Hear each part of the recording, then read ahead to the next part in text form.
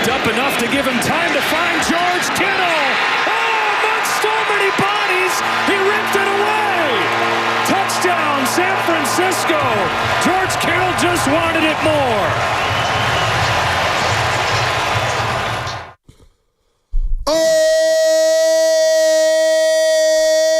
Oh, baby. Maybe the catch of George Kittle's career. That was one hell of a catch.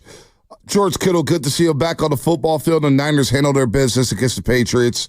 30-13. Look, was it the cleanest game? No. There's a lot to clean up offensively, defensively, special teams once again. But you know what? You needed to get right game. You needed to snap the 2-game losing streak, and that's what the 49ers did to improve to 2-2 after the first quarter of the season. Brock, you know, the numbers don't say it, completion percentage-wise, 15-27, but Brock was really, really, really good. 288 yards, extending plays with his legs, scrambling over and over and over again. The Niners handled their business yesterday at Levi's Stadium as we say good morning to everybody out there. 888-957-9570 is the number. What is your big takeaways? What you like, what you didn't like? Brock's performance. We're going to dive into it all here as we say good morning to everybody out there getting off the graveyard shift. What up, Shasky? What's up? I look at this and you tell, winning with style points. That's something we kind of talked about last week. Look, the really good teams, what do they get? 12 wins a year? Yep. So you get 12 Mondays, give or take, depending on, Thursday Night Football and whatnot. 12, days a year where you get to come in and feel really good about your team. Look, I know it wasn't perfect, but they handled business and they did what they needed to do. We can talk about cleaning up the red zone. We can talk about maybe pass protecting a little better for Brock Purdy and Brock Purdy maybe not taking as many hits. But, the deep ball was just all over the place. That catch by Jawan Jennings was unbelievable. Special. Only to be outshined by the George Kittle play. And it brings me right to the red zone. I know that they were a very efficient team the last couple of years with the red zone when you had CMC and you could do a lot of design stuff in the red zone. They have to get that thing cleaned up. That is one area I will listen to coming out of this game is they got to clean up the red zone. And I have some solutions for later on. But you brought up the George Kittle catch. And look, I think the signature play of George Kittle's career is probably the New Orleans play. 4th and 2. Right? But that was like a yards after the catch, fighting, pushing guys down the line, given the score of the game and where the team was at that moment. It was like an arrival game against an established team.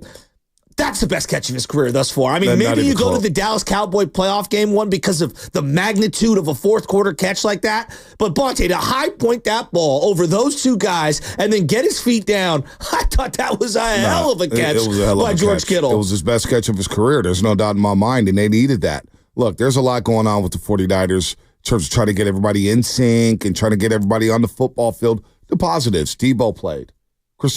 George Kittle played. So Debo, who we thought was going to miss a couple games, misses the one game against the L.A. Rams. And there was you didn't see anything about the calf yesterday. Ran the D route, the go route there. Brock Purdy hits him. I would have liked to lead him just a little bit, but I'm nitpicking. But Debo makes a big play. Purdy was stretching the field deep there, so he's back on the field. Trent Williams didn't miss action. He was back on the football field. Now, there is a concern with Fred Warner. And, I'm not the worrier of the show, but when Fred says, I just couldn't go in the second half, ankle, and I'm looking at Arizona coming in next week, who got rolled yesterday by Washington, and I think they borderline gave up, but they're going to be a desperate team next Sunday coming into Levi's Stadium. Something to monitor. If this team doesn't have Fred Warner in the middle of that defense, I'm highly concerned because Devondre Campbell. Of course. It's just not, Fred Warner's, and that's the thing. He makes an all-world play once again to get the pick six. He bumps a guy, and reroutes the guy on the drag route, reroutes him, still plays his zone, follows the quarterback's eyes, comes up with the interception, takes it back to the house. Fred Warner, what an unbelievable play. It brought me back to Patrick Willis having a pick six against the St. Louis Rams back at Candlestick Park when they beat up on the Rams 35-0. Now, so it's Singletary was mic'd up or whatnot. But the way Fred Warner plays, and they may miss some more pass coverage if he does miss action. We don't know anything yet, but boy, what a play by Fred. I thought that Charvarius Ward hustled his tail off to come down and help out, I think it was Jair Brown, block on Jacoby Brissett so they can get that touchdown. Because at that point in the game, it's 6-0, and you're dominating the game. And it felt so similar to the week before where you're like, how can I look up at the score where we've had the ball the whole time, and if you punch in one of those 2 field goal opportunities from earlier in the game, it's just a total different feel. And I'm thinking, they're hanging around. You're letting the New England Patriots hang around. You can't do this. You got to punch one in and leave it to Fred Warner to kind of like disguise where he was in the zone, jump up and make an unbelievably athletic play. Your point about him being healthy is well taken. They're going nowhere without Fred Warner. Everyone agrees. But this next 4 weeks, you got Arizona, short week Seattle, and then, Cowboys, Chiefs, like all within a stretch. This is, to me, the ultimate litmus test over the next couple of weeks for the 49ers. And yes, they need Fred Warner right. Yeah, so if he's got to miss a game, it sucks. But, I got to think long-term here. Well, not only that, but, the way he rerouted that wide receiver on his drag route, rerouted him to have the wherewithal to reroute him, get back into his zone, and then still follow the eyes of Jacoby Brissett and pick that play off. I just thought it was a Hall of Fame type of play, but moving forward, playing Seattle and playing Arizona with Kyler Murray and James Conner. Then you got Seattle. We'll watch Seattle tonight because I don't know if that 3-0 is real up there in Seattle. We shall see what they do tonight against Detroit in a monster game, because if they lose, the Niners are just one game back of them in the NFC West. You're back in the division race. But you want all-pro Fred there because, the Chiefs, look, they're beat up right now. Kansas City, we'll get to them later in the week, but losing Rashee Rice is massive. Yeah. They really don't have Pacheco. They don't have Hollywood Brown. That's a massive blow to the Kansas City Chiefs, but they still have Superman and Patrick Mahomes, so they should be fine there, but Baltimore's looking good. But anyway, Fred's got to get right with the ankle. Overall, I thought the DBs played very, very well. Amador Lenore is just blanketing everybody. But on the flip side, it's in the party. We're going to take all the calls, and we're all feeling good. Look at the other side. And the Niners were there in 2017, where the Patriots are. That's a bad football team. No doubt. And so that get-right game came at the right time for the San Francisco 49ers. Look, they made coaching decisions yesterday, and I was like, boy, what are they doing? Like, Jeremiah, I get it. But there's even Greg Olson's on the broadcast, public, out loud saying, I just don't get what they're doing. Well, there was a few 4th and 1s that they let the clock go all the way down. They took the 5 yards back. I don't know. Look, Jacoby Brissett got blasted yesterday. We haven't even brought him. I thought Bosa in the 4th quarter, and I know it's a blowout game against a not good team. They showed a graphic. They had 4 different left tackles over the last 4 weeks. But that's what I've been asking for, and I think we've all been asking for. And this how do you pronounce his name? Number 91, Okawanu? Yeah, is it Okawanu? Okawanu. Look, I'm not here to say that this guy's the next coming. That's not what I'm saying. Samuel Okawanu. What a great story. This guy's in the locker room afterwards. Number 91. He had to strip on Stevenson, and then he was pressuring the quarterback. He made plays last week. This is a team that is dying for someone to step up and make a play. And this guy coming out of nowhere. And then in the postgame, Nick Bosa goes, he's been asking me a lot of questions. And now that I'm a leader on the team, I really like explaining things to someone like him. He's telling the story. And I told the boys to pull the sound. He was 12 years old when he came to this country. And him and his mom left a Civil War riddle-stricken state that they were in overseas. And he had never played football until he was about 14 years old, give or take. And he's still learning the game. And this is a guy that clearly has size, speed, power, and aggression and has a knack for making plays. And on a team that desperately needs defensive linemen, where Jordan Elliott leaves the game after I thought he had a nice little start to the game. Right. 91, let's go, baby. Let's go. Okawanu, here's what he said after the game. And getting cut and being here and just kind of grinding my way through the rotation. But I love it all, man, because at the end of the day, it makes a great story, man. And I'm the guy who kind of pride himself on facing things hard on and just head on and just, attacking the adversity, man, because come out the other side.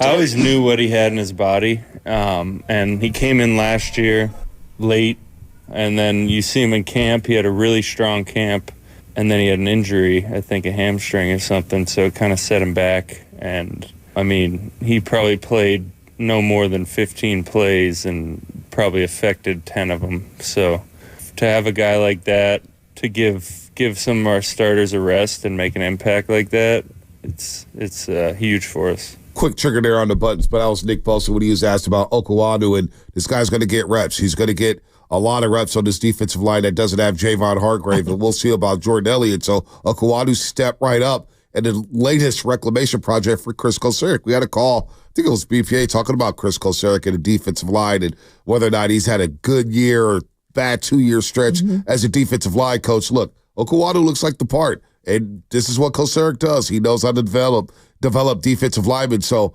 they need him. Like, they don't need the flash plays. They need this guy. Well, and I thought that Leonard Floyd played a really good game yesterday. Yep. I thought that the stat sheet might not show it or reflect it. You know, Bosa's effort level. Malik Collins, I thought, was in the backfield over and over again. This guy Anderson wearing the Guardian cap I'd never heard of. Look, I don't want to get too ahead of myself. Because to your point, New England's not a great team. And that's putting it lightly.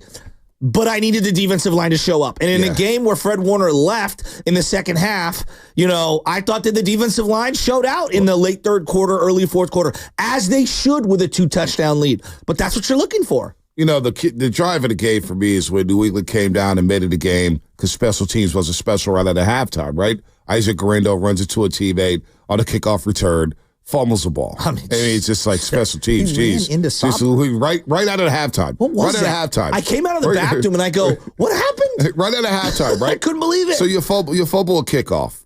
You fumble a kickoff right away. Who did he run into? Was it Saubert there? Yeah, Saubert, yeah. Saubert. So he runs right into him. And he was like holding it in his right hand. I don't even get it. So the Patriots get a short field. They score a touchdown. It's all of a sudden 20-10. And look, did I feel like the Niners were in a position to blow this game? No. But you don't want to give a team life. You don't want to give them confidence. So what are you going to do on that next drive? Well, they go 4 plays, 70 yards. Boom, boom, boom, boom. Debo 53. That was a Jordan time. Mason with a nice little run. Jordan Mason with some nice hands. By the way, the Jugs machine is helping Jordan Mason. He looks like he knows how to catch a football very, very well. Next 3 plays go to Jordan Mason. He scores. It's 27-10. Orders restored. You're back in control. So to me, that was the key drive right away. First play, first and 10 at the 30-yard line. Purdy said, I'm letting this baby fly. And he let it fly. And Debo catches it, 53 yards, and the rest is history. Yeah, that was a great throw. I thought he had a couple throws to Jennings. One was over the top. Yep. Jennings like slowed down and used his back to catch it. The DB was all over him. It was just a perfect throw. Mm-hmm. But to me, the play that you were talking about when it comes to Jugs machines, it was the one that got called back. It was 13-0. They're on this like long drive where it felt like they scored 5 touchdowns, and they were all called back because of illegal formations and shifts. The George Kittle hold was crap. Well, that was a bad call. On that play, Jordan Mason made such a great catch over the middle where he snagged it and kept running. And I'm thinking, to your point, you said it last week, like, hey, that investment into the Jugs machine, what a great investment for Jordan Mason. He made a hell of a catch there. Well, he's starting to earn the trust of Brock Purdy on these checkdowns because the checkdowns are wide open because, look, we'll get to Brandon Ayuk, we'll get to George Kittle, we'll get to Debo. They put so much pressure on the defense. Jawan Jennings is starting to do that as well. That all of a sudden, that checkdown stuff underneath where Christian McCaffrey thrived over and over in this offense, it's right there for Jordan Mason. I think maybe in the Minnesota game, there was maybe a lack of trust for Jordan Mason on the checkdowns because there were some checkdowns open against Brian Flores' defense. By the way, Minnesota 4-0, looking good. But Jordan Mason now making himself available for these checkdowns, and he looks good, man, catching the ball with straight heads, with the diamond technique. He looks really, really solid, and that investment has been paid off. So, look, Brock looked good. And another thought I had with Brock, and we're not going to get into it long term. But, everybody makes such a big deal about when he gets paid, you're going to have to say goodbye to so many guys. Number one, I'm not so sure about that.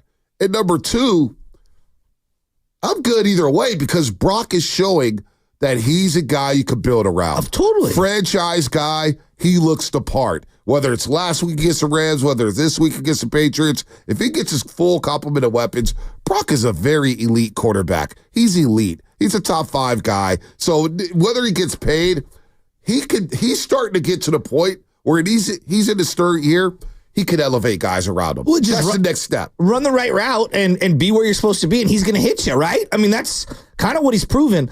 He made a couple of plays with his legs on third down to extend drives early in the game that were just brilliant. First drive of the game. There was, like, if I'm going to nitpick, because I think he's a really good player right now, there's one area. Every now and then, when he's scrambling around and the play is dead, just throw it away, young man. Save yourself the ability so you don't get hit. Because I think we all agree, he goes down, we're done. right? He goes down, we're done. Yeah. And so the protection wasn't great yesterday against a pretty subpar, New England front that doesn't have a lot of star recognition. No. I mean, they traded their best player to Atlanta. Matthew Judon. So he's just got to. I'm again. If I'm just nitpicking a little, I love Brock. I love the way he runs around. Every now and then, just live to see another down. And I would say that about all the great players. I mean, Josh Allen, I think takes too many hits outside of the pocket, and he's 6'6", 230. So that's my only little nitpick. That's really it. And the red zone interception, I think he's had another one against Cincinnati where he was rolling right.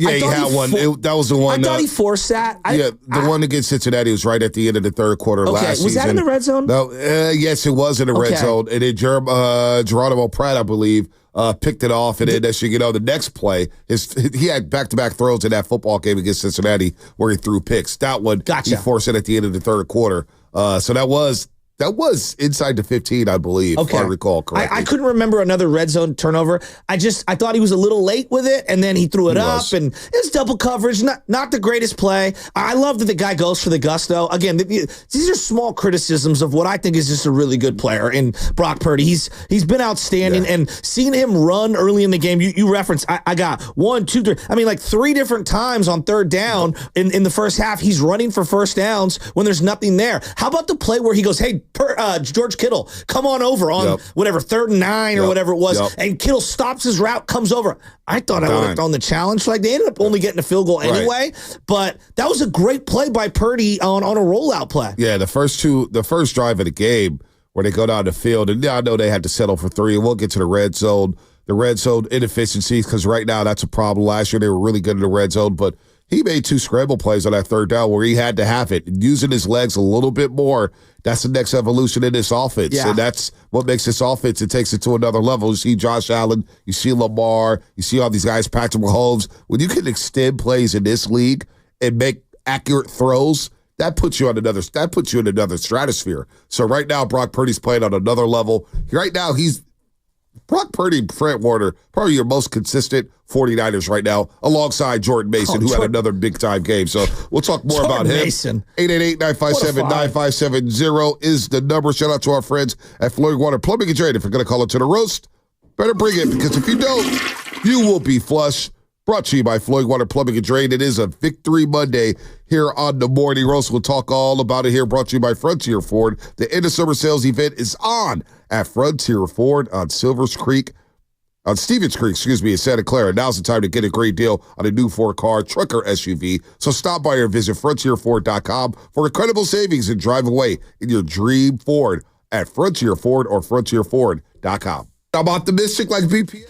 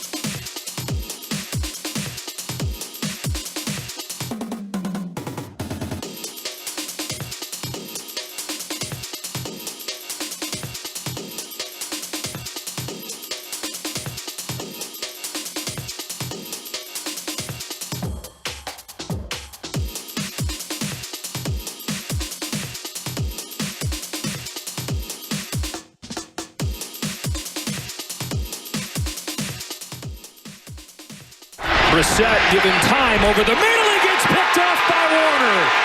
Fred Warner climbs the ladder to get it. And now he sprints down the sideline. Inside the 10.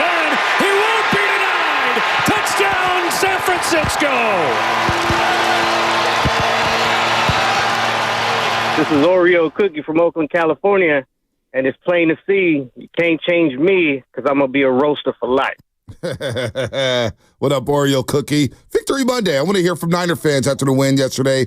888-957-9570 is the number. 888-957-9570 is the number. All the callers, all Niner fans, all roasters. You guys are the guests today. And, of course, the guest line is always presented by River Islands. Isn't it time for you to discover the islands? River Islands in Lathrop. Fred Warner with another just monster play. He's playing at such an elite level right now, a Hall of Fame level. But, you know, you think about him being the quarterback of the defense, and you got the quarterback of the offense in Brock Purdy. You got some great pillars right here on this football team. And number 54 making another game-changing play. Seems like week in and week out. And I know I was looking at all the reports. David Lombardi from SF Standard, I guess, had a video out. Fred Warner, before they put on a uniform yesterday, before pregame warmups, he's given a speech with the team basically said, I just had to make sure we're all on the same page. Oh. And so Fred has taken his leadership role to another level as well as the play on the football field. Yeah, you know, you talk about Purdy and you're talking about Fred Warner, and those guys are just consummate professionals. Clearly, Purdy, just the way that he conducts the huddle, and you didn't have any of the play clock issues like you did the week prior. You did have a timeout that they had to burn earlier because they were late on a substitution package. But the way that he commands everything, you just feel calm. Everything's calm, and you know that they're going to move the ball. And then on the defensive side, seeing Fred Warner he made play after play after play until he got hurt and came out of the game. What I liked quietly, as you talk about two studs, and you're talking about, Purdy's going to get paid. He is going to get paid. But their ability to draft and develop around those two guys is going to be really important. And as you see this Okawanu, number 91, kind of come out of nowhere and make plays, huge. I like that Malik Mustafa was getting a lot of run. Now, he missed a wide-open tackle early in the game. He missed an interception late in the game. Yep. But for the most part, you didn't really bring up his name.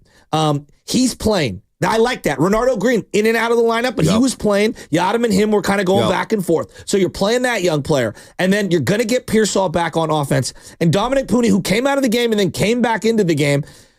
Rookies playing, cost-controlled rookies, contributing to this team is what is going to be the lifeline of sustaining and having elite pillars like the Kittles and the Warners and the Purdys. But when you mix in the young guys, a Jordan Mason, an undrafted guy who's second, third in the league in rushing after Derrick Henry's performance last night, that's how you sustain. No doubt. Well, Fred Warner once was that player.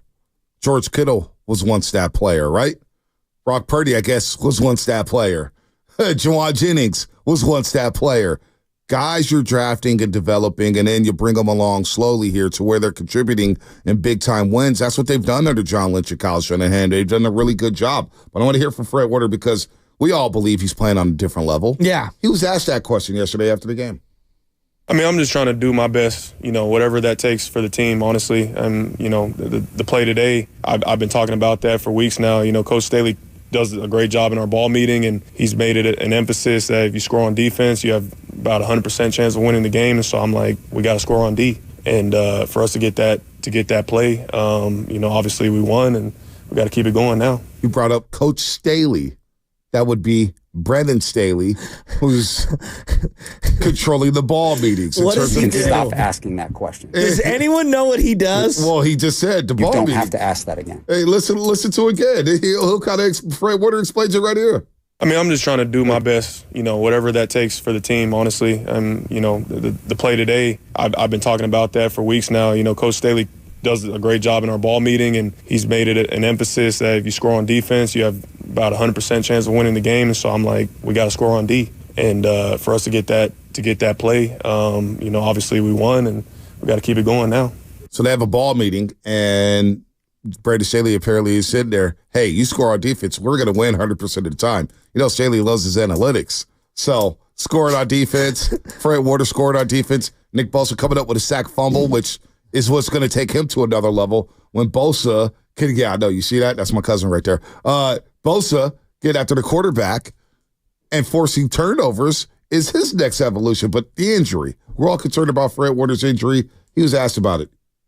You know, it was all based off the field. You know, like I said, if I could have been, it'd take a lot for me to tap out, right? So, I mean, if I could have been out there, I would have been. We'll get more information as we go with scans and all that. But I feel good right now. Did he roll the ankle? I guess so. I didn't capture it. Okay, I didn't either. I thought I missed capture something. it. Yeah, I missed something too. I don't know what happened, but the fact that, we know Fred Warner's a gladiator. And an injury, like we saw him in Philadelphia. He was down on the turf. Oh, my goodness. First drive of the game. I said, boy, he's done. And he comes back in the game and he does what Fred Warner does, right? What was it, a stinger or a shoulder or something like that? So he was laying on the turf. It's like, damn, we lost Fred. First drive of the game. Damn, this is not going to go well. Well, it didn't go well. Fred not coming back into that football game.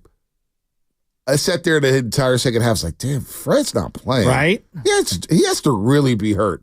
So if he is really hurt, then how long is it? That MRI today, if he's out 1 to 2, 2 to 3, well, you got the Cardinals with a mobile quarterback on deck. And they got some playmakers, although last night they got smoked, and I think they quit. I watched that. I had it on the screen because the Niners were handling their business. I thought they borderline quit. I thought they borderline quit. Wow. I just did not like their effort and their energy whatsoever. Call of Duty Black Ops 6 coming out soon, by the way.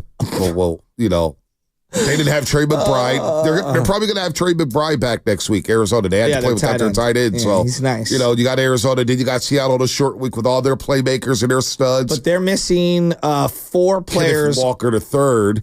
Yeah, there are at least 4 guys that aren't going to be able to play on that short week against the Niners. They already know. 4 contributors, starters.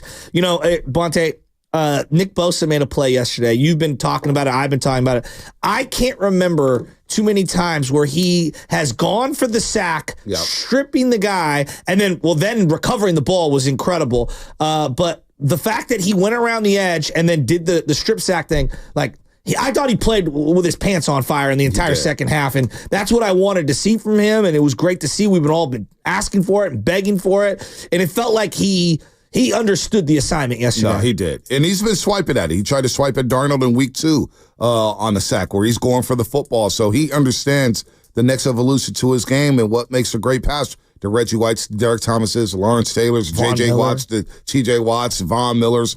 You go get that football. You go get a sack and you go get that football. Yeah. So that's a big step for Nick Bosa, and they're going to need that from him moving forward here. Can you create turnovers and get this ball back to Brock Purdy in the offense? Look, quietly they put up 30 yesterday. Now the defense scored 7 of them. We get all that. But I love that 30 number, Shasky. Well, I love that 30. Once it was 27 to, I believe when I have it, 27 to 10, it felt like GO, meaning game over. Yeah, it was game over. And, I can't believe the Niners are the only team in the history of football to have a backup tight end be their kick returner and now a fullback be their punt returner. Remember when Delaney Walker was their kick returner? Yep. I mean, he was good. He was solid. They literally jocked out, and I'm not mad at them. I would have done it too. Kyle Juszczyk is more reliable than anyone else you got. Well, Jacob Cowie got hurt too. Bonte. They said he got hurt. How are we the only team in the league with a fullback? But you know what, though? When it comes to punt returns, not to cut you off, there was muff punts all over the place this Bills weekend. Game late, yeah. The Bills game, the Vikings game, the Eagles game, Cooper DeJean, whatever, he muffed the punt in Tampa. Thank you, Eagles, for losing. Who else? There was I saw muff punts all over the place yesterday. Guys are muffing punts the punt return game. I don't know if teams are practicing special teams, but it's just not the Niners. I saw at least 4 from other teams. It's like, what's going on here? I have a belief that I'm dead serious on this. 9 times out of 10, I wouldn't even put a player back there. No, I'm not joking. I just let it land where it lands. I just let it land where it lands. I can't do that. Wherever it lands, we just take it. It lands inside the 5-yard line. Now, that's what? No, so what? Because that's where safeties happen. That's where you got to condense the playbook. I'm good off that. Get me a competent punt returner. And the other element and again, I'm nitpicking here. I'm telling you, dude, I'd have cut Wisnowski and I would have kept Presley Harvin III. I'm keeping Wisnowski. I'm cool off Mitch. Mitch looks cooked. But he's not cooked. He's fine. It is sad, but it's true. He's fine. He'll be fine. He'll be fine. It's preseason for everybody. Preseason's now over. Dog, it's week 4. Yeah, preseason's now over. The whole month of September is preseason. There ain't nothing you can do about it. The whole month of that's what they've been talking about all season. September's now preseason. Now we get to the real season. They're playing Malik. That's what all the experts say. How do you like that, Mr. Bunte? They're playing Malik Mustafa, a rookie at safety. They're a second-year player at safety. They're playing their rookie in and out of the third corner spot. They got an undrafted running back. They've got Okawanu making plays on the defensive line. They got a rookie right guard. They got a second-year player linebacker in D. Winters, who I thought showed something. And they got 2 7th-rounders in Jennings and Purdy, just absolutely balling right now. This team, like, I don't want another first-round pick ever again. Just give me the late-round picks. They're killing it. Slow down. They're killing it on the late-round stuff. Slow down. Killing it. We all want first-round picks. I know you are. All right. When the Red Gold win, however, our listeners win. The morning after every victory, be sure to tune into the Morning Roast for your chance to win a jersey. Today, it will be around 7:30, so you want to stay tuned for that. Again, when the Red and Gold win, our listeners win, and around 7:30, you'll have a chance to win a jersey presented by Habba's Law, because Habba's Law always puts people in the best position to win. More on the Niners coming up here, brought to you by Fremont Bank, celebrating 60 years of full-service banking with no compromises. Let's get into Brock Purdy and his excellence, huh? How about that? That's coming up here on The Roast. What's better than one win? 3 wins. With Straight Savings, you keep your own phone, get one line for only $25 a month with real unlimited data, and get rewarded with a $200 phone credit after 12 months. It's a win-win-win. Head to Walmart or visit straighttalk.com today. Switch to Straight Talk. Less talk.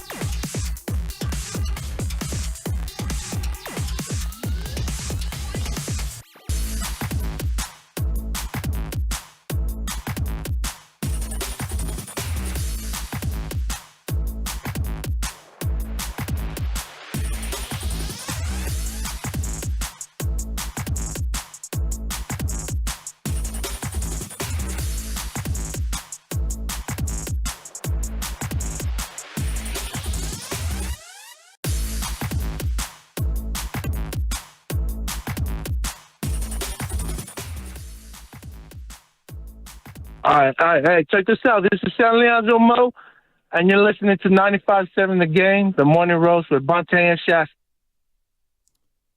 What up, San Leandro Mo? What up, Roasters? Again, we're giving you a chance to win a jersey, 7:30. Be tuned.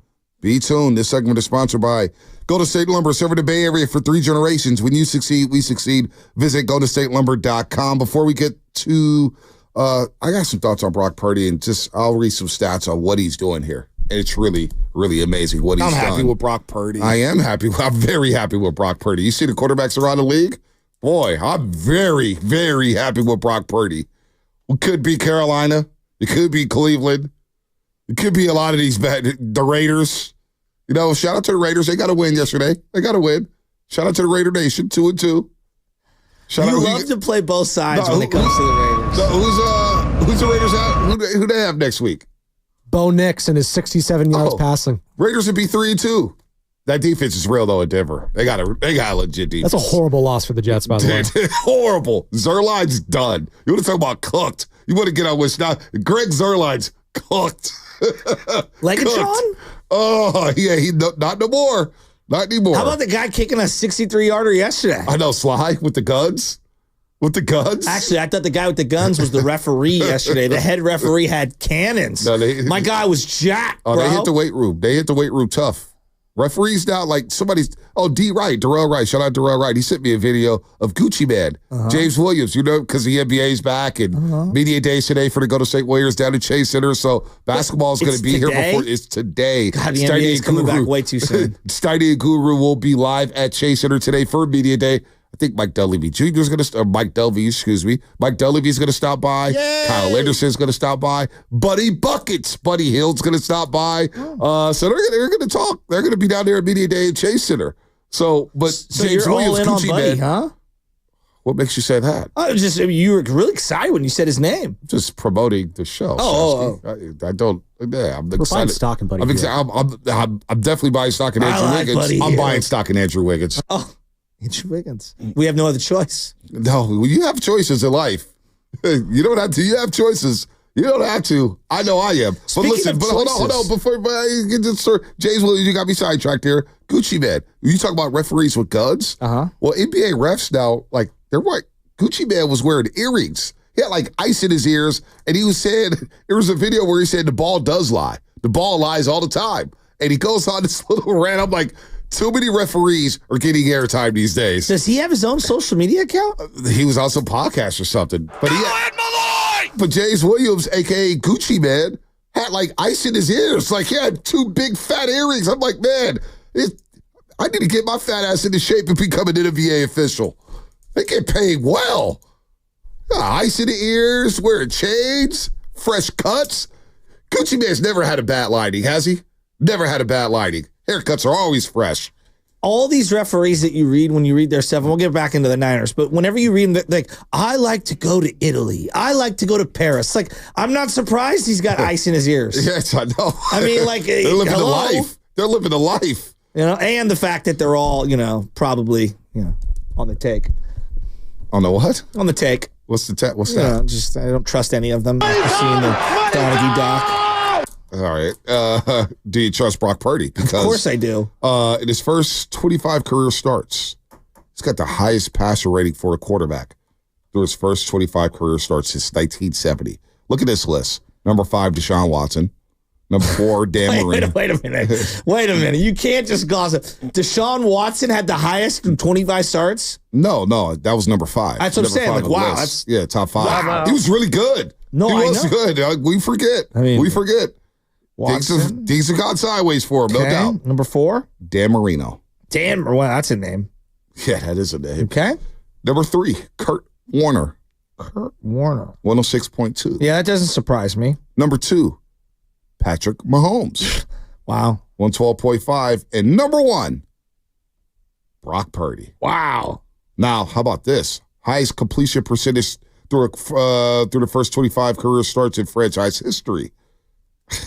Number 5, Alex Smith. Number 4, Colin Kaepernick. Number 3, Jeff Garcia. Number 2, Joe Montana. Number 1, Brock Purdy. And he's number 1 by a long shot. Montana had a 63% completion percentage. Now the rules were different. Yeah, we understand all that. yeah, but Brock Purdy started at 69%. He's completing 69% of his passes through the first 25 starts of his career. Most passing touchdowns in franchise history through his first 25 career starts. Well, number 5 is Steve Spurrier, the old ball coach of Florida. Number 1 overall pick. Heisman Trophy winner. Number 4, Joe Montana. Number 3, Colin Kaepernick.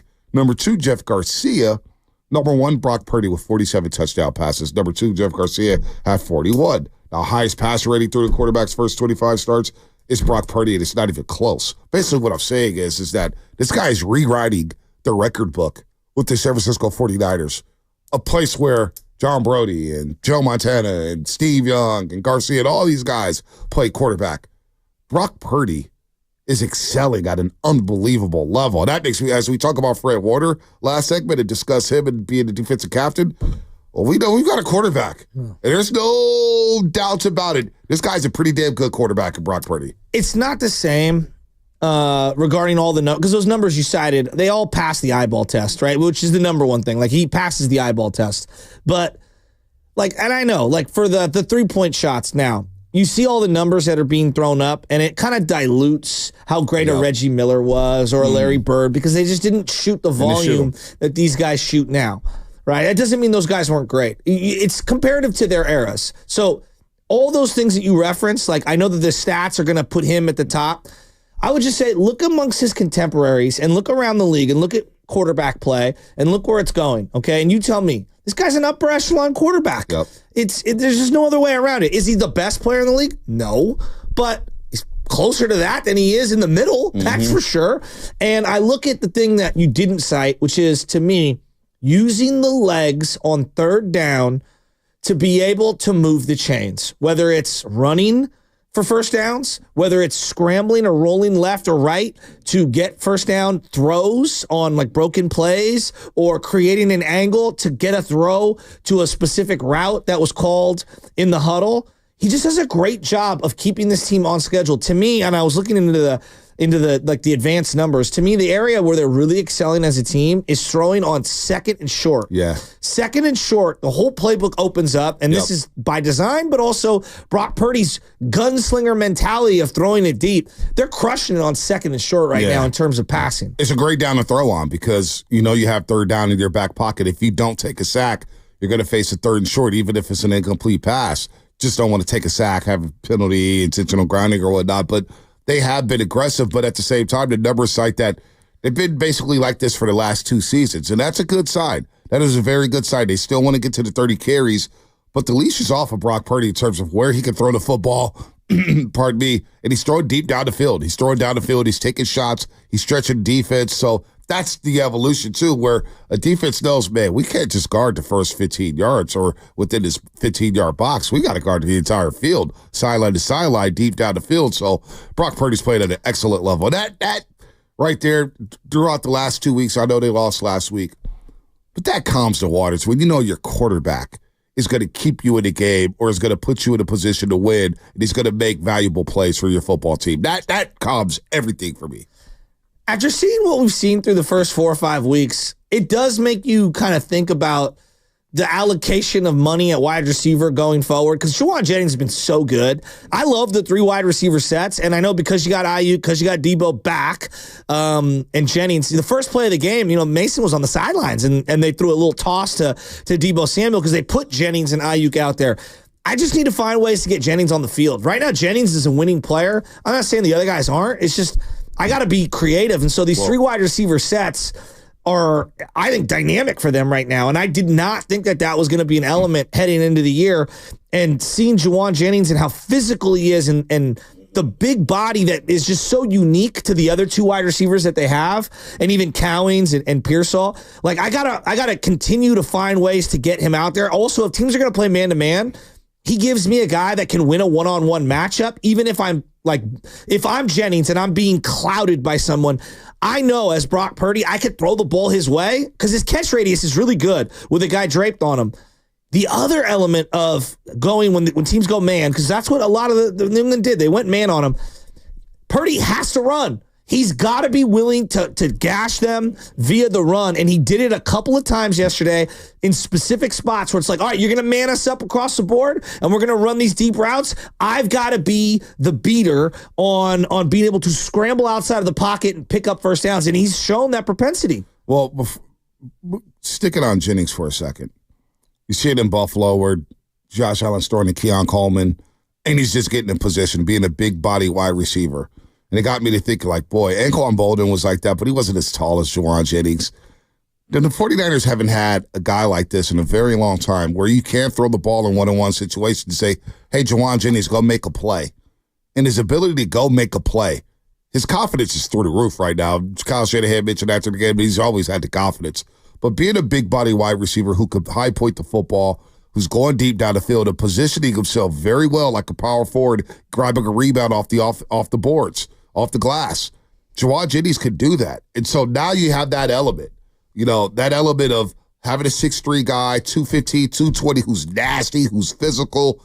That gets me excited about Ricky Pearsall. Because now if you could get a guy who's great in quick area or short area quickness and in intermediate, the 4 to 5 yard route tree where you can run a quick out, you can run a quick dig, you can run a quick slant.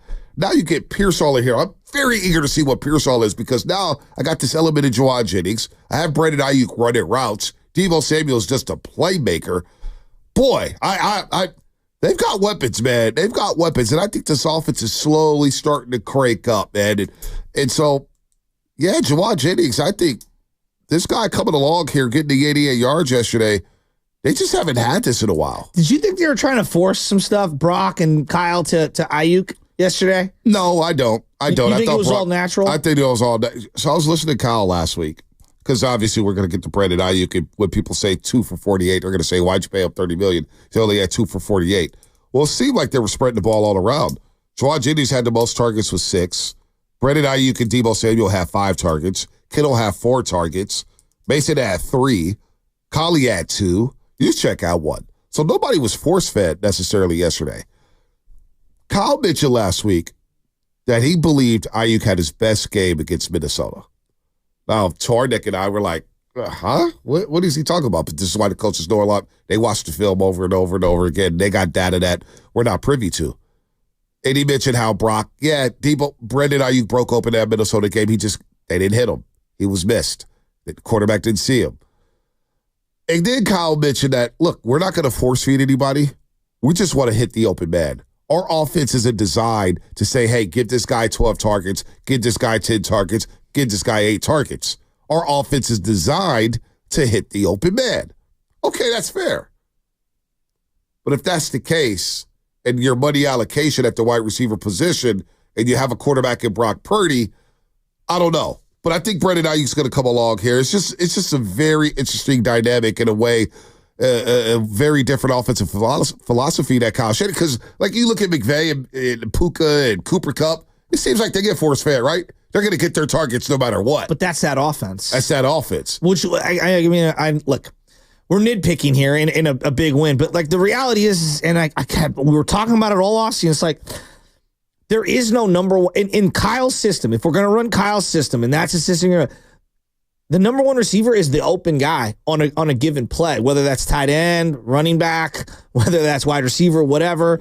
It's not smart business to pay $60 million to 2 wide receivers, but essentially Kyle operates with Deebo as his one. That's the way he views it, and so. I just think it's going to be an uphill battle for Brandon Ayuk every single week in a lot of fans' minds to justify the money, fair or not. I just think it's going to be really difficult for him to come out because they never really target him like 12, 13. Like, it's just not going to happen. It's not what they do. You know, like one of my bugaboos, and they had a 3rd down situation, and they showed it later in the game where they alley-ooped it to George Kittle. But like they have red zone issues right now, right? Mm-hmm. And I think that we all can acknowledge when you play Cardinals, the Seahawks, the Cowboys, and the Chiefs in the coming 4 weeks, if you stall out and continue to kick field goals in the red zone, you're probably not going to win a lot of those games. One of the things that they can do is split George Kittle out wide, put everyone else on the other side, and operate like he's Antonio Gates, Mike Evans, Gronkowski. He's a 6'4", 6'5" guy who is a matchup nightmare. You saw him high point a ball in the red zone yesterday. I don't, for the life of me, understand why they don't do matchups in the red zone. You see a lot of scheme, and they do a lot of rollouts, and they try to do misdirection and maybe hide things, and it works when you have Christian McCaffrey. But when you don't have Christian McCaffrey, to me, you have to work the matchups a little more in the red zone, and that's the one area, if I'm really going to scrutinize, it's like you saw Kittle high point the ball. He can do that, and I didn't even think that was a really well-designed play or anything. He just made a great play, one of the best plays of his career. Roll him out to the left, have him on one side, everybody else on the other, and I'm either going to run a slant against a smaller guy and I'm going to box him out, or I'm going to throw it up to him and he's just going to jump over somebody. Kittle is the guy, to me, that is a matchup nightmare. Jennings is another guy that I think you can use in the red zone. Yeah. I don't think Ayuk is going to be the guy for those situations, but you saw in the play-action play, he can gash you down the field. The whole high pointing and isolating, this is something we discussed for like over 5 years in terms of like George Kittle, because with the image, I know that comes to your head. I know where you're coming from, because when we saw Gronk on Bobby Wagner in the Super Bowl, isolated one-on-one, and it was like, wow. And then we saw Antonio Gates for many, many years with Phillip Rivers down in San Diego, isolated one-on-one, go run a fade, go run a slant, go get your money, player. Tony Gonzalez, he was probably the start of it. Where you saw Tony Gonzalez. I remember a Candlestick game where the Chiefs came into Candlestick Park and they held Tony Gonzalez with one catch at 7 yards. It was Julian Peterson matted up on Tony Gonzalez. But over and over in that football game, they isolated Tony Gonzalez, trips right, Tony Gonzalez on the side to the left by himself, one-on-one. Now, if the safety wants to come over, the double team's coming. They're going to bracket him. But, yeah, we've been asking for this for a long time. It's just not in Kyle's system. But I think this is where the evolution needs to come. I agree. I agree. And I would also say that when you have Brock, I trust his decision-making significantly more than prior quarterback versions that they've had. And it's like, I think you need to go in that direction. Who throws a more catchable lob ball than him? It's a low percentage play just to begin with, but I also trust him on the quick slants. Well, Jawan Jennings may become that guy.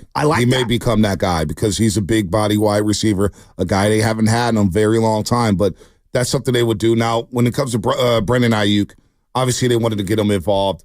Brock Purdy didn't see the double team on the interception. They had Brandon Ayuk early. Brock Purdy didn't pull the trigger on that play. Then Jabril Peppers over the top. So, look, they force-fed that one. They force-fed that one. That was a bad decision by Brock Purdy. He forced the ball into double coverage there. So, Brandon Ayuk, look, everybody's going to get on him now. What we didn't touch on was short skate Friday, which is very, very bizarre, very, very strange. Can I opt out of that conversation?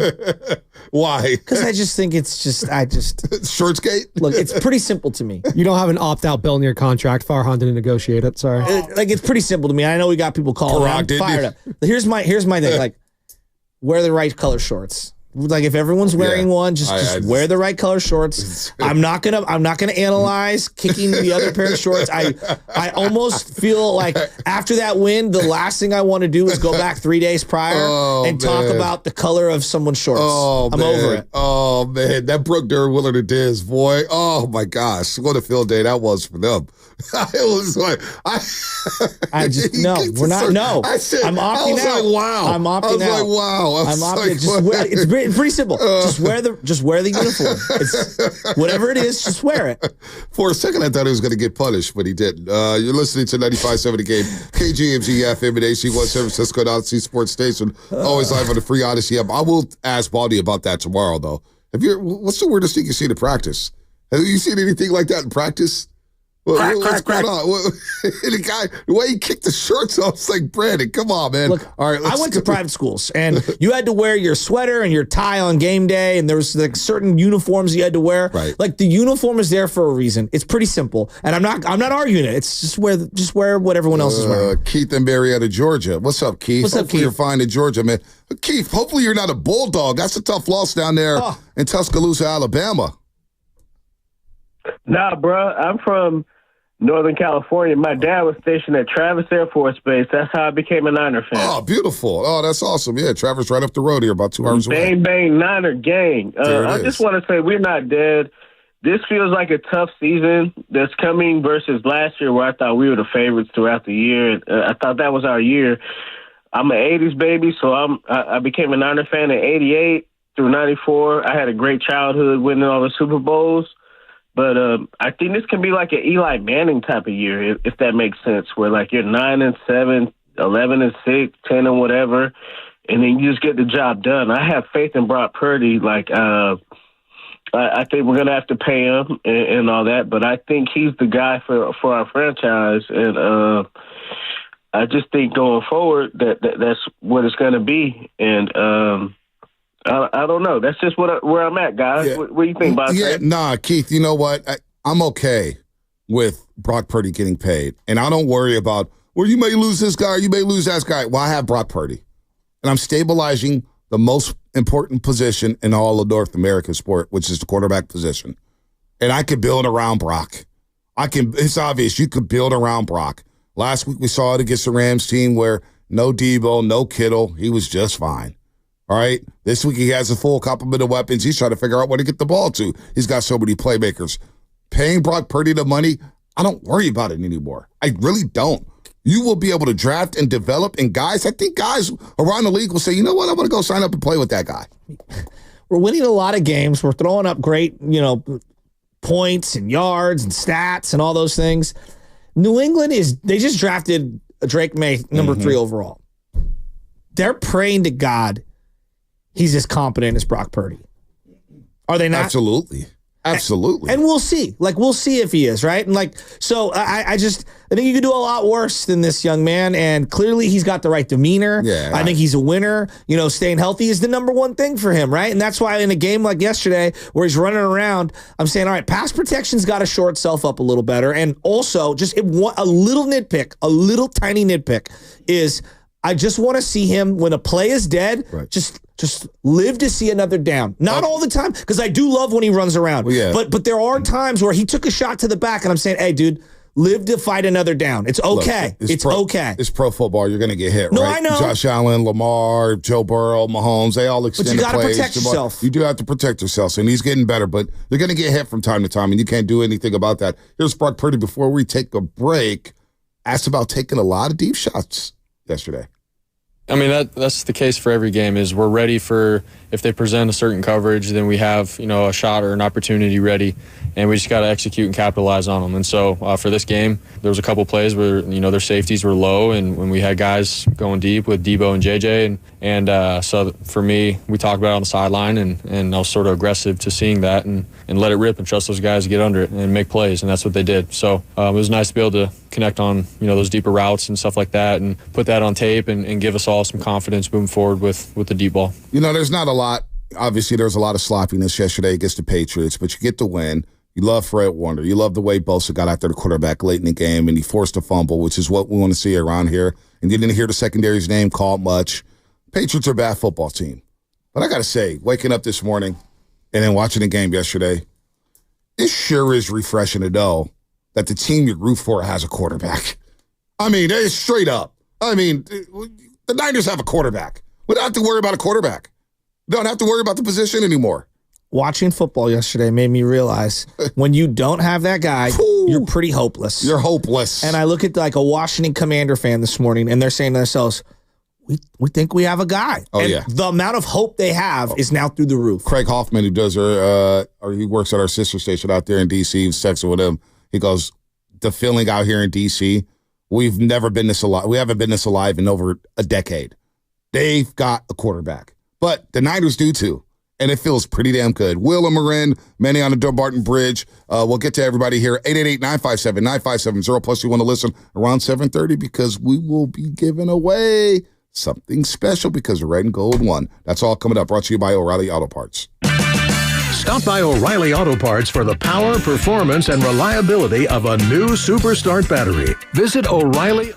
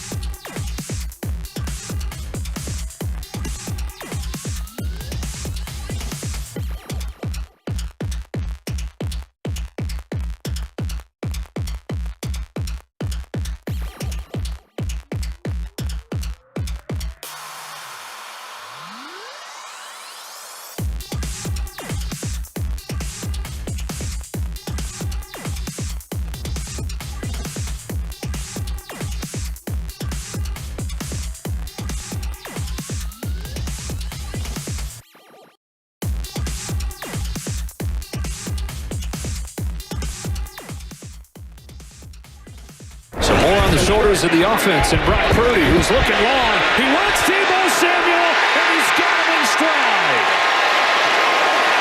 Inside the 20 on a gain of 55.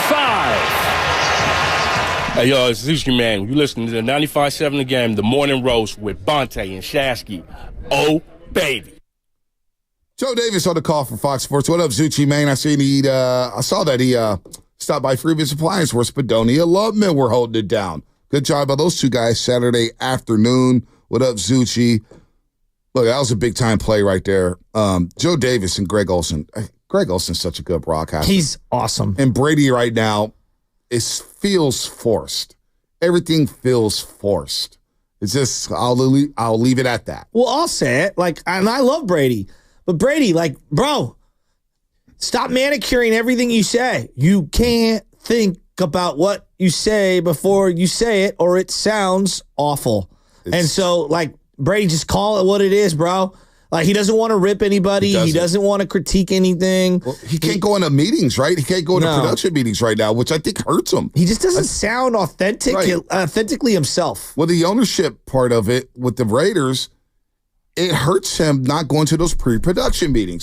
Those pre-production meetings are tough. They find a lot of things out in those meetings, whether it's Mark Sanchez, whether it's Greg Olsen. By the way, Sanchez is on the Bears-Rams game. He's funny. He is. Man bun? Man bun. Man bun, Mark? One thing we didn't play because we were so irate about the Rams game, on the lateral, the final play of the game, did you hear what he was saying during the play? No. Did you hear it? Find the play. Find a play from Fox Spadoni. I want to play. Go back a week ago. Because it was just hilarious. I was like, what did he say? Well, what did he say? When you hear it, okay, you'll know. I don't even want to botch it. Stay tuned for that. In the meantime, let's go to Will and Marin. Hi, Will and Marin. What's going on, Will? Niner win. Hey, what's up, guys? Thanks for taking my call. No, it was awesome. Looked great. I think the best part about it is that Purdy just looks like he's having fun, man. He's just out there ripping it. Fred Warner looked awesome. That was such a sick pick six. He really looks fired up. And I think what's happening with Ayuk, because I'm not really worried about it. I know that people are probably tripping out, paying him the money because they're expecting it. Well, he made the irresponsible thing and he sat out. And he is, in fact, like you guys were talking about in September, he is unfortunately having his preseason right now. I do not think this is the Brandon Ayuk that the Niners will have all season. I think he's going to get better. But, damn, it's been fun watching JJ getting it in. So I just think that, they are, like you were saying, they're finding their stride. They're looking a lot better. It looks like, the defense is starting to tamper down. They're all just maybe it was just a slow start.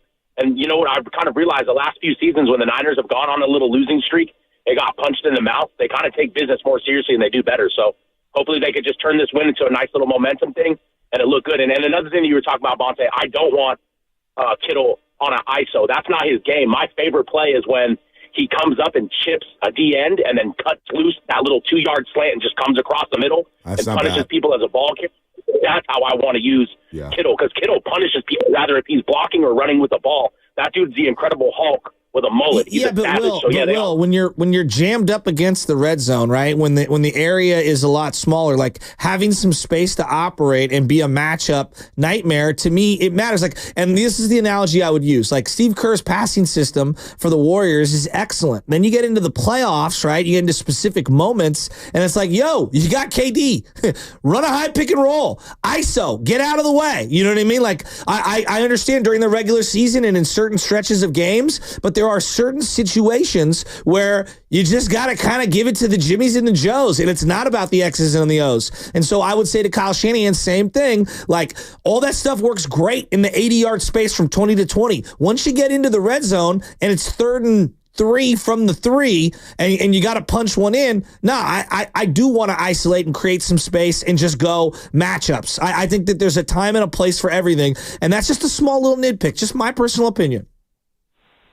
No, I agree with you, but I also look at it this way. Kyle is not really an ISO coach. He loves deception, and he likes people to miss. So I think if he possibly, maybe not running trips, but if he had people running crosses to get things open, he's really good at deception. He makes it look like something's going to happen somewhere else, and then the ball goes another way. So I think that's maybe where he's struggling with his red zone package. I think he needs to find a little thing where he could cause more deception down there. But I do agree with you, Shasky. They do need to button up down there, and they do have to be more efficient. That's all. Guys. They're not good right now in the red zone. We'll get the red zone numbers up in just a second, but let's get to Manny on the Dumbarton Bridge. What's up, Manny? Call, Will. Hey, good morning, fellas. Before I go into what I want to say, I just want to empathize with Brandon Ayuk. I remember when I played football and I forgot my uniform at home. I had to scrummage through the Lawson family. Wound up going to practice wearing my dress belt and my dress shoes. Let's just say that practice extended into the sandbox doing bear crawls for a half hour after that. So, Brandon, be careful. But now, going on to my Niners. My Niner fans, my Niner team, they will always have my loyalty. The trust gets taxed sometimes. Now, I know we beat the Patriots and we're all kumbaya and we're all smiles, but I'm not going to be hee-hee just yet because that's like going on Madden and changing the settings from pro to rookie. I want to see my Niners beat teams in dogfights like they let me down against the Rams and the Vikings. That's the team I want to see. I want to see the same energy the Niners brought yesterday throughout the season. I'm not saying win every game. I'm just saying play the way you played yesterday, and you will always be my Niners.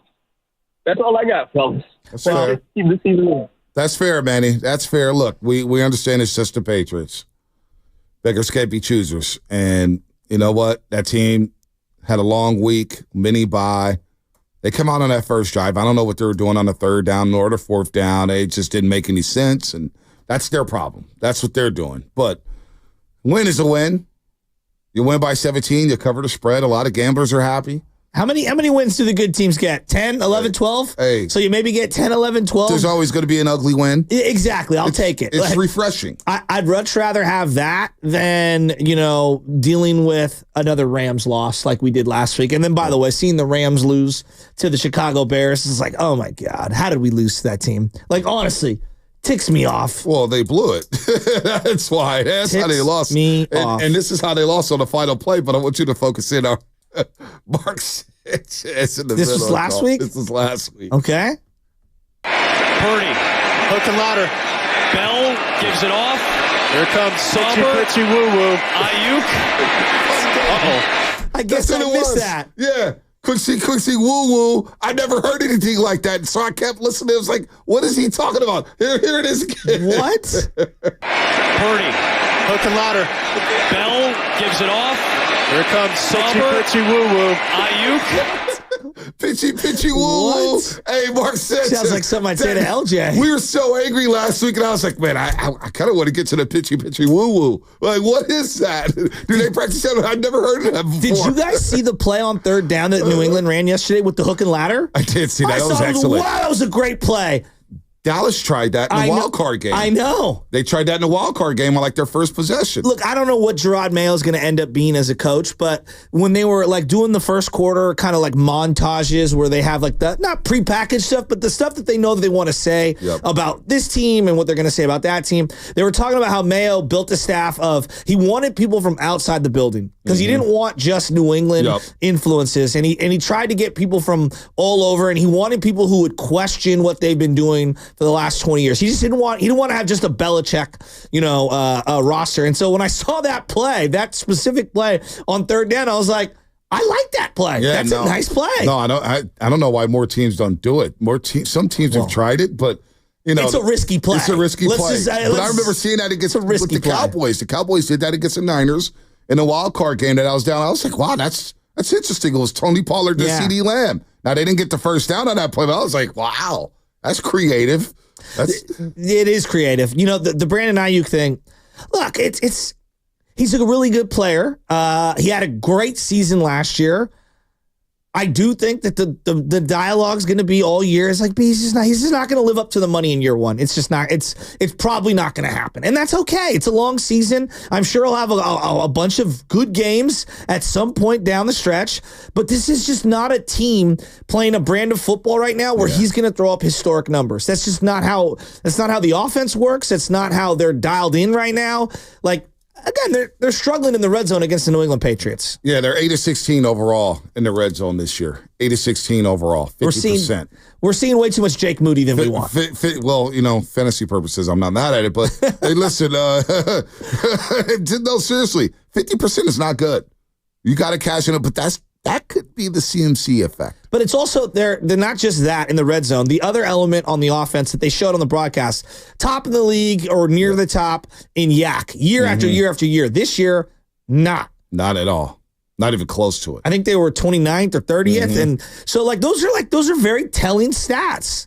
Right now, the Niners are middle of the pack when it comes to red zone efficiency. Right now, the number one team is Cleveland, crying out loud, but they never get to the red zone. They've been there one time. They scored once. Right. Baltimore is 6 overall. Baltimore they fumbled yesterday at the goal line. They're getting better and better and better. They've outrushed their opponents by 100 yards every single game. The Baltimore Ravens. They stabilize things, and they're about to go on a roll here. Now, with that said, they could lose to Cincinnati next week. Who knows? But the Niners, they definitely have to fix their red zone problems. They definitely have to fix. 50% is just not good. Now, I'm looking at last year. Last year, 2023, they were at 68% conversion when it came to red zone efficiency. So 68% of the time they scored touchdowns. This year, 8-16, just 50%. And that could be directly correlated to Christian McCaffrey not playing, Brendan Ayuk not being in shape, George Kittle missing a game, Deebo Samuel missing a game, but they got to fix this. They did another on second down, the first trip into the red zone. They did another left side, where Purdy scrambles to the left side, and there's really only one or two routes he can throw to. These short field design. When they do the design rollouts to the field, to the opposite throw, they cut half the field, and it's just a tough throw to throw across your body. Yeah. I don't know. I don't love those calls. I don't love them. I think they're easy to dissect after the fact, but in real time, I didn't love those calls. I never love those calls. You're taking away half the field. You know what I'm saying? You're already helping the defense out. They only got to cover half the field. Yeah, and they're very predictable with the first down runs. Like right now, they run the ball a lot on first down, which is fine, and they throw the ball on second and short a lot. They're doing a great job of that. But in the red zone, it something's up. They got to kind of shore it up. By the way, is Jordan Mason? Has he spoke to the media since week 1? Don't care. He's playing like an absolute monster. I understand that, which is why I want to hear more from him. He's got more explosive runs than anybody in the league right now. And, the guy's on fire. He's on fire. But we haven't heard from him. I would like to hear from him. He's one of the leading rushers in the NFL. Go ahead, Lubman. Oh, I was just say it's time to qualify someone to win a jersey. So that's what's going on right now. Wait, what kind of jersey? Hold on, let me bring up the read because I guess I'm gonna do the read. See, that's why you should just let me handle this. So okay, it is time. Be the 10th caller on the contest line at 415-523-4652. Again, that's 415-523-4652. And 10th caller will win a jersey presented by Habas Law, because Habas Law always puts people in the best position to win. That is like an NBA player forcing a shot. He knows he's going to get pulled from the game. He's like, I'm just going to hoist one up. That's like Brock Purdy forcing a pass into double coverage in the red zone. You're forced to touch there, Lubman. You got so much mic time on Saturday that you're itching, and you fumbled. They've got powder for that. I think she asked you recovered your fumble, though. Your recovered your fumble. Possibilities. Be the 10th caller to win a jersey. There were a couple of exchanges between Purdy and Mason that they got to clean up. There's little things that they have to clean up. There's no doubt about it. But a win's a win's a win, and they need to get right. Now they're 2-2 after 4 weeks, and you got these 4-week schedule, ahead of them, where you got Cardinals, short week Seattle, Cowboys, Chiefs. Can you go another 2-2? To your point, a couple weeks back, 4-4 feels like going into the bye week. Yeah, but now I think you get greedy. No, I would love to be 5-3, but 4-4 is not out of the realm, and I'm okay with that. 3-1 would be nice. This Chiefs team their defense is still playing at a high level, but it's Mahomes. Don't do it. Just don't. If you can't beat the Chiefs this time around, just hype up Mahomes. What are you doing? You may never beat them. You got to beat the Chiefs at Levi Stadium. You got it. Let's see where we're at. Let's see where we're at. What if Warner doesn't play? If Warner's back, if Warner doesn't play, then you might be limping into that game. Speaking of limping, did you see who was on the sidelines? Who? Christian McCaffrey. Oh, I did see that. He was sitting down. He was chilling. Ice and chilling. Yeah. Now, what's the big uproar? I saw some stuff online. I don't know what was going on, but it was like, I see McCaffrey. I don't know if he's coming back. Well, Mayoko finally said it. It's double Achilles tendonitis. Not just one, it's both. It's both Achilles, right? Yeah. What? Why are you pointing at me? Oh, Why are you pointing at me, Bonte? Oh, man. Mayelko really said that? He put it out there? On the podcast He said both Achilles, right? On the podcast. Why are you looking at both of them? So he said that he had a specific medical term, and then he goes, for those that don't know what the medical term means, it means both Achilles. And I was like, both? So that got out. It's not one, it's both. So that got out. He put it out there. It was on the podcast with him and Jennifer Lee Chan. Okay. That is out. It is now for public consumption. Wow, it's out. It's out. What's the name of their podcast? 49ers Talk Podcast. Thank you.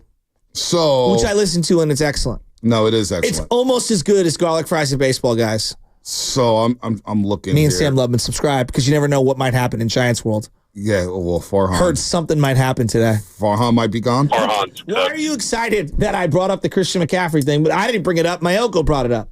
Yeah, no, because I'm looking here. You pointed at me and then went ear to ear smile. I'm surprised that got leaked out. I'm very, very surprised I got leaked out because I'm looking here at my text. I'm looking here in September 11th. No, excuse me, September 15th. I got a text that said they were worried that it was both Achilles. Oh, my goodness. And so I said, no, and true story. I wouldn't, I wouldn't play you like that. And I was like, damn, if that gets out, people are going to freak out. It's both Achilles?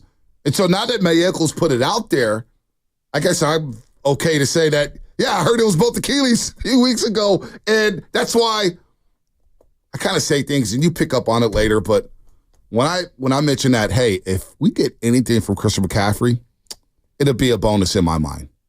I'm not expecting much because I was privy to that information that it was both Achilles. So that's why I was saying, hey, it's a bonus if we get anything. And so it's out there, and he's got both Achilles. I just, is it even smart to play the guy? Well, is he going to all of a sudden, 6 months from now, and all of a sudden he's magically healthy? I don't know what you can do. I don't think there is a right or wrong way to handle this. Okay, he could be entirely, you sit him out the whole year, and he comes back next year, and he could tear one or both. You could rush him back and he doesn't re-injure it. I don't know. I'm not a doctor. How would I know what the proper thing to do is? Honestly, I feel like if they're damned if they do and they're damned if they don't. I don't think there is a right way to handle the CMC injury. I will say this, though. And I saw a lot of people, you got to worry about Mason's touches. And honestly, guys, I'm just going year to year. I'm not trying to be cruel to Jordan Mason, but this is his opportunity to prove he's the man. And I'll worry about next year, and I'll worry about whoever's behind him after that. Because right now I don't trust Isaac Orendo. Would I elevate Matt Breida? I would have done that 2 weeks ago. Would I try to make a trade for another running back? I probably would, because I don't have anyone on the roster that I trust right now. It's literally Jordan Mason juice, in that order. I guess Debo, if you consider him a running back to a degree. But quite frankly, just Jordan Mason, just please try to stay healthy. I'm just going to hand you the ball as much as I can. I mean, they're up 3 scores yesterday, and they're handing him the ball in the final 2 drives. Well, you guys know where. There's no one to go to. Well, you guys know where I was at last year with Christian McCaffrey. Everybody's begging for other touch. I said, I got to play C-Mac. He's my best player. Go ahead, Spinoni. Yeah, but you had Jordan Mason behind but he wasn't, CMC obviously last wasn't year. ready. Obviously wasn't ready. Obviously wasn't ready. The coaches didn't play him. Coaches didn't play him. All of a sudden, magically, he's ready now? Well, you need it all season. You have the jugs machine. You train. You get better. For. I mean, you get better, but it's hard to do that in season. Look, a couple of carries here and there. I don't know. It's obviously a jugs machine, but I think we're overreacting. Go ahead. Just real quick, just to tie this whole thing, this McCaffrey timeline together. Rap Sheet, Ian Rappaport, NFL Network yesterday, his latest is that the 49ers expect to have Christian McCaffrey back, quote, at least by early November. So that was Ian Rappaport yesterday. Again, take that for what it's worth. If we're dealing with double Achilles tendonitis, maybe not, but early November is the latest from Rap Sheet yesterday via NFL Network. So September 13th. 1, 2, 3, 4, 5, 6, 7, 8, 9, 10 would be November 1st weekend. 10 weeks. 11 would be the 9th. So September 13th. That'd be 11 weeks off. I'm looking at September 13th. Sounds like CMC may be out for a while. What is this, a text message? Text message, okay. September 13th. Sounds like CMC may be out for a while. Hearing that they are worried about both Achilles. Damn. I was like, oh, both Achilles? That's what I said. I was like, you sure about this? I was like, oh, I'm just... I hate you. I'm just going to say... In my brain, I said, you know what? I'm going to delete that information. I'm not even going to worry about it. Maybe it's just one Achilles. Matt Mayoko really said that on the podcast, and it was both. So now it's self-imposed. But he had a medical term that he stopped and said, I forget what it. Basically, he's like, that means it's in Achilles tendonitis in both legs. That's literally how he said it. And I was like, whoa. I thought, I knew I couldn't tell you that. When I got it, I was like, trust me, I wanted to tell you, and I was like, I can't tell Shasky that because he's going to freak out, and who knows? Who knows if that can't get out? Now that it's out. We expect anything from him? I mean, how can you? And I don't think there's a right or a wrong person in this situation. I don't know how you if the guy wants to play, I think that he's a football player. I think you play him. Like, I understand there's money that's invested into him. I understand the severity of where this season is going and how badly everyone wants to win a Super Bowl. Like, he could tear it immediately. He could not tear it. He could tear it next year. Like, I don't think there's a right or a wrong way. I honestly don't. And I'm not going to crush anyone, CMC, the Niners, or whatever. How he feels is how he feels. And I think this is just I honestly believe it's a damned if you do, damned if you don't situation. And on the bright side, the silver lining is you found out Jordan Mason is an absolute beast. Obviously, he wasn't ahead of Eli Mitchell last year and Christian McCaffrey. And I don't know what was happening in practice. But obviously, look, I'm going to trust Shanahan in this situation. I know we all go crazy over this guy getting a touch and this guy not getting a touch and whether or not this guy's a good football player. Coaches have their favorites, and it's what they do. But Elijah Mitchell obviously was ahead of Jordan Mason last year. And he got touches in some garbage time games with Christian McCaffrey. Now, Jordan Mason, again, we said he was on pace for over 408 carries. He had another 24 yesterday. That's all you got. No, to your point, that's all you got. You can't play Isaac Guerrero. I don't know if Keyshawn Vaughn is ready to roll. Obviously, Patrick Taylor Jr. is not ready to roll. Maybe they have to find a running back on the street. Where's Matt Breida at? Because Guerrero, and maybe you see a running back signed here tomorrow. It's an off day for the 49ers. Now the coaches are in there cracking the film, and they're going to recap everything from the Patriots game. But tomorrow's basically the day in the NFL where guys fly in, they have open workouts to see if you can make the practice squad, or maybe you fill in here and there. It would not shock me to see the 49ers bring in another running back tomorrow to go work out and maybe sign him, because Isaac Guerendo's probably in that doghouse right now. He's not touching the field for a long time. I mean, this is when you fumble and you're a rookie under Coach Kyle Shanahan, it's not good for you. Well, and it's very predictable when he comes out he had the one carry that I can remember. And it's like when he comes out onto the field, it's so obvious that he's getting an automatic carry. They don't run play action. They don't throw the ball. It's just like, oh, here you go. Here's your carry. And the whole field knows that he's getting the ball. So it's very predictable. Bonte, what do you say to the people that are like, well, Debo's your second running back? Yeah, I don't like that. Why? I want Debo just playing wide receiver because this is a guy who's had a lot of wear and tear. Obviously, the shoulders got banged up last year. Now you're asking him to play running back and slamming the linebackers and outside linebackers and everything. I don't like it. I've never really been a fan of it. I know it worked because Jimmy was compromised, but that was 2021. I don't like Debo playing running back, Shasky.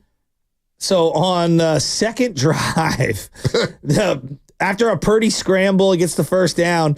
Pooney comes back into the game, and they do this little handoff to Debo, and he gets a nice little gain, 8 yards, but he gets blasted by Jabril Peppers. Yeah, he got cracked. Just absolutely blasted, and I'm like, I don't know if I love that. Yeah, I don't love Debo playing running back. I matter of fact, not love it. I don't like it.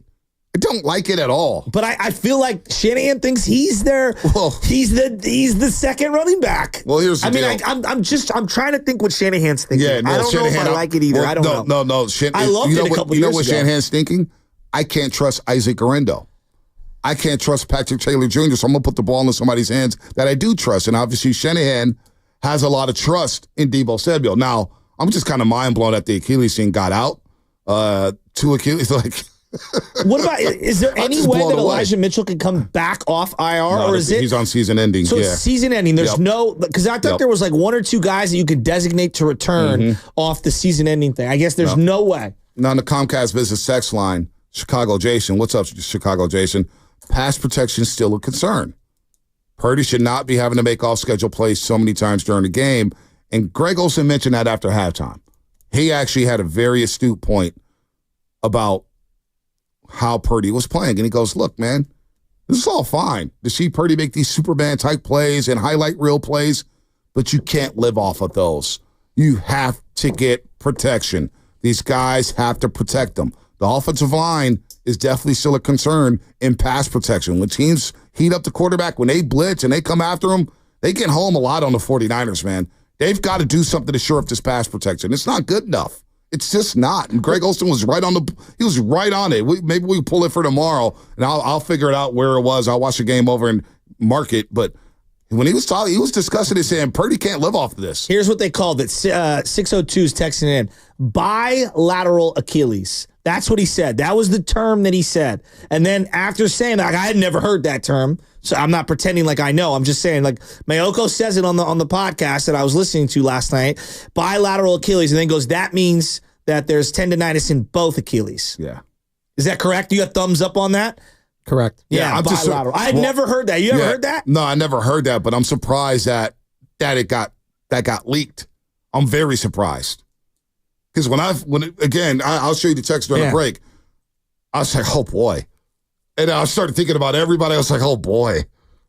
So this injury's coming out. So the way I play it, and you guys have figured this out, and hopefully you have, but I basically said, look, man, it's going to be to me, you looked at me crazy when I said, if Christian McCaffrey gives us anything, it's going to be a bonus. Have you ever seen Monty Python? No. You've never seen Monty Python? No.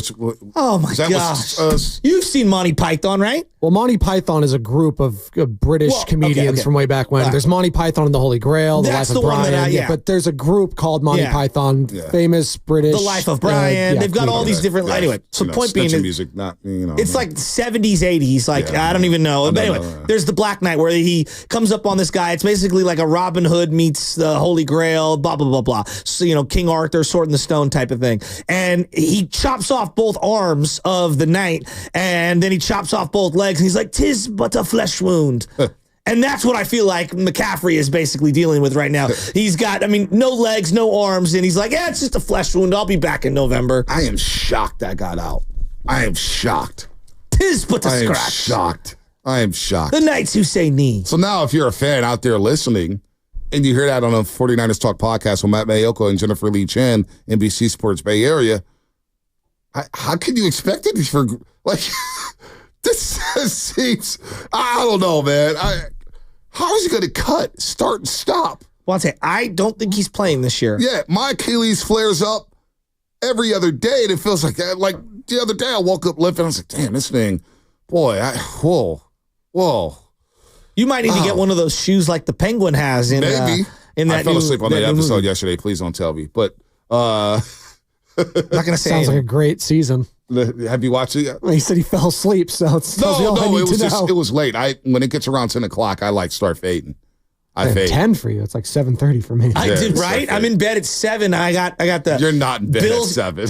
Yeah, I was yesterday. I got the Bills on, and then I got the little iPad. I lie down. Yeah, you got to lie down. I fell asleep on the couch, actually. That's not good. Right after the Niner game. It's not good. Well, it was me and the little guy. We were chilling. There you go. 888-957-9570 is the number. Mark Linville is our contest winner. Shout out to Mark Linville. Where's Mark Linville from, Lubman? He is from San Ramon. Okay, nice. There it is. Thank you, Lubman. Good job with the contest. Yay! We had a great time at Friedman's on Saturday. I could tell. Fall clearance sales event. It was a great time. Here's what Shanahan said about Fred Warner's injury. I don't. I know Fred tried to go. Came out in third quarter and tried to go, but didn't feel like he could. Sprain? Sprain. They're not saying anything. Turned? They're not saying anything. Huh. They're not saying anything. I mean, if he can't go for a couple of weeks, we're in some deep waters. Yeah. Devondre Campbell was getting picked apart again yesterday. He's not. D. Winters showed a little bit. I like what I saw from D. Winters, but he's very young. You see some of the young players like Malik Mustafa in open space. They just get a little too aggressive. They don't have Fred Warner. They're in some deep. Yeah, Trey McBride's coming next week. Who else is a DPOY candidate besides Fred right now? Right now? TJ Watt there? TJ Watt's always in the conversation, it feels like. Defensively? That guy for Baltimore, 99, Ome or Owe, whatever. Aiden Hutchinson, 6.5 Aiden sacks. Hutchinson. He had like 4 in one game, though. But People look at that. No, that's true. And they Yeah, have a they do big look game at- tonight, Monday Night Football. A lot of eyeballs on him. That's a very good point. I just think that Fred's had a short list. No, he is on the short list. He is on the He's short made list. game-changing plays. Xavier McKinney has 4 interceptions, too. Xavier Green Bay. McKinney? Wow. Wow. Good signing. Wow. Anybody in the Bucs, they were blitzing Jalen Hurts over and over yesterday. By the way, some great news when it comes to Cal Berkeley. Not only is College Game Day going to be there this Saturday, Dave Fleming will be on the call Saturday for Cal and Miami. Young Nash is flying in. Everybody says they're going to be there. Guru says they're going to be there. Loveman's going to be there. Guru? Yeah. Bob Melvin said he might even try and go to that game. Will he? Oh, really? Kid you not. Well, He might have the time to do it. you got. He definitely has time, I but even think- more so. Easy. I think I just. Well, is something going to happen with the Giants today, Loveman? Possibly. Unlimited possibilities. I don't know. I don't know when it's going to happen. I don't. I just know. Is it going to happen? I don't know. I really don't know. We're all in a wait and see. God, right I now. hope Farhan's staying. Here's what I Oh don't my understand. You know what? Businessman Bonte. I don't know if that's actually good for businessman Bonte No, Farhan stays. no. We need something to talk about during the summer, No, Bonte. I know how to pivot. Businessman Bonte was thinking last night, said, Farhan does come back. This is very compelling. Oh my gosh. What's compelling? He comes back for one more year, and these youngsters actually start the ball out, and the Giants make the playoffs next year. And all of a sudden, we're like, all we needed was patience with Farhan. Farhan being back ain't the worst for business. Ain't the worst thing for business. I'm telling you that right now. I've had enough. They It's put not, up. maybe as a fan, I get it. As a fan, you're distraught. But for business, nobody knows what I'm talking about here. For sports radio purposes, what's been the most compelling thing about the Giants the last 3 years? Farhan Zaidi. Nothing else. So much time talking about in the summer. Did you watch Hayden Birdsong? Hayden Birdsong's been way more compelling than anything that Farhan's done. Did you see him over the weekend? Come on, man. The guy's a stud. Come on, man. The most compelling thing in sports talk radio about the San Francisco Giants over the last 3 years has been Farhan Zaidi. Elliot Ramos? Hasn't even been close. We talked about Elliot Ramos one time after the All-Star break. Blake Snell's 20 starts. Most compelling thing last 3 years. I don't even think it's been close. Guarantee if Farhan's back next year, you are checked out on the Giants by May. That's what I'm saying. I'm actually excited about the Giants. I watch basically most games. In the last couple of weeks, I've been falling off the Giants. Meaningless baseball. Did not watch a pitch this weekend for what? We had college football. We had high school football. We had everything. Baby blue jerseys for the Cardinals. Yeah, a great turnout by the fans over the weekend. Good for them. Fan appreciation weekend. Yay. Giants fans care. Yay. The most compelling thing on sports talk radio about the Giants the last 3 years has been Farhan Zaidi, and it hasn't even been close. I don't think it's been close. How about Blake Snell saying that? Yeah, I'm not going to make that last start of the year. I'm good. Yeah, exactly. I mean, come on. Smart. It's very smart.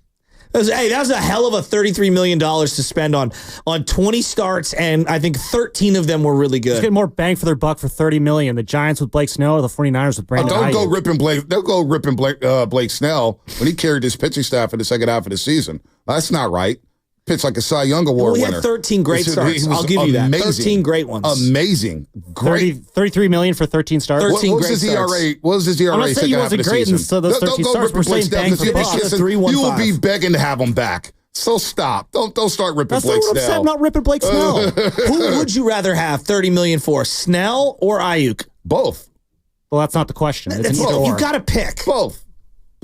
I don't think you understand. I actually think I'm taking Snell because when he's on, you got the top dude at the position in the sport at left-handed starters. Yeah, I agree. I'd also take Blake Snell. I would actually too. like Blake Snell. No. Now you like Blake Snell? After When did ripping I him say for I getting didn't 30 like Blake Snell? million? After ripping him for $30 million?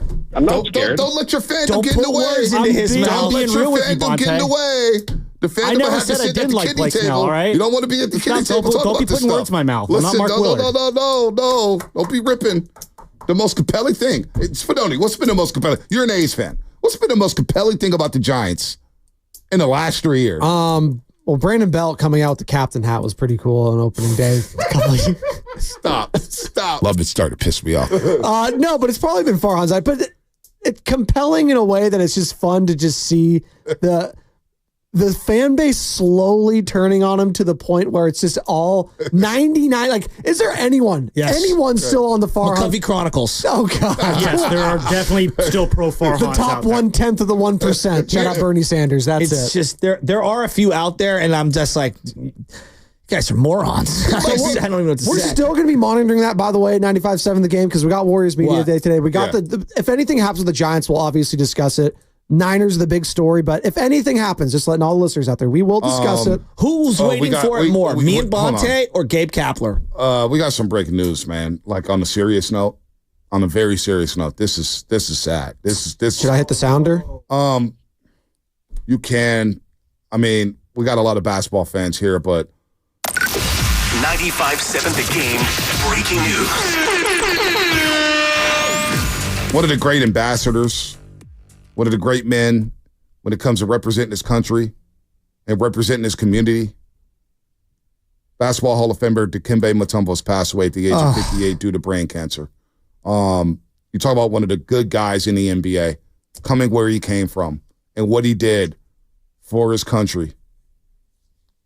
What he did in Africa, building hospitals, schools. Now you got NBA Africa. Dikembe Mutombo at the age of 58, one of my favorite players, dies due to brain cancer, and just a hell of a guy. Hell of a guy. Damn. I think about him holding that ball in that first round knockoff where he's just grabbing it. I mean, jeez, man. Terrible. No. The great clip with Jordan at the All-Star game. Mike, you never dunk on me, man. Go get Scotty. Go, ball boy, go get Scotty. And Patrick Ewing's like, yo, Dikembe, he never dunked it? No, never. Jordan goes, really? And then later on that season, Jordan dunks on him and hits him with the no, the finger wag.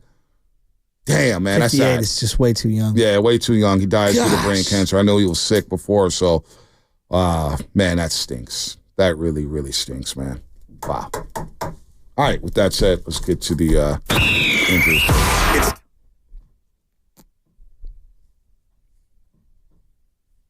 Ow!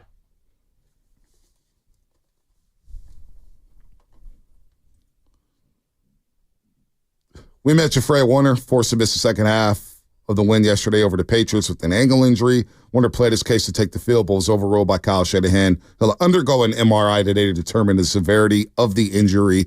That is the injury report brought to you by Boxing Girls in Northern California's premier workers' compensation law firm, helping injured workers get their lives back for over 40 years. What is coming up in the game? Brought to you by Fremont Bake, celebrating 60 years of full-service baking with no compromises. Your phone calls coming up on the other side. 888-957-9570. Let's discuss Brock's Day. How about Jordan Mason, Fred Warner? What you like, what you didn't like. Are you fired up? Because I threw a YouTube poll up, Shasky, yesterday on Twitter, and it wasn't surprising because I kind of felt like this. I'm not going to lie. I kind of felt like this too. But I asked people, Niner fans, how are you feeling after the win? Great, got the dub. B, meh, it's the Pats. C, happy but concerned. Over 1,100 votes, 43% said meh, it's the Pats. 29% said great, got the dub. 28% said happy but concerned. Well, if you're happy and concerned, I want to hear from you. What are you concerned about? It's all coming up here on the roast. This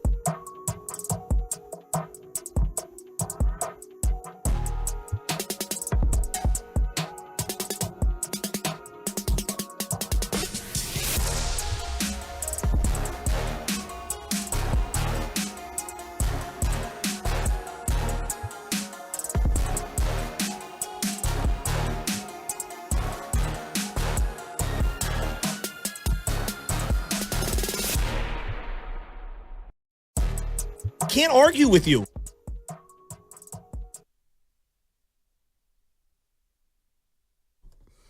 Oh, baby, oh, baby, oh, baby, oh, baby. A lot going on in the Bay Area. We have Media Day with the Golden State Warriors. Steiny and Go will be there from 10 to 2. Mike Dunleavy, Buddy Buckets, Buddy Hill, Kyle Anderson, a.k.a. Slow-Mo. They're all going to join the show from 10 to 2. Steiny and Guru live from Chase Center. Media Day happening. Basketball is just around the corner. The Giants season ended yesterday. So what will the next 24 to 48 hours look like? Will Farhan Zaidi be let go? Will he be relieved of his duties? Or will he be back? Will Farhan be back? We shall see about that. And, of course, the Niners improved to 2-2 yesterday, beating up on the Patriots 30-13, although it wasn't the prettiest game. You had a fumble on a kickoff return right at a halftime. Mason let the ball hit the turf a couple times. Brock Purdy forced an interception, but otherwise it was really, really good. Brock Purdy was excellent. He's playing at a very, very high level. Not too many quarterbacks I would want over him. And also we got some sad news just before the break that Dikembe Mutombo has passed away at the age of 58 due to brain cancer. So that stinks. One of the good guys in the NBA, one of the great ambassadors of the NBA for many, many years, a role model. Just really sad, man. 58 seems just way, way too young for a guy like Dikembe, especially for a guy like Dikembe Mutombo. But I heard he was battling the illness for a while now, and unfortunately he had brain cancer, man. Brain cancer, that just stinks. Just stinks. But we start with the Niners, Shasky. I feel really good about, and Dikembe is really sad, so there's really no easy pivot. No, you can't segue after yeah, that. Apologies if I sound cruel here, but no, as I pivot to the Niners, I feel really good about the defensive line. It's Oka, gosh, and I just had his name. Okwanu. Samuel Okwanu. Is this guy like the new gem? Who was the guy from BYU that Chris Kosurik worked with who had only played football a couple of years, and he ended up never, Ziggy Ansah? Ziggy Ansah, yeah, Detroit Lions. He never ended up materializing. He wouldn't live up to the top. A couple years, right? What? Ziggy Ansah, he had a cup of coffee, right? Yeah, but like similar backstory where he had not really played a lot of actual NFL or in football, high school. Second team All-Pro 2015. Yeah, so he got a moment. So I don't know. It's an interesting story. I think if they can find a pass rusher like this guy to just show up and make plays. I thought, Leonard Floyd looked really good yesterday. Malik Collins continues to shine. I didn't think they really missed Javon Hargrave that much yesterday, but it's one game and it's the Patriots. So I'm not here to say that they're, infinitely better, but to see the defensive line with a multiple score lead kind of close that game out and keep that quarterback under duress, I thought that was like one of those things I've been dying to see all year. So I'm really happy this morning about the pass rush. And that might not be at everyone's, front of their lobes watching that, but seeing Nick Bosa play like Nick Bosa in the second half of a game and close that game out, I thought it was an encouraging sign forward. 6 sacks for the 49ers yesterday. 6 sacks, numerous hurries. Jacoby Brissett, I'm not sure how he survived in that football game, but I'm sure a lot of Patriots fans were clamoring to see Drake May, but you can't put him out there in that situation. You cannot do it. That offensive line, they lost David Andrews early in the football game. First drive, he's walking off the football field. It's like, wow, a beat-up offensive line. We talked about their tackles last week being subpar, below average tackles. Patriots are just not a good football team. So to your point about the defensive line playing very well, I'm happy they dominated. They should have dominated. If they didn't dominate in this football game, we'd be having a different conversation. Now, the Niners probably still would have won, but you got to get home, especially on a team like this. Best Bosa game since when? Probably Detroit NFC Championship game. All right. He wasn't bad in that game. All right. He wasn't bad early. I mean, early on, the whole entire defense was bad, but he started making his plays. But look, he needed that game, and he should have had that game against the Patriots. That's why many on Barton Bridge where he's saying, look, I'm not trying to get too hyped up about this win. Now you have to do it again. Got to dominate Arizona. Then you got to dominate Kansas City. Then you got to dominate Dallas. Then you go into the bye week feeling good. So it's a good start for Bosa and his defensive line. The Patriots are a really bad team. Two things can simultaneously be true. The Patriots stink, but Bosa's good. And it was good to see him dominate finally. And because the week before, the Rams had a makeshift offensive line, and they didn't get any pressure. None whatsoever. And I thought that his energy level on a snap-to-snap basis, and I think Greg Olsen talked about it, like the motor was going yesterday, and and you could tell he was tired. Blood was coming down his arm, and he just kept going after the quarterback. And the strip sack play was all effort. All effort. He strip sacks it and then just keeps running, following the ball, and then drops on it. He just missed like 2 or 3 sacks prior to that. So I thought it was a really good energy performance. It wasn't just dominating. It just felt like it was one of those relentless pursuit games for him. Here's Bosa finally getting a sack. Yeah, it was looking bleak, but you just have to be ready. You got to be ready for your op, and I had a few, missed plenty, but I think we had a great day as a D-line, and we got a win, so that's all that matters. Why are you laughing? On his confidence in his group. Yeah, it feels good. Get a win. It's such a long year. If you looked from an outsider's perspective or looked online, you'd think the building's burning down. But I told the guys, told the D-line guys in our meeting last night that we've lost some guys, but I haven't lost confidence in this group one bit. So, and that's the truth. So I think we're going to be just fine. You know, B, I'm looking at some of my notes here from the game. Huge pressures by Malik Collins and Floyd on numerous plays. I thought on the play where he threw the interception, Floyd was the one kind of making him step up and get rid of it quickly. It was the outside pressure that he felt on that other side. And then on the one sack that Bosa caused earlier in the game, he switched sides with Floyd to get it.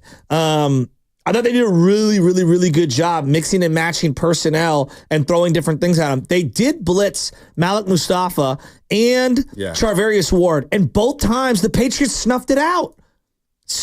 They knew it was coming. They rolled to the other side on like a designed play. I'm not trying to make too much of the Sorensen thing. I'm not. I'm really not. I'm just saying that like when they do send blitzes, I swear to you, every week, the other team knew that the blitz was coming and has a predetermined play to the other side of the field. That is it's like troublesome. You know, I'm not going to go there. I'm not going to panic or do anything after a win against the Patriots. Or we'll see what they do next week against Arizona and a week after against Seattle. It's one thing to get the Patriots, but there are some concerns again. And they mentioned it, Fred Warner mentioned it. It's about week to week. Getting better each week. Don't look down the road at a playoff game or a Super Bowl or a championship game or a divisional matchup late in the season where it could determine a division title. Week to week. You have to get better week to week. And I think the Niners took a step forward this week defensively. They took a step forward. Now, you got to get more creative with the blitzes. We've heard from everybody over the last month. They're too predictable at their blitzes. And when they blitz, they just don't get home. It's like they just blitz just to blitz. And it's like, hey, let's go send a blitz and take out a block, but it doesn't always work. Tim Ryan's been critical of this on the broadcast. You can't just blitz just to blitz. Get creative with the blitzes. You got to make sure when you do blitz, you get home or you can get beat deep. You're playing some good quarterbacks coming up here. Some good quarterbacks. You got to get home with the blitzes. But just kind of with Bosa, his quote about, if you read online, and here, I'll just play it because I want to hear it from you. Yeah, it feels good. Get a win. It's such a long year. If you looked from an outsider's perspective or looked online, you'd think the building's burning down. But I told the guys, told the D-line guys in our meeting last night that we've lost some guys, but I haven't lost confidence in this group one bit. So, and that's the truth. So I think we're going to be just fine. So it is funny when he says, when you read online and hear everything, you would think the building's burning down and it's mayhem, panic, DEFCON 5. Where are you at here? Panic meters all the way up.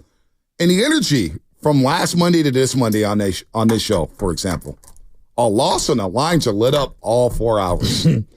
This goes to my theory of sports talk radio, man. We got to do better. But remember we had a show, it's like, hey, let's bring up Steph Curry's top 5 plays, thinking we're going to get a lot of calls. Nobody cared. Soon as Clay goes 0 for 10 or something, we live in misery. So when the Niners lose last week to the Rams, it's, our pets' heads are falling off. What are we going to do? They're going to win against the Patriots, and it's crickets from the TCs. It's crickets from the Robs. It's crickets from all our normal callers, our new callers. It's crickets.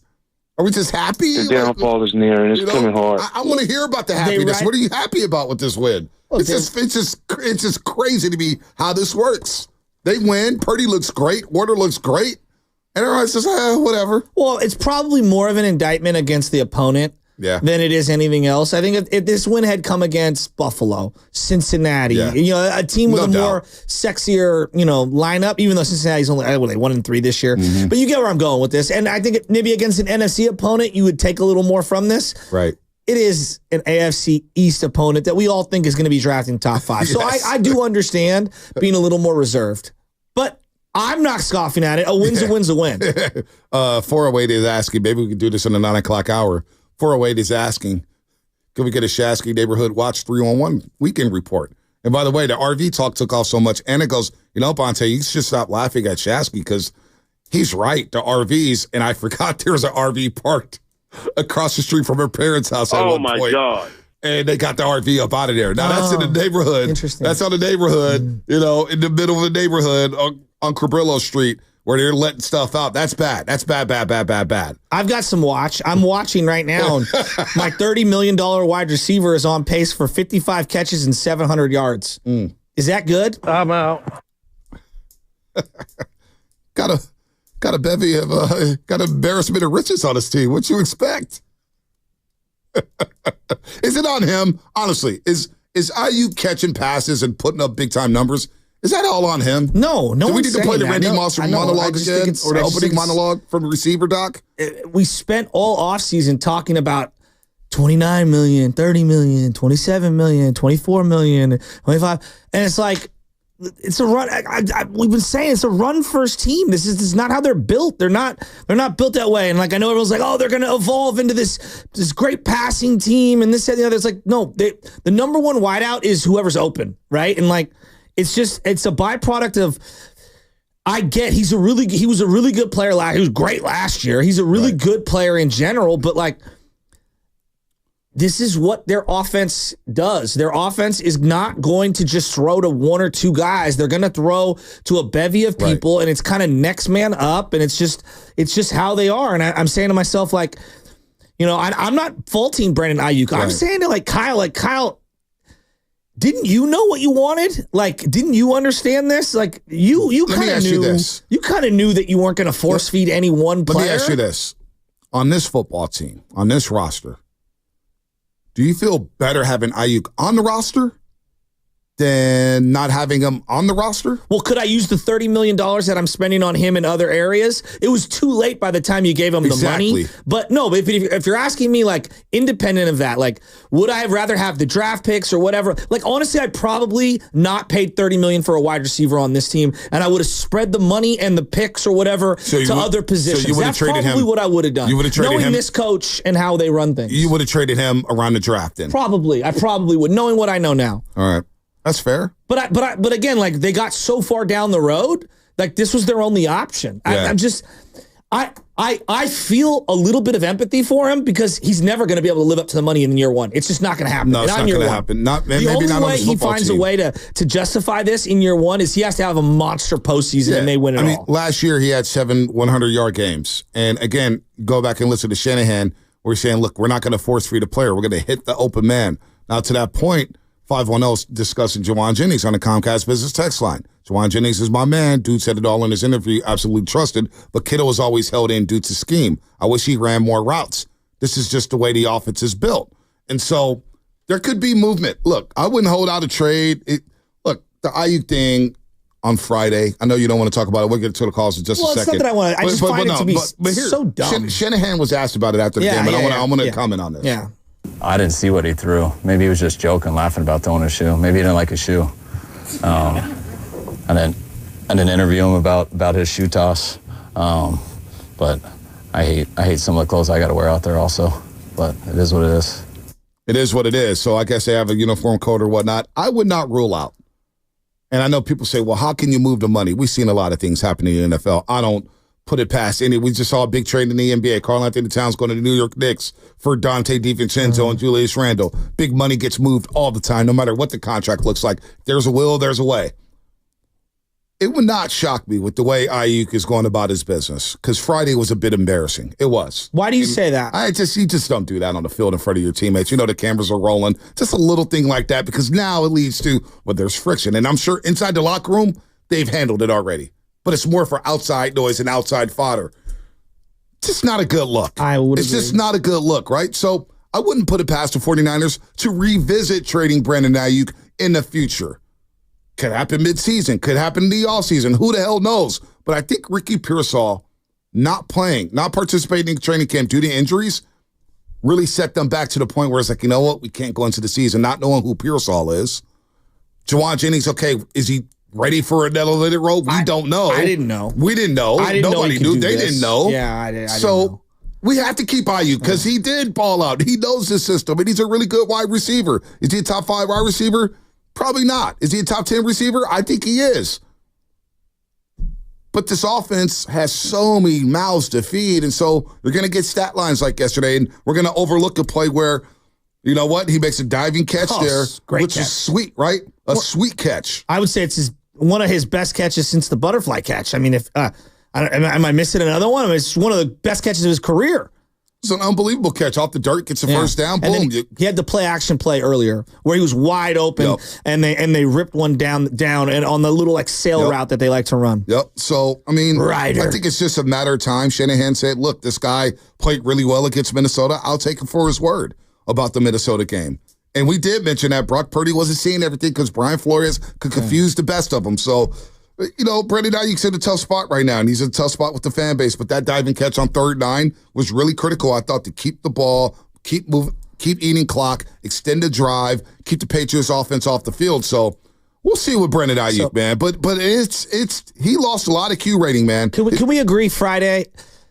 It's not the end all be all. It's not, and I think we're overanalyzing it just in general, just everyone, because I understand why. It's a video that came out with the title Tantrum. I didn't see a tantrum. I didn't see a tantrum either. I didn't see it, but my definition of tantrum is probably different than others. When I see tantrum, I see my daughter after gym class saying, I want pizza. And I'm like, no, you're not getting pizza. And you jumping up and down, throwing a fit. That's tantrum to me. You and I agree. Yeah. I didn't see the word tantrum, which is fine. Whatever. Everyone sees it differently. But I also don't think it's nothing. To me, it was like, it's just, to your point of, like, it's a bad look. That's kind of how I would classify it. Not the end all be all, but it's certainly like, come on, man. You know, you go under the microscope. Like, come on. Like, the offseason that you had and the money and everything, like, you got to kind of, like, see the bigger picture here, and it's just everything's going to be dissected. I'm surprised there weren't more angles of the video. Like, I'm surprised more people didn't have their phones out just because everything seems to have multiple angles. I mean, I see fights in the stands, the Saints and Falcons, there's like 7 angles of one fight. Yeah, so it's not just 49er fans There's fighting. too many idiot fan fights. I'm so over the fan fighting. Come on, man. Like, just. But when you get alcohol, I know, and you you're get right. drugs and all that stuff. But the Ayuk thing, like, this is the thing, though. What it was to me was just a little hissy fit. I got my old Coach Keeves. Shout out to Coach Keeves at Washington High School. He's called them hissy fits. Oh, you want to throw a little hissy fit, huh? Blah, blah, blah, blah. Hissy fit. Just a little, like, a little whining, whatever. I don't know. Dress code stuff, maybe I'm immune to it because of, going to private school my whole life. It's like, wear the uniform, dude. Like, it's pretty simple. Just put on what everyone else has got on. I don't think it's that big of a deal. Like, I don't. I went to public school and the coach would be like, hey, on game days, wear ties. Half our ties be all over the place. We didn't care. Well, see, if you didn't wear your tie and you didn't have your vest, you didn't play. Like, you didn't even get on the bus. Yeah, no. Right? So, like, but honestly, I look back on that and I have coaches, like, I look back on that stuff and I'm like, I think that, and this is why I tuck in my shirt when I'm practicing or whatever. It's just, it's just how you're, how you're raised. It's up to each individual. We didn't have a strict dress code on game day. On game day, we just wore our jerseys. Well, that's cool. So, yeah, I think that's cool. But like at Reardon, we had to wear the white pullovers with the tie. Yeah. And I actually thought now, looking back, it's kind of cool because everyone knows that you're going to go and hop on the bus and take off. And look, at the end of the day, just wear the right color shorts. I like, come on, man. You're making a lot of money. You have the shorts on. Just put on the right color shorts. Like, and well, I don't know. I could. Willard had a field day with that, man. Why? That news broke. Oh, Why? man, I tapped it. Usually, when I get off work, I try to, disconnect, and it's Friday, and I'm with Baby Chaz. The video got sent to me, and I said, oh, boy, okay. Let me tap in to see what my guys at 95.7 The Game are talking. Man, Cam Emmett, he was discussing it all. It's like, great. Thank God Devo played. Well, thank God what I kept thinking was, thank God Purdy's the grown-up. Like, just in general, man. Nothing phases Purdy. And this is why, like, I love him as their quarterback of the team. Like, there's no nonsense. Everything's just rolls off whether it's Ronnie Bell not suiting up, okay, and him hyping up Ronnie Bell all week in a good way. Like Purdy just acts like a leader, and I look at my quarterbacks a certain way. I told you I want my quarterback to be a flip phone guy. I prefer him to be married and not go out and just lay low. That's what I want. Stop. So you wouldn't want Lamar Jackson on your team? Oh, I'd take him. Yeah, he's wearing gold teeth. But Lamar Jackson has a saying. Lamar Jackson has a saying. No one cares, work harder. Like, that's the sweatshirt he wears every day to practice. He's a no-nonsense guy who literally says nothing and just, like, he's very straightforward. But he's also not rocking a flip phone. He's wearing a platinum grill. No, I'm just saying. I don't, the whole image thing with the quarterback stuff, sure, you want a CEO, want a guy who represents the company well. It's the way you conduct yourself. And when Lamar's talking, Lamar conducts himself a certain way. Simply going to a strip club is not unprofessional. I agree with you, Matthew Steinmetz. I agree with you for once. Listen, if my quarterback had face tattoos, but he conducted himself like a professional, I would not care. I don't care if he had 5 phones, 10 gold chains on. Are you a pro? I'm calling cap on that because if someone has a face tattoo, you are absolutely making assumptions. Well, you are making assumptions. I'm not making assumptions. There's a lot of people with face tattoos who are great citizens of the country. I didn't say that. I'm just saying you make assumptions. You make assumptions. I don't make assumptions. Yeah, that's the problem in this world. We all make assumptions. We keep judging. Face tattoo is aggressive. Can we admit it? It is aggressive. We keep judging books by their covers. Like, we can't do that. Read the book. Let's go to BPA. And then we'll get to everybody. Hey, BPA. Good morning. What are the odds McCaffrey, suffering from tendonitis in both Achilles, didn't know that before he held out? I would say, like, slim and not. I mean, come on. There's no way. He knew. He must have known. Maybe one Achilles, both Achilles? So I'll say Jordan Mason leads the NFL in rushing 4 straight 100-yard games. He makes $500,000 a year. Sometimes 1 + 1 = 2, but wow, McCaffrey is going to have to come in like a howitzer when he comes back from injury, man. So that's it. The chances that CMC didn't know that he was injured to some degree, I'm with him. It's 0. How does that make you feel? Oh, well, we got hoodwinked. I mean, there's no other way. We got fleeced. But here's the other part of it, and this is the reality. It's like, man. I also believe that, like, CMC, like, and look, you pay people not for past achievements. You pay them for what you think they're going to do moving forward. I would have probably gave CMC the money too. When he's healthy, he's the best player in the league. Is he not? He's one of the best players in the league, no doubt. I mean, he's one of the best players. Clear cutting away, one of the best running backs ever. Let's go in a Niner uniform. But it's running backs. And no, there's no doubt. Like, both are true. Like, I would have paid him, and I would have been hoodwinked too. Right now, that doesn't look good. No, it doesn't look good. It doesn't look good. It looks horrible. All the energy we spent on Brandon Ayuk and this Christian McCaffrey deal where he got the contract extension. They was like, wow, okay. Trent was saying, boy, we got money problems. Miguel in San Antonio. Miguel, what's happening? Yo, good morning, Vontae. Good morning, Shasky. Another Victory Monday. I was waiting for this one. It's been 2 weeks. We finally got another Victory Monday. I'm pumped just to see the offense go out there. I got a couple things I want to point out, but I want to end up with the 3-1-1 Shasky. But just the offense, just going out there. I think that they're moving in the right direction. At the defense, they feasted on Jacoby Brissett. They had all the guys, Bosa, Collins, Givens 2.5 sacks. I mean, they were expected to do this. A little concern about that offensive line of the Patriots. I just want to see if that loss against the Rams was kind of like our last season where we had that 3-game losing streak. All week, everybody's talking about the defense. I think this might have been their their wake up, their rallying cry, just to go out there. Fred always leading it. And one other concern is with what we're finding out about McCaffrey. Who's going to be back there if McCaffrey's out longer than anyone expected? I mean, I don't want Mason to get worn out, and I definitely don't want Debo back there being a running back and getting hurt. I want him on those bombs, like he had that bomb yesterday. And then real quick, shout out Purdy. Purdy is showing who he is. Shout out Purdy with the hi mom. I called my mom after the game. Thank you for that reminder. And Shasky, I know you know everybody's making a lot about Ayuk shorts, but when the offense came out and every first play, all offense, Red Sox. Ayuk had the White Sox. I said, uh-oh, Shasky dialing 311, going to report that uniform. That's good. That's good. Come on, that's a good one. I would rather be the White Sox. But I don't. What I was surprised is Purdy was wearing red shoes. I don't think I've seen him wear red shoes. He was stripped up. By the way, Jordan Mason on pace for nearly 387 carries. So it's gone down a little bit. Gone down. 387 carries. He's averaging over 22 carries a game. So, should you lessen the load?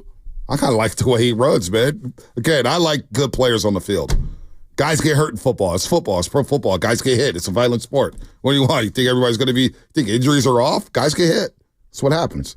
All right. Your phone call's coming up. We got everybody. Rocky, Travis, Dave. Oh, Dave's got a very interesting point this week. Very interesting. Want to stay tuned for that one. By the way, media day today, Steiny Goo, Mike Dunleavy, Buddy Hill, Kyle Anderson. They're all going to join them live from Chase Center as we ramp up for basketball season. What's going to happen with the Giants? We don't know. Sports, man. Alabama, Georgia. Wow. Sports, man. It's all coming up. Brought to you by Frontier Ford. The end of summer sales event is on right now at Frontier Ford on Stevens Creek in Santa Clara. Now's the time to get a great deal on new Ford car, truck, or SUV. So stop by or visit FrontierFord.com for incredible savings and drive away in your dream Ford at Frontier Ford or FrontierFord.com. Xfinity here. How can we...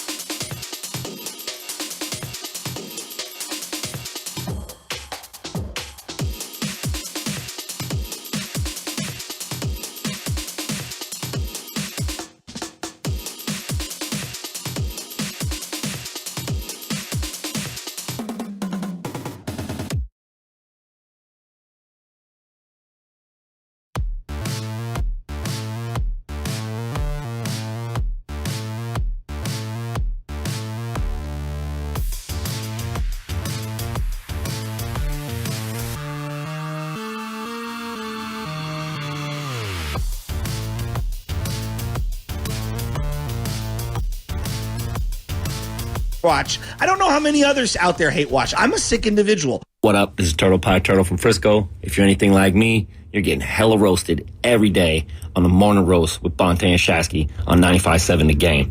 Yee! Hella roasted. Hella roasted. Will Farhan get roasted out of town? I'm sure the garlic fries and baseball guys will talk about it. It's a shame. It's embarrassing, really. Garlic Fries and Baseball Guys podcast, Sam Lubman, Joe Shasky, will have everything you need to know about any changes, firings, or hirings the Giants make this week and the rest of the offseason. Subscribe today so that you do not miss out on the best damn Giants talk in the Bay Area. Before we get to Dave and Rocky, hang tight there. What if Farhan doesn't get fired? What if he doesn't? I don't think that would signal a lot of confidence to the fan base. I think the fan base is over it. Yeah. What's love? How does love? I mean, to me, doesn't that like? Okay, look at. Are there merits to staying together? Sure, I guess there are, but it would tell your fan base, like, nah, not much has changed. We're really close. When everyone can obviously tell you, like the final month of September, Bonte, they were out of it 1 week into September. All of baseball was fighting for a wild card spot, and you had 4 weeks of meaningless baseball. Meaningless baseball. Year 6. Year 6. Now, that doesn't mean that everything you did was a disaster. It's just not good enough. No one is saying that he's like the worst guy of all time who's ever run a team. No. It's just saying, like, you're not good enough, dude. Like, you can go run that same whatever with the Pirates, but it's not good enough here for the Giants. I mean, it just isn't. And it's not a sustainable business model. So, Spinoni, what would your reaction be if the Giants actually brought back Farhan Zaidi? Because we're monitoring the news. We got a lot going on today in the Bay Area Media Day. Can I do it via a drop? Sure. So say what you just said. Spinoni, what would your reaction be if the San Francisco Giants decided to bring back the president of baseball operations, Farhan Zaidi?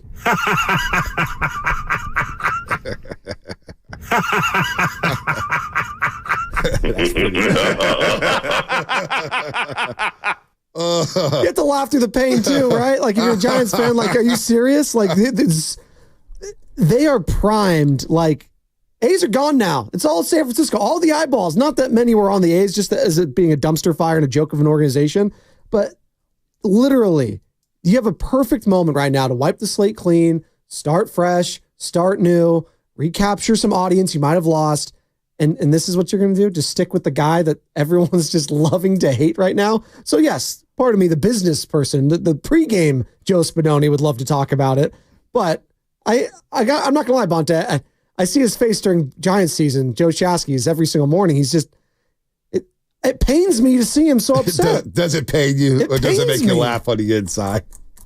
Well, here's the thing. Like, here's the company loves misery, right? Or misery loves company, whatever the saying goes. I actually think it's a desirable spot because right now it's not as bad as everyone thinks it is. Like we think it's unsalvageable. Okay, and look, the farm system somehow is still ranked 24th based on a variety of different ratings and metrics. I saw somebody had us dead last, but that was like a fan thing. But like most people think that the farm is still like bottom third. Still bottom third. They haven't traded anyone away for 6 years. And then all they've been doing is just executing picks. And they can't develop anyone. You got Ramos, and I don't know what he becomes. You got Fitz. You got Birdsong. You got Luciano if you want to move him. I don't know what you can get for him, but maybe you staple him in Matos and you move those guys. Get a bag of chips. You got a war chest of money. You don't have any big salaries anchoring you down. You've got a couple of pieces here. It's not as barren. Let me ask you this: as it was. Does a GM or a president of baseball operations look at the division and say, "Boy, it's going to be tough to win there"? Well, of course it is. But now you have the third but I'm wild asking card. though because you got the Padres, you got the Diamondbacks, and you got the Dodgers, and the Diamondbacks. They get into the playoffs today if the Braves or Mets sweep each other. Well, now, if it's a split in that doubleheader, the Diamondbacks got to sit at home. I would say that the East is extremely difficult, right? The NL East. I'm going NL, right? Like Phillies, NL East. Mets, Braves. Yeah, I mean, you got like the Mets have a war chest of money. The Braves are very well run, and the Philadelphia Phillies also will spend a lot of money, right? So that's a difficult division as well. The thing is not like, hey, win the division and all this. Like, it's more like, hey, there's these wild card spots. You can't get into one of those. Now, the Central's, I think, the easiest division in baseball. Man, AL West. AL West is... No, I meant in the National League. In the National League, right? But even that being said, Milwaukee's very well run. Year in, year out. And if you think that St. Louis is going to rest on their laurels, like, no, they're going to make big moves as well. So I expect them to be significantly better. The Giants' job isn't that bad. No, it's not that bad. I agree. No, is it the top of the top? No, it's not the top of the top. I agree. But I'm just wondering. Would you rather be the Giants or would you rather be the Toronto Blue Jays in that division? Like, hypothetically. Yeah, you probably... Because both present problems. Question. But who's got the better start? Vlad Jr.'s good. They got problems, though. They definitely have problems because Baltimore's good. You're looking up at the Orioles. No doubt. You're looking up Orioles, at the Yankees. You got the Red Sox are battling with. Rays haven't made the playoffs in 5 years. Yeah, no doubt. So I don't know. Your point about like. I mean, you're going to take the GM job, no doubt. I just. But it is a tough job. But it is. But I look at this division. I look at the farm, and I look at everything happening. It's tough. It's tough right now for the Giants. But I do think it's a lot more desirable than, say, when Farhan took the job. They could be in a better spot right now than when Farhan took the job. When Farhan took the job, a lot of aging players. Yeah. Farm was a disaster. Now salaries. You could still say the farm is a disaster, but at least you got some players. You're able to get some players. You got some prospects.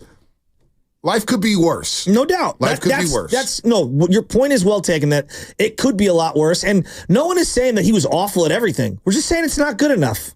Like, this is a classic case of he did some things okay, but overall the body of work is just not good enough. How about this? 707 starting this is not for today. 707 doing some producing. Got a Comcast Business sex line. Fun exercise. Bay Area fans, who would you rather have? Trip Balky or Farhan Zaidi? Damn, I really don't know. We don't have to answer that right now. Let's get to the calls. Let's get to David in with the Rocky, Antonio, Mike. Everybody's going to get on here to talk some Niner football. Don't forget, Media Day again today. Chase Center, Warriors. And then you know where the Warriors are going straight after Media Day? Flying straight to Hawaii. And they're going to start practicing tomorrow on the big land. Our very own Whitley Sangiorno, digital manager, is going out to Hawaii. Wow, she was just in Italy, and now she's going to Hawaii. That must be great. Hey, somebody's got to do the job. Miss Worldwide, like Pitbull, Mr. Worldwide. There you go. Yeah. Okay, she can send me the check in the mail. Trent Baalke, by the way, might be on his third head coach, a la the 49ers, when he had Jim Harbaugh, when he had Jim Tomsula, Chip Kelly, because Doug Peterson, 0-4. Did you pull the sound that I said? Certainly did, Bonte. It's on your board. Before we get to the calls, here's Doug Peterson after they lost to the Texans yesterday down at Houston who dropped the 0-4. For what? I thought he called a great game. We as coaches, we can't go out there and make the plays, right? It's a two-way street. So, you guys can sit here and point the finger all you want, and that's fine. Point it right at me. I can take it. Okay? I can take it. So, whatever you want to ask me, say, whatever, right? Go ahead. It's so hard. Like, Doug Peterson won a Super Bowl. I know. And Mike McCarthy won a Super Bowl. And Mike has been a better coach than Doug Peterson overall, their careers, right? Sean Payton won a Super Bowl, right? And these guys haven't won in a long, long time. And I look at Kyle Shanahan, and I know we lose our minds, and I get frustrated too. And I admit it, I'm part of the craziness. But just because you won a Super Bowl doesn't make you better than somebody like Marv Levy or whatever that's been knocking on the door year in, year out. It's just all random. Like this guy, Doug Peterson, he out-schemed Belichick, for crying out loud. The Philly special. I mean, he won a Super Bowl over Belichick and dismantled them. Well, it was 42-20. 42-40, I mean. I'm talking about offensively. They threw up a zillion points, did they not? Belichick's known for defense. It was offensive firework. That defense was not. Yeah, wasn't that the Super Bowl where they benched Malcolm Butler before the game and he was crying during the national anthem? I think you're right. It's like, wow, what the hell is going on with that? No, but when you think of Belichick, you think of hey, even if his defense isn't great, he's not giving up 30 plus to you. That could be too. It's crazy. Does Frank Reich get credit for that? Sure. Who else did they have on that staff? They had somebody else. It was Frank Reich, Doug Peterson. But to your point, Jim Schwartz was the DC, right? Jim Schwartzy. Schwartzy. Another guy who's got Shanahan's number. That's a joke. That's what people say. No, it's not a joke. No, it's not a joke when you look at the record. It's actually, I'm not laughing about that. I actually would like to avoid Schwartz or Flores Who's the other one? Spagnuolo. There's 3 guys. Well, keep your eye on the McDonald tonight with Seattle. So we're going to call them the Shanny Stoppers? Yeah, you might as well. McDonald tonight in Seattle. It's a big game for the Seattle Seahawks up in Detroit. We are watching that. That's a huge game. Niner fans, you should be tapped in. We got to see what Seattle's all about. Are they a fraudulent 3-0? This McDonald guy, again, I came away from Christmas Day saying I haven't seen a defense flying around like that in a very long time. They had Purdy and Shanahan confused. I mean, they intercepted a wide receiver screen. When did you see that?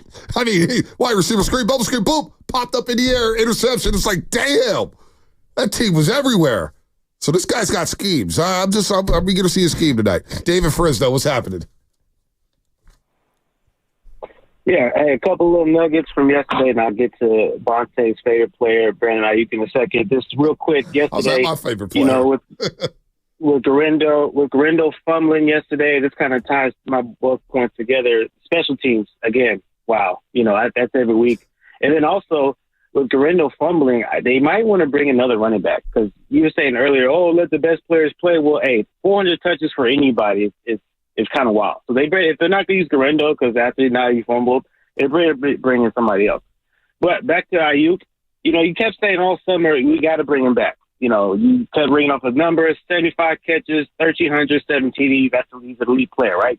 But you just spent all morning just kind of going backtracking. Well, in this offense, there's too many mouths to feed. Well, that's exactly why you don't pay him the $30 million because there is too many mouths to feed. That's so what do you do? You just want to cut him? You just want to trade him? Well, you just want to give up a second team All-Pro for nothing? So let me read some other numbers to you, Mr. Bonte. You tell me if this player is elite. 90 catches, 1,300 yards, 9 TDs. Would you consider that elite? It's a very good season. Elite? It's a very good season. Okay, let me tell you who that was. That was Calvin Ridley. All right, so very good player. Really, really good season. Yeah, hold on. Dave, real quick. How'd you feel about Calvin Ridley before he got popped for getting suspended for gambling and he had to sit out a year? He was a fine player. He had one good season. I wasn't like, oh my God, we got to get him, or I got to draft him in the first round of fantasy. Like, bro, now it goes back to fantasy. Okay, all right, keep cooking. No, but I'm saying, like, one good season doesn't make you an elite player, especially when you're in an elite offense with elite players surrounding you. That's all I'm saying, Bonte. You was wrong, boy. I love you, big. Wrong about what? Wrong about what?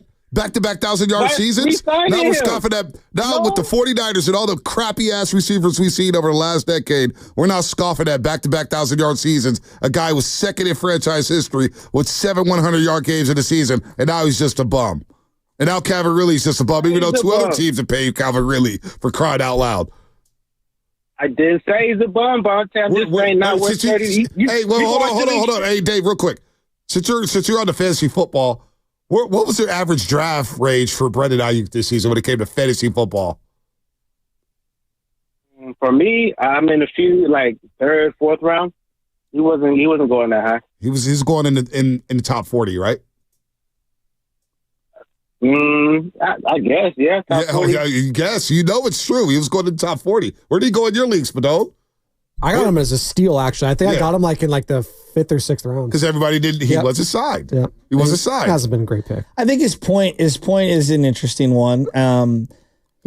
I don't know. Like you're saying, like, would you trade him? This and there. I wouldn't. I'm not like pressing to trade him because obviously you haven't seen Pearsall and you can never have enough weapons. But like if there was a trade out, and I'm throwing hypotheticals out there, but like let's say Hassan Reddick can be had for a certain price, and maybe you get a pick as well attached to it. I would consider it. I'm not saying I'd do it, but I'd be thinking about it.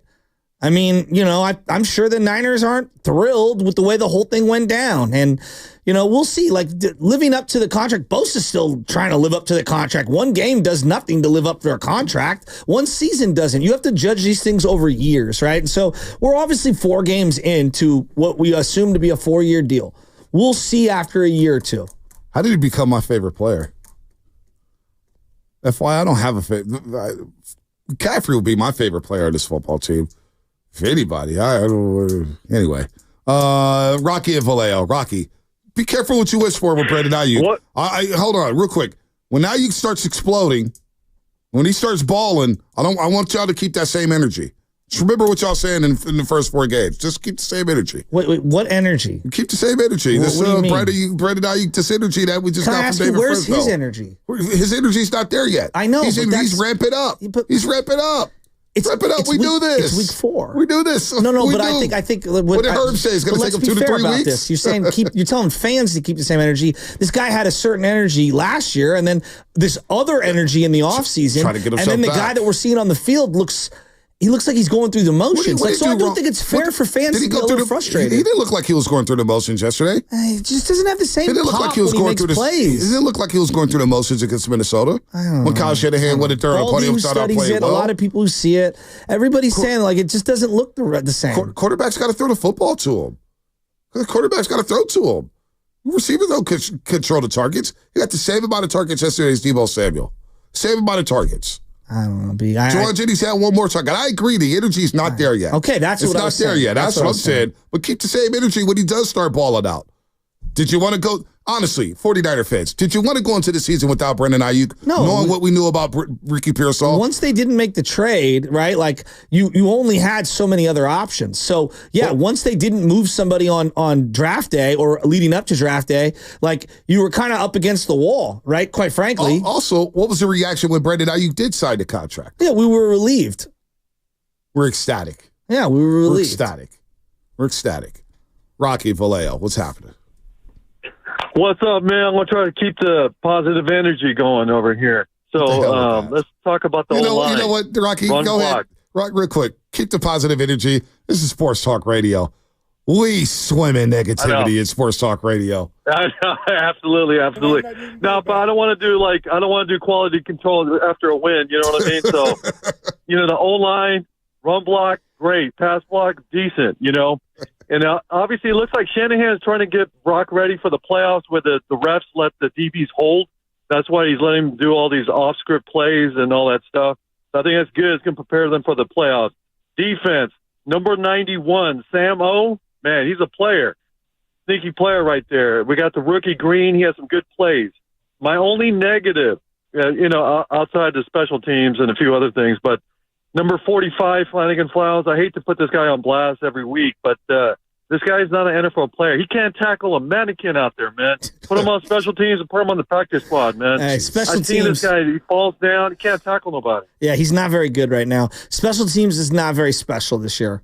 If anything, they're not special. They should be called the NST, not special teams. Damn. Special, not special. Got to fix that. But you know what?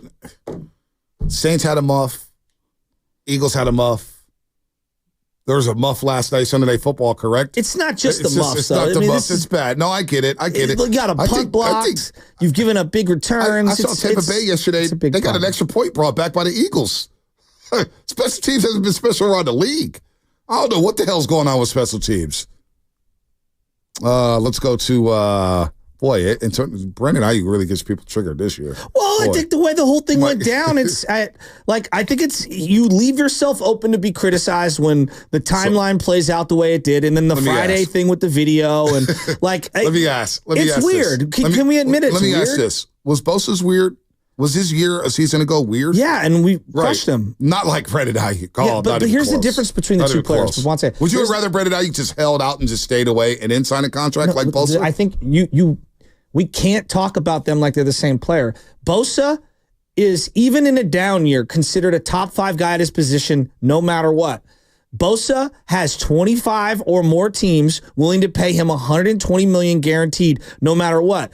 The same cannot be said about Brandon Ayuk. Bosa every year has been all-pro, essentially, right? So, they're not the same player. They're not in the same category, right? Now, did we feel a certain way about Bosa when he did hold out and he did come in and didn't play well? Sure. We critiqued him. I think that Ayuk's getting probably more criticism now than what Bosa got back then. That I'll grant you. But no, they're not the same player. They're just not. And they're not viewed the same way around the league. Well, when Bosa threw Steve Wilkes under the bus, everybody agreed with Bosa saying, yeah, hell yeah. It was like, wow, this guy just threw a coach under the bus. You imagine Brendan Ayuk said, what if he threw Leonard Hakerson, a wide receiver coach, under the bus? People all over Ayuk. Bosa did it. It was all good in the hood. Again, it was all good in the hood. Bosa has credibility he does have 4-time All-Pro. Hey, man, Ayuk made a second-team All-Pro and a team that throws the ball the third least amount of times. All right? So I hear you with Bosa. I hear it, but Bosa hasn't lived up to the contract, and their injury was completely different. That's all I'm saying. Notice that we don't want Brandon Ayuk. Well, fine, trade Brandon Ayuk did. No, we're saying he needs to play better. The Steelers still want him. People are saying he needs to play better. But we don't know if he's playing at a high level because the quarterback's not throwing him the ball. He's spreading the ball around. We don't know if he's getting open. I haven't watched the All-22. When Shanahan goes, I thought coming out of the Minnesota game, I was just, boy, Brandon Ayuk ain't doing anything. Purdy ain't seeing it. Shanahan goes up there and is like, I thought Brandon Ayuk had his best game. We didn't hit him on a couple plays that could have made his game a lot better. If Purdy throws a deep ball last week and he not only that, the first quarter he creates a defensive holding call, right, on the deep shot. That's a touchdown. Tre'Davious White holds him, but you get first down and you score a touchdown. That's created by Brandon Ayuk, which is why I want a stat. We got all these hidden yardage stats, right? You got hockey assists in basketball. You got all these stats. I would love to get a stat. How many yards created by wide receivers on pass interferences or defensive holding calls? Because I think that should be quantified. I think that should be, we should be able to equate a wide receiver's performance with, is he creating penalties? We do it with defensive ends, right? With Bosa, intentional grounding, he forced that. Offensive holding, he forced that. Pressures, he forced that. Can we do that with wide receivers? Because we're talking about Brandon Ayuk completely different if Purdy throws that ball last week or if he catches that ball in the first quarter when he's not called for defensive holding. That's all. It's just, boy, Brandon Ayuk can't catch a break around here, and I get it. He's a damn good player, though. Let's not forget that. I still believe that to my core. I think everyone thinks he's a really good player. I don't know. But there's a difference between... David Frisno doesn't. Well, I think where people, like, there's a distinction here. It's like really good versus top at the position, right? I think there's a little wiggle room there, and people think he's really good, but not top of his position. I agree with that. But when he asked for the money early... Well, that's a whole other can of worms. It takes two to tango. And then the receiver market changes, and I used to looking at his numbers and saying, well, look at my productivity and look at where I was at last year, and this guy's getting money, and that guy's getting money, and this guy's getting money. Got to do what you got to do for yourself. So he's got to play better. There's no doubt about it. But I don't know how poor it is when Shanahan says, man, this guy's good the first 2 weeks and he's getting back. All right, fine. We'll see. He's got work to do, though. And we all saw this coming, right? When you produce stat lines of two catches of 48 yards, there's going to be doom and gloom about him all the time. The holdout stuff is right. You set yourself up for criticism. The team, the player, everyone. Like Trent had a pretty quiet game yesterday, so no one's going to bring him up at all, right? And they won, and they were in full control. But I thought there were some pass protection issues, but we're not going to bring that up because they won and they were in full control and all that. So. Look, again, you open up Pandora's box when you go about it this way. Fair or not, I just think this is how the modern fan talks like this now. Do you believe this? 925 Comcast Business Text Line. Do you buy this? What's that? That Juwan Jennings is benefiting from double teams on Brandon Ayuk. I don't know. I know that when Juwan Jennings makes catches, it does feel like guys are on his back. I don't know if that has to do with double teams or not double teams. I don't know what people are doing. I don't know. I don't pretend to be Greg Cosell. Yeah, that's all. Just, this guy may be, benefiting from, you're seeing one-on-ones because of Brandon Ayuk. It's just like we talk about gravity on the court with Stephen Curry. Guys are getting wide open shots because of Stephen Curry, right? And his presence out there. Who knows?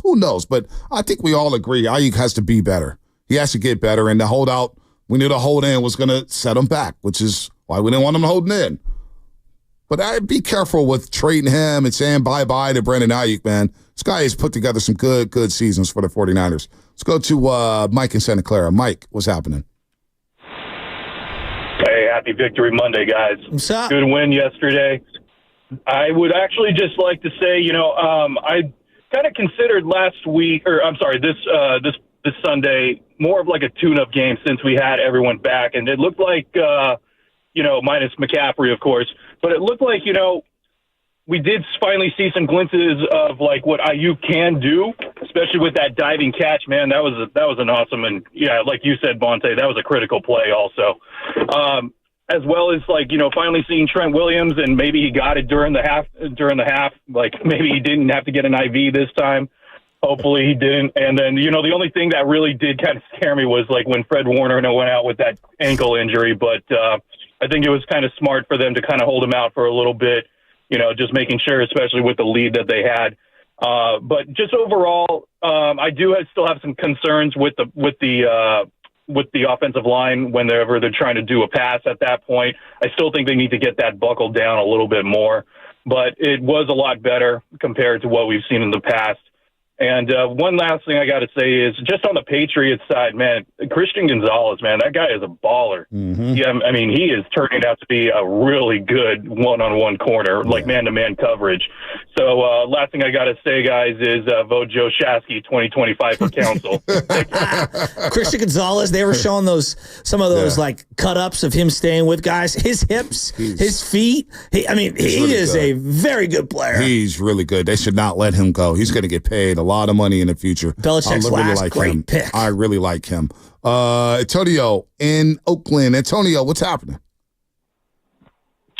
Oh man, I give that win a B+. Some not so good things, special teams, and the Brock Purdy pass. But at the end of the day, wins are hard to come by. And I'm just happy we got the dub. And Brandon Ayuk, man, I got confidence in him. Of course, he's been frustrating me, because he hasn't been dominating like how we all want. But we got to keep that guy. We can't trade him. He's the number one receiver, man. He got all the skills in the world, man. And then Christian McCaffrey, did he hoodwink us a little bit? I mean, maybe a little bit, but he's the best running back in football, man. He's the Caucasian Marshall Faulk, and we need that guy. So, like I said, everything in football is not always going to go great, but as long as we keep on getting wins, man. And Fred Warner, DPOY front runner right now. Let's go, Antonio. You 8.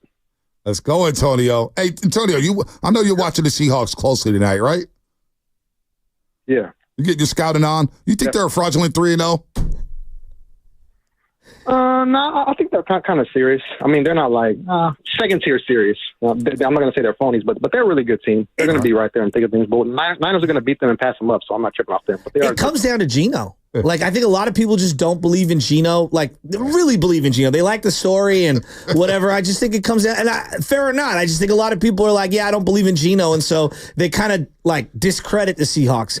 Witherspoon is a stud. Yeah, they got players. They got players. It's right. Absolutely. I'm eager to see how this game plays out DK tonight. Metcalf's one of my favorite players in the league. Yeah, there you go. Philmo Mike, one of my favorite callers at 95.7 The Game. Don't come at me about arm strength, Philmo. I'm not talking about arm strength. Oh, yeah. Don't be talking about that. What does that mean? That don't even mean nothing. But great win yesterday. I like the temperament of the team. It's not a grandeur, a big old, we got to get to this seed or anything. We got the win, solid win, took care of business, no big deal. So they got back on track. I'm feeling that. When it comes to Ayuk, you say you get it, Bonte. I don't get it. We know he's rusty. He came in. We already know this. Let him get his foot up under him. He's going to have a game. The Niner offense is built like that. What did I say? Don't get what? What did you mean by that? When you said you don't get why people tripping on Ayuk. I understand why. I've said it. Said last week, I said, man, if he produces a stat line against the Rams 3 for 58, they're going to come for his head. I know how this works. Yeah. No. But I'm just saying, I don't get the hate either. I don't get why people wasn't coming at Bosa like that. And you feel me? Like, it's no big deal, ultimately. But what I'm saying, what I ultimately want to also say is I want to claim a term, the Midwest offense. Kyle Shanahan runs the Midwest offense. He has a lot of it's a variation of the West Coast, but I like to call it the Midwest offense because it's running back. It's bread and butter. Nebraska, Colorado, Denver Bronco football. His dad, Midwest, and then Shanahan has a tree now. So like people's running that Midwest offense from Shanahan, and then McCaffrey may be expendable. You know why? Shanahan get running backs all day. Who knows? Who's here to say that next year? I'm not saying that it's blasphemy, I know, but just think about it. You paid all these players. Hargraves may not be here. McCaffrey may be coming. I'm just saying you got a torn Achilles. That's serious. I hope he comes back. I'm just saying, if you look at the bigger picture, McCaffrey may become expendable if we can find one or two more running backs to help complement Jordan Mason. I don't want it to happen. I do not want it to happen. But in Shanahan's system, if anybody can overcome McCaffrey, it's Kyle Shanahan. That's all I'm saying. But Jordan Mason, real quick, Will, I don't know where I rank him currently. He is a back unlike anything I can remember them having in a long, long time. I mean, he's big, physical, makes guys miss. I believe he's leading the NFL. This is until the Derrick Henry game. Leading the NFL in terms of making guys miss, yards after first contact. Like, he is unlike any other player they've had at that position in a long time. People don't want to tackle him. They're making business decisions. They don't want to tackle him. He's a beast. They don't want to tackle him. He's got underrated speed, too. I think his hands have gotten a lot better. He's gotten better as a route runner. He's playing some really, really good football. He's one of the best backs right now in the league in terms of running and the way he's using his line, the way he just gets downhill. I mean, guys just simply don't want to tackle him. You know what I'm saying? So it's a lot of businesses. You want to get in front of Jordan Mason? You might get put on a highlight. People don't want that, man. They got families. He did a really good job on one of these runs where Kittle was sealing it. He kind of like, whoop, whoop. He zipped in and out. His feet. I don't know. He's a really good player. I'm impressed with his route running. I'm impressed with his hands. Obviously, the jug machine. The touchdown that got called back there on the George Kittle hold, it was an egregious holding call. There's no doubt about that. But the play that Jordan Mason made to catch that football, the way he caught that football, all hands, and the run after the catch, boy, this guy's come a very long way. Very impressed with Jordan Mason right now. Now, in terms of having making Christian McCaffrey expendable, I'm not there yet. I'm not even going to go there. Look, we don't know what kind of player he's going to be when he comes back. Who knows? But I'll just say this. Like, I watched old man Terry Kirby and Kevin Falk, going way back, Falk, who couldn't run at all. Just they had great hands out of the backfield. So even if, let's just say, he won't be worth the money, I'll tell you that right now, because you give him $18 million to be an all-purpose superstar. But would I keep a guy like CMC on the team even if he ran half the speed he's at now? Yeah, because route running and hands are so underrated, and coming out of the backfield, that's a weapon all in itself. Yep, no doubt. Let's go to Fozzie in the East Bay. Fozzie, what's happening? What's up, Fozzie? What's up, boys? Good win. Man, I just wanted to chime in and say, man, our 49er fans getting a little spoiled here. Get a win, and all everybody can talk about is Brandon Ayuk not playing too good. Man, it wasn't too long ago where this team was 8-8, 7-9, 6-6. Man, now all we can talk about is how poorly one player is playing. When a win is a win, I mean, we should be excited about Jordan Mason playing his butt off, stepping in for Christian McCaffrey. Defense is playing lights out. 49ers defense and Jordan Mason won me my fantasy game yesterday. That's all I'm happy about, man. We need to be more appreciative of these wins, man. It's not easy to win in this league. Agreed. Very good point, Fozzie. Very good point. And they covered the spread yesterday. The 49ers, that is. So they covered the 10 points, 10.5. That's a large spread. They covered it. So he's right. Jordan Mason, Brock Purdy, Fred Warner, George Kittle's back. It was good to see Debo on the field. There's a lot to like. And there's a lot more room for improvement with this football team. But they're 2-2 after the first quarter of the season. Can they get to 5-3 by the bye week? Can they go 3-1 over these next 4 games? They're going to play a wounded Arizona team next Sunday who's going to probably welcome back tight end Trey McBride, who missed the game yesterday with the concussion. But Arizona's going to be desperate, and it's a division game, right? And then the next week, you got Seattle on a short week, Thursday Night Football. Where are they going to be at? Then you welcome in the Kansas City Chiefs. I hate them. And then you have the Dallas Cowboys. So I'm looking at the offensive leaders in the NFL currently. Brock Purdy, most passing yards, 1,130. Number 2, Dak Prescott. Number 3, C.J. Stroud. Number 4, Baker Mayfield. 5, Matthew Stafford. Rushing yards. Number 1, Derrick Henry, 480. After 200 and whatever, 10 last night. 199 yesterday. Was that what it was? Yeah. Yeah. Jordan Mason, 447, number 2 in the league. Saquon, Kamara, and then Jonathan Taylor round out the top 5. You've got the number 1 passer and a top 2 rusher right now. And you got a number 3 wide receiver in Jawan Jennings with 364 yards Didn't receiving. even see that. So wow, didn't even see that. You know, this team hasn't even clicked yet. They haven't even got going yet. And they've had slow starts under Kyle Shanahan. They've had slow starts, but boy, when they start cranking up and they start winning games, the best is yet to come with the 49ers. But there's no reason to panic. So to Fozzie's point, there is a lot to like. There's a lot to like. And, boy, if Brandon Ayuk does catch back up to speed and he starts balling out and you get George Kittle, you get Bosa, you get his defensive line, the best is yet to come with the 49ers, man. You're listening to 95.7 The Game, KGMZ FM and AC1 San Francisco and Odyssey Sports Station, always live on the free Odyssey app. You could be Doug Peterson. You know, they've already had a players-only meeting in Jacksonville. He's throwing players under the bus. He's done. He's cooked. Dougie P? Stefanski in Cleveland. They lost a game in Las Vegas yesterday. There's no Max Crosby, no Devontae Adams. Were they missing somebody else? I like Stefanski, though. No Michael Mayer. Michael Mayer. No quarterback. And Cleveland lost. So you could be the Cleveland Browns this morning. How would you like that? You want to be Carolina? Andy Dalton. You know what I'm saying? Deontay Johnson looks good, though. Hubbard. Carolina's so bad. They're bad. They played Cincinnati tough yesterday, but you know what? They played Cincinnati tough. By the way, Jamar Chase had a funny post-game interview. Reporter asked him, said, man, you look like you have baby oil out there. You were slippery. And Jamar Chase leaned back and said, nah, that's reserved for somebody else. I don't do that. I am slippery. And he did know that. He broke like 3 tackles in the middle of the field that were like collapsing on him, and they just took off running. That was like a 70-yard TD. If I'm the reporter, 63. Why would you even bring that up? 63. Like, the reporter knew what he was doing. I guess so. Well, answered by Jamar, but like Jamar doesn't bite his tongue. He's a guy who's going to speak. Oil it. You see Jamar Chase? Baby oil it. And by the way, he got off to a slow start because of holding out in training camp and trying to get new money, which he didn't get. He's got to put Mike Brown is cold, man. I don't know. Jamar Chase looks pretty good. No, he looks pretty good. But it wasn't the first 2 weeks. Okay. The first 2 weeks, I'm saying he got off to a slow start. Said he got off to a slow start the first 2 weeks of the season. Wasn't even the best play of the weekend, though. That 17-year-old wide receiver for Alabama, Ryan Williams. Are you kidding me? It might have been one of the greatest catches of the year, and the move after it was 17 years old, Bonte. What were you doing at 17? Doing that against Georgia? No, I was not deaf.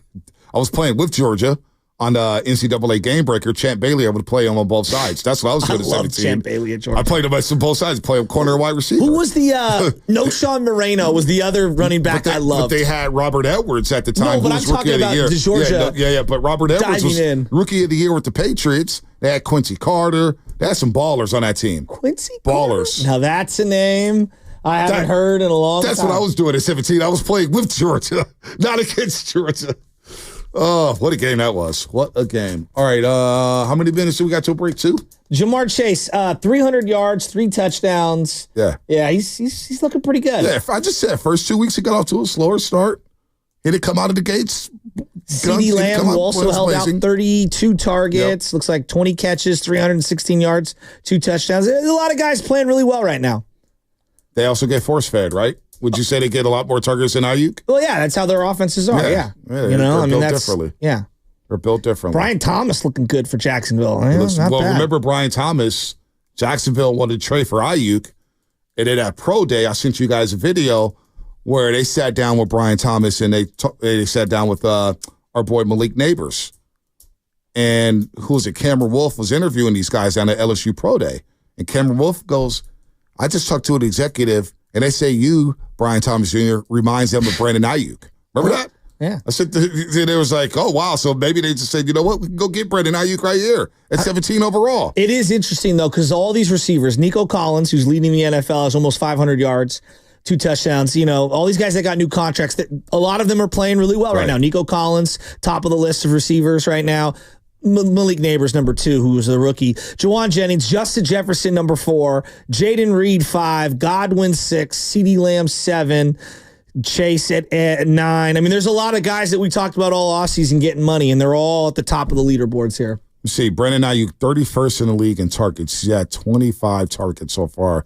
Jawan Jennings, 27 targets. Deebo Samuel, 24 targets. So they've been spreading the wealth. Cherry Jeudy, 14th on the list with 30 targets. Wow. Just 197 yards receiving.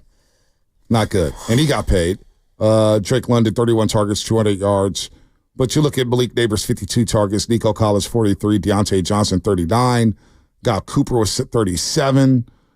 Garrett Wilson, 34 targets. But Garrett Wilson, 34 targets, just 191 yards. They could use another receiver. Amon-Ra St. Brown, 32 targets, 207 yards. Oh, bye-bye. All right. Vinny, West Oakland Sam. We'll get to you guys on the other side here on The Roast, brought to you by Veranda. The Veranda in Concord. What is the Veranda? You know about that, Cam? What is that, a bar, club? No? It's called the Veranda. The Veranda? What is it? Clean it up, Ante. It is a shopping plaza out in Concord off of Highway 680. It's a I great had place no to check idea. out. Got movie theaters, got escape rooms, got all sorts of restaurants and stuff, shopping. It's a cool place. Yeah, there's a pre-record attached to it. That Guru explains everything. Hey, it's your boy Guru. Catch the football game at the Verandas.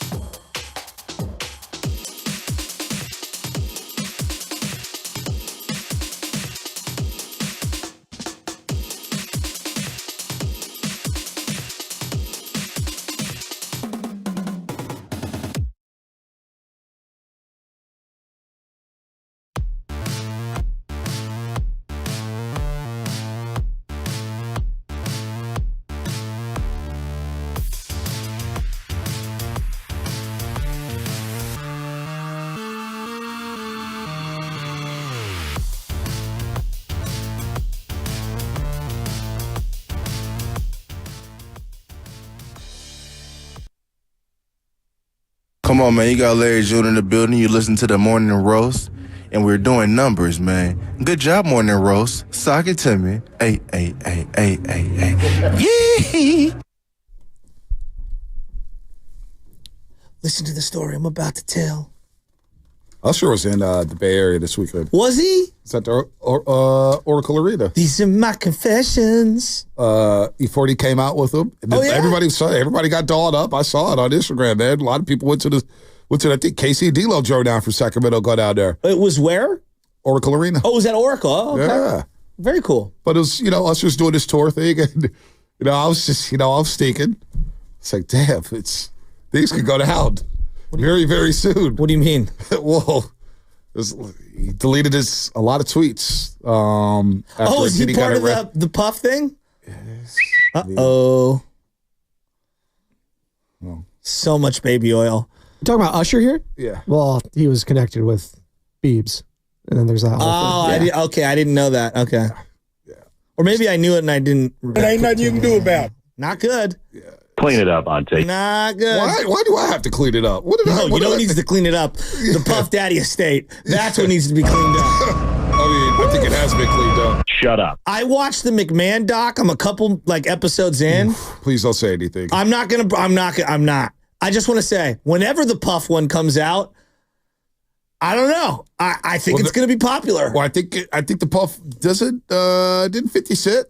Doesn't he have something coming out on Puff? I know Cam knows. Cam's tapped in like that. Cam's tapped in. Cam get on the mic. You mean 50, the guy that's been going at Puff for decades? Yeah, 50 has a documentary that he's working on. I mean, honestly, 50's, you can't tell if 50's trolling or if he's legit trying to get justice for these people. I think he's trolling because he hates Diddy. He wants to take him out. He wants to take over New York. Yeah.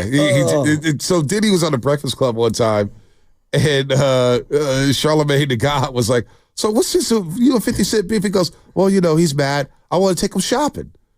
And 50 was like, yo, this dude want to take me shopping. It's like, yo, what man says, hey, I want to take you shopping? What's going on here? And so Diddy's like, yeah, I want to take him shopping. He needs some nice clothes. Yada, yada, yada. He said something that's all the stuff was coming out. It's like, whoa. Diddy's always been weird, Bonte. Going back. Can't stop, won't stop. The South Park's been making fun of him for 20 years. Everything about I'm not going to Puffy's sugarcoat it. You can sit here and do a sugarcoat job. So glad I didn't ride with Bad Boy in the 90s. No, I don't think anybody did. I don't know what. I told you all along that they were bad boys. Oh, no, don't do that. Don't do that. What was the one? Bad Boy. Yes. When he's cleaning the two glasses. Oh, no. Stop it. I did. Look, Black Rob. I respected Black Rob. I like Shy Bo. Whoa. I like Shine. G-Dep had a time. Oh. G-Dep had a time. Special delivery. Keep my wrists all glittery. I wasn't mad, even though the intro to that song was a minute and a half of just Diddy screaming, Bad Boy, I try to tell y'all. And it's a minute and a half of the beat. I'm like, bro, get to the song. So there were some people in Bad Boy I did like. By the way, Media Day's happening at Andrew Wiggins. Andrew Wiggins spoke. Looks like he got a haircut. Anthony Slater is saying, wait till you get this one. Wait till you get this next one. Anthony Slater, Athletic, our 95.7 Game Insider. Low-key Andrew Wiggins interview opens up GSW Media Day. Asked if he needs a scoreboard for this team. Wiggins said, more than I did last year for sure. He averaged career low 13.2 points a game. Said he needs to be better efficiently. He needs better efficiency, aggression, and Kerr wants more usage. He goes, all of the above. I want it all. So wait. He said he'd have to score more than 15 a game? Oh, he's going to score. I mean, really, put yourself out there, Wiggs. No, you guys sell stock. I'm buying stock in Andrew Wiggins. Yeah. What does that mean? Play that a little. He's getting back to the player that he was 2 years ago. All-star. May not be an all-star. Okay then. At least 20 points a game, though? Something like that? I mean, it can't be any worse. I go 17.5 to 19. I'd take the 19. I'll take 17.5, but I'm buying stock in Andrew Wiggins. Wow, Mighty Pool reporting, ABC Sports Bay Area. Warrior center Kevon Looney, who looks like he's in phenomenal shape. You guys see this guy? Good. He looks amazing we all love right Kevon now. Looney. It was a tough year last year. Looney will fire up a few threes this season. Whoa. Says he shot 400 to 500 per day during all-season workouts at UCLA. Now, you guys are laughing. You guys are laughing. I love how you guys are laughing at my Warriors. I hate you, Spinelli. Like, I know you guys are laughing, and we got this guy laughing on the board. It's okay. You know what they did last year in the playoffs? They were in the playoffs. The Warriors didn't make the playoffs. They lost in 5 games. They lost in 5 games. They're in the play-in too. We lost. But Kevon Looney, honest to God, I'm not kidding you guys when I say this. When I watch him in pregame warmups and I watch his pregame routine before the games, before the fans are in the arena, and he's shooting the shot, I'm like, Looney, why don't you shoot the game? Yeah. It looks natural, the midi, the threes. So I'm actually excited about this prospect. If he can hit a few threes, space the floor a little bit, guys are not guarding him. Shoot that thing, Looney. Shoot it. Let's go. Shoot it. Wiggins chopped the hair off. He looks good. He's got the little cut. Perfect lighting. Let's go.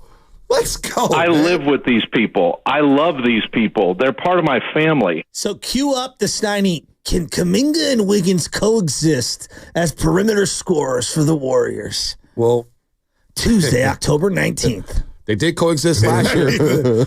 They did. They coexisted pretty well last year when everybody said they could. Wow, Klay Thompson that media day in the Mavericks uniform looks so strange. Let's get back to the Niners. Back to the Niners. You know, I love Klay. Ah, boy, that's a tough situation for him in Dallas. Why is that? Because the fact, like, you're praying for Luka and Kyrie to play nice. Forget, like, Klay independent. Just throw them to the side. Like, do we really trust Kyrie and Luka to, like, amicably have multiple seasons of kumbaya? Well, it was all kumbaya last year. Oh, no doubt. And let me tell you. So I'll say this. And we'll get back to the Niners. He's got a 3-year deal with them? Yeah, I asked Festus about it because Festus hung out with what him did in he say? Africa. Yeah. And I was like, so Klay, this and that. We had a long, extensive conversation about Klay Thompson. And Klay was watching Maverick's video out there. He was watching on YouTube, and he goes, look, Festus, if that's me in that spot, I'm banging that 3. I'm nailing that. Look at the looks I'm going to get. So his eyes are getting bigger and bigger and bigger as you watch more of Mavs film. And I think Luka will take a little off the gas pedal saying, I got Klay Thompson over here shooting threes. Luka loves triple-doubles. Kyrie Irving loves dropping dimes. Look, there it is. Kyrie and Klay talking right here. I'm looking at the video.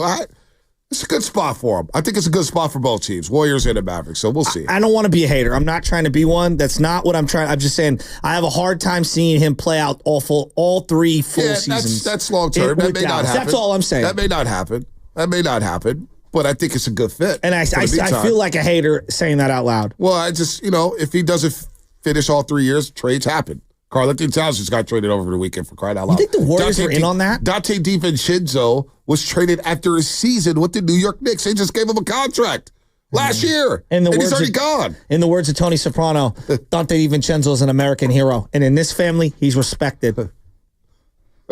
So there you go. He didn't make it 2 years with the New York Knicks, and he had all his buddies from college there.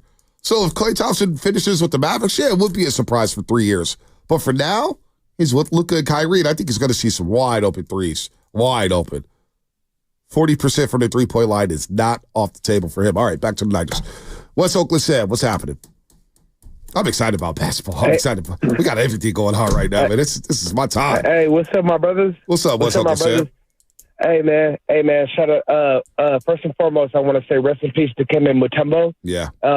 It means a lot to me. I'm a firstborn in my family. My family's from Ethiopia, and I was born in the Fillmore, right across from the Fillmore Towers, right across from the McDonald's in Fillmore. Oh yeah. And my parents used to have my parents used to have a 1-bedroom apartment, and my pops used to be in the Ethiopian Navy, and it's 2 people that my pops ever cared about growing up playing basketball was Bill Russell, because my pops was in the Ethiopian Navy, and he used to literally run to watch Bill Russell videos.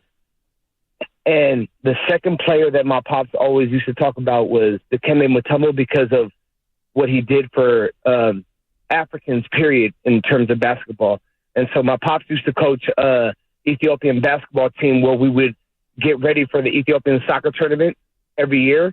And he used to coach a team in Bushrod, Ethiopian basketball team. Every Saturday you would catch us playing basketball and soccer at Washington School on 61st and Shattuck. And Mutombo was my pops is 73 now, and he loved Mutombo. And the first person I called after you guys dropped Mutombo passed away was my pops. He still works. He still works right now at the Hayward auction. And I called my pops, and I was all like, guess what, Pops? Mutombo passed away. And he was like, no, no, no. And I was like, yes, yes, yes. And I just want to say that to a first-generation Ethiopian American, somebody like Mutombo represented a lot of us growing up in the 90s. Bonte, I know you grew up, like I know you spent a little bit of time in the Fillmore. You grew up in the Fillmore. I don't know. Yeah, but there was a lot of Habashas. There's a lot of Ethiopians in the Fillmore. I know. Right there at the Grinds Cafe, right there on, what is it, Eddie and Fillmore, right there on the corner where the 31 goes, right the 31 Balboa. Right off of Golden Gate, all that, yeah. And so, that's my love to Mutombo. Rest in peace, Mutombo. Now, to go to Brandon Ayuk, what type of precedents do we set whenever somebody works for a contract that they want their whole life? Brandon Ayuk worked for a contract last year that he wanted for his whole life. Whether it was time for him to get the contract or not, he worked for something his whole life, and he deserved that contract. Whether or not he starts off slow or whether he started off hot, I'm never checking the pockets of a man that worked for something his whole life, which is what Ayuk. You see the flag on the back of his helmet? Speaking of Mutombo, you see the flag on the back of no. A little flag? That's a Cameroonian. That's a Cameroonian flag on the back of his helmet. That means a lot for first-generation Africans that come to America. So he's not fulfilling not only a prophecy for himself, but for his family. So let's look at the deep root of it. I don't want to pocket watch any NFL player that worked their asses off to make it to this point. Yeah. And he deserves that contract because, do you remember his first game? The first game of Brandon Ayuk that I remember was whenever we was at the preseason game against the Eagles, and everybody was like, who is this jumping over the DB? He literally hurtled over the DB, and we were so excited about Ayuk. We were like, who is this guy that Shanahan and Lynch found in the I forget what round, the second round, like wherever they found Ayuk at. And now that Ayuk worked for a contract, now we want to question what his status is. I hear you, West Oakland Sam. I hear you. Look, it's a production business. The game you're talking about was the Philadelphia Eagles game in the regular season during the pandemic season when there was no fans. It was Sunday Night Football and Nick Mullins was starting, and he threw away a lot of money there because he was awful when there started to be a controversy. Could Nick Mullins be the quarterback of the 49ers? Stop. But, interesting perspective there. Interesting perspective about Brandon Ayuk. I hadn't thought about that. Let's go to Vinny in Motown. Vinny, what's happening? What's up, fellas? Hey, first thing first, a win is a win. I'll take an ugly win or a blowout victory. A win is a win to me. So we looked good yesterday. We looked like we were back on track. That's why the Rams game really hurt us. And we see that Minnesota was not just we didn't really get that was one of those, hey, look what they did to the Texans, look what they did to the Packers. So I think Minnesota's for real, but I hope we see them again down the road. But my take on it is I think when you look at the O-line, some of the O-line stuff that's going on that I've heard a couple people saying, hey, the O-line's not doing their job or they're not doing great. I think the way that you see Brock Purdy waiting for a lot of these long developing plays is I think Brock Purdy's taking that next step in his maturation is he's looking down the field. He's saying, you can see that he's getting a little bit more greedy. He's saying, I want the long ball. I want the deep ball to Jennings. And he's not just going for them check downs. I've seen a couple plays where I'm like, man, he could have checked it down to Mason real quick, but that's something that maybe Brock coming in for Jimmy G when he got hurt will do, or the following season. And I think you can tell that Shanahan's letting him go a little bit, and that's what some of the O-line, some of those sacks is like Brock's waiting a little bit longer, taking a little more a couple seconds where that O-line, I think they're going to have to adjust to it and say, look, when this kid doesn't go to his first, second, and third option, we got to keep pass protection. No, we got to find another guy to block because he's going to scramble. So I think when Feliciano gets back, hopefully mid-season, we can shore up some of that line and be even better. And I think the injuries to me are I hate injuries, but injuries are a part of the NFL. Injuries always happen. You seen it yesterday with a Rashee Rice going down, probably possibly out for the season.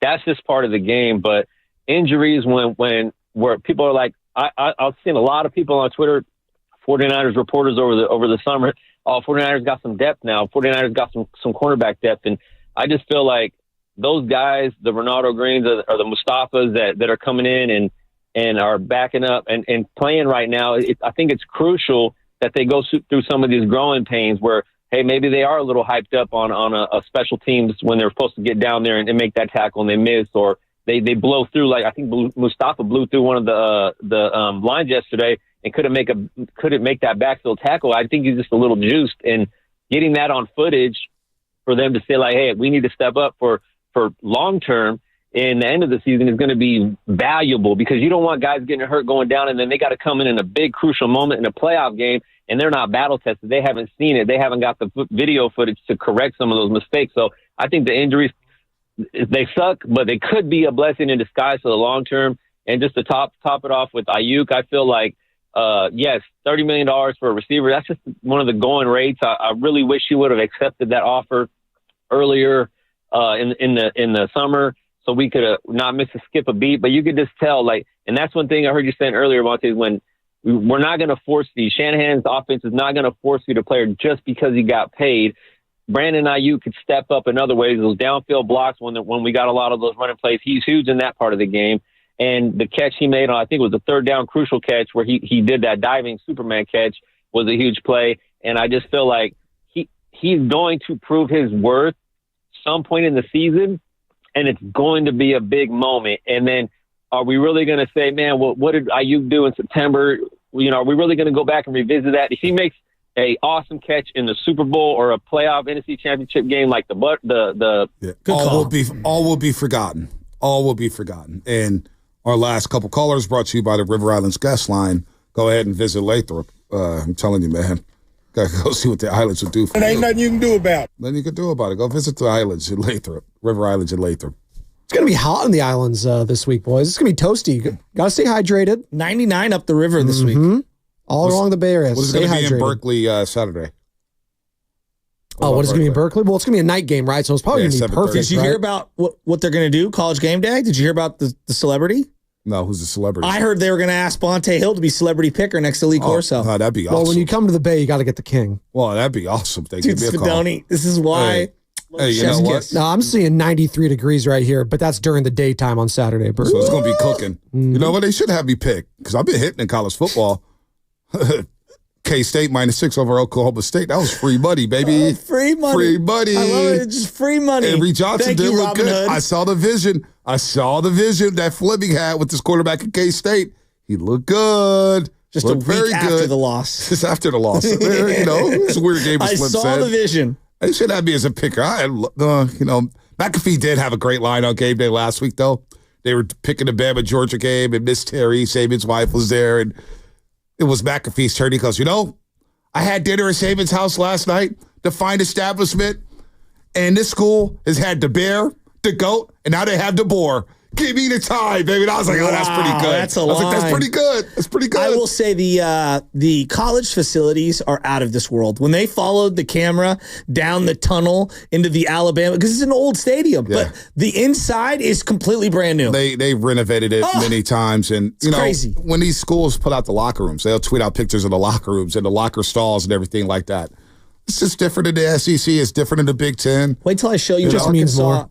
Arkansas has a baseball video on their baseball facility. Yeah. Arkansas baseball. Yeah, it's the greatest facility you've ever seen in your life. They're one of the best college baseball programs out there. They just haven't gotten over the mountaintop when it comes to college baseball and going to the World Series. But they've been the top seed for many, many years. College Game Day in Berkeley, Cal and Miami. Cal and Miami should have lost that game. Who will be the celebrity picker? You think they'll go local? Like I thought Deshaun Jackson maybe. He's been doing a lot of media tours. They'll get a Cal person. No, they won't. Marshawn get Lynch probably the easy one. You don't think so? Marshawn Lynch will be Marshawn Lynch. That's a good call. I was going to say Guy Fieri. Guy Fieri's a good Fieri. one. College Game Day that early. Cal? Guy Fieri? No, but he's kind of known. When I think of California, I think of Guy Fieri. A little, I guess. Just thinking because they always go outside the box. Like who was the guest picker last? It was Miss Terry, Saban's wife, obviously. And then they just kept showing Saban the whole game. Yeah, the sweet chilling, taking notes. I'm so taking notes. I do like Visa Saban. Do you? Yeah, I'm a big fan. I'm not a Georgia fan at all. I'm not trying to but if I was a Georgia fan, I'd be like, hey, come on, I don't really need to hear Saban at halftime talking about my team. Whatever, get over it. Saban. Can't believe they almost blew that 20. Well, they did blow the 28-point lead. Right. It's pretty unbelievable. You got your coach from, I know Kirby Smart attended Georgia and played at Georgia, but also made his coaching name at the University of Alabama. Thanks, Saban, for that, Georgia fans. I do. You ever watch a documentary with Saban and Belichick? It's incredible. Yeah, I love Nick Saban. Love Nick Saban. I just don't love him on some panels where he's looking over at McAfee like, just shut up. Yeah, well, sometimes, McAfee's like shirtless. Saban is funny. Damn, Saban's going to be a college game day at Cal Berkeley. Wow. Herbie was so much better on college. It's like night and day. It's night and day hearing him on college versus the Amazon Prime. Like, Al's got to go. I mean, it's just, I was going to say, it's night and day between Fowler and his energy and then Al Michaels. It's not even close. I mean, Joe Davis and Greg Olson, and who was it yesterday? Joe Davis. Joe Davis. Amazing. Like, get Al out of here. Al, you got to go, bud. Love you. Got to go. It's over. Well, then someone's going to be probably replacing Joe Davis because he's going to start doing some Sunday games for baseball season coming up, right? Who's going to get elevated? Didn't even think of that. Who's going to get elevated then? Maybe your boy Kugler. Kevin Kugler. Oh, who's Kugler been with? Goodness. Who's he been with this year? I think Moose. I think Moose is with Kugler now. See, Kugler's underrated. Kugler needs to be like on the C team. You're thinking of Andrew Catalon for Andrew CBS. Catalon, CBS. Yeah, he's solid. He's solid. Here in Spiriditas. Yeah, Spiriditas.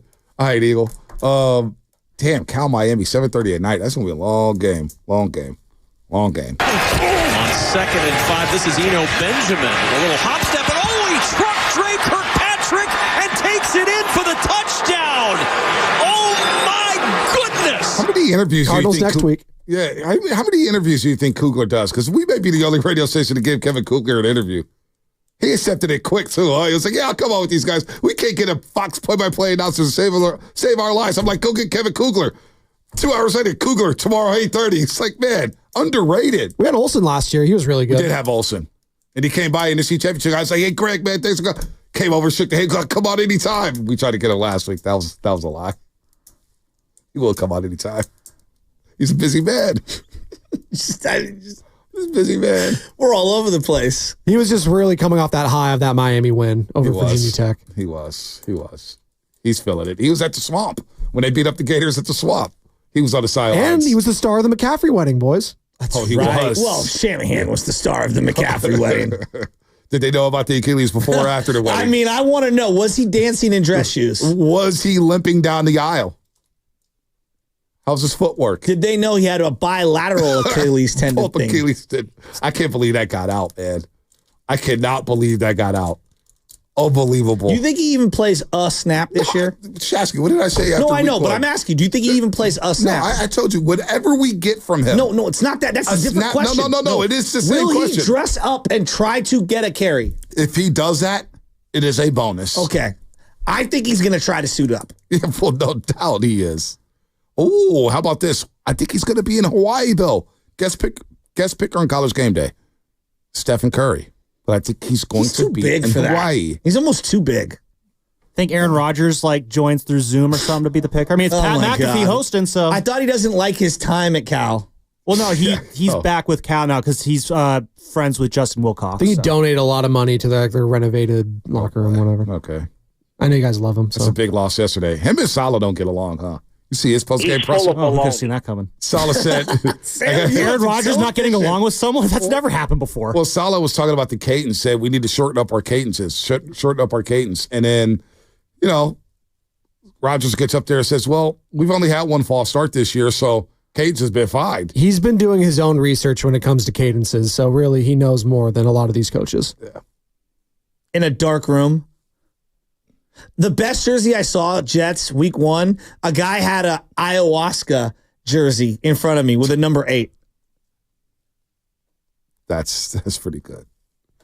Oh, my gosh! Falcon Rob, Mexico jerseys. Well, That's my brother's gamer tag for the longest time was Ron Mexico 831. Such a good one. So the kid put Michael Vick with a dog on his Ryan Instagram? Williams. Yeah. Oh, boy. Yeah, I mean, we know what that means. Oh, boy. It's Michael Vick petting a dog with the braids. It's not good. Why are you laughing? It's not good. Stop it. Why are you laughing? Hey, please. That's stupid. Don't say that again. I know what he's trying to interpret, saying that, hey, I own the Bulldogs. That's what he's trying to say.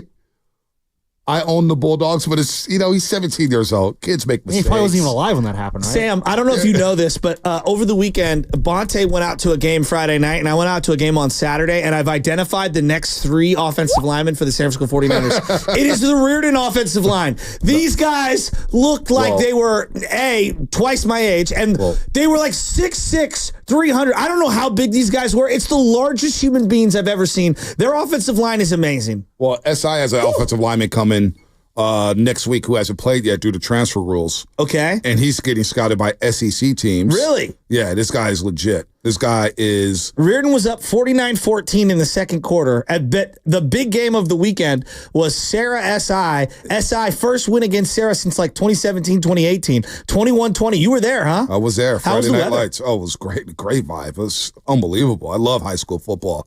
I try to get out to a game, and basketball season is coming, so I won't be able to get out. But I had the De La Salle game on my phone because Jane Jefferson going crazy. To my sister Camille, I was texting her.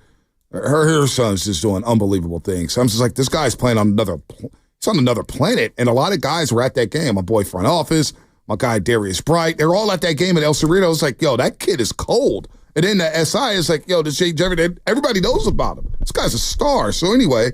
SI's got this lineman coming back 6'4", 380. He was on the sidelines of the Jersey. Wait, coming back 6'4", 380? Yeah, apparently, yeah. 380? This from my guy Greg Moore. I saw this guy Greg Moore at the game. He DM'd me, and his brother went to Wash and whatnot, so we chopped it up a little bit. But because next week it's written, this kid 6'4", 380 has great footwork and amazing speed for a guy his size, and he was jumping around. They say this guy's getting scouted by SEC teams. So SI's got a couple linemen that are huge, and adversity, right? We talk about the 49ers facing adversity.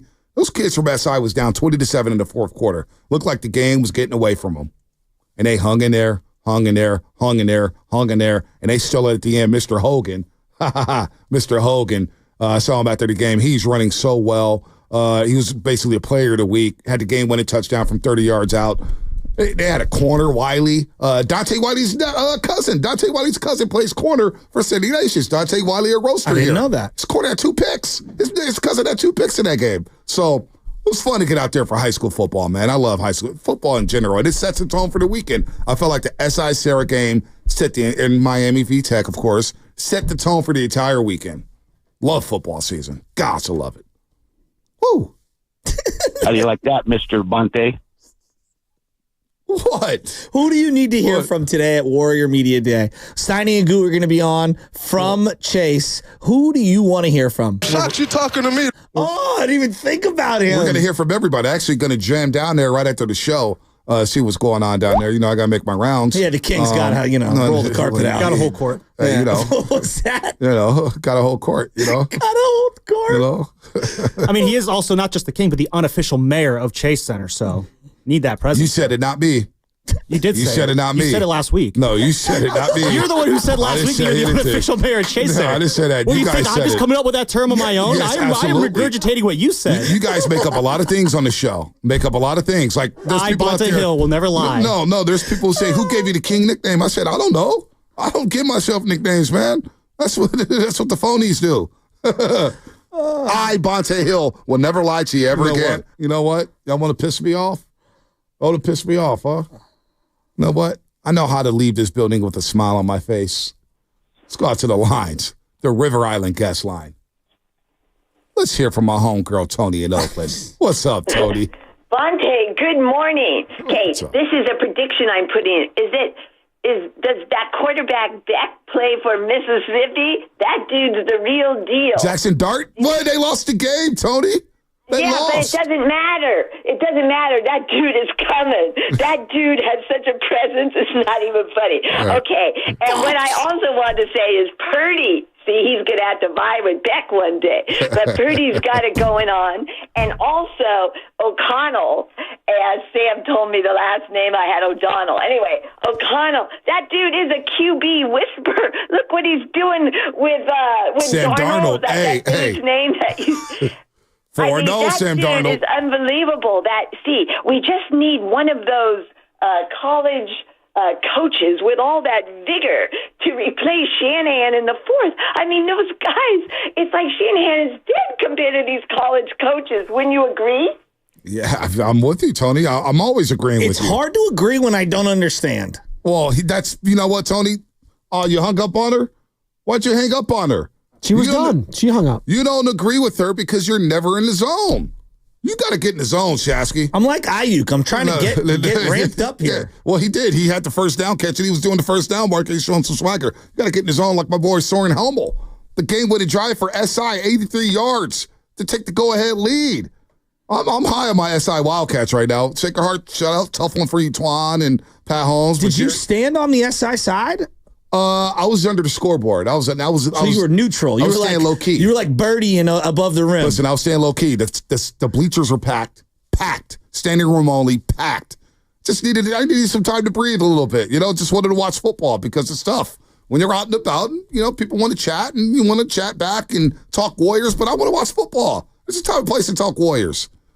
So yeah, Chase Wiley, 2 picks. That's Dante's cousin. Can you believe that? Fast 5. Jarius Hogan. You're a high-level loser, bro. Hey. Why you hating on SI? My wife went to SI. Yeah, why you hating on that? Here's my final thought. It's because Reardon gifted you a diploma. Now you hating on SI. I had to earn it. Okawanu, number 91. Number 91. There's nothing better in sports when someone comes out of completely nowhere and just starts making plays. This might be my new favorite player on the 49ers for right now. Okawanu, number 91. What an incredible story this guy has, where he just started playing football less than 10 years ago, and he came from another country. It was the middle of the country, was in a civil war. Just absolutely incredible. And to hear, the joy on his face and to see the smile and everything, it was just, I love it. A 91, making plays for the Niners. Let's go. I see this text here, Comcast Business Text Line. Bro, how does Bonte ride with that side? A rich kid school, SHCP. Look, I went to Washington, but right now I represent the city in the Bay Area. And I got friends at Sarah. I got friends at SI. I got friends at Ritter. I got friends at Sicker. I got friends there. I got friends all over the place. But you got to give love. Show love to give love, right? And right now, SI deserves some love. Ritter deserves some love. They're going to tangle next Friday under the lights in the sunset at St. Ignatius. It's going to be a hell of a football game. Well, shout out to SI for winning that. And then De La Salle, man. They're going over to Europe. They're playing NFL Europe next week. Yeah, playing the Tottenham Stadium. Shout out De La Salle. They got a shot to win state this year, so that's what my final thoughts. Tottenham with a big win over Manchester United over the weekend. Bruno Fernandes with his first ever Premier League red card. Wow. Tough. You can't have those cleats up, guys. It's just Old Trafford, man, struggling. Yeah, I hate to see that. How about Liverpool? Christian Pulisic, by the way, balling for AC Milan, are American. We love to see it. We also love to see Antonio Pierce apologizing for a mistake he made after the game. Obviously, last week they had a tough L to Andy Dalton, the Panthers, and he said some players making business decisions and that the team was also going to make business decisions. He apologized for that comment yesterday. Well, helps to win and then apologize for something. But he apologized nonetheless and said, I shouldn't have said that. It was a distraction. I own that. And that, ladies and gentlemen, is what true leadership is all about. Taking notes, Doug Peterson? Guys, all I got to say is it's great to be a Miami Hurricane. 5-0. We're bringing game day out here. Oh, I am so stoked for Cal Miami. Say it with me, everybody. I said it's great to be a Miami Hurricane. It's great to be a Miami Hurricane. It's all about the U, guys. That's a walk-off. You guys will lose soon. You guys are. They might lose next week. You guys. I'm sorry, 1-4. What's up? The downfall's coming hard for Miami. I cannot wait for it either. Oh, 1-4. Well, that's fine. When's the last time y'all won a national championship? At least you didn't come with some garbage Giants take, Lubman. I'll say that. That was Fast 5, brought to you by Xfinity at home or on the go. You get the fastest internet to all your devices. That's it for us. We'll do better tomorrow. Promise you. Just sell and just fire everybody. This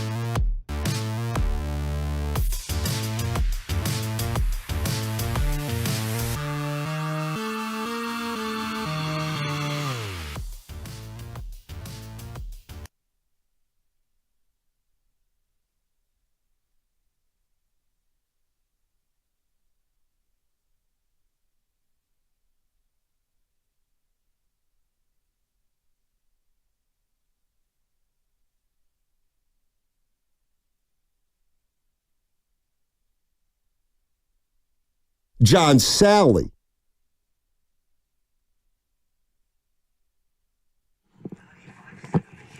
All right, good morning, everybody, and this is one of those days for Sports Talk Radio. I'll tell you that right now. We've got the 49ers coming off a win, Guru, over the Patriots, 30-13.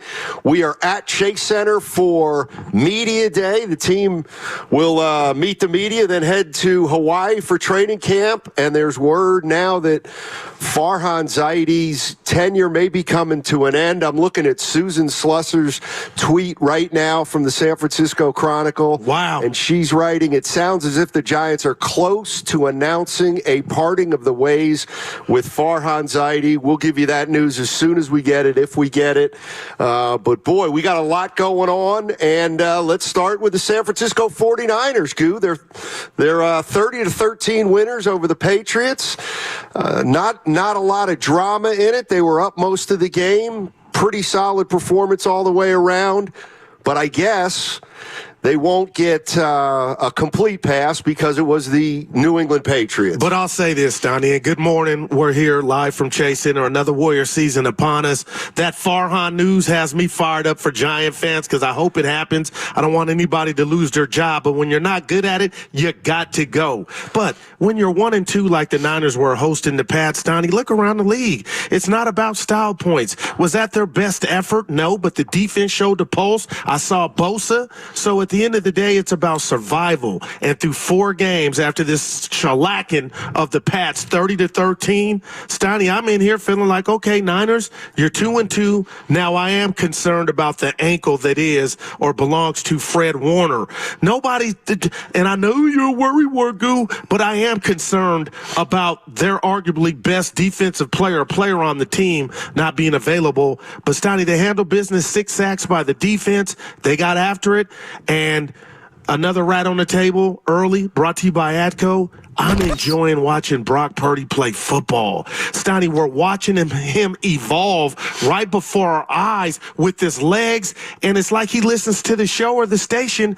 He is putting the emphasis on throwing the ball downfield, and I'm here for it. Yeah, I mean, I think if you have to break it down as simple as possible, I think he's been their best offensive player, and Fred Warner's been their best defensive player. But it is pretty interesting that he's just starting his second full year at quarterback for the San Francisco 49ers, and there were a ton of questions about him. Mm-hmm. But he's been the player that's probably been their most consistent player. He has become, I think right now, somebody that many Niner fans can envision as being the quarterback for the foreseeable future. And that's something that, a year or two ago, we were still questioning, but I just wonder how many questions anymore can you have about Brock Purdy? He's gotten off to a great start this year. There's no sign really of regression. It feels like he's getting more comfortable back there even when he gets flushed out of the pocket. Which is happening a lot. And he just he got it done yesterday. Mason was solid. He spread the ball around to receivers.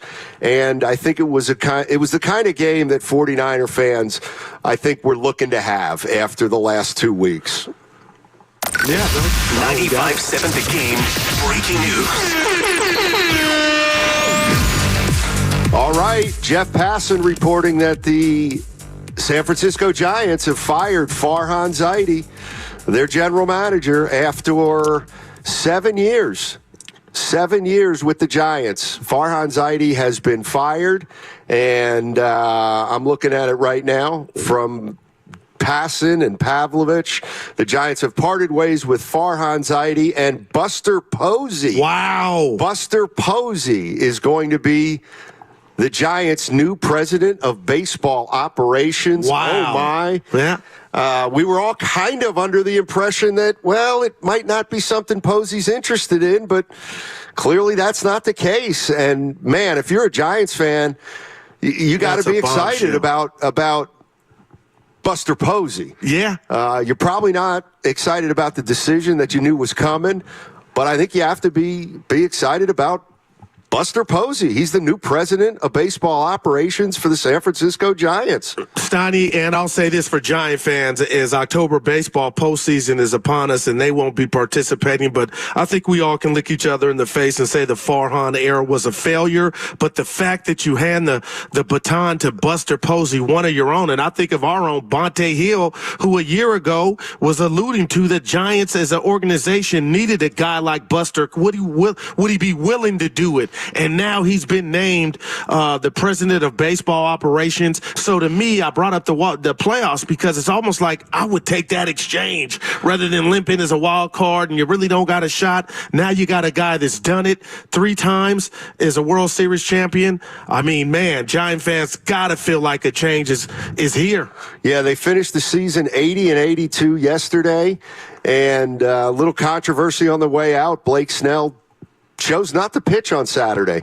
He said he didn't want to take the start because it didn't have any consequence, the game. He said if they would have been in playoff contention, or the team they were playing in playoff contention, he would have pitched, but he didn't. But that certainly pales in comparison to the news that we're hearing. Farhan Zaidi out as the San Francisco Giants general manager, and now Buster Posey. Buster Posey is what's the title exactly for President Buster? President of Baseball Operations, which is what Zaidi was. Yeah. President of Baseball Operations. Wow, so man. That's a big deal. Yeah, now we got a lot to talk about today. We got the 49ers winning 30-13. They go to 2-2. We've got Farhan Zaidi being replaced by Buster Posey as the President of Baseball Operations. Wow. And we are at Chase Center right now, Media Day. We're going to talk to Mike Dunleavy. We'll talk to Kyle Anderson. We'll talk to Buddy Hield a little bit later. But the number is the number, ladies and gentlemen, 888-957-9570. Maybe I'll just start out by letting you guys steer the conversation. What do you want? You want 49er football, or you want what happened to the San Francisco Giants right now? Farhan Zaidi out.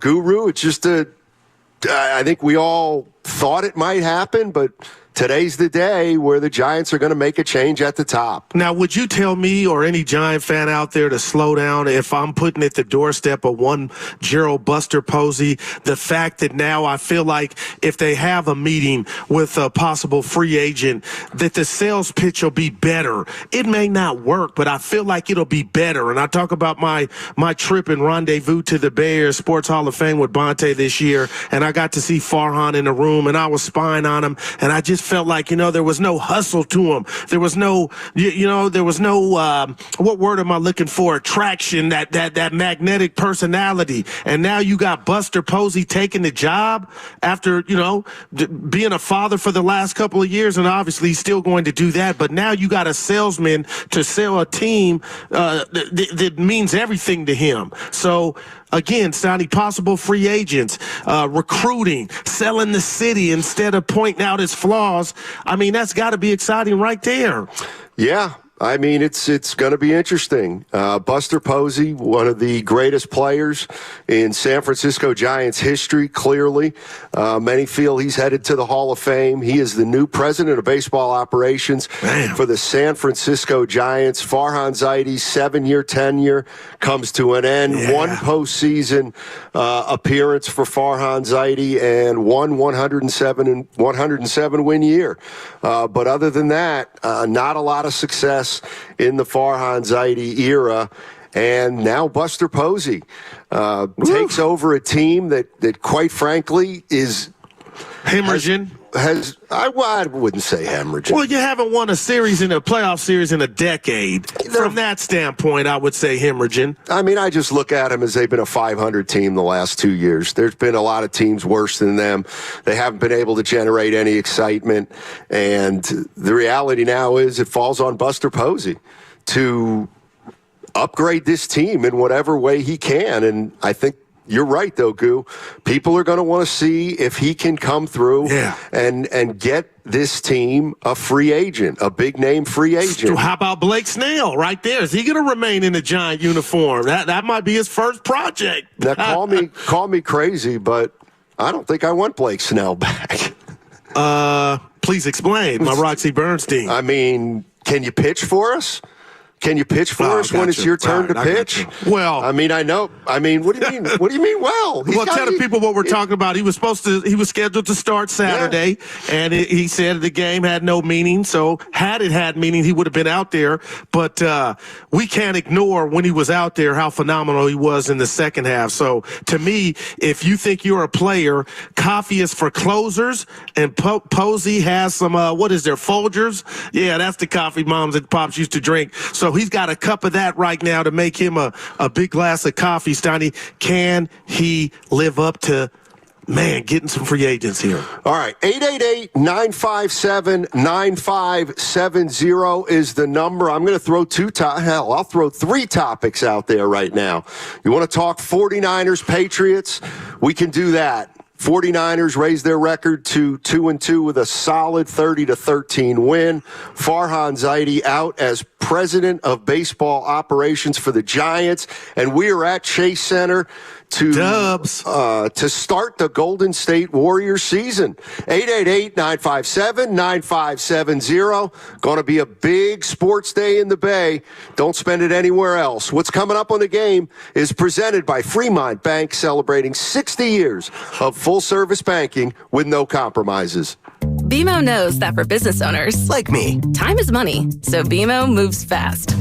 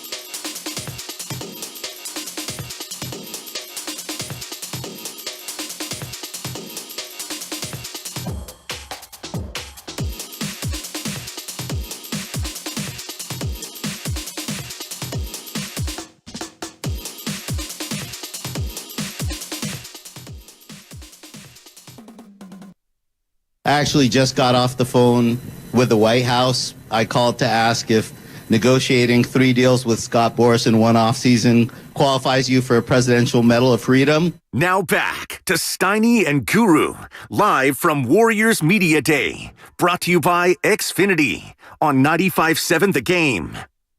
All righty. Man, a lot is going on a Monday morning in the Bay. Farhan Zaidi and the Giants have parted ways, but probably much, much bigger news is Buster Posey is the new president of baseball operations for the San Francisco Giants. And I'll read a little bit of this statement from Greg Johnson. He's the chairman of the Giants. We've made the decision to part ways with Farhan Zaidi. We appreciate Farhan's commitment to the organization and his passion for making an impact on our community during his 6 years with the Giants. Ultimately, the results have not been what we had hoped, and while that responsibility is shared by all of us, we've decided a change is necessary. It goes on. As we look ahead, I'm excited to share Buster Posey will now take on a greater role as the new president of baseball operations. We're looking for someone who can define, direct, and lead this franchise's baseball philosophy, and we feel that Buster is the perfect fit. And this is the key line. Buster has the demeanor, intelligence, and drive to do this job, and we're confident that he and Bob Melvin will work together to bring back winning baseball to San Francisco. So Buster Posey is now in charge of the San Francisco Giants. Man, Giants fans, what do you think about that? My first thought is, I guess if there's anybody who can do it, it's Buster Posey. But by the same token, I have no idea if he can do it or not, and whether or not he's going to be able to succeed in this job where Farhan wasn't able to for 7 years. And Steiny, my old adage, my old term, you can't fall from the floor. That's what this is. And I know Posey is going to give it his all. And right now I'm excited for Giant fans. And again, there's not postseason baseball here in the Bay, but you got a gift.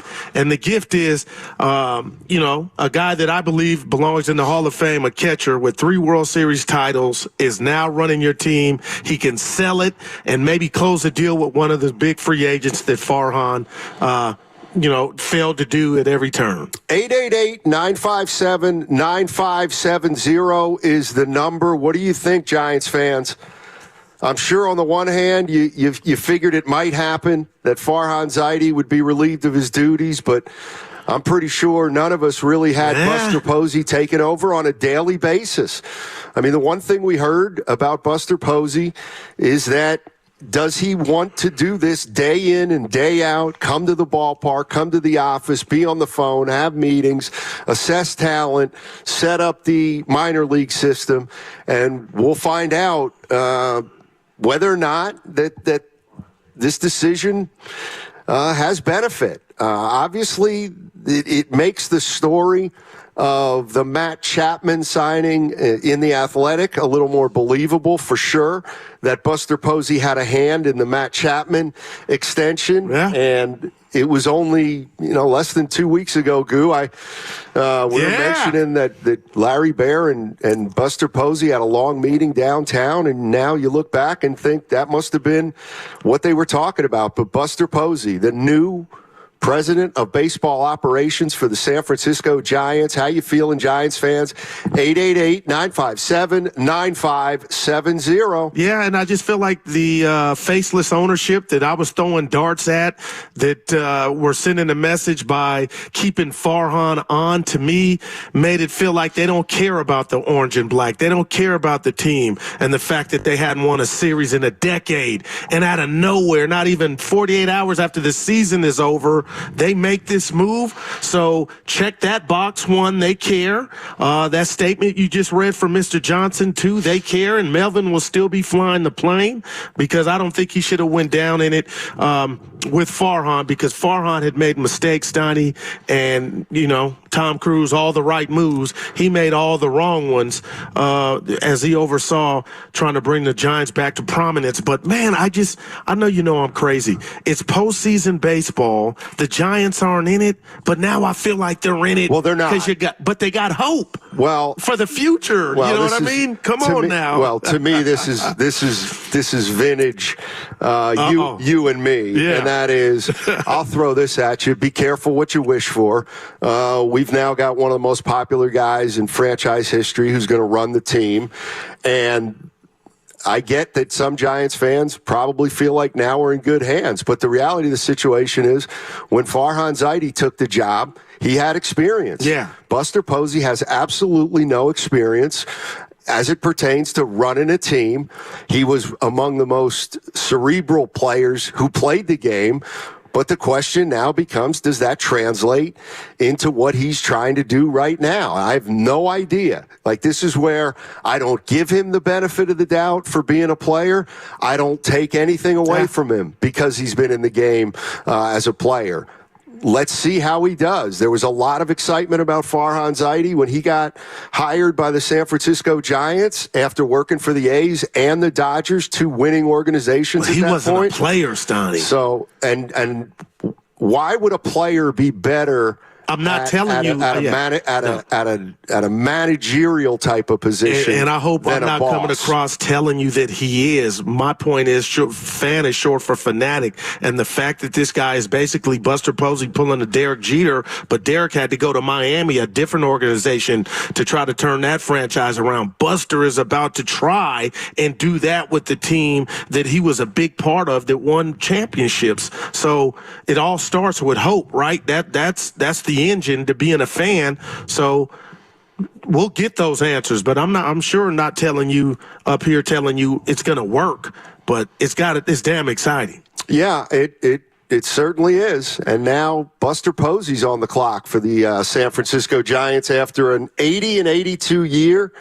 7 years Farhan Zaidi was here. They made the postseason one time. Yeah. Giants in the last 10 years have made the postseason twice. They have not won a playoff series since 2014. And now that's going to fall on Buster Posey's shoulders to try to get this team back into the playoffs. Plain and simple. This from the Comcast business text line. Of course, that's 888-957-9570. Give it to us. The 510 says, Buster is inheriting a much better situation than Farhan Zaidi did. The organization is younger and free of bad long-term contracts.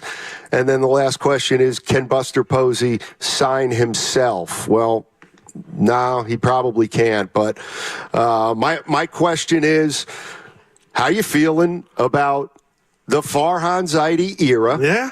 And how are you feeling about Buster Posey? You're going to be able to see Buster Posey day in and day out in this Giants organization right now. Yeah. 888-957-9570. How do you view this move? How do you view this move? Do you view it as something that they had to do? And then obviously the question about Buster Posey becomes, okay, we understand he's one of the greatest players in franchise history. We understand he's a class act. We understand he cares about the organization.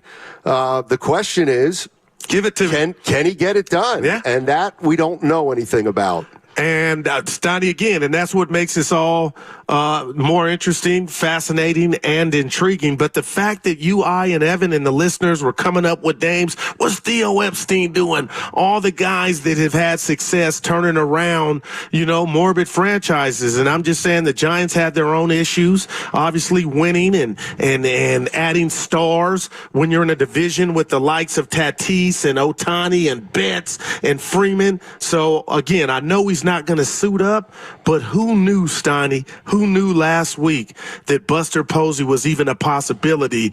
I know you had lunch at Sam's in San Francisco, and they were there having a conversation, and it culminates with this news. So it's one, Farhan, you're out of here, but the fact of who's taking over, I mean, Stoney, again, it's a beautiful thing. It's one of their own. If you're a Giant fan, you're feeling like, man, this is our guy. Yeah, I'm trying to think if all Giants fans think it's a beautiful thing. Does the name in and of itself make it a positive move? And is Buster Posey going to be able to do something that Farhan Zaidi was unable to do? Heck, that Bobby Evans and Brian Sabian really didn't do a lot of, which was sign big-name free agent players. And I guess the irony to firing Zaidi now is that it does come the year after that he probably signed more bigger free agent names than he had in his entire tenure, just with Blake Snell and with Matt Chapman. And now we got to see if Buster Posey can take it to the next level and get this team back into contention. Yeah, we were talking about, who did we have on? The great Scott Osler last week, and we were talking about the two publications of what went down in regard to Farhan needing help and if Buster was involved, in certain situations, and it was a back and forth or differencing of opinion. But now I feel like, you know what, Buster was in on it. And again, Steiny, I can't sit here and tell you, I'd be lying if I knew the president of baseball operations, what that job entailed. But what I do know it takes is a closer, somebody with a magnetic personality that can close a deal and have people skills. So from that vantage point, I don't know if he's got a magnetic personality. Well, I mean, then why do you think they put him in charge? And I'm not saying that you've got to be Eddie Murphy, but I think part of the reason they put him in charge is because of PR. I think it's a great PR move to get rid of Farhan Zaidi and replace him with somebody who over the last 15, 20 years has become synonymous with winning. Wow. So I think they needed PR. I think it was a great PR move, and now we find out if Buster Posey has the skill set to put together a team that can start to contend not just this upcoming year, but consistently, which is what they hadn't been able to do under Farhan Zaidi. Let's go to you got something good? No, I was I can't stop thinking about Blake Snell as Buster takes over this job. That's the first issue at hand. Or, Steiny, are the baseball aficionados going to say, you know what, we're in a different direction. Maybe we'll let Snell go spend that money somewhere else. But if it's me and I'm Buster Posey, that's my first piece of business. If you want me to tell you what my gut says right now, tell me. My gut tells me that Buster Posey is not the kind of president of baseball operations that likes a pitcher who is making $32 million a year tell the manager, you know what, I don't want to pitch today because the game doesn't have a lot of meaning. The Buster Posey I know, probably isn't crazy about a guy like that. Now, that's obviously just on the surface, and that's what I thought of, but I hear you. We'll see who Buster Posey values and the kind of players that he wants to bring in here. Let's go to JW. JW's in San Francisco. What's up, JW? How you doing, man? Hey, what's up, man? Good morning, man. I don't want to see nobody lose their job, man. But Farhan, he had 7 years, man. He ran Bochy out of the Giants. He ran Posey. Posey retired, and Crawford. Everybody's going. It's like nobody to look up to, and it's like now we got Buster Posey. At least it's the only way is up. I can't even take my son to the baseball game and let him cheer for somebody. He don't even know nobody on the Giants. That's not the way that I grew up, man. It's San Francisco. Let's go. Let's go, Giants. Buster Posey. Let's go. We're in the right direction, man. Let's go. Yeah. Thanks, JW. Appreciate the call. Listen to that, Stoney, a guy that was thinking about his son, going to the game and latching on to a player like a Buster Posey. And we've all talked about the lack of star power. I mean, John's got good players, but we're talking about that blockbuster type of player to where, hey, pack the car. We're going to see, Ohtani. And now Buster is in charge of trying to bring stars to the Bay. I mean, I think the first place the Giants need to start before they start with superstars is to begin to sign quality players that the fans can identify with. Forget Soto, forget Ohtani. You're probably not getting those guys. So what you got to do in the meantime is make sure Logan Webb is a part of this team and that fans can gravitate toward him. They did that with Matt Chapman, obviously signing Matt Chapman to a long contract extension a few weeks ago. So Matt Chapman is going to be the third baseman of this team for the foreseeable future. How many more is Elliot Ramos going to be an outfielder that's here for 10 years that the fans can gravitate to. How many of those players do they have? But Luciano's future. That's the first thing that I think Buster Posey's got to do is try to figure out how to get stability in here with players instead of that revolving door that we've seen. Yeah. Josh is in Vallejo. What's up, Josh? How you doing, man? I'm doing well. How are you? Doing well. Nice. Just wanted to talk about this. I think that we should all be happy that Farhan is gone because we haven't really done anything since he's been here except for the one playoff year that was pretty fluky. And for the Giants to take a player to be the new president of baseball operations is, I think, a good move because it is somebody we're familiar with. We saw the Niners do it. We saw the Warriors did it, and now the Giants are doing it. And I just hope that we can build a strong team behind him and actually make some noise. Appreciate the call. Thank you very much. We'll find that out. I mean, we'll find out what kind of group they put around him. We'll find out. I guess the press conference is tomorrow. Tomorrow at 10 o'clock. So maybe we'll be starting the Guru and Steiny show with some Buster Posey tomorrow. This from the 650 on the Comcast Business text line. That number's 888-957-9570. My only reservations with Posey is, does he have that killer aggressive instinct inside him that needs to be shown to deal with agents? Well, I mean, he'll have to learn all that stuff, dealing with agents. He'll have to learn the contracts. He'll have to learn the minor league system. How much of that does he know already? I'm sure he knows a pretty good amount of it, but I'm not sure. Let me throw this in, Donnie. Where do you think Farhan failed? And on top of that, where do you think Buster? What could he have learned from where Farhan failed? Well, I think the one problem that Farhan had from the start was that the perception was out there that when he came, they were going to stop being the Giants as we knew them. And the Giants as we knew them back then was a team that celebrated their past. It was an organization that kept players around. It was certainly an organization that was still basking in the 3 titles, but that's now been 10 years ago. So clearly, what this shows me is the Giants are trying to go back more to who they were back in the day. Man. Whether you want to call it the panda hats or the giraffe stuff with Brandon Belt, but they have to me, what this signifies is they are trying to recreate the organization's bond with the city of San Francisco. And that's, I think, what's going to be Buster Posey's job as much as anything, is to try to get this town and this region back into Giants baseball because, I mean, gosh, to my way of thinking, Giants baseball right now, their interest level is as low as it's been, I don't know, in a few decades, I would say. And so that's Posey's job number one, I would think. Yeah, no doubt. And I got chills just hearing you say that. So they did go back, and they went back to the glory years, Buster Posey. And, you know, if there was one thing I could tell Buster Posey, Donnie, and I'll throw it to you on what you need to do differently than the guy that you're taking over for is, damn it, no excuses in regard to what's ailing the city and the ballpark dimensions.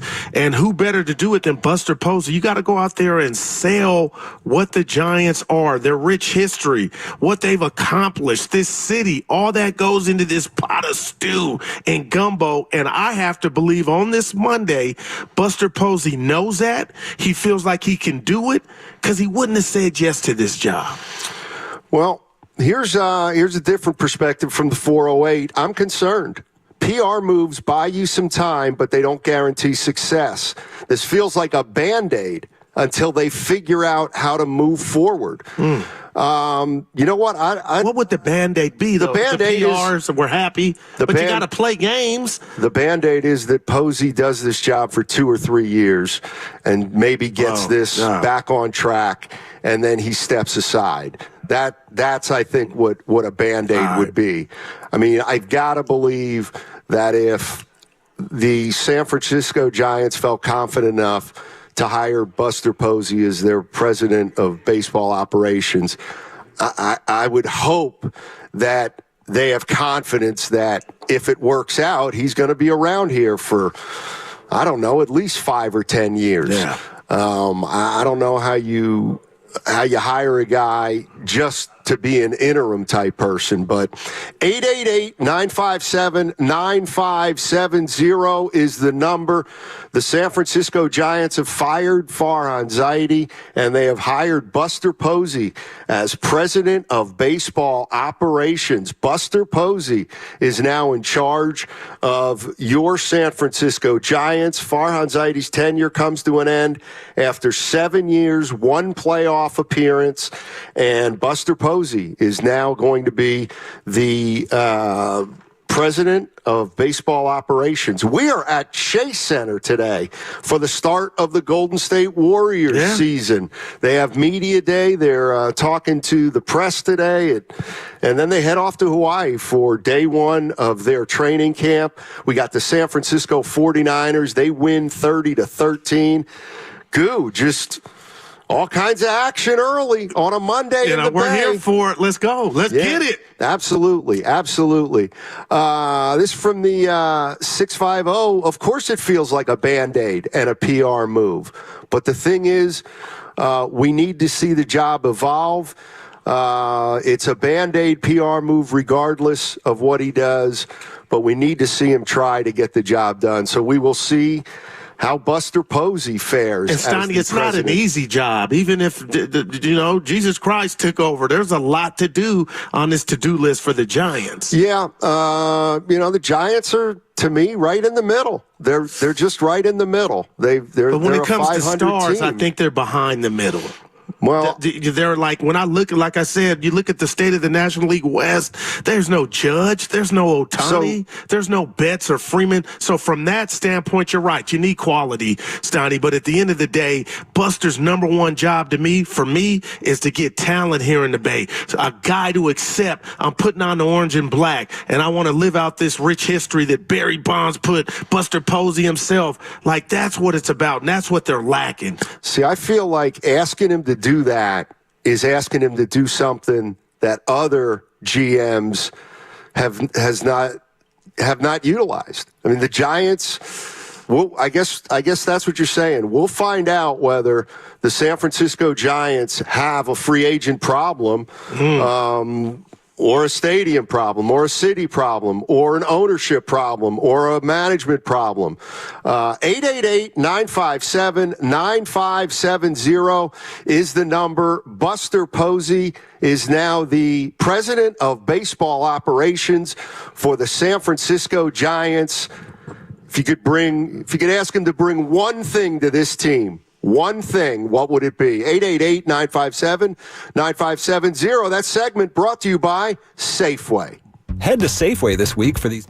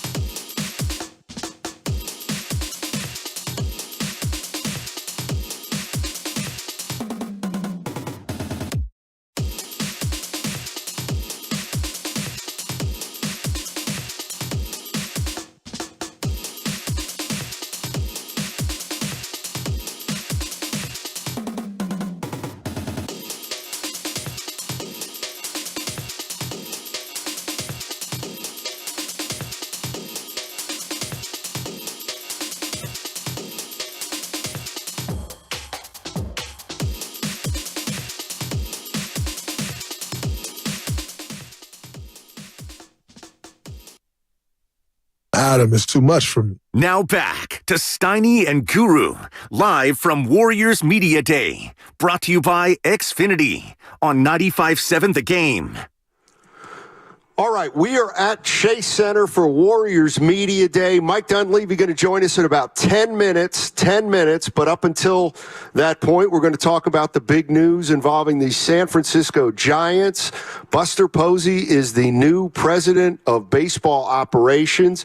He's going to replace Farhan Zaidi. That decision made today by the Giants. There'll be a press conference tomorrow. Buster Posey, one of the greatest players in the Giants organization, is now the president of baseball operations, ladies and gentlemen. And this from Alex Pavlovich of NBC Sports Bay Area. When Buster Posey returned, the Giants were ready to let him do as much as he was capable of doing with 4 young kids. It's likely he will hire additional people to take on some of the day-to-day baseball ops. Greg Johnson's statement mentions open positions in the front office. So Posey is the first hire and the biggest hire, but clearly there are going to be others. Yeah.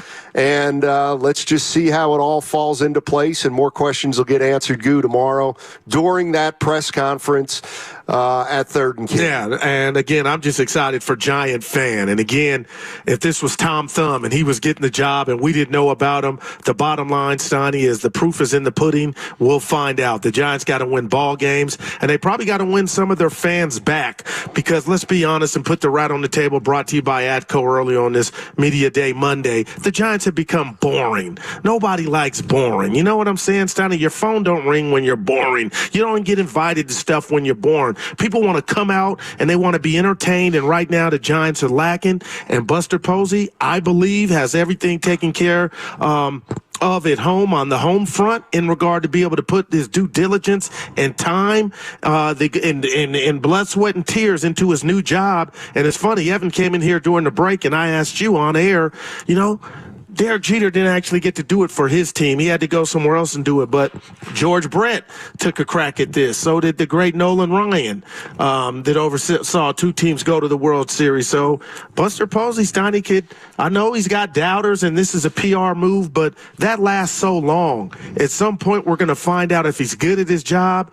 And right now, to me, that's stocking the cupboards with talent for the San Francisco Giants. One of the things that I find interesting is maybe some of the conventional wisdom that we thought about Buster Posey's not true. Oh, man. And one of the things we heard about Posey is that he might be reluctant to jump into a job that's going to be a 24/7 type of job, that's going to be a job that's going to take him away from his family.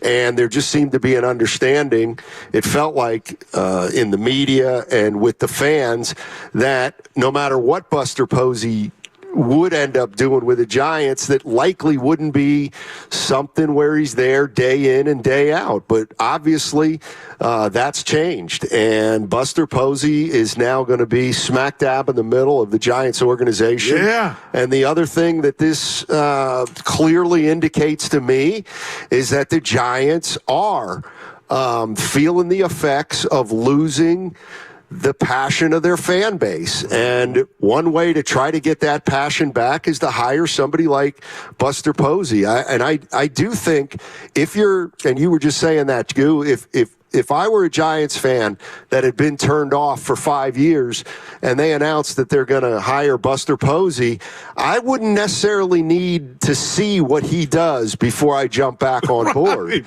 I would, if Buster Posey is going to lead this team, I'm willing to go through some growing pains with him if that's what it's going to end up taking. But I think in an immediate way, this sends a signal to the fans that, hey, we've heard you. Maybe not as loudly and as clearly as you've wanted, but we've heard you. Wow. And Buster Posey is going to try to take us into a new direction. You know what, Stoney? Again, I got goosebumps hearing that. And also, there's another aspect or component to this that we hadn't talked about. Man, I know I have, from a personal standpoint, been hammering home, how could a faithless ownership let this man, and again, Farhan's a good guy, but you were not good at your job. How can they just keep allowing allowing him to try to turn this thing around when there's more water on the boat. So from that instance, Donnie, the faceless ownership now has a face. There's an identity because they said enough is enough. You know, fans aren't happy, and now we're not happy, and now we give it to a guy, the Giants version, Donnie, you helped me out, of Captain America, to try to bring him back to prominence. And you talked about a staff and guys working with him. We know that's going to come with that, but how can you, just what you reiterated, how can Giant fan or the Giants get that immediate satisfaction like a great Snicker bar of Buster's doing it. He's one of your own. That you know, might not bring you all the way, but it's damn near close of that immediate satisfaction of knowing we got a guy that we can identify with trying to bring us back. And someone who definitely knows the organization. That's for sure. Let's go to Brett. Brett's in Walnut Creek. Hey, Brett, what's going on, man? Guys, how you doing this afternoon? Doing well. Yeah. You know, I know this kind of maybe reeks a little bit of a PR move, but, you know, I'm actually going to go a little bit the opposite direction. I think we all know what it takes to lead a team, to be a general manager. It's not just identifying talent. Obviously, that's first and foremost to make your team a win, but it's connecting with the community, connecting with the fans. And as you guys mentioned, it's creating an identity. And when you know, last week when the A's left, I was thinking about, you know, the things that define teams and being ownership. And it ain't about the cash that they're bringing in, right? It's about the community that they're bringing in. It's about the charity that they give. It's about the character that their team is, and it's about delivering championships. And you do those things, and that's what brings people in. And I think Buster, it's kind of interesting here, and it's kind of interesting on Warriors Day. I'm going to do a little comparison here. Kind of reminds me a little bit of a path that Steve Kerr took. Steve Kerr, obviously a great player in the NBA, won championships. Then he went into, I believe, general managership. Then I believe he went into announcing before he became a coach. And Buster kind of has that same connection with the community, with Major League Baseball, with the players. I got to jump in because we are joined by Mike Dunleavy, the general manager of the Golden State Warriors. Mike, how you doing, man? Still looks like he can play. Oh, stop. I don't feel like it. Oh, okay. I'm doing great, guys. This is always, you know, an exciting time of year, and everybody's in good spirits and ready to have a great season. And it's you have no losses on your slate, so it's a fun time. I mean, I'd be remiss if I didn't ask you about Farhan Zaidi, the Giants president of baseball operations. It was his last day today after 7 years. You've had 1 year in the books as general manager. And can you just kind of speak to, do you feel pressure to get something done, or not necessarily a trade, but do you feel pressure of having to win and maybe win in a hurry? No, I wouldn't say I feel pressure. It's just something we want to do. I think everybody's in alignment here, whether it's the players, the owner, the coaches, and the fan base. You know, we're all in the same boat. We really want to win. It's been a hell of a run over the last decade plus, and we want to keep this thing going and contend for titles every year. But no, there's no pressure. It's the job. It's what I signed up for. I really enjoy it. Love coming to work every day and trying to find ways to get better. And so, you know, if it was too much, or there's too much pressure, I was feeling it. You know, I'd probably just go play golf or something. Speaking of getting better, I'm weird, Mike. So I still got the play-in game or the loss at Sacramento for the Warriors. And just like a lot of fans, we were heartbroken. But if you could speak to the fans now and tell them why you feel like the team is better and this year will be different, how would you answer that?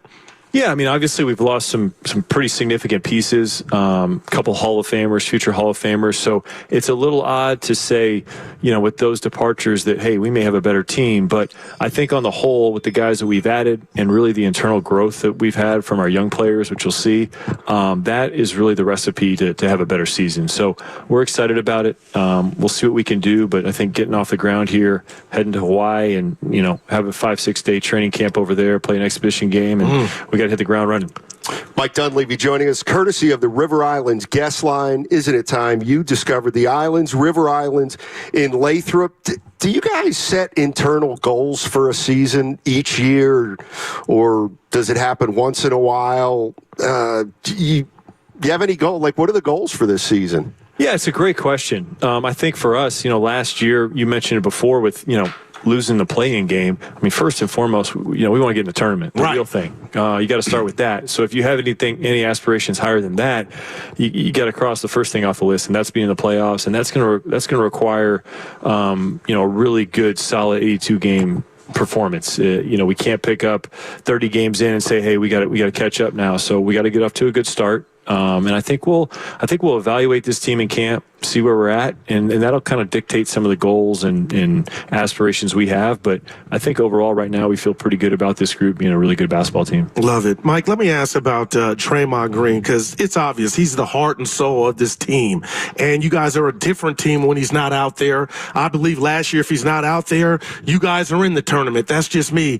How do you go about, or you guys go about talking to him so maybe that doesn't happen or repeat itself this year to leave you guys in a vulnerable situation? Yeah, I think we learned a lot last year. We went through a lot as a team, as an organization, and I think Draymond's in a really good spot. I don't want to downplay anything, but I think we're in a spot this season where that shouldn't be an issue. My bigger concerns lean more towards if somebody's missing time is because of injury, which you can't control. But I don't foresee any issues in that regard. But at the same time, this is something that's somewhat on the radar, and we got to be mindful of. And but I think Draymond's done a great job over the last 9 months in terms of addressing some of the things that we've talked about, and he's ready to have a great season. Mike Dunleavy joining us on 95.7 The Game, general manager of the Golden State Warriors.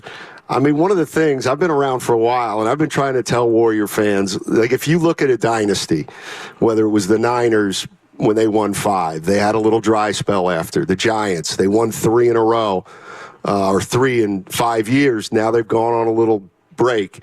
Do you allow, or Joe Lacob allow, for the fact that you are at a certain point in this dynasty that makes it more challenging? It just does. And how does that get talked about? Yeah, I mean, I guess what you're saying is the odds are against you of this thing lasting much longer, and that's sort of what drives us.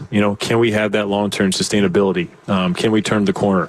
That's a great challenge. You asked about our goals for the season. It's like, in some ways, to kind of keep this thing going, and I think we've done a pretty good job of it over the last decade plus. That's where my predecessor Bob Myers, of all the great things he's done in terms of building a team, I always say the best thing he did was keep it together. And, what we're trying to do now is a little bit different than that. Is we're sort of trying to pivot and keep it going. But on the whole, that's the big organizational challenge, is to not have a huge drop-off. Mike, I got to be honest with you. My partner gives me a lot of stuff because I worry a lot, right?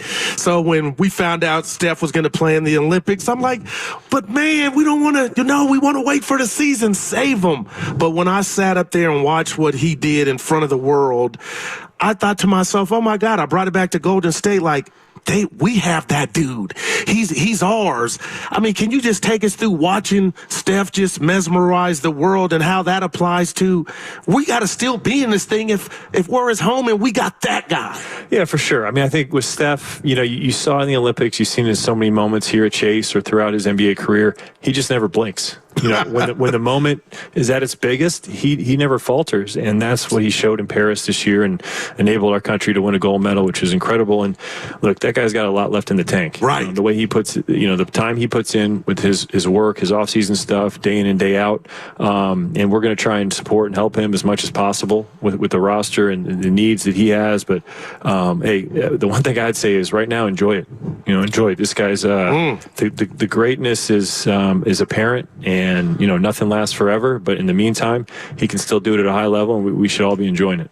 You're listening to 95.7 The Game, KGMZ, FM and HD1, an Odyssey sports station. How does it go with Steph and the extension? Like, everybody knows on the date that it can be done at that point. Like, did you call him and say, hey, you want this year, right? Or does he call you and say, I'm really interested in that year I can get now? Or is it just such a formality that you just bump into him a week later and say, when should we get this done? Well, no, as you know, Matt, in this business, people have representation. Yeah. So, I go through Steph's representation. Gotcha. We have, pretty simple, straightforward dialogue. And I think from Steph's standpoint, from our standpoint, we're both on the same page in terms of having him here as a Warrior for life. And so anytime you can extend that relationship, I think both sides agreed it was the right thing to do. And we're excited to have him, 3 more years on top of this. Because I was thinking, Warrior fans they're aware of everything with the contracts, and there was some concern that, well, what if Steph doesn't want to sign that 1-year extension in whatever it is, 26, 27, because he wants to put some pressure on you guys to make sure, but that's not how it went down? No, I mean, we had a really good conversation, and I think that's a fair ask from his standpoint is, hey, as long as we're going to continue to compete and try and put great teams out there, I want to be here. And that to me doesn't even warrant a response. As long as Joe Lacob is the owner of a team, we're going to put our best foot forward in terms of competing, spending, doing everything we can to win. And I think Steph understands that. He's seen it firsthand. And so this wasn't much of a, deep dialogue in terms of figuring things out. It's pretty straightforward here. As I mentioned the other day, I mean, we're going to be as impatient, and we have been as impatient as you can be as a franchise because of our window. But there's a fine line that we have to draw between being impatient and being undisciplined, and we're going to make the right decisions for what's best for now and the future. Mike, if you don't mind, not putting you on the spot, but you've been a part of this organization for a while, so you know all that it entails. But when you guys have opening night here at Chase, Klay Thompson will not be a part of the team. How weird and how emotional is that going to be when that day does come? Yeah, I mean, it'll be a little strange. At the same time, we went through a couple of years with his injuries where he wasn't in the lineup, and so in some ways we got used to it. We figured out other ways to play and things like that. So I hope there's an adjustment period for us that happens pretty quickly. But I think emotionally, it'll just be different not having him around in the locker room and at different points of the season. And obviously when he comes back with the Mavericks, we're gonna honor him and enjoy the evening and all that. But it's quite a change. He's an iconic figure in the Bay Area and with the Warriors, and he will be missed, but I think he's ended up in a good spot, and we're happy for the success that he'll have. I'm thinking right now of the 3 big boy sports in the Bay Area. You got John Lynch running the Niners. Buster Posey now is going to be running the Giants. You're running the Warriors. Those are 3 ex-professional athletes. What did you learn in your first year as general manager that, I don't know, maybe, not just Buster Posey, but any new general manager is going to learn just by being in it for the first time? Yeah, I mean, I think the biggest thing that I took from it is it ends up being less content, like basketball-wise, than you were hoping for. Gotcha. You get other stuff off the court, things to deal with, obviously talking with agents and different stuff that's almost not exactly basketball related. And so I think when you think of this job and what you're taking on, you're thinking about who are we going to draft or who are we going to trade for and all that. And that's certainly a part of it. But other things end up coming on your plate, and they come at you fast, and you got to figure things out. And it's a great challenge. But, when you're kind of the head of basketball, so to speak, it actually doesn't end up being as much basketball maybe as you would like it to be. Man, it's fascinating, just what's on your plate to get this team back. And we were having some thoughts with you guys not being in the playoffs. And I'm like, how's Mike watching the playoffs? Do you compare your team to Dallas or Boston? Or how do you, what's that checklist look like to get you back into the tournament? Do you start at the top, or how does that go? No, I think you watch all the series, with an open mind, and certainly you get into finals, which is the highest level. I think that's the best level to evaluate. But you also can't lose sight of the fact that, like Dallas and Boston in the finals, going at it, it's different than getting through an 82-game regular season. And so you got to kind of rein it back in. But the competition level was incredible to watch, and it just makes you hungrier and thirstier to get back at it. Love it. We go back a ways, and I got a theory I want to throw at you. And the last theory I threw at you, I was right on the money. I had you becoming a GM instead of a coach. And so you played in Chicago for 3 years, and after Jordan retired, they have never had success signing a big boy free agent. Playing there, how much do you think that has to do with Michael Jordan and a player knowing that if they go to that organization, that's the shadow that they're playing in? And the reason I'm asking is because I think of the Warriors with Steph in the same way. Yeah, I don't think that's a huge factor, honestly. I think players look at what's the best opportunity for them to go and play. They're looking at the city. They're looking at the organization, how they're treated. They take all that into account. And I think if you're knocking it out of the park at all those levels, you're going to be able to get players. I don't think people overanalyzing the sense of that's too big of a shadow for me to get into, whether it's Chicago or here or, New York with Babe Ruth. I think that's, it just maybe that's a circumstantial situation that's played out that way. I'm not too worried about that being an issue here. Fair enough. Yeah. All right, Good Mike. stuff, man. Appreciate the time. Good luck in the season. Hopefully, we'll talk to you a lot. Anytime. Thanks, and guys. It's very successful. Mike Dunleavy, the general manager of the Golden State Warriors. It is media day here in San Francisco, but there is a lot of other things going on. We got the 49ers coming off a 30-13 win. We have Buster Posey, the new president of baseball operations for the San Francisco Giants, and the Warriors are heading to Hawaii right after media day. Wow. And their season will start. Boy, in about 3 weeks, the regular season go. Yeah, I feel vindicated about his Jordan answer, Stotty, because he's wrong. I mean, he's wrong. Dude, it's a just privilege to follow a legend. I just think so.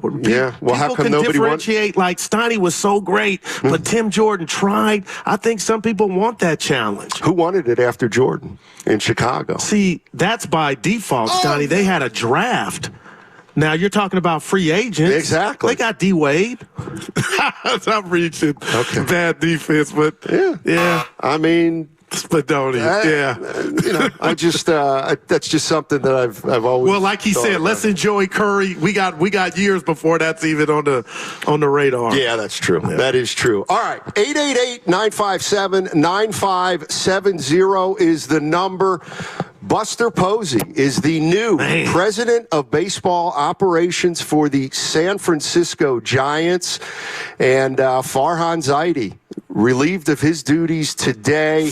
Giants are going to hold a press conference tomorrow to introduce Buster Posey, but also we've got the 49ers raising their record to 2-2 with a 30-13 win over the New England Patriots. And of course, like I said, we are at Chase Center, and we are talking to the Golden State Warriors. Coming up next will be Kyle Anderson about 11:30.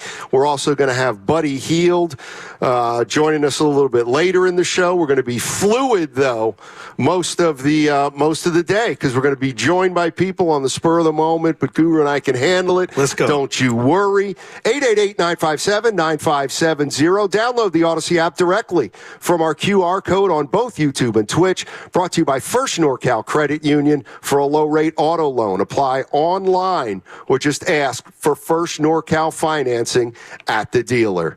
The economy is rough, and traditional four-year programs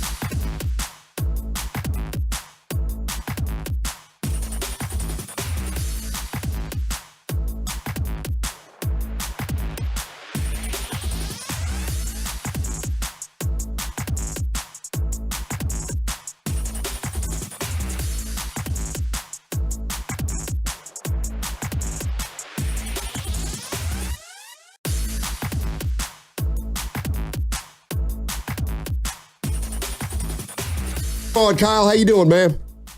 I'm doing well. How are you guys doing today? We're good. Let me start here. Well, welcome to the Bay, first of all. And anyway. Now back to Steiny and Guru, live from Warriors Media Day, brought to you by Xfinity on 95.7 The Game. Okay. His nickname is Slow-Mo, so maybe he was about to answer. That's the way Spadoni wants to come out on a Monday at 11:20. Okay. I got you. I got you.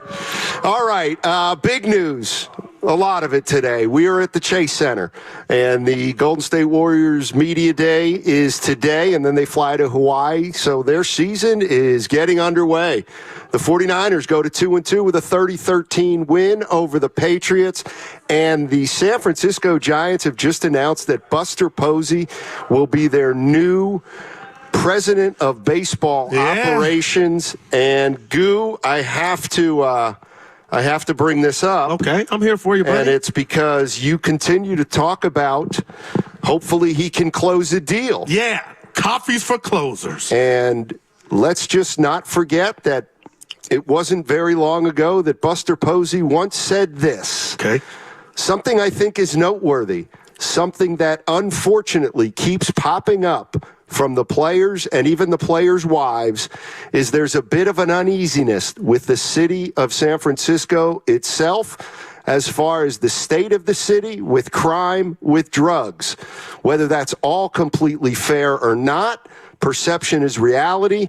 It's a frustrating cycle, I think, and not just with baseball. Baseball is secondary to life and the important things in life. But as far as a free agent pursuit goes, I have seen that it does affect things. That's from your new president of baseball operations. And he said it a few months back. No, I actually love that, because if he believes that, he knows he has to Martin Luther King that, overcome those type of objections to try to get somebody to don the orange and black. So that's the truth. That's his reality. So he knows he has to sail and overcome those objections if faced, Donnie. So I mean, it's not like he's saying it, and him taking the job, he's marrying himself to the Bay Area and everything that comes with it. And if some people want to believe, and it sounds like he does, there's some merit to that. So he knows how, okay, I'm meeting with Stoney, I'm having lunch with him and his wife. We need him on the team. We want him. Okay, we got to have a real conversation, and maybe he can combat that. So that's why I get excited when you read that, because he knows what he's facing. Well, I must admit, you tend to read into things a little differently than I do. 888-957-9570 is the number. I'm just remembering that when Buster Posey said that, and I believe it might have been in December. It was in December of last year. He created quite a firestorm, because Buster Posey was a member of this organization and acknowledged that the reputation of the city of San Francisco is not helping them. It's not helping them acquire free agents. And so I just remember when he said it, people did not want to hear it. And now he's got to deal with it. And he's acknowledged that it's an issue. And he'll get judged by it. But let me throw something at you, because the last block you said something, and I know you're old school like I am, though, Stoney. I believe, and I don't want to speak for you, we didn't like Snell opting out of his final start. Do you believe if Buster Posey was in power, or he was president of baseball ops, I don't believe Snell would have said night-night to that start. But just think about this little stuff like that. I believe Snell would have probably said, give me the ball. I'll give you 2 innings. Yeah. Well, again, you and I approach things differently. Black and white. I mean, to me, Snell did that to Melvin more than he did it to Farhan Zaidi. I mean, the manager's the guy that can say to that situation, are you serious? You don't really... You're not going to pitch because there's nothing at stake. I mean, I don't know. I don't know what that means in terms of the big picture of things. Maybe it doesn't mean anything. Who knows? This from the 650 on the Comcast Business Text line. I'll just throw this at you, Goo. Yeah. How is Posey qualified to become the president of baseball operations?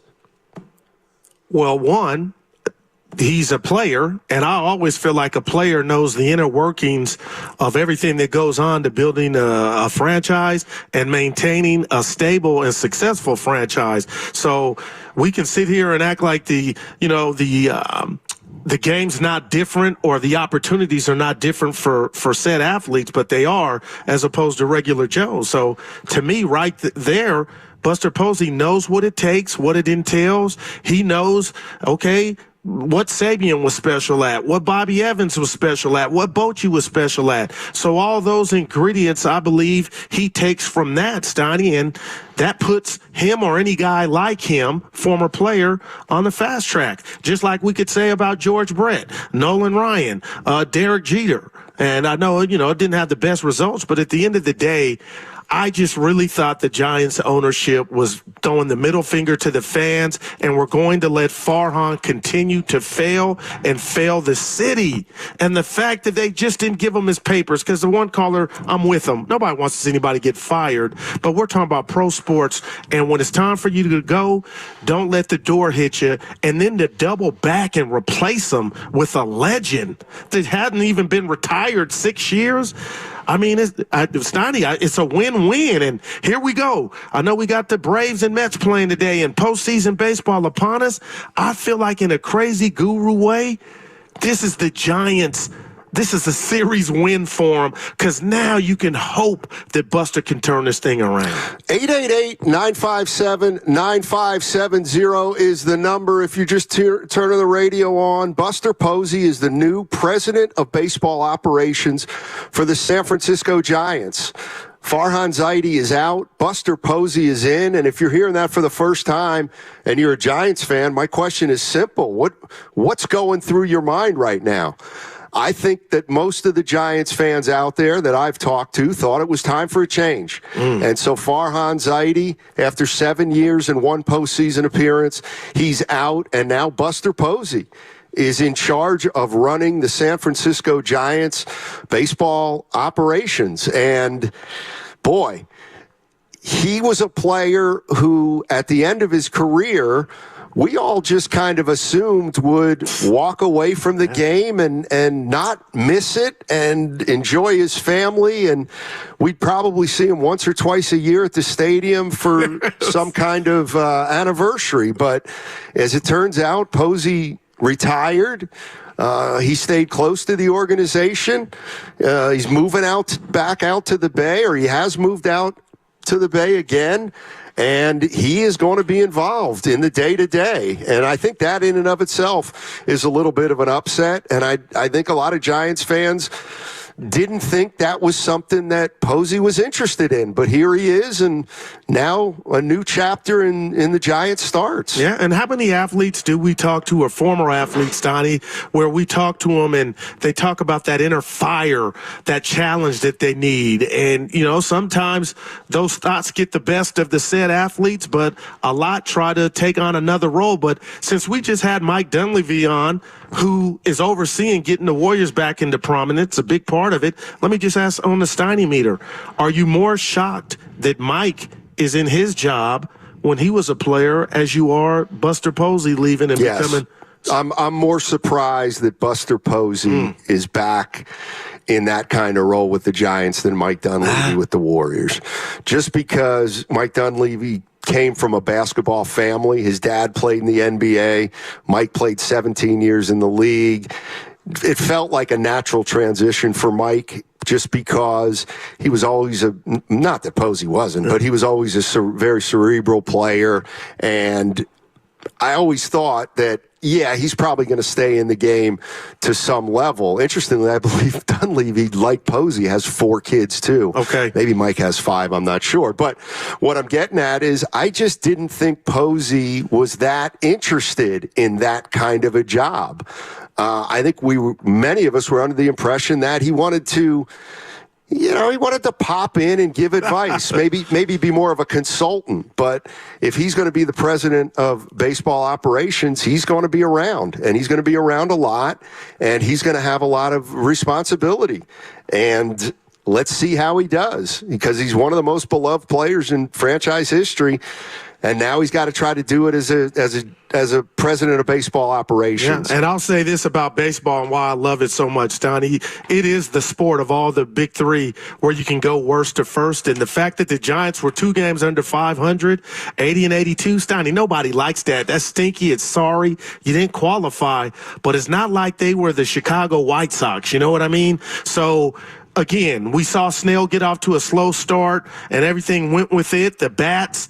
But 80 and 82 to come back next year, even if you didn't get that big free agent, because there's not a lot of, big deer roaming out there. If you just got off to a better start and played sound, fundamental baseball, I mean, who knows? Maybe this team is playing for a wild card spot. Like, that would be the goal for me. Yeah. Cole is in Pleasant Hill. What's going on, Cole? How you doing, man? Buster Posey, president of baseball operations. What are your thoughts? Thanks for taking my call. I am super excited. I mean, Buster Posey was a face of baseball for a while there. He knows what it takes to win championships. He knows what it takes to play in San Francisco, be in San Francisco, raise your kids around San Francisco. He's come back to the San Francisco Bay Area.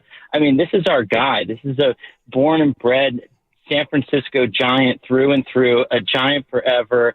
I just couldn't be more excited. I'm with you. I think this is our victory right now. It makes me really excited for next year. And he's young too, which I really like. He can relate to the players. He can relate to their come up. Let's not forget that he had some say in getting Chapman signed, and I'm really excited to watch them build around that. So great news for the day. I couldn't be more stoked. Wow. Appreciate it, Cole. Well, I think there's 2 things here, and this is the way I look at it. As far as what kind of job he's going to do, I have no idea. I don't think he'll be good. I don't think he'll be bad. I've got to wait and see. See what he does, see what happens to this organization in the next year or 2. So I have no preconceived notions about, well, now the Giants are back, or, well, now they're really in trouble. However, so that I'm not even talking about that. The part that right now is most important is something like a text I just got. I'll give it to from Sal Castaneda, our friend at KTVU, who'd been a season ticket holder of the Giants for a while and gave them up 3 or 4 years ago. Oh. And so he texted me and said, you know what? I'm thinking of renewing my season tickets. See, that's what I think Posey will bring initially. He will bring back the fan that has waned. And I think that's fair, because this organization, after Bobby Evans and Brian Sabian, when they brought Farhan Zaidi in, he was an outsider. And he wanted to change a lot of the way that the Giants had done things. And a lot of people in the organization weren't crazy about it. And that then permeated to the fans. But the name Buster Posey in and of itself is going to create positive interest over the next 6 months. Who knows how it's going to play out in the field? But if you're a Giants fan, you got to be loving when you hear Buster Posey, president of baseball operations. Right. And this is and that's heavy too. I'm going to renew, or I'm thinking about renewing. And that's what you talked about earlier, Steiny, the PR. But at the end of the day, to me, Farhan was a Dodger. That's how he was sold and brought over, and that's where his expertise and what he had been doing. And when you look at what the Dodgers have done over the past decade, Steiny, let me tell you, they've owned the NL West. Forget World Series titles. They have been, they have been the standard in the National League West. And I was thinking, okay, Farhan's going to bring some of those secrets over here. That did not happen. But if we want to talk about opportunity, the opportunity for Buster Posey, who's basically a god on the field for the Giants, right? If he can pull this off, Steiny, and somehow get this team back to prominence and get them a new Buster Posey, or a Judge, or just a stars, or get this team back to Title Town, I mean, what does that do for his brand and profile that I was magical on it, but off it, you guys needed me? I was there like Dark Knight, Christian Bale, and I brought you guys back with help. I mean, that would be a beautiful story. 888-957-9570 is the number. One of the raps against Farhan Zaidi during his 7 years with the San Francisco Giants was he was unable to sign a star, or at least a superstar. They were in on Stanton. They were in on Harper, apparently. They were in on Ohtani. They were in on Judge. They haven't been able to close that deal with any of those players. Do Giants fans actually believe that Posey can be that kind of a difference? That a guy, Buster Posey, could be a selling point, which would counterbalance maybe some of the reasons players don't want to come here. That's something that I'm going to have to see before I believe. But in the meantime, there's no reason that you can't be optimistic about this team and maybe the direction it's headed. What will you give me for this? Because you brought it up, and it was truth. It was facts. Posey's statement about players and their wives, and about the city in itself. When Farhan came over here, Steiny, I don't believe, and you tell me if I'm being naive, I don't believe he knew that was going to be maybe a non-selling point, the city and what goes with it and its perception. So and no excuses for Farhan. He never was able to overcome that. But if Buster is on, we know and have a sound bite of him telling you, what the city, how he's got to sell it, and how guys and their wives can be kind of skeptical on coming. The fact that he knows that going in before he takes the job, that to me tells me he's ready to face it. He's ready to go. Like there are no surprises in regard to objections. Yeah, we'll find out. We'll find out. 888-957-9570 is the number. Yeah, the bottom line is this. Can he find a way to get Soto here? And if he can't, well, then he's Farhan, right? Well, no, he's got a lot of. We had 7 years of failure with Farhan. So if he goes 0 for 1 at the dish, you can come back. It's all good. It's still early. The thing that build us a team. The thing that I find interesting about this is, okay, you brought back Buster Posey, a link to the past. But this organization has never been about signing big-name free agents. Now, what if that's changing with this hire? You got to sign one first. And they haven't been able to do that. They've done it through the farm system, and then they've done it with really key role player type acquisitions. And I don't know. All of a sudden, do people feel like because you have Buster Posey selling the Giants that now free agents are going to start flooding in here? I'm not there. I'm just not there. I think it has way more to do with the team itself. And I think the first order of business for Buster Posey is to essentially kind of put the Giants back on the map, and get them out of this no man's land where they're caught in between and there's just not a lot of interest with the team, even in the Bay Area, but certainly nationally. Nobody knows who this team is. Now, what if some of the players are like our friend Sal?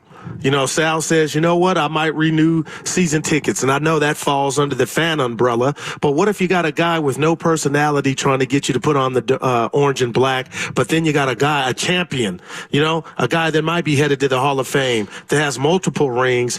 If you have him selling you on being a Giant, I think that might, I would rather listen to that guy. I'd rather not change the decision, but yeah, that's kind of what I'm thinking. I don't know if a guy's going to sign here just because of Buster Posey. I think the Giants are going to be able to sign free agents once they reestablish themselves as one of the best franchises in baseball, like they were 10 years ago. But I think, it's a chicken and the egg thing. Do you sign free agents and then you start to win, or do you start to win and then you sign free agents? Let's go to Rich. Rich is in Fremont. What's going on, Rich? How you doing, man? What's up, guys? How y'all feeling on the Warriors Media Day? What's going on? We're doing well, baby. Man. We're doing well. Okay. So I'm stoked about them hiring Buster Posey, and you know why?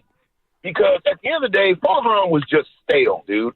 He was stale, and at the end of the day, bringing Buster to the regime is huge. And it's huge because at the end of the day, Buster is a former player. He knows what players want. He knows what players need. He can sympathize with players. That's why players are going to want to come here. Now that you got Buster. And then you think about this. When Buster played, Buster didn't do a lot of talking. He led by example. And so when you bring that to the front office, it's going to speak volumes to players.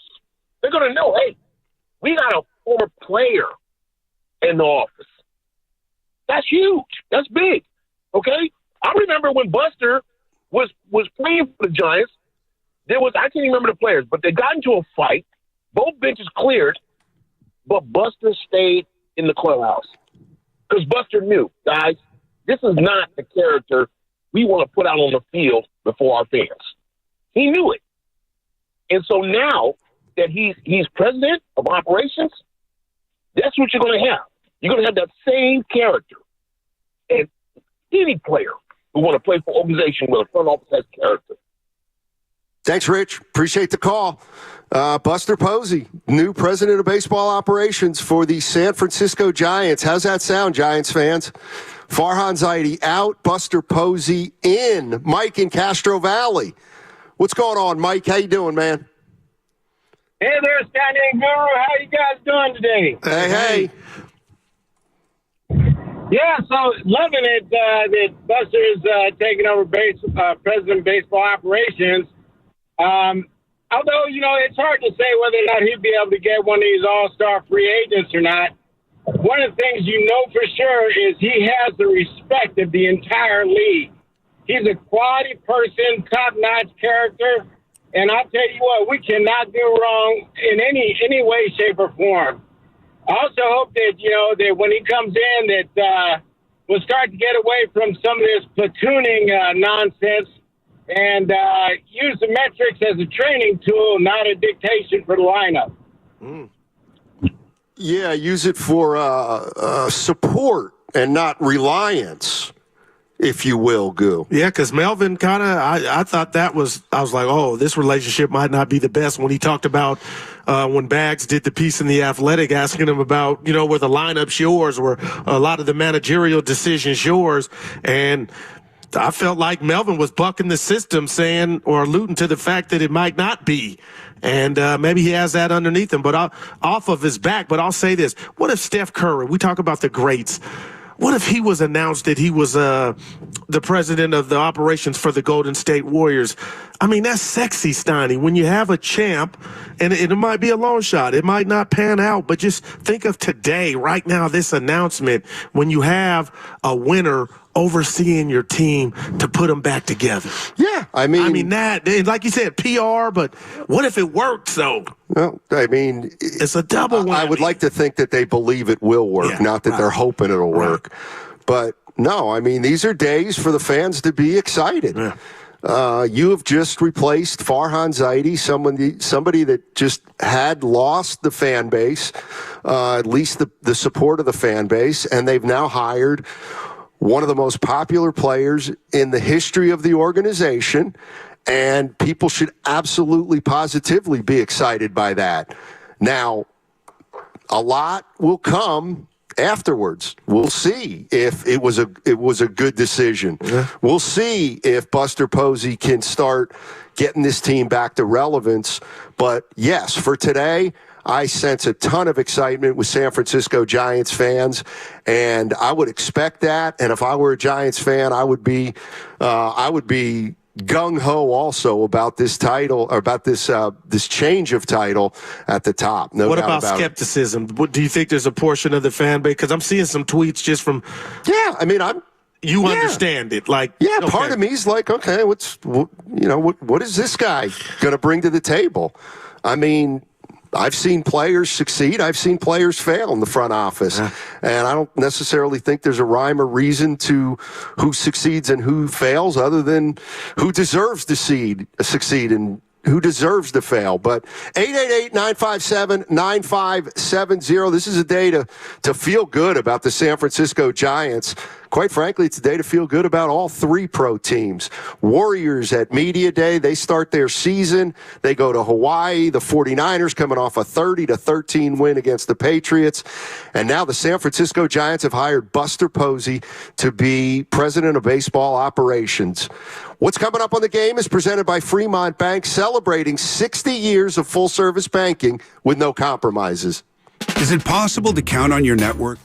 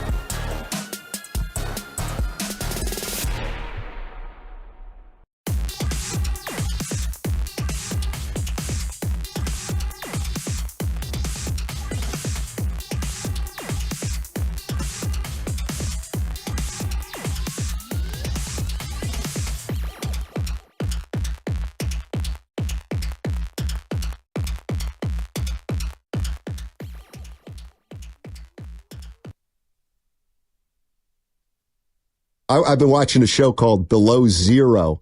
It's about life in the bush. Now back to Steiny and Guru, live from Warriors Media Day. Brought to you by Xfinity on 95.7 The Game.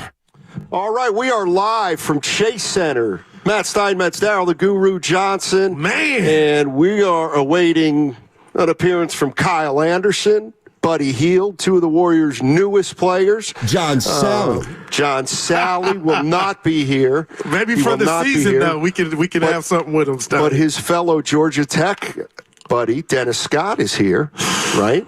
Did they play together? Sally was older than him. Hey. Can you rip the boss for me, what he did in front of Dennis Scott? We're walking through the hallway. I didn't say anything to Dennis, but put my fist out, give him the tap. And then the boss wants to go Alex Trebek and say, can you name the nickname of the Georgia Tech? What was it? Give me the name. The Ramblin' Wreck. Yeah, no, not the Ramblin' Wreck. Lethal Weapon. It consisted of two of his teammates at Georgia Tech. Kenny Anderson was one. And then, of course, he asked, I'll give you $5. Let's just say Dennis Scott was disappointed in the goo. I got 3 kids. You hate to see it. The big news of the day, Buster Posey, former Giants catcher, 3 World Series rings. Damn. He is the new president of baseball operations for the San Francisco Giants. They part ways with Farhan Zaidi after 7 years. And that's a long time of futility. Well, you know what? I need you... Sit this one out? No. I need you to start talking because I'm going to... Yeah, 7 years. Yeah. I mean, you had the anomaly of 107 games. That'll never go away. And if you played anybody but the Dodgers, who knows? But you did play the Dodgers and you lost. But outside of that, you just talk about what was promised. Oh, all these young studs on the farm. In 7 years, they'll be up and grown, or they'll be going through their baseball puberty, and Giant baseball will be something to watch. And then what do you get? You find out Luciano, your stud with the bat, can't even field, hadn't even been working on another position. So that's a failure. But people saw that, in public, like that was on display, and that was lightweight embarrassing. And I'm like, how did you guys not know this guy had a problem with the glove before bringing him up to boot balls, Donnie? So right there, that was a failure. And then again, what you talked about, the Glenn Ross. You had multiple free agents that would have helped this team. Am I saying they would have won a World Series? No, but you couldn't close one deal. Well, I think that's unfair. I mean, I think that's unfair the year after they signed Snell and Matt Chapman.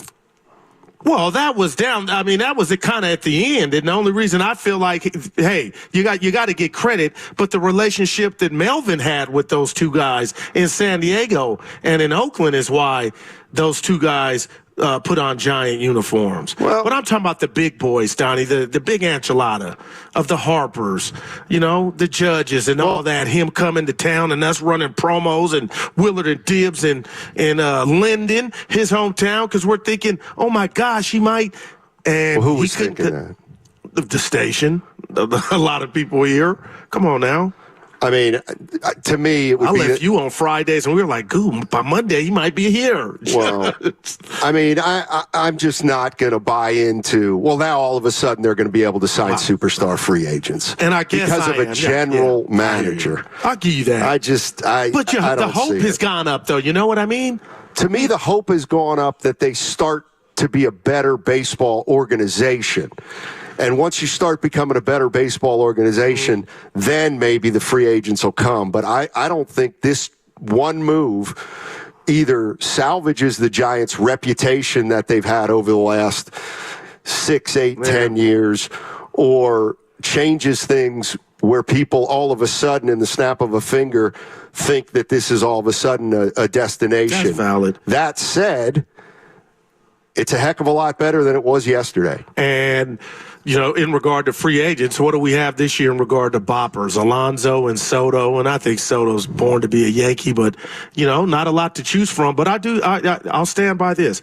You're 2 games under 500 with all that you went through. No Snell in the first half, or then when he came back, we saw what it was. He wasn't Snell. Steiny, I don't want to, again, I'm going to press on the button of you're not the White Sox.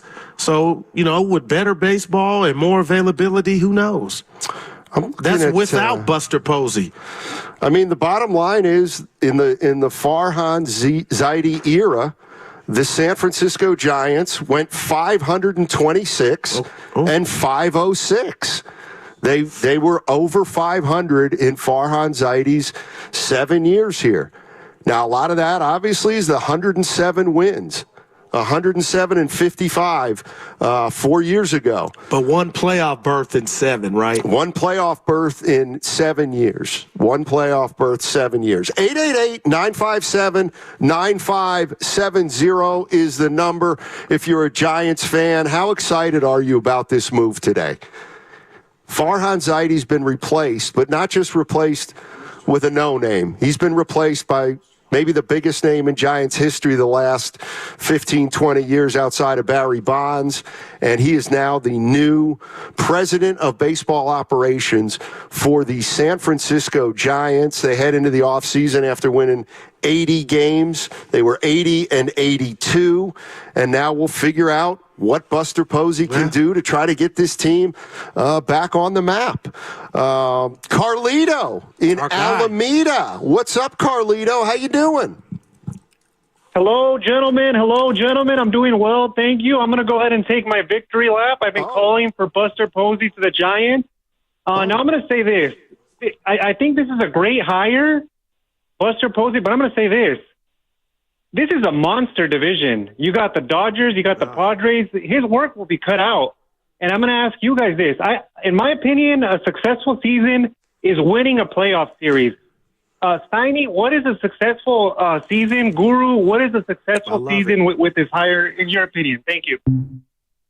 Go ahead. I was going to go first. Make the playoffs. And that's where I was. I'm disappointed, Carlito, but Steiny, where the Giants have been and where they have not been is the postseason a long-ass time. So the fact that if you could just, not pop the champagne, but if you could qualify for it, and that's what we thought this season was going to come down to, and that's what I really thought buried Farhan, Steiny. I assumed at least it was going to come down to the final month or, last couple of weeks. They fell off way before.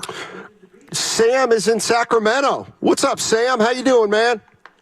Hey, fellas. Look, thank you. I'm doing great. Great. I'm excited for it. I got a couple points to make out real quick. Yeah. With Farhan, who came in to close the Chapman deal recently? It was Buster Posey.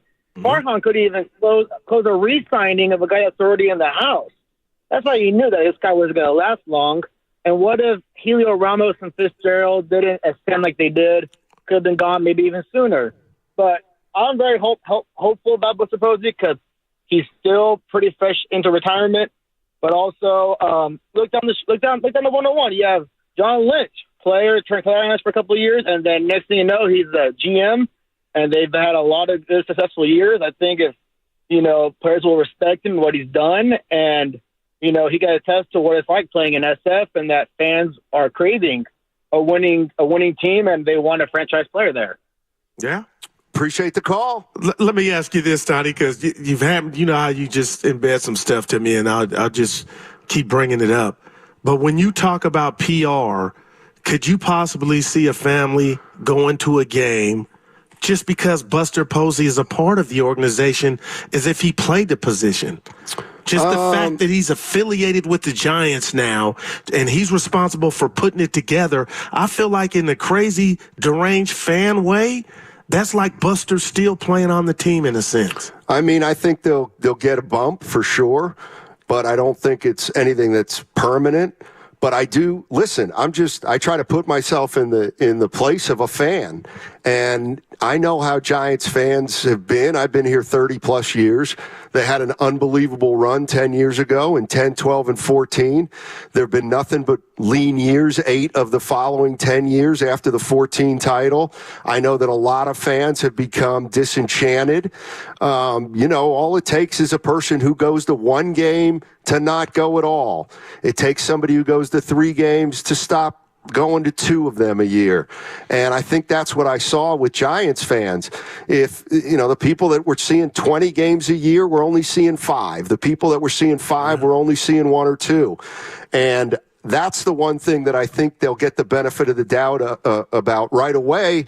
And I think that's fair because Posey is a sign to the fans that we've heard you. We got it. You didn't like Farhan Zaidi. You didn't like our turning away from the past. You didn't like the overuse of analytics. You just didn't like the baseball presentation we were putting out there. And it's probably going to take a little while to change that opinion. But the fact is, the move of bringing Buster Posey atop this organization, yeah.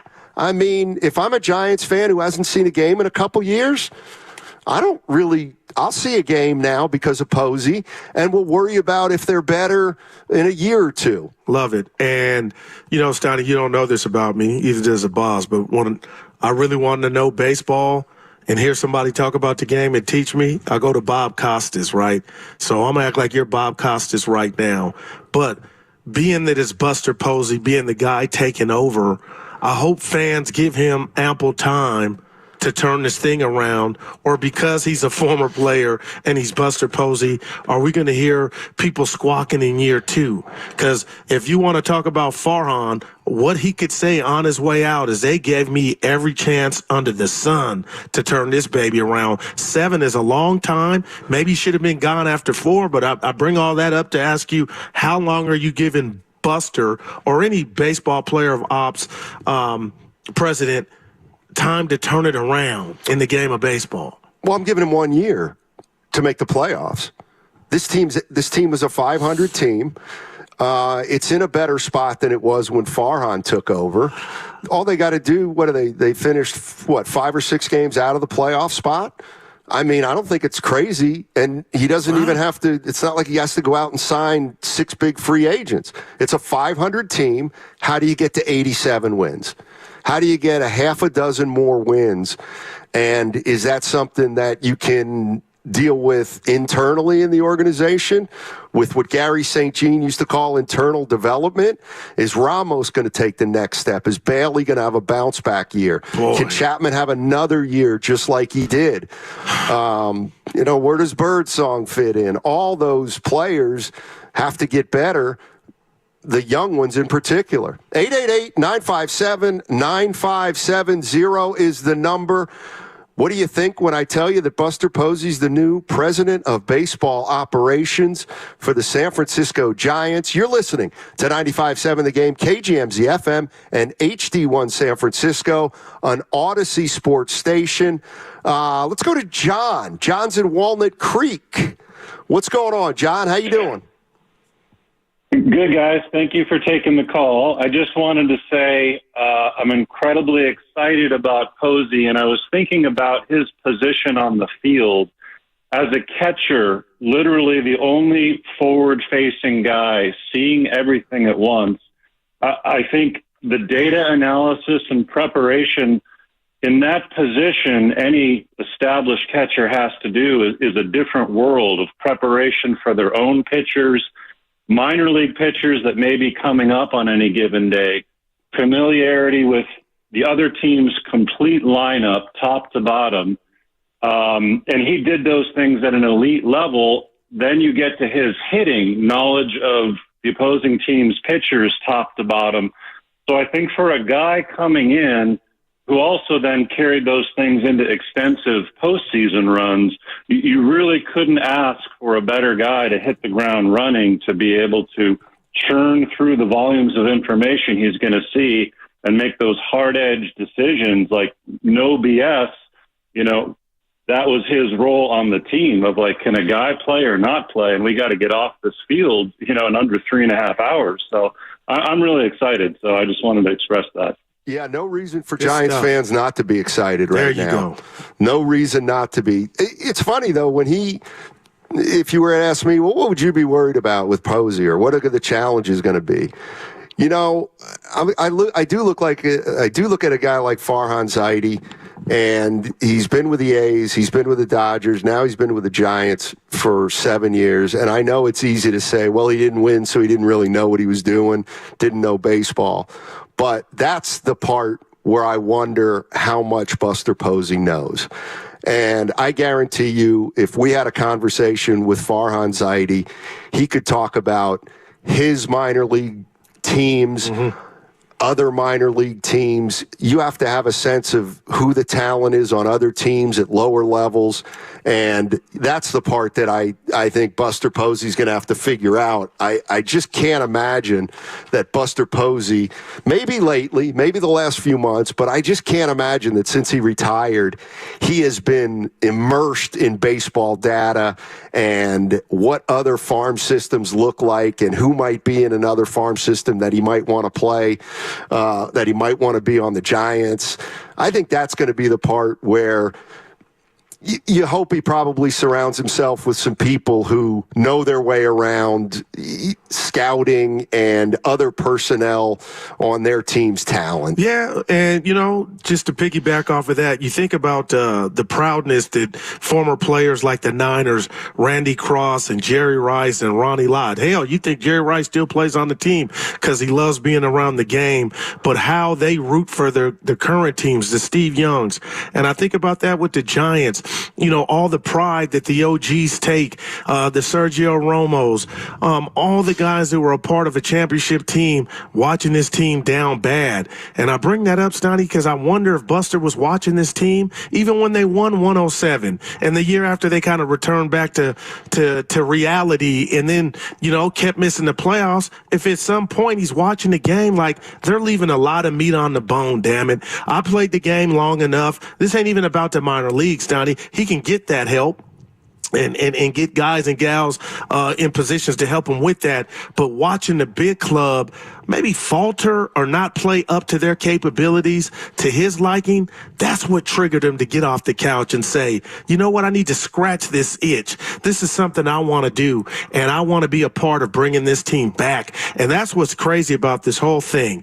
Stoney, he's going to succeed or he's not. But if Buster Posey can match what he did on the field with this team and now being president of baseball ops and get him back to a World Series victory or even remotely close, I mean, hold my beer on talking about just, the elite of being a San Francisco Giant. That would be one Gerald Buster Posey.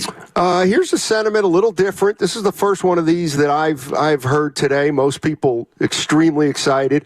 The 707 says, nope, I'm not going to show up until this team does a complete 180. Buster being the head of baseball operations doesn't do it for me. They have to show me more than that. Yeah, but I think the one thing that Buster Posey's earned in any capacity is the benefit of the doubt as a player. Yeah, but that's going to give him the benefit of the doubt in this organization, and I think it's going to give people a little patience to let this thing play out. I mean, for goodness sakes, Farhan Zaidi was here 7 years, so the one thing Posey shouldn't feel like is, well, I got to do something right away, otherwise I won't be around for a long period of time. And I wonder, that's the other thing I do wonder is, how long does Buster Posey want to do this? I get it. It's his first day on the job today. At least 5 years, right? I don't know. I mean, well, then he was the wrong hire, Stan, if he's not in there telling them, this is my dream job. Well, I think there's a scenario in which they don't like where they're at right now with Farhan and a bunch of people in that front office, and they need some stability. And maybe Buster Posey will be here for 3 years and start turning this thing around and then leave it in capable hands. But I'm just trying to figure out how Buster Posey, his timeline of how long he's going to be here, considering that many of us didn't think he was ever going to do it in the first place. Yeah, and I got to put another right on the table, brought to you by Atco, Steiny. A caller pointed it out, but let's be real. The Giants are in a division. I mean, the Diamondbacks are a result from a doubleheader today of seeing if they go back to the playoffs. And if they were to, that would be three teams in your division that made the playoffs. Like, just that alone is not, that's not easy street. So I get it. We talked about it and we both agreed. Cut that. that if they qualified for the postseason in any form next year, that would be success.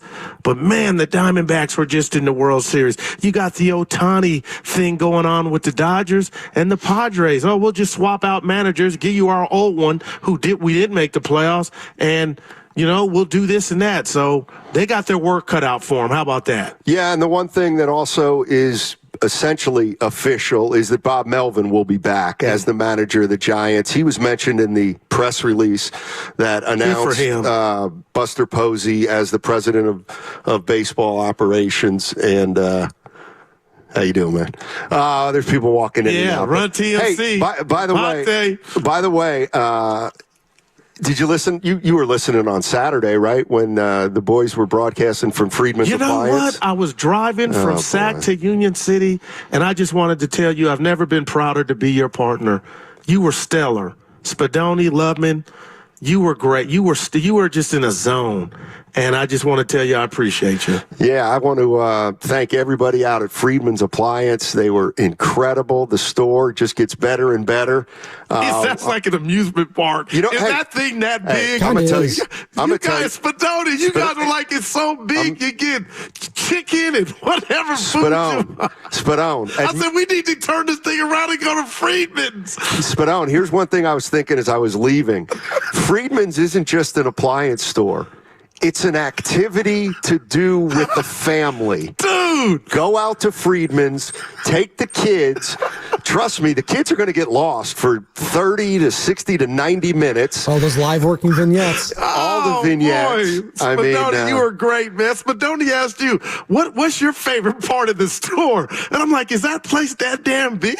Like, where do you start out at? I'm like, whoa, man. Yeah, Freedman's Appliance is the real deal. Absolutely. Some people want to go to the boardwalk, Steiny, do all the different games and the beach and the arcade. Freedman's clears that. It is. It's oh boy, Goo, I'm telling you, it's incredible. And while we're at it, I do want to thank our main men. Ernie Chavez was out there at Freedman's. Zuki Main came out. Rockin' New Era was also there. Gene from Oakland was there. Matt, the owner, got to meet him. He was terrific. Don, my buddy, who came out from Pleasant Hill, he was also there.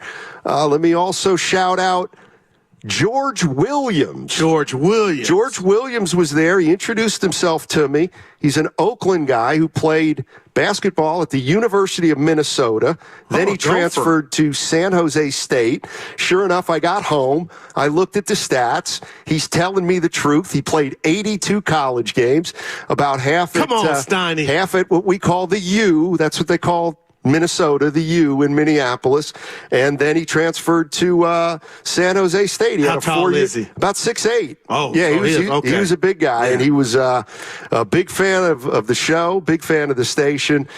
George Williams, you guys did a great job. Division I player stopped by and said hello. So I wanted to shout out. Oh, and of course, no shout out would be complete without saying hello to Sam Lubman's mother, who I met. And she was, what's her name? First name is Jamie. Jamie. Yes, and Jamie was there to see Sam do his thing, and she's a proud mother, and I had a chance to talk to her. And we talked about Sam being from the Bay, going to the University of Miami, such a far place away, and why he would choose a school like that. And we're all going to the game Saturday, Miami Cal. I learned a lot about Lubman Saturday. Now I'm trying to get my reads up, which I just do. Coming up on the other side, we'll probably have Kyle Anderson joining us momentarily, and Buddy Hield. We're at Chase Center, but there's a lot going on. You know it. Download the Odyssey app directly from our QR code on both YouTube and Twitch. Brought to you by First NorCal Credit Union. For a low-rate auto loan, apply online or just ask for First NorCal financing at the dealer. You know that rundown car or truck that's setting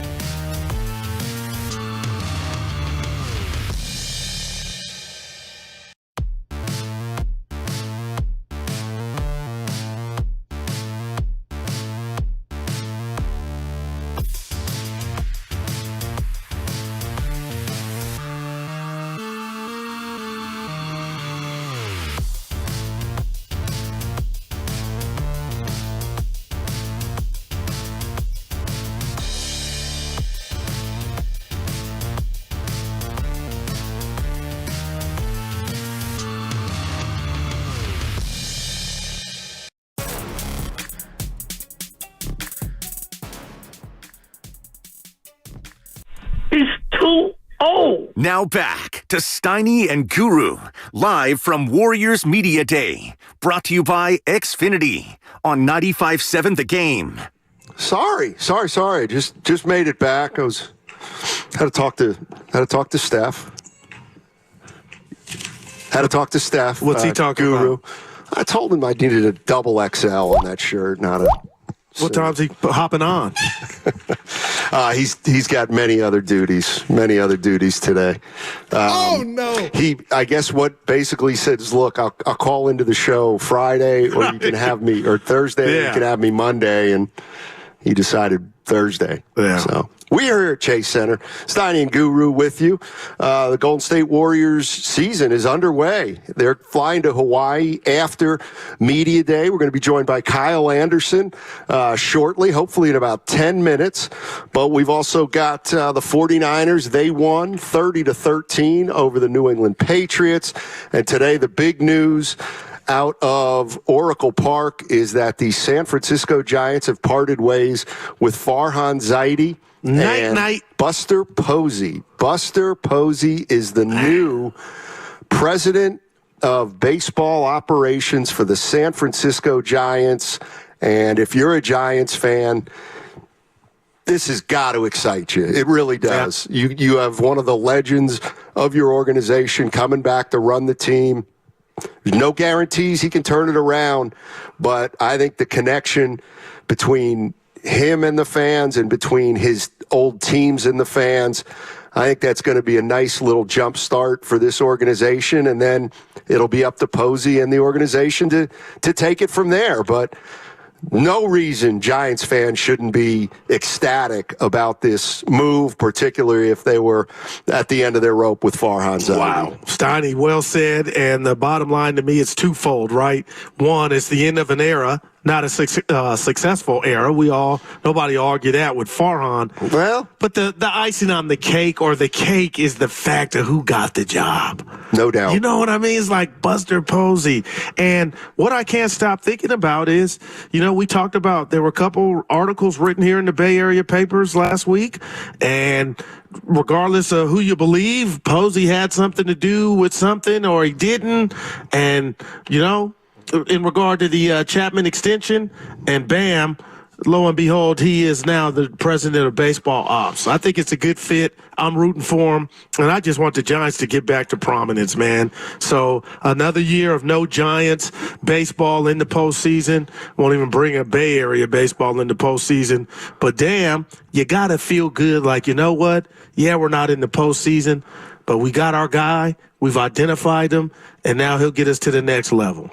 888-957-9570. I'm looking for Giants fans who have just not been very interested the last few years.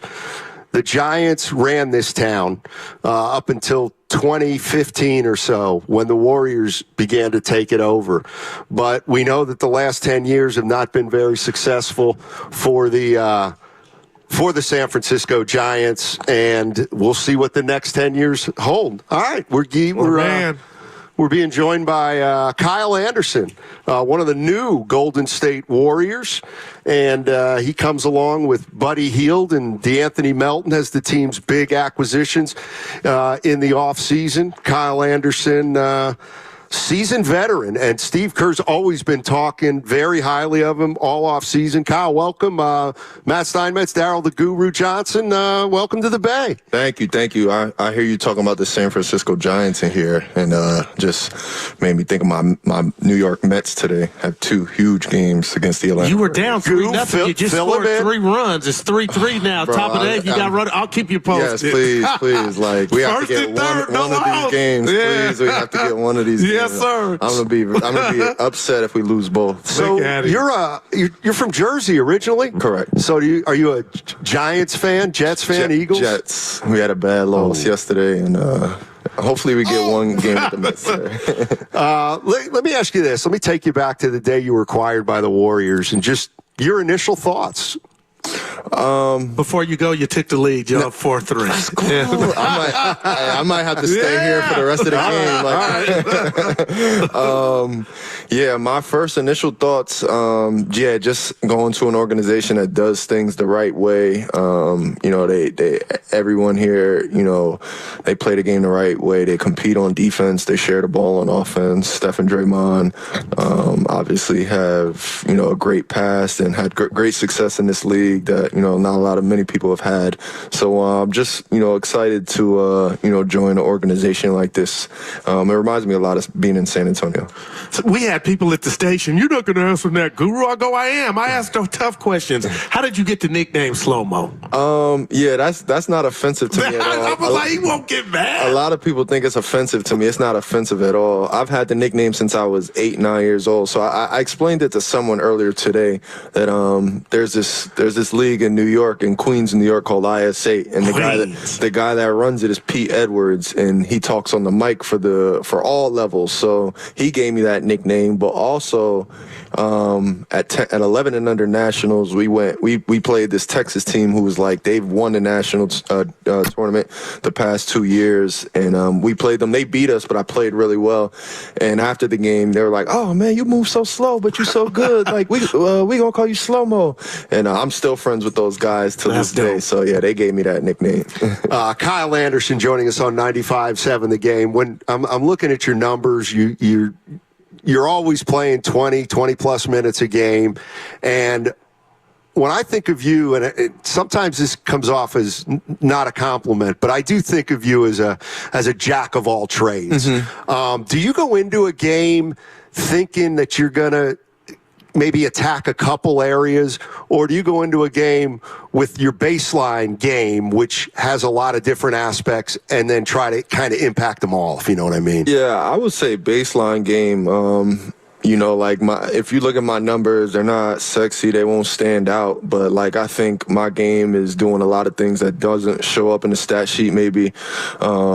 You can even go back to college and high school. I've never averaged big numbers. That's just not my game, but always had an effect on playing winning basketball. And, I go back to my sophomore year of high school. My dad would, be pissed. You got to take, at least 10 shots this game, and I'm just like, Dad, I don't play the game like that. I go into the game trying to win and facilitate and play my game and do what I'm really good at. And if whatever the game requires me to do, whether that's, continue to facilitate or score the basketball, I'm going to try to do to win. So I've never been able to play basketball all right, I'm going to average 12 points a game this year or 7 assists, or, I just try to go play the right way, and it's taken me pretty far. I love it. Nemo just hit a 2-run homer. You're up 6-3 now. Still bad. Good luck. 10-2. Let's go. Now, you played meaningful basketball last year. You guys went deep. Yeah. So the Warriors didn't make the playoffs. Now you're a part of the Warriors.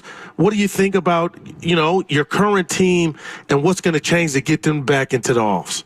I think these guys are competitors. Like I said this earlier, you date back to 2021 when we were fortunate enough to come in here and knock them out the play-in tournament. The next year they come back and win a championship. So, maybe this long off season is good for the guys. I didn't have that long of an off season, but I'm ready to get rolling. I was able to turn around and get my training in and be ready for the season. So I know everybody in the locker room is ready to go. Okay. Do you care when you go into a game whether you're going to be playing 2, 3, or 4? No. My dad used to play me up as a kid, with older kids. So I just enjoy being on the floor. Wherever I could, find my niche or make an impact on the game, being on the floor, I'll figure out the rest, whatever position I play. But as long as I'm, making plays and playing well enough to be out on the floor, that's good enough for me. I'll never complain I'm not getting if I go and tell my dad or my mother I'm not getting the ball enough, or this isn't, they're going to tell me to go figure it out. You want the ball, go get the rebound. So I just like being out there, really. Can you play with a player that makes you better at what you do? And the reason I bring up that question is I'm thinking of Draymond Green as a defender. Mm-hmm. You getting on the court and being out there with him, does that automatically make you a better defender as well? I think so. You know, playing with Dre, we'll be able to switch. We're like size, so we'll be able to switch. You know, we're going to talk. You know, you can always hear Draymond talking and communicating. I think that's a big help and big key to a good team defense. So, you know, I think so. Let me ask you this, because I know you went to St. Anthony's and then you went to UCLA, but you're right. Your game doesn't jump out off the floor. Did you have trouble getting noticed by colleges, or did they watch St. Anthony's play and say, this guy's a glue guy and we need to take a longer look at him? No, I didn't have any trouble in high school. High school was very easy for me. I was the same size I am now, so, you know, it wasn't, you know, high school came easy to me as well as AAU did too. No, yeah, that was never a problem, really. I think people that really know the game, you know, basketball coaches, some fans who really know the game of basketball, they appreciate, you know, my style of play, like a Draymond. Yeah. Like, you know, maybe the fan that watches here and there maybe won't like my game or maybe won't like Draymond's game, but if you really know basketball, you could see the things we do and the things that don't show up in the stat sheet. No, I love it. When you even found out that the Bay and Golden State might be a possibility, how does that go? You're playing for a championship, you get close, the offseason, then you find out it's the Warriors, you're not going to be where you're at. Walk us through that process of, you know what, that might be a good fit. I'm going to the Bay. Yeah, just I mean, I think my ties back at UCLA helped me out with this one. Like the comfortability this time and being, you know, not afraid to make that move to go move my family to move to California. So I just knew I was, you know, I love California as a state off the court, so I knew I was, you know, my family was going to be fine here. I love this city. But as far as like fitting in, playing style wise, like you know, watching the Warriors, they've always had a lot of high IQ guys strive in this setting. So I knew I'm going to be able to figure out my way in here. Kyle Anderson joining us on 95.7 The Game. He's among 3 new Warriors who are going to be a big part of the team this year. Let me ask you this, and it might take me a second to get around to it, but Buster Posey has just been named the president of baseball operations for the Giants. Earlier this year, he was asked about why the Giants have had an inability to sign free agents, and he mentioned the Bay Area and San Francisco in particular. Talked a little bit about crime, homelessness. Maybe some of the wives aren't crazy about that. When you found out you were coming and playing in San Francisco, what did you and your family think? Did any of that cross your mind? Nah, I live 15 minutes from New York City. Like you, yeah, I lived in Memphis. Like I'm not scared of any city. I know, you could be in the wrong place at the wrong time. Right. That's so much in New York City. Like if you live in that area, you gotta always look over your shoulder, or always watch your back, always know where you're at. That's just like survival tactics growing up close to New York City. So as far as all of that out here, I was excited. Like, you know, obviously the crime and stuff that comes with it, but I'm excited for the nice restaurants, the nice weather. Look at him. You know, going to a Giants game, going to a 49ers game, things like that. So I'm gonna look at the glass half full for sure. Evan, that's our producer Evan over there. He's a diehard Mets fan. They were down 3-0 when he sat. They're up 6-3. Let's go. So I say that to say, can you help the Bay recruit Pete Alonso? Yeah. No, we need to bring Polar Bear back. I want Petey back. And, we didn't really we didn't do anything for him at the deadline. So I hope we pay him now. I hope he don't walk for nothing. Yeah, 6-3 headed to the 9th. Let's go. Yeah. All right. Close it out. Hey, Kyle, thank you so much for joining us. Really appreciate it. Hopefully we'll talk to you a lot this year. Yes, sir. I know you got a bunch of other stuff to do, but thank you so much, man. Good luck. Thanks for having me, guys. Yes, sir. That's Kyle Anderson. He comes courtesy of the River Islands guest line. Isn't it time for you to discover the islands? River Islands in Lathrop. And see, this is what the boss will always do. I love that, though. Annie Leibovitz. If you don't know who she is, she's a famous photographer for Rolling Stone, and he's got to take pictures. Kyle Anderson. He's a cool cat, man. Yeah, no yes, doubt. sir. Yes, sir.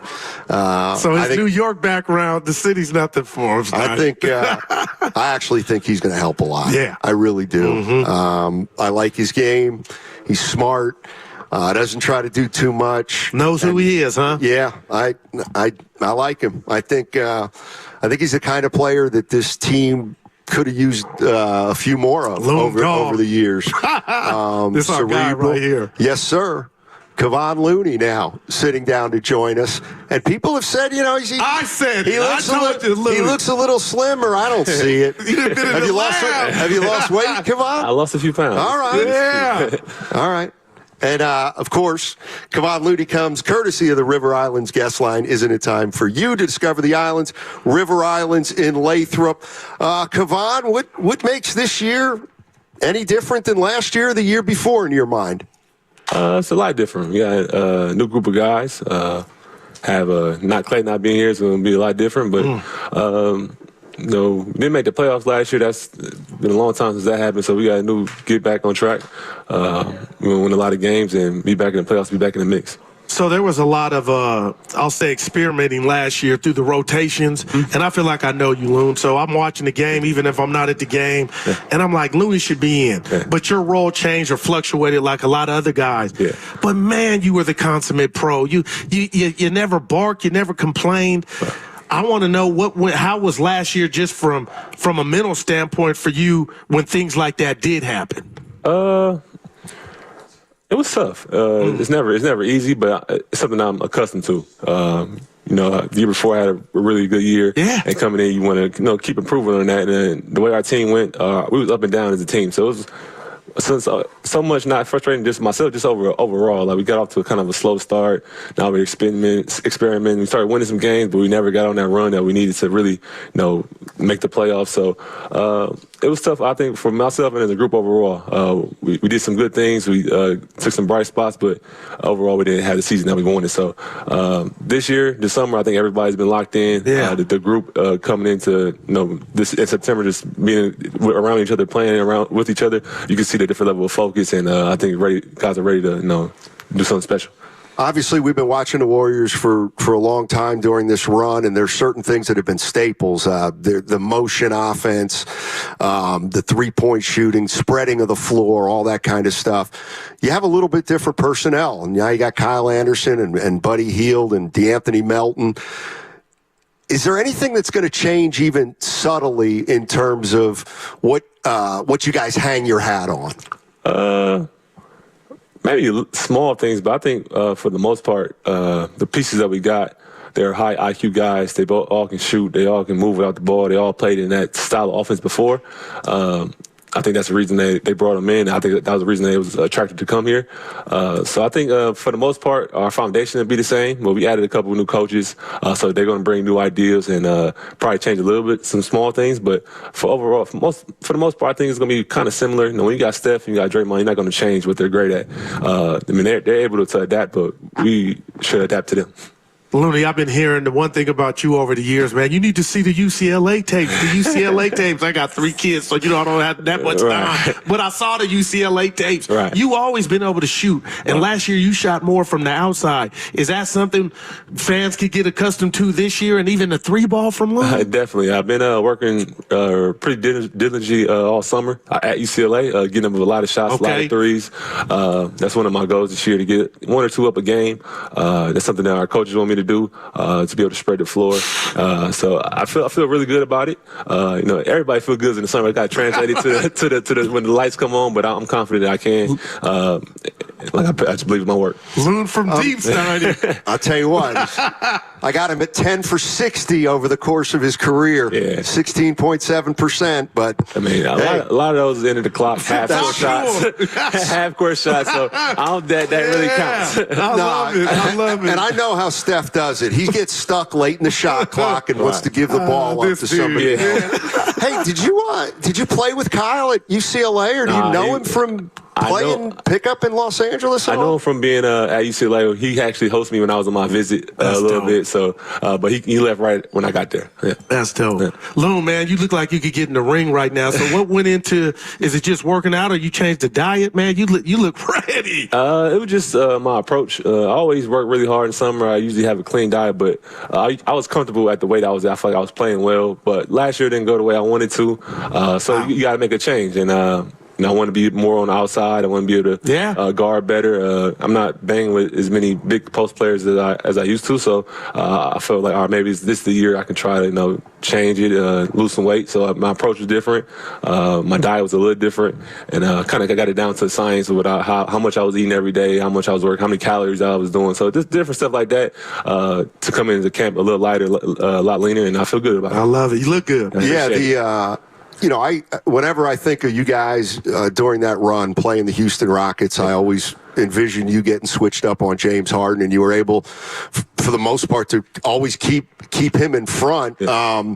Is that something that this, let's say, your body change could get you back to doing? I'm not saying you didn't do it the last few years, but I don't seem to remember you being put in that position as much. Definitely. Definitely want to be able to guard different positions more.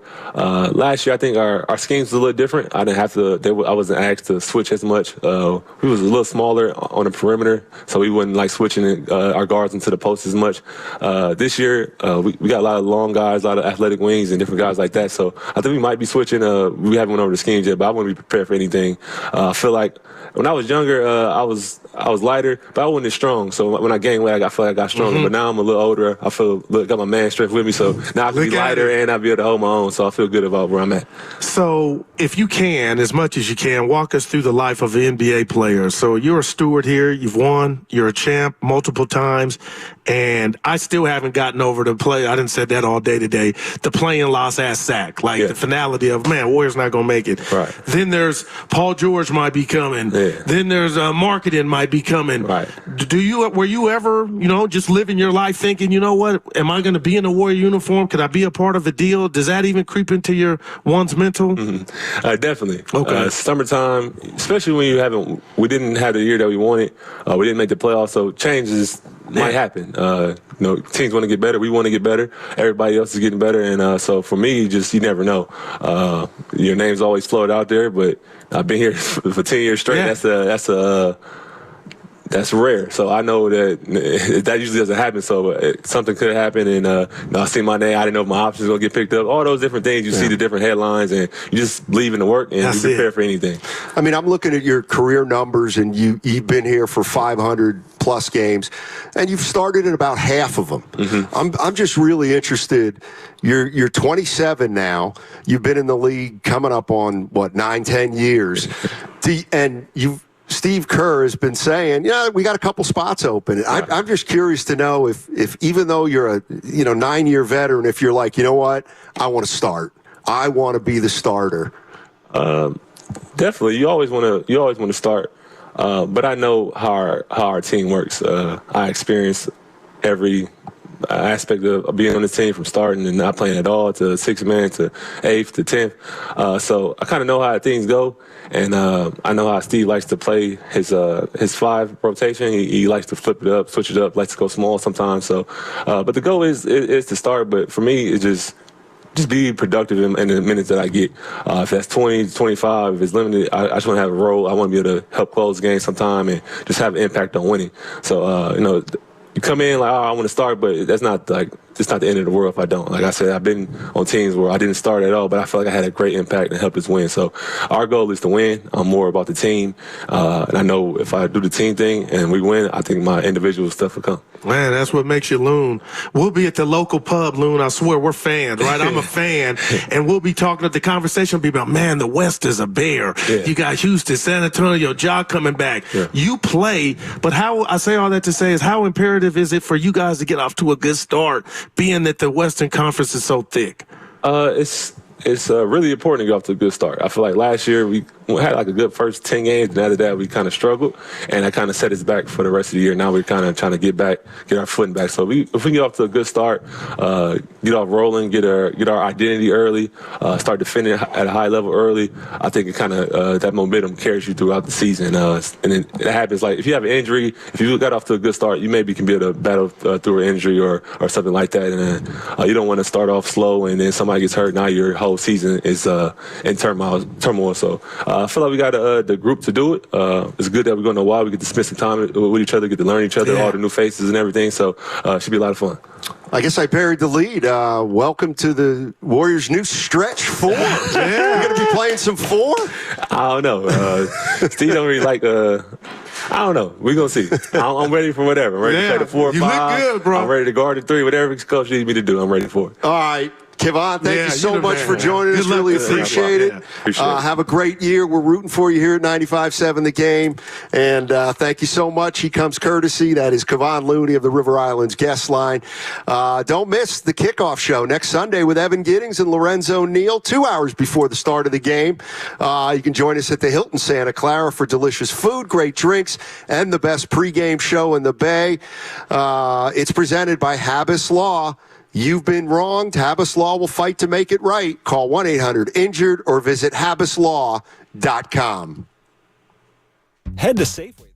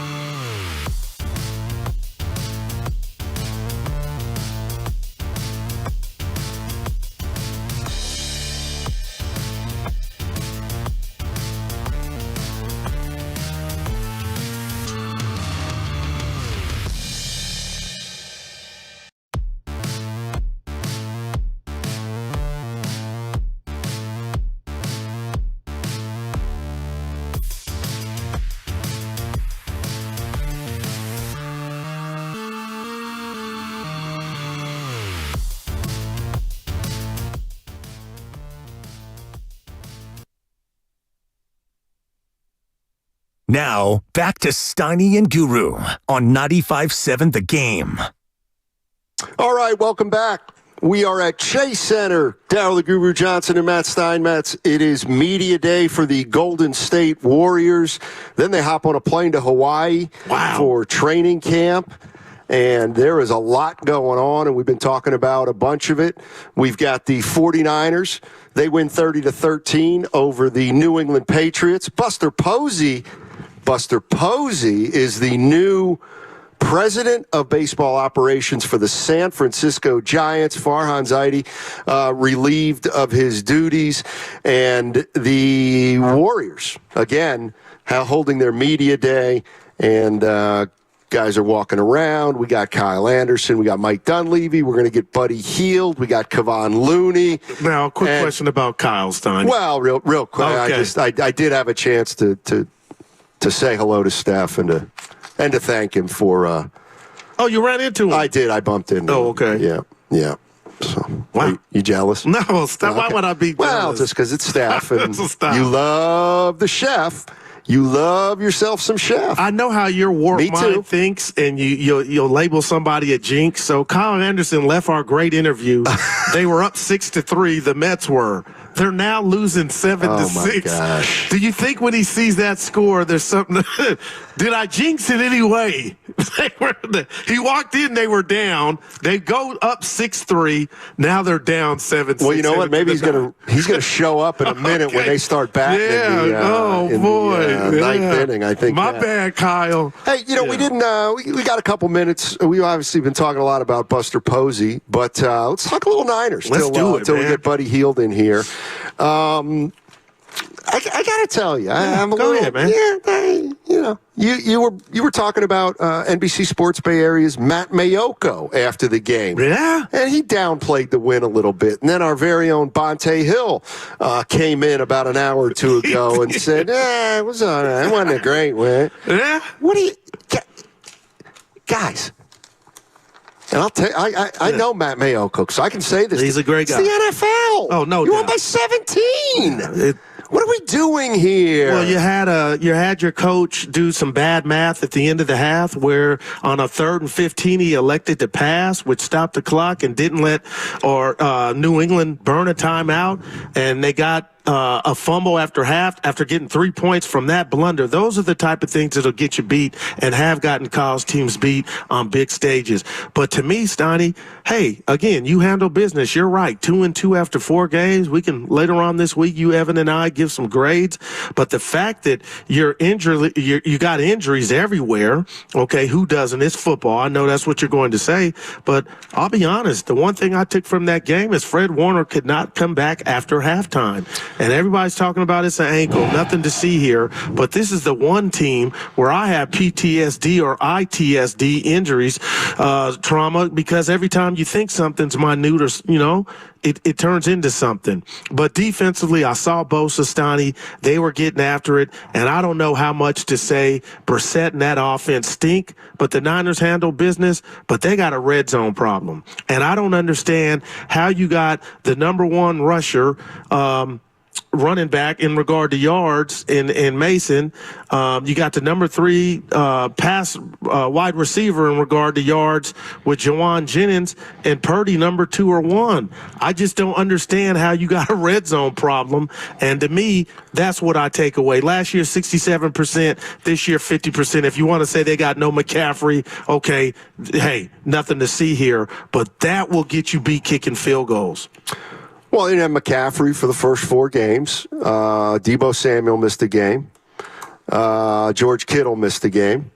And Brandon Ayuk is a shell of himself. So I would say there's not a lot to see here at this point of the season. What I do like, though, and you tell me if I'm going too far, Purdy's turning himself into a guy. Steiny, he's looking like Fran Tarkenton. What I don't like about his leg game is he's running for his life. He's out there running for his life, and you don't want it to be that way. But also, it's like they've listened to the show, and I said this to you early on, Steiny, it's like they've made a conscious effort to throw the ball, or he has, downfield. He had 3 whops, 1 to Deebo, almost 60 yards. He hit Jennings.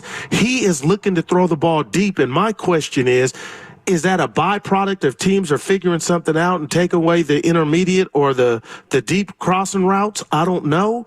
I like watching it. And yesterday they were successful for the most part against the Pats, except in the money zone. Hey, oh my gosh, It's 12:54 and there's something we haven't talked about yet. What'd you think about the Ayuk video when he was wearing the wrong shorts? And let's pull the curtain back. We were all at a restaurant, all of us at the same restaurant. I got to be honest, Steiny, that can't be good. I don't know what was said. I don't know what wasn't said. But again, it goes back to Friday's show when I said, what the hell could have Brandon Ayuk in a pissy mood? I don't know. He got paid, and he took him to the cleaners. Shout out to the George Jefferson and Wheezy. But I don't know why he would be irritated. But to have your coach have to come do the Jim Leland, Barry Bonds, because it had that feel to it, like, you've been here how long, Brandon Ayuk, to know you got the wrong color shorts on? Then to get changed right there, I don't know. It's not what a leader does. And again, maybe it's a nothing burger. But Stoney, I didn't like it at all. The optics were terrible. I do not see how it's a nothing burger. Okay, right. I thought that's what you were going to say. I just cannot see how that meant absolutely positively. What was going on, Evan? Stoney, talk to me. I don't know. I mean, so the head coach had to stop practice to come address you. No pun intended. See, I don't know if they were at the beginning of practice. I went on with Loveman and Spadoni on Saturday at Friedman's, and there's just too much info I don't know about it, other than I didn't like it. But now I don't know if the starters are supposed to all be in one color and then the subs are in another. I don't know if they switch jerseys during practice when they want to mix up the sides. I don't know if they change jerseys when they go to position groups or anything like that. But you can't tell me that there wasn't something more to that than just what we saw. Kyle's energy and mannerisms, Stoney, make me believe he had mustard on whatever his message and his words were, right? How many times has Jerry Rice or the great Michael Irvin, all the number one receivers come to practice come out on the field on the wrong short? So then I'm saying to myself, what's his goal here? Is he really irritated or he wants to leave? Well, he had that opportunity and he told us he didn't. So I kind of feel let down that Ayuk, Stoney, can I call it infantile, or do you think it really truly was just an error? And if it were just an error, he would get the benefit of the doubt, and Kyle wouldn't have been over there. But, man, I'm telling you, I got Jim Leland, Barry Bonds vibes from years ago. I would allow for the possibility just put on the wrong shirt, except for the way that he changed into his other pair of shorts when he kicked the other pair of shorts. Kicked him essentially. So, I mean, I don't know. I did get the sense that Kyle Shanahan was like, "What are you doing?" And Ayuk probably said, "What do you mean? I'm just, you're in red today. Well, what's it matter?" Well, I mean, it just didn't look good. And then of course the question is, well, if he's, he had 2 catches for 48 yards. Yeah, it's Donnie. Fourth game with a couple catches against New England. So I don't know. I think there's something may have happened during negotiations that he hasn't been able to shake off. I think he's also realizing that no matter how much he wants to be the focal point of an offense, he's never going to be here. And even yesterday, I'm looking at the numbers. Gosh, do I have the box up? I hope I do. I do. Okay. I mean, listen to this. This is the way they do it. Jennings, 6 targets. Debo, 5. Ayuk, 5. Kittle, 4. Mason, 3. Conley, 2. Juszczyk, 1. Like, that's the way they like to spread the ball around. That's 7 guys. And I think Brandon Ayuk is a player who, for whatever reason, wants to be thrown the ball 14 times a game, and it just ain't going to happen. But, Stoney, it would make me more – it makes it more impressive that the Niners broke him off that chicken, knowing that you're not going to Randy Moss it or Jerry Rice it around here. But maybe that don't sit well with him. Yeah, I don't know. Well, you got to catch the ball first, too, and Steiny, that video, I don't know. Maybe we'll get into it more this week. Yeah, I don't really understand what's going on with Brandon Ayuk, but right now it doesn't really matter, and I'll tell you why. Buddy on the set, the shooter. We are going to welcome in Buddy Hield. Buddy Hield joins us courtesy of the River Islands guest line. Isn't it time you discovered the islands? River Islands in Lathrop. Buddy, how you doing, man? Welcome to the Bay. Thank you. How things going so far? Things are going great. How are you guys doing? We hanging in. We're doing well. A lot of energy. I love that. Absolutely. A lot of energy. Absolutely. Energy's on 10 right now. I love it. All right, here's I know you haven't had a practice yet, but what do you think your role's going to be on this team? You know, I'm just being a sponge, being observant and learning.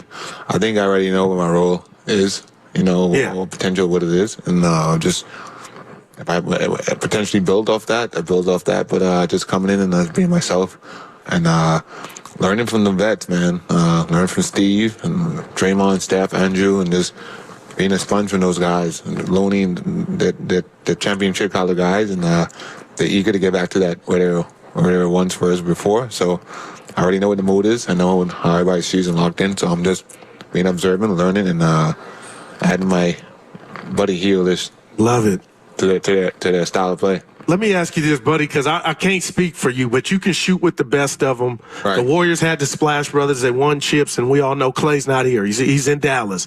But for you to come to the Warriors when he departs, I feel like that's just, tell me if I'm wrong, a perfect fit. Yeah, I'm very humbled to say that, but I don't want to jinx it, but because I thought Philly would be a perfect fit, and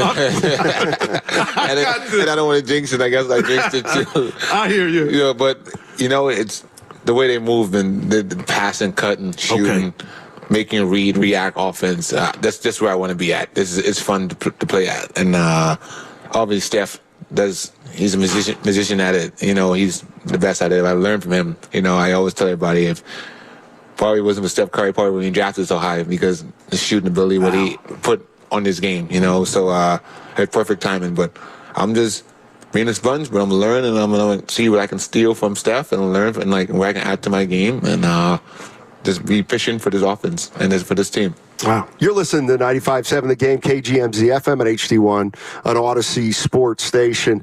How do you decipher kind of what happened in Philly after the trade? Because I saw you played, you played early and then won him a game. Well, and then obviously the last game you played there, you played well, but it sounds like you were hoping for more there. Yeah, I just didn't work out, man. I just wish those guys all the best. I don't know how, but I had opportunity. I don't know what happened, but I just wish those guys the best over there. All right. Yeah. So this is what I marvel at. So, you've been in the game. You know what your thing is, and I was from afar is shooting. Like Buddy can shoot with the best of them. But how do you know going into an off season? How do you keep evolving? Like what I need to work on or what I want to add? Is that every year, every other year? How does that go? Walk us through that process. So that's a good question. This year it's kind of different because the past 2 years when I was in Sacramento, everything was more like split screens. What the Warriors done, coming out, thin down and shooting. When I went to Indiana, it was just they never run no split screens or no everything was stack action and all random. There's no pin downs. But now I came back. I'm coming to Golden State. All me and my training did was work with pin downs, split screens, come off screens, one dribble, relocate stuff. But in Indiana, it was just like running space and catch and shoot, random. It was never know how it was coming. But now Warriors, they run some split screen, they run screens. Loney's cleanup guys, Draymond's cleanup guys. So I was working them coming off screens all summer. The last 2 months, work on screens and trying to get it as great as possible I can. Every day work on that. And I think that I've gotten really good at it. So just waiting to see how I can implement myself inside the offense. Steve Kerr, and we're talking to Buddy Hield, one of the newest Warriors, along with Kyle Anderson and DeAnthony Melton. Steve Kerr said, there's some open spots here. You're 31 years old. You've been a starter in this league most of the time. you're coming into, I don't know, your 11th or 12th camp. Is it still important for you to start, or are you at the point of your career where you want to start, but you're going to figure out a way to contribute?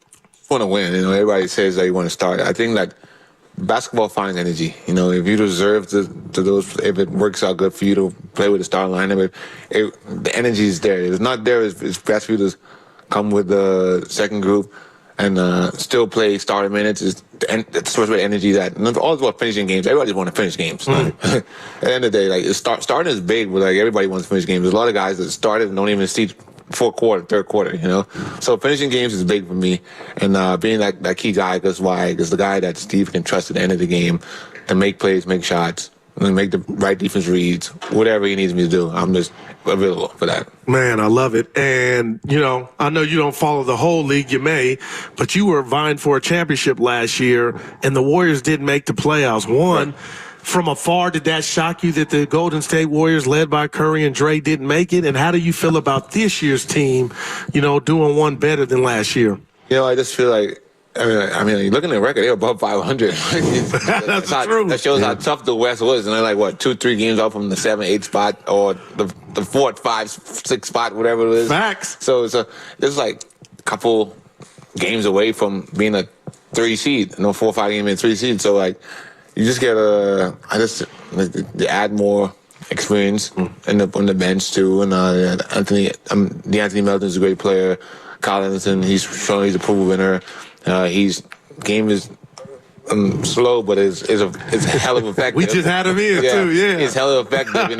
Sometimes I was like, man, this guy moves so slow, but you can't stop him. The whole league has been trying to stop him. So I mean, good pieces. Unselfish guys, and that's what I want to play with. Guys, unselfish guys that like to play, guys that love to win. Let me throw this at you. I'm looking at your stats. You know what you're shooting for your career from 3-point range? No. You don't? I mean, I heard rumblings, but it's exactly 40%, 40.0%, and I'm wondering, are you going to end the year above? Hey, E. Well, he'll be there in a second. Eric Housen is the great equipment manager and also jack of all trades. He does everything around here. You gonna my shoe? Oh, that's all it is. I'll bring it on the plane for you. You'll be good. You're shooting exactly 40. Damn. Yeah. So you're going to finish the year above 40 or below 40 from 3? I always go up. I can't go down. I can't go down. We're looking to go up. I think that it's tailor-made for this offense, where how they movement. I think their shots will come. All putting them down in the hole. It's no rocket science to that. I think I had a great offseason working out. I got a good run with the Bahamas team, and then I'm just ready. I'm eager to get it. Wherever my role comes to be on this team, I'll just be ready for that. Yeah, I don't even want you to throw shade at, the other places you play, but I'm just hearing you say no pin downs in India. Can basketball ever not be fun? I mean, the Indiana offense was fun. There's no shade of that. Just different style of offense. I loved it. It was fun. It was just a bunch of randomness, and it's hard to guard randomness from any team. You know it's coming. So I loved Indiana offense. Is tailor made for me too. But that's trying to say that it was not a lot of pin down. So I know that the Warriors action, when you watch the Warriors, they run a lot of split screens, coming to the big pin down, and the guards in the post or forwards in the post, and Loney's cleaning up somebody or Tracy's cleaning up somebody coming off Steph or Clay. So I just know that there's going to be some type of pin down action. So I prepared myself for that. Wow. In off season. This is all I'm trying to say. There's no throwing shit. Yeah. No, I was just thinking to myself, he didn't enjoy that. But you broke that down. He did. No, Indiana the offense was fun. We run in randomness. I love that because then you can't scout for it. But same thing with the Warriors. You can't scout for the randomness because they do it naturally. They come out of free throw it's a read-react offense, and that's what you want. You don't want teams to know what you're running. The players got to be more smart and intelligent to just read and react and play off each other and be effective with it. Love it. I forgot. So you played on the Bahamas. They one game short of making the Olympics, right? Couple possessions, man. Don't talk about that. How you breaking us, Couple possessions. Well, I also heard something interesting that because you were on the team, Clay couldn't play on the team. No, that's not the truth. No, they could only take one I'm full Bohemian. Okay. I'm full Bohemian. I just think the FIBA rule is just there's too much things. You got to pay for players, and then like I think that America had to release Clay, and I don't think something like that. I don't think America wants to release Clay. Oh God! It's like a lot of stuff going on, like red tape. Yes, this is too much of that. So like you know how they release Eric Gordon. Eric Gordon, his dad. I mean, his mom is Bohemian, but his dad is American. But they be there in the Bahamas more than that's wow. You know what I mean? So like they rep the Bahamas, but like I think like. We had to like clear Eric Gordon. We had to pay for Eric Gordon to get cleared. Yeah. We had to pay like a certain amount of money. Yeah, that's right. right. A lot. And then like for Clay, it's like, okay, his value's higher, so you got to give X, Y, Z. So there's a lot of stuff going on. Yeah. Yeah, no, it wasn't. That's right. It wasn't you. You're all Bohemian, right? all Bohemian brand. It was Eric Gordon. Yeah. That's okay. That's the guy. Well, we need both of them though. Like we need. We just a couple possessions away, man. Yeah. Is that fun? It was fun. I would always do it again. Look at him. He's smiling. Hey, I know you got to get off to Hawaii, buddy, but welcome to the Bay. Good luck to you. 40%. And, let's I get it to 41, 42 next. All right. All right. Yes, sir. Yeah, we don't go anywhere. We'll be around. Thanks, buddy. All right, that's Buddy Hield. He comes courtesy of the River Islands guest line. Isn't it time for you to discover the islands, River Islands in Lathrop? Buddy Hield. 40% 3-point Stoney, that percentage is higher than I thought, man. No, 40. Yeah, he has had a couple Sacramento, monster years. I've got to believe one of the sack years was monster year. I'm looking at his second to last year in sack. He shot 39 from 3. He was taking 10 a game. Yeah. He's playing 34 minutes a night. He started essentially 2/3 of his games as a pro. He's come off 1/3 of them, essentially. His highest scoring year with sack was 18-19. Scored 20 a game in 32 minutes and then followed that up with 19.2. So I don't think there's any doubt Buddy Hield can shoot the ball. Think he could start, Stoney? Let me look at how big Think he could start? 6'4". Yeah. I mean, it's within the realm of possibility. I don't foresee it. I wouldn't be blown away, but I got to be. If I had to pick Pods, Hield, or he actually to me Melton? looked, and I've never seen him this close up. He to me looked a little bigger and stronger than I thought he would have been. Yeah. He's put together pretty well, Buddy Hield. Yeah. All right, 888-957-9570 is the number. And we are at Chase Center as the Golden State Warriors are holding Media Day. They are jetting off to Hawaii after, and their training camp begins. Also, Buster Posey, if you've just joined us, is the new president of baseball operations for the San Francisco Giants. Farhan Zaidi relieved of his duties, and the San Francisco 49ers, they raised their record to 2-2 with a 30-13 win over the New England Patriots. We'll talk about all of it on the other side, and that segment was brought to you by Safeway. Did you know you can sell an unwanted vehicle and get paid quickly, even if the vehicle is wrecked or doesn't run?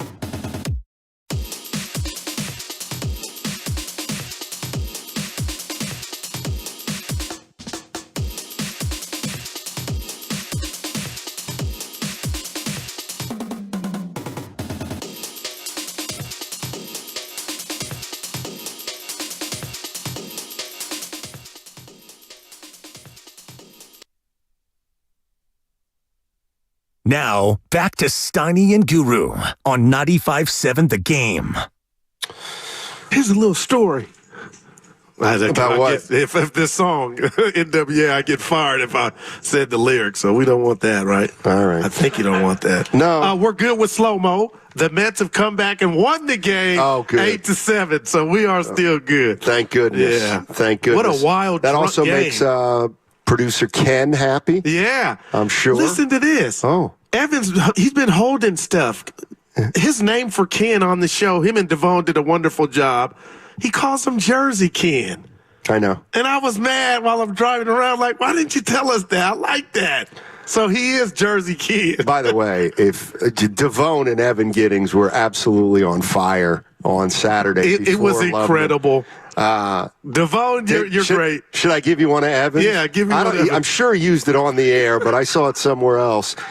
He asked the question if Brandon Ayuk has a short temper. I said it while I was listening. He thinks I didn't see it. I saw it. That's a 5. I saw it. Oh, boy. Okay, there is one thing, and Buster Posey is the new president of baseball ops for the San Francisco Giants. I'm sure when Willard and Dibbs get in here, we'll talk about that.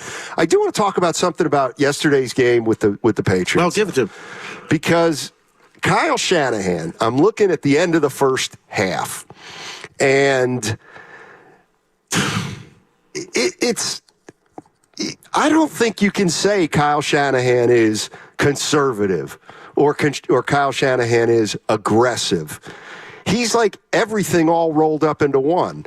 So he forces a punt by the Patriots. Okay. And they start from their own 13. Like there is nobody more aggressive. Their offense is sorry. than Kyle Shanahan when it comes to trying to get the ball back. The double up. One more time in the first half. Except the Super Bowl in 2019. But my feeling on this one is at some point it's not worth it. And when you start out 1st and 10 at your 13. Dude, you're backed up. You're backed up, Steiny. Why would you throw it twice? Okay. Why would you throw it twice, clock stops, and the next thing you know, you're giving the ball back less than a minute later? But you left out a little caveat. It was 3rd and 15. Yeah. So now you're really going against what are you doing? It cost them 3 points, Donnie.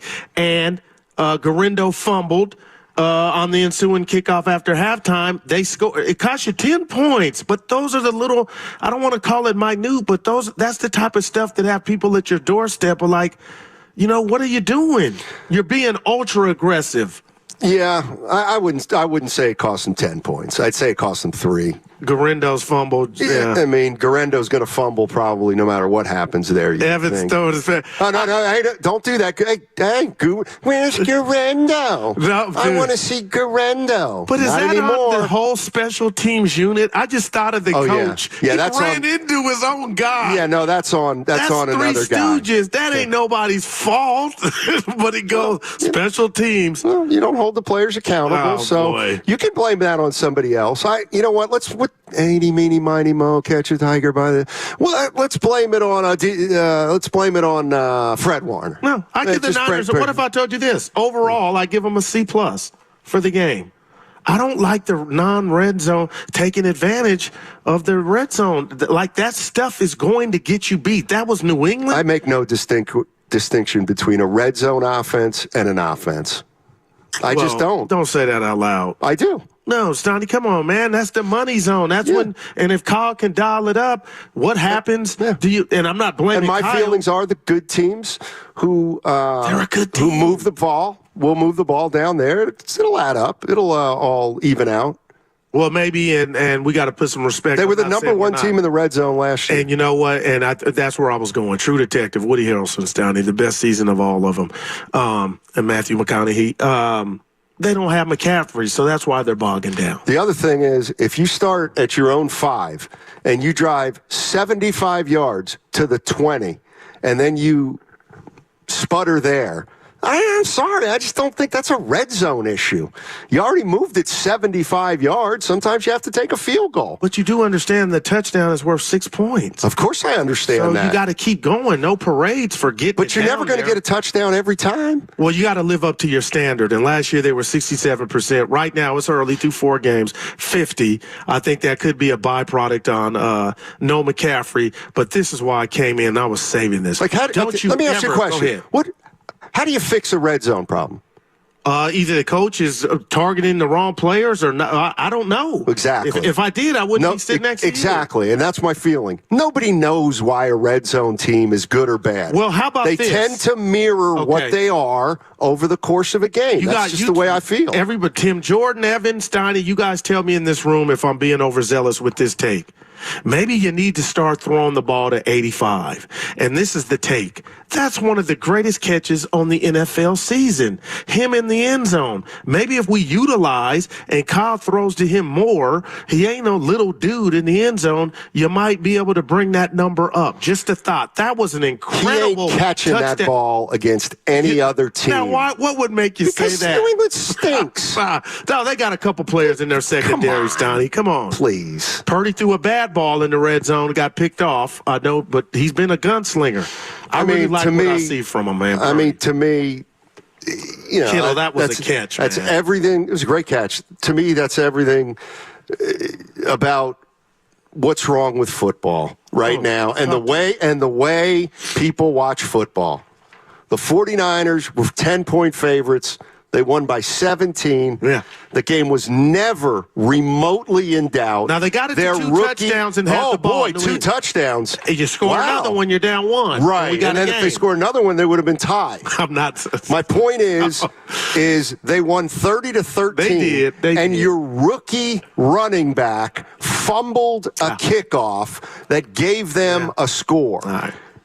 I hear you. And you had 2 touchdowns called back, right? Exactly. But that keeps happening, so we can't give, it happened against the Jets. Right. So, now, defensively, though, I really want to see him against an Arizona team or a team with some weaponry. That New England offense was as bad. It was worse than advertised. But the Niners, I saw Bosa. They were active. And Fred Warner, Steiny, I am concerned about the ankle, but forget that. That interception. Let me ask you a question.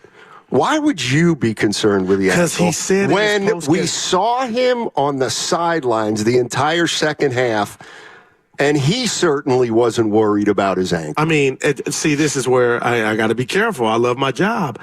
Steiny, on the sideline doing whatever he's doing is not NFL football. And for Fred Warner to say it the way he said it after I tried, and if I could have went, I would have been out there. So at this juncture or point in the season for the Warriors, for the Niners, they got the Cardinals coming in with the mobile quarterback. You need Fred. It's not, he may be ready to go. It's nothing. But for a Warrior, a guy that loves the game like Fred, not to finish the second half. Dude, I heard some people saying, oh, it was just the Patriots. They told him to stay off. Man, nah. These dudes are programmed and wired differently. So I think the reason he didn't play in the second half was because of the quarterback next week and the team they're playing. I do. Some little low management? Yes, absolutely. The game was never in doubt. Now you get nothing from me there. Boy, the Patriots stink. But you got to score in the red zone. Well, it's not me just saying it's not these articles or commentators. But I'll tell you what, because the rat on the table is the Niners are not, nobody said it because nobody will mean it. But, you see the emergence of J.P. Mason. Thank you, Grandy. J.P. Mason. And you forget sometimes that McCaffrey is out there and how dynamic he is. You see what Jennings is doing. And God darn it, you see what Brock Purdy is turning into like a fun watch. Do I dare say star? I just know he's carrying a lot of weight and he's delivering, Stoney. Am I saying he's perfect? No. But darn it, he's running with the best of them. He's throwing the ball downfield, completing the passes. So I'm watching him grow, but he's doing it without McCaffrey. And I'll rest my case with this, going against myself and my own worry. You're going to lose something when you're without C-Mac. Are you? Well, I think they have the leading rusher in football. But the fact that your number's gone down in the red zone, 67 to 50, and it's only 4 games, Matt. But I think that I'm okay with somebody telling me, well, we don't got the dual threat that McCaffrey is. That's why it's gone down. Although Mason caught a couple passes yesterday. We're catching better. But, that's the way, and we got into this a little with Hargrave. But the reality of the situation is, to me, if Christian McCaffrey is a 10 at running back, what we've seen from Jordan Mason is like an 8.5 or 9. I'm feeling that. The fall off has not been dramatic to me at the running back position. Now, over the course of a season, maybe we'll see. But Jordan Mason has been. But what about the threat? I don't even say, are they missing McCaffrey? Yeah, they're missing McCaffrey. But they have Mason. So when they have McCaffrey, they're not going to have Mason. And Mason's doing everything you could possibly ask of him. So, when they get McCaffrey back, is it really going to be night and day? I don't see how. Yeah, it'll be interesting Mason's got 500 yards already on the ground. Yeah. But I'm just talking about, when you're down in the condensed area of the field, the 20-yard line, and you got to worry or stress out about McCaffrey getting the ball out of the backfield as opposed throwing it to him out of the backfield or lining up wide. Mason doesn't pose that problem, and that's no shade at Mason. But when you have McCaffrey out there, to me, pre-snap, that opens up you to get hit all kind of different ways with other players on the Niners, as opposed to when you don't have him out there. So then, he's incredible. So are you worried about the red zone or not? I am, but I'm worried about it until when McCaffrey comes back, I'll be okay. But I'm just saying that's what got you beat against the Rams. And let me say something. I got this stat yesterday for you about Hargrave. Do you know he led all DTs, defensive tackles, with pressures? I know we were saying he ain't doing nothing, but he was leading the league 3 games with pressures. Did it look like they missed him? No, they were playing the Patriots yesterday. And the defense woke up. 888-957-9570 is the number. San Francisco 49ers, they win yesterday 30-13. 6 sacks by the defense. Fred Warner with a pick 6. Yeah. So the defense, which has been the malign part of this team, obviously it was the Patriots, but they did exactly what you'd want them to do against the Patriots. So do we still worry about the defense? Well, again, here comes another team, the Cardinals, a division foe with weaponry and a mobile quarterback. So a great runner in Connor. They got some weapons, so it'll be fun to see if this was just the byproduct of playing a sorry offense or if they've actually got some momentum. And that's why I don't know if you can predict the injury report, but Fred Warner not playing the second half, what if he's not on the field? Well, then they're going to be missing Fred Warner, and they're going to have to try to win without him, which isn't unusual in the NFL. Total yards, 431 to 216. Essentially, the Niners doubled them up. Yeah. Passing yards, they doubled them up. Rushing yards, they doubled them up. Average yard per play, they doubled them up. And it was just a pretty easy win for the San Francisco 49ers. Time of possession, 31 to 29. Turnover on downs where you want your D to show up. They were in the backfield. I don't know what New England was trying to do, Stoney, but they were running some plays where I was like, man, this thing is done before you even snap it. Yep. Let's see. 650. Y'all see how well Bosa did when they started running stunts. We need to continue doing that. Please also start D Winters over Campbell. Campbell is not good. Okay. Campbell made a play yesterday. Oh, made one? I'm just saying. That's good. Yeah. Defense had a good day. Defense did have a good day, but as far as Bosa's concerned, almost got a couple sacks, Donnie. He was there. I was like, I know he's like the scorekeeper. Help me out. But, hey, I felt his presence. And you just asked me a question. Are they back? I'm not going there. It's just one game. But I felt Bosa being disruptive, and I liked it. 888-957-9570, the number. Steiny and Guru with you. We'll be joined by Willard and Dibbs in about 10 minutes, and there is all kinds of sports news around the Bay today. We are at Chase Center, and the Golden State Warriors are starting training camp as we speak. They met the media, and now they're jumping on a flight to Hawaii, where they're going to have training camp this week. The San Francisco Giants, they've made the stunning news today. They have fired Farhan Zaidi, and they have hired Buster Posey as president of baseball operations. Wow. And the San Francisco 49ers win 30-13 over the New England Patriots. Getting back to Posey for a minute. And our guy, Ernie Chavez, he was at Friedman's on Saturday, and he's actually already sent me an email. He didn't appreciate the fact that I'm passing along. And I'm going to pass along this fact. When you use not you, but when people use words like a failure or Zaidi didn't win, the Giants were 526 and 506 with Farhan Zaidi in the regular season. He had a plus 500 record as a general manager. Well, let me give you this math. 1 playoff appearance in 7 seasons is a failure.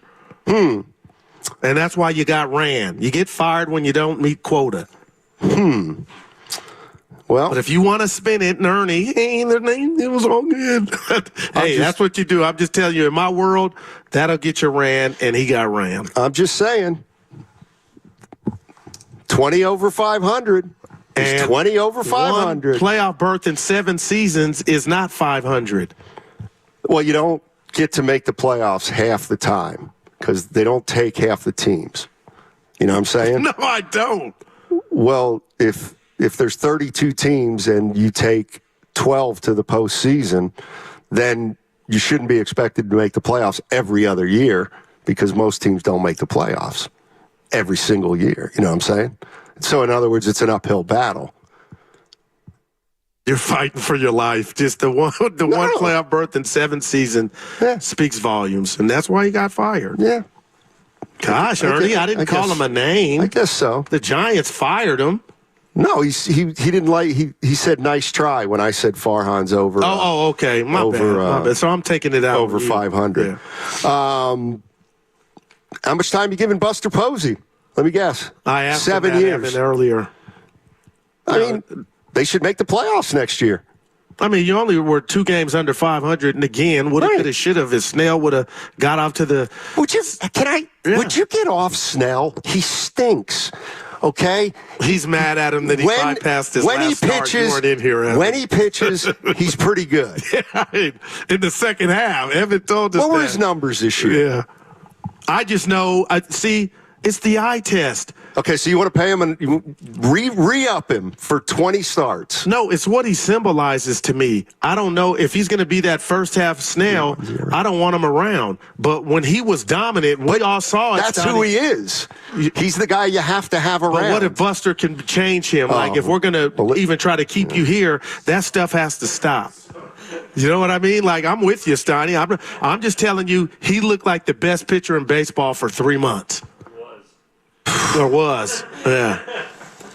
You know what I mean? And I hear you. You got to be ready to go right after spring training. He wasn't, but man. And are the Giants in position to spend that money on a guy like him right now? Yeah, big year for him. But if you're only 2 games, I'm saying you're only 2 games under 500. I mean, just think about if things would have broke better for him. Would they be trying to be the Mets or the Braves or the Diamondbacks trying to get in for wild card? Through 104 innings, Snell. It's $333,000 an inning, isn't it? Boy, you're down on him since he bypassed that Saturday start. I mean, do you want his second half numbers? Give him, please. Okay. How many losses do you think he had? 3. I'm going 1. Answer 0. Damn. How many wins do you think he had? I'm going 12 5. starts, by the way. He couldn't have had more than 5. Well, because they've scored. He couldn't have had more than 5. Okay, so he had 5. He's 5-0. Jesus. With a 1.45 that's what per run average. That's what I'm talking about. But Evan, what is that really compared to the first half, Blake Snell? Yeah, how do you, I'm being honest, how do you weigh all that? Okay, if he had arguably the worst half of any 10. starting pitcher. He had 10 in the first half. His ERA was 10. He ended with a 3.12. Wow. That's pretty incredible. No, I get that, but it is. That's why he's not coming back next year. Dude, he's not, man. What can you expect from him moving forward, I guess is my question. A sincere question. Well, it's not like he hasn't been injured before, but the point is when he does pitch, he's very good. Yeah, no. So that's what you're paying for, and you're hoping that he's going to be available. And to bring that ERA down from at one juncture 10 to 3.12, you had to be pitching. Man. What would you give the Blake Snell signing, I guess is my question. The Blake Snell signing. Well, you didn't make the playoffs, so like a C+. He was a part of that with his lack of availability early. So I'm going to give it a B+, Evan, because I feel like had they scored more runs when he wasn't at his best, maybe they're in the playoffs. Would they end up finishing behind the last wild card? I didn't even look. What do you know offhand how many Somewhere games? between a lot and a little. Yeah. Like 7 or 5? Who do we have on? So the Giants won 80 games. What's the last wild card number about? Is it 86-ish or 87? Well, it depends, I think, on the on what happens today, obviously. But we can get a rough estimate from 161 games. So it'd be 88. Okay, so it's a little higher than it was last year. I think it was 84 last year. But Diamondbacks, right? Yeah, so... I mean, to me, you're 80 and 82. And they were out of it like a good 3 weeks. Like the Giants really fell off. I thought, you know what I mean? We said it earlier, but this thing was done about a month ago, Evan, and I thought they were going to at least get to the maybe last 3 weeks or 2 weeks of the season. They didn't do that for me. They tried. Yeah. 707. Steiny, take that fluke season away and then tell me their record. No. Yeah. That's like, man. But there's nothing positive for Farhan, but they did win 107 and gave the Dodgers all that and some. Yeah, I just 107. That's the most. Man, I'm just saying that as bad as things seem to be, there's a lot of teams worse than the Giants. Chicago White Sox and others. I mean, how many teams didn't have a 500 record over the last 7 years? My point is we don't know if they've hit rock bottom yet, just because Buster Posey's the new president of baseball operations. That's all I'm saying. So we'll see. Giants were the only team the Giants were better than in their division, the Rockies. Yeah. That's not good, man. Well, look at the division. Man. I mean, they're just not going anywhere. Exactly. So Buster Posey's on the clock. He is on the clock. What do you expect from him, Goo? What's the first thing you're going to be looking? Snell will be the first piece of business, right? I think we could start right there. And that'll send a message to me that they feel like they can compete next year. They want to compete. And you know what? That's too strong. Want to. They can go after him, and he decides to go to New York, where I believe he originally wanted to go, but they paused. But I think that's the first piece of business, Donnie. Can Buster keep him in town? Yeah, I don't see him sticking around. I just don't. Because somebody's going to give him a boatload of money. And you don't think the Yankees or any of the Dodgers could use Blake Snell right now going into postseason? I think every team could use second half Blake Snell. Yeah, second half. No doubt about it. All right, coming up on the other side, we've got Willard and Dibbs. It is crossover time. Interested to see how Willard's going to feel about Buster Posey. He sent out a tweet, and I couldn't depict it if he was. I'll ask him. If he was Buster Posey. No, not He's Willard. Gotta be, He was talking about the fans. Remember how you talked about this was PR? He sent it, I don't want to call it cryptic, but there was a double meaning tweet. I'm like, is Willard saying the fans are skeptical or they're happy? We'll find out. Wait, he did that just now? About 2 hours ago. Okay, well, we can, and that'll keep everybody on the edge of their seat. What did Mark Willard mean by his early morning tweet? We'll talk about it on the crossover on 95.7 The Game. Purchase new wiper blades from O'Reilly Auto Parts today and we'll install them for free. See better and drive safer with O'Reilly Auto Parts.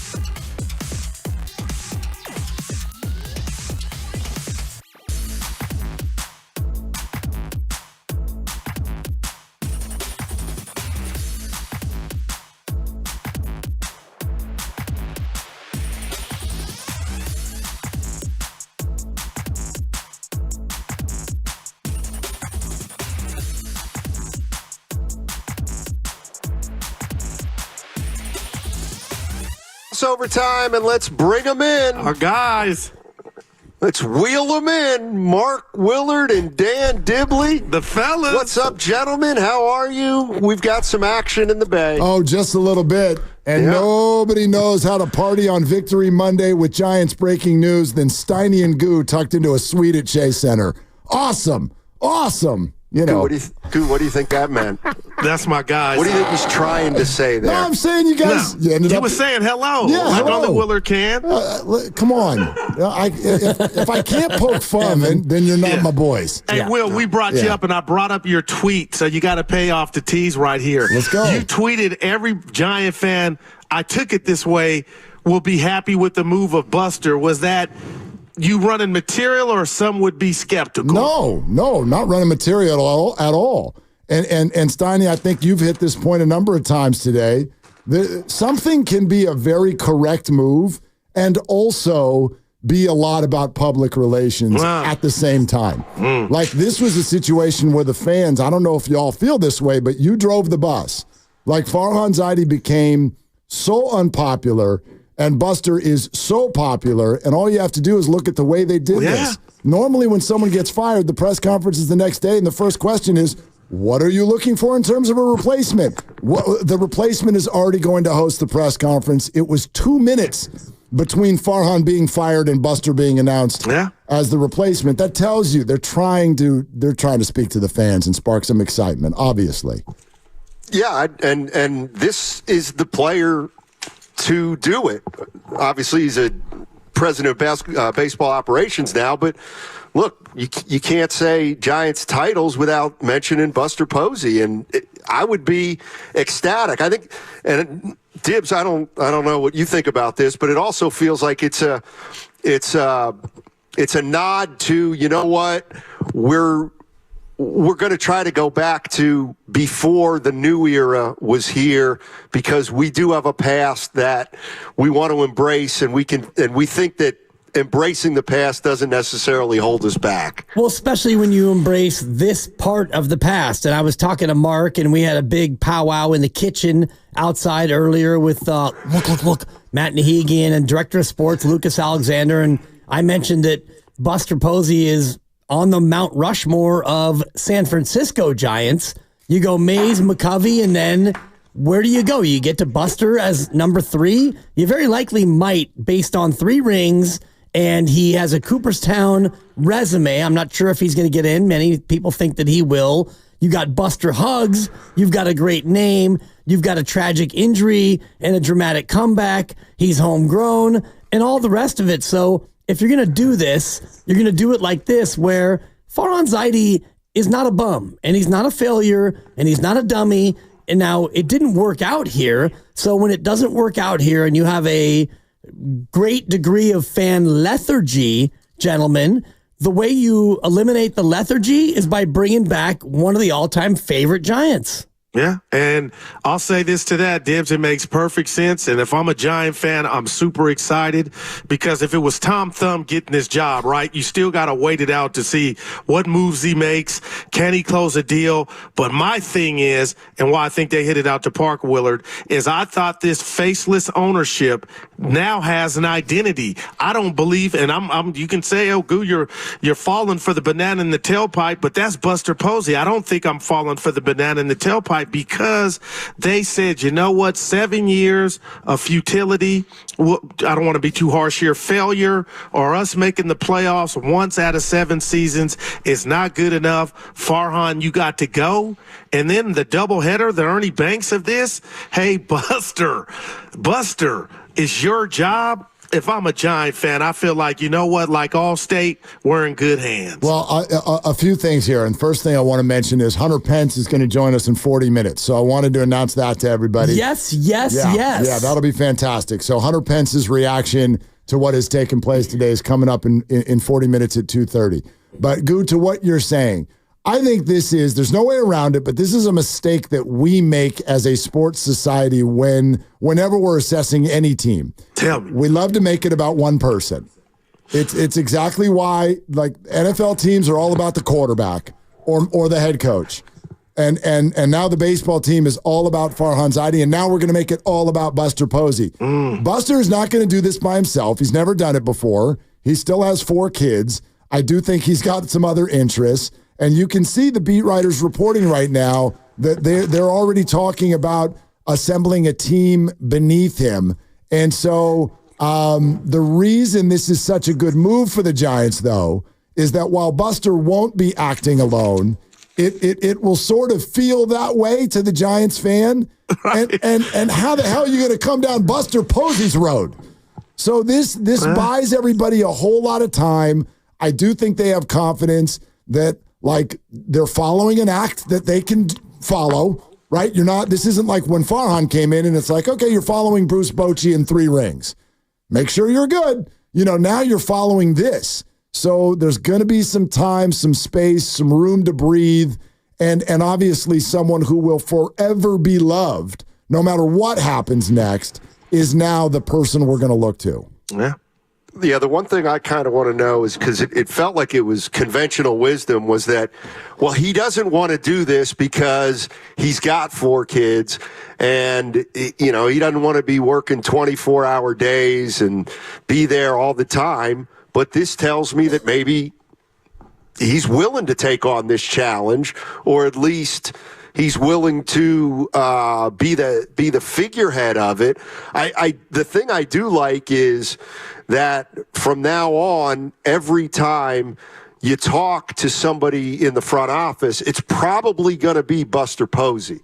And with all due respect to Farhan, especially after the first couple of years, it just felt like he was fighting an uphill battle. Oh, he's not very charismatic. He's not a great people person. Well, we know exactly who Buster Posey is, and we know he's understated, but that's what we like about him. And so just those little visuals of seeing Buster Posey get interviewed, being at the top, I mean, it's got to be reassuring to Giants fans. No doubt. And I am struck by our good friend, Sal Castaneda, who texted you earlier and said, I think I'm back in. And I do think that he's not alone as far as the optics of this. And let's be honest, this is all optics until we see Buster roll up his sleeves and bring in a staff. And I wonder what the staff looks like if he keeps Pete Patilla, if they change the scouting department, if he brings in some of the OGs from when they won 3 World Series. How does it look like, or what does it look like, rather, in the transition? And we always talk about a presidency, Steiny, and those first 100 days. And you look at the first 100 days of a new presidency, and at that point you can kind of judge based on what they've done and what are the changes and the new hires and all the rest of it. And I think that this is kind of like that. So it all goes down today, and he'll be introduced tomorrow, October 1st. And when we get to November, December, January, we get into mid-January, and we see who Buster's hired and who the staff is and what that looks like, new scouts and a new look for everything, then I think we can really make a judgment as to what direction they're going. Dibs, but what if I said to that, and I'm not saying you're not wrong, but that's doing too much intel. The bottom line is Buster has the job, Willard. So to me, on the to-do list is Blake Snell. Can you keep Snell in a Giant uniform? Do you want to keep Snell in a Giant uniform? And again, this is just me, not Bob Costas, a team that only finished 2 games under 500, and had they had a good second half, Blake Snell in the first half, who knows? Maybe they're playing baseball this week. So to that point is, do you think Blake Snell is operation first thing I need to do right away for Buster Posey? Absolutely not, at all, in fact. And that's not me saying I don't want Blake on the team. First of all, Blake is a Scott Boras client, and I don't think anything's going to happen for a long time when it comes to Blake Snell. I think he'll be in somebody's spring training camp this year, but I think that's going to take some time. And one of the big questions we're going to have for Buster tomorrow when they introduce all of this to the media, I'm sure is going to be his philosophy. And you know what I mean? Like, we know Buster, but as an executive and building a team, I don't know what that is. Do you value? Yes, Blake is at the top of his profession.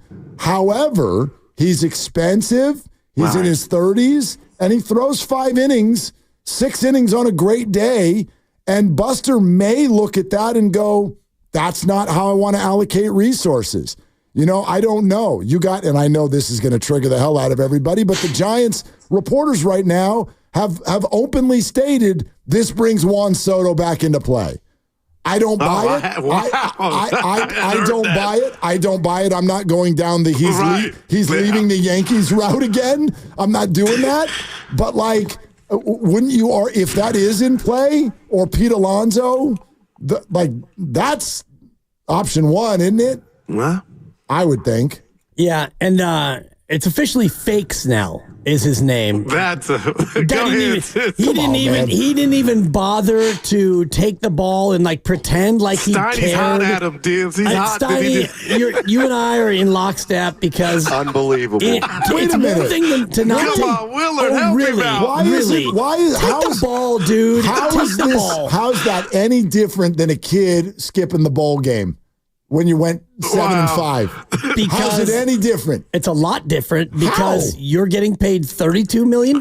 So are they now. So are they. No, they weren't then. Yeah, but they are now. But they're not making what he makes. And if you're Christian McCaffrey, and I don't think he skipped the bowl game. I think he went out there and played the bowl game. He might have skipped the bowl game senior year. But if you're a college kid and you're not paid in full, shout out Eric B. and Raheem. That's a 4. Thank you. This man is paid in full. Yeah. And he decided, you know what? Not only do I not want to take the ball, I'm going to go ahead and pack my S up, and I'm going to bounce before the game's even over. Fakes now. Dibbs, he said if it was playoff implications, though, Willard, he would have pitched. Yeah. That's all. When I heard that, I called the dogs off. I don't care what anyone's salary was last year. If there are millions on the line and absolutely nothing to play for, I got no problem with you taking the day off. Yeah, and I have a problem with you taking the day off. Yeah, this is Dan Dibley, and I agree with this message. It's fake Snell, and I don't want him back. And McCaffrey skipped that bowl game, Dibbs, against Carolina. There you go. He's got family money. How about that? Oh, wow. Yeah. He does. Well,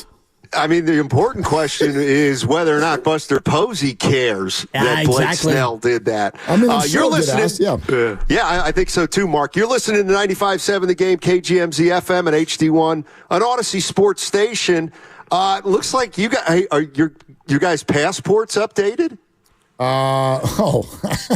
Because Juan Soto is from Santo Domingo, the Dominican Republic. First of all, a little further than Linden. Out there. We might have to send a different show. First of all, I did my level best. My passport is updated. And if I can charge mileage, I'm in. Yeah. Boulevards of Linden. Oh, man. Yeah, shout out Tribe Called Quest. That's also a 4. And you know what? I tried to get us to go to Shohei Ohtani's hometown last year, and it didn't work. And so they didn't get him either. So maybe it's time to circle back and get us on a plane and bring in Juan Soto, who, again, I don't want to skip ahead too far, but he's not coming here. He's a Yankee for life to me, Dibbs. His person, it just seems like it fits. But I woke up this morning with Niners on my mind. This news broke, but why I love the game of baseball is what transpired between the Mets and the Braves. We know. But listen to this. Chris Sale was scratched from his start. He's supposed to pitch the last game for them to. What the hell happened? You got to go out there and pitch. Well, maybe he said, look, there's nothing on the line. There you go. And so I'm giving you the whistle. I don't know. You're actually breaking news to me. Our heads are deep into it. I got you. I didn't even know that he got scratched. I didn't know that. Braves need to win to go. If the Braves lose, the Diamondbacks get the card. So it's pretty fun here on a Monday. Where, and Chris Sale is not available, Dibbs. What the hell happened? I mean, it's probably a more legitimate reason than fake Snell deciding. I got a lot of shoes to pack up. I'm good, guys. It feels to me like these two teams. What they used to call it on Survivor, they had an alliance. Yeah. Gentlemen's agreement. These two teams had an alliance before they get. So? Yeah, they're splitting this puppy. No matter who Steiny could have did that with you on the pot last year, but he didn't want to do it. That way the Braves. That's the way. That way the Braves can save Chris Sale for Game 1 of the playoffs. There you go. Yep. What'd you think of that Niners win yesterday, gents? They didn't score 20, Willard. I was thinking about you all game. Like I was Willard thinking about 20. you, too. When they had 13 and they went into the high red zone, I'm like, hell, I'm going to have to answer the guru on this one. Oh, boy. No, what'd you guys think? I think good, not great. They got the W, man. Yeah. I don't like Fred Warner's ankle, but they got the win, man. It was a boring game, which they needed. So that's good. And New England is awful. Yeah, we can all say that they are bad. I don't. Well, think, so are the Rams, and the Rams beat you. Yeah, So what are we doing? I don't think that you can take from that. Goo, do you remember not the 20 comment? Do you remember the beginning of the week? Do you remember Monday? I told you. I said the Niners will win like 31-7. And we'll come back next week and be like, the defense is fixed. I'm like, the defense isn't fixed. Right. It's not fixed yet. So Kyler Murray on line one. Let's see it against But Kyler Bosa Murray. had a pulse, and that D-line with the no-name guy, they were getting after it. Yeah, they all got after it. And, you get Givens and Elliott till he got hurt, and Okunwanu, and I mispronounce it every single time. And I feel like he doesn't pronounce one of his N's. Yeah, it's Okeanu. But there's two N's. I have it written down on my my game sheet because I watched it back today. Okay, look at my guy. The explosives from the offense were incredible, and Brock Purdy was one throw away from a perfecto. That throw into double coverage when it was picked off is, whatever. Yeah. If you want him to be aggressive, you're going to have to live with those, and so that was unfortunate.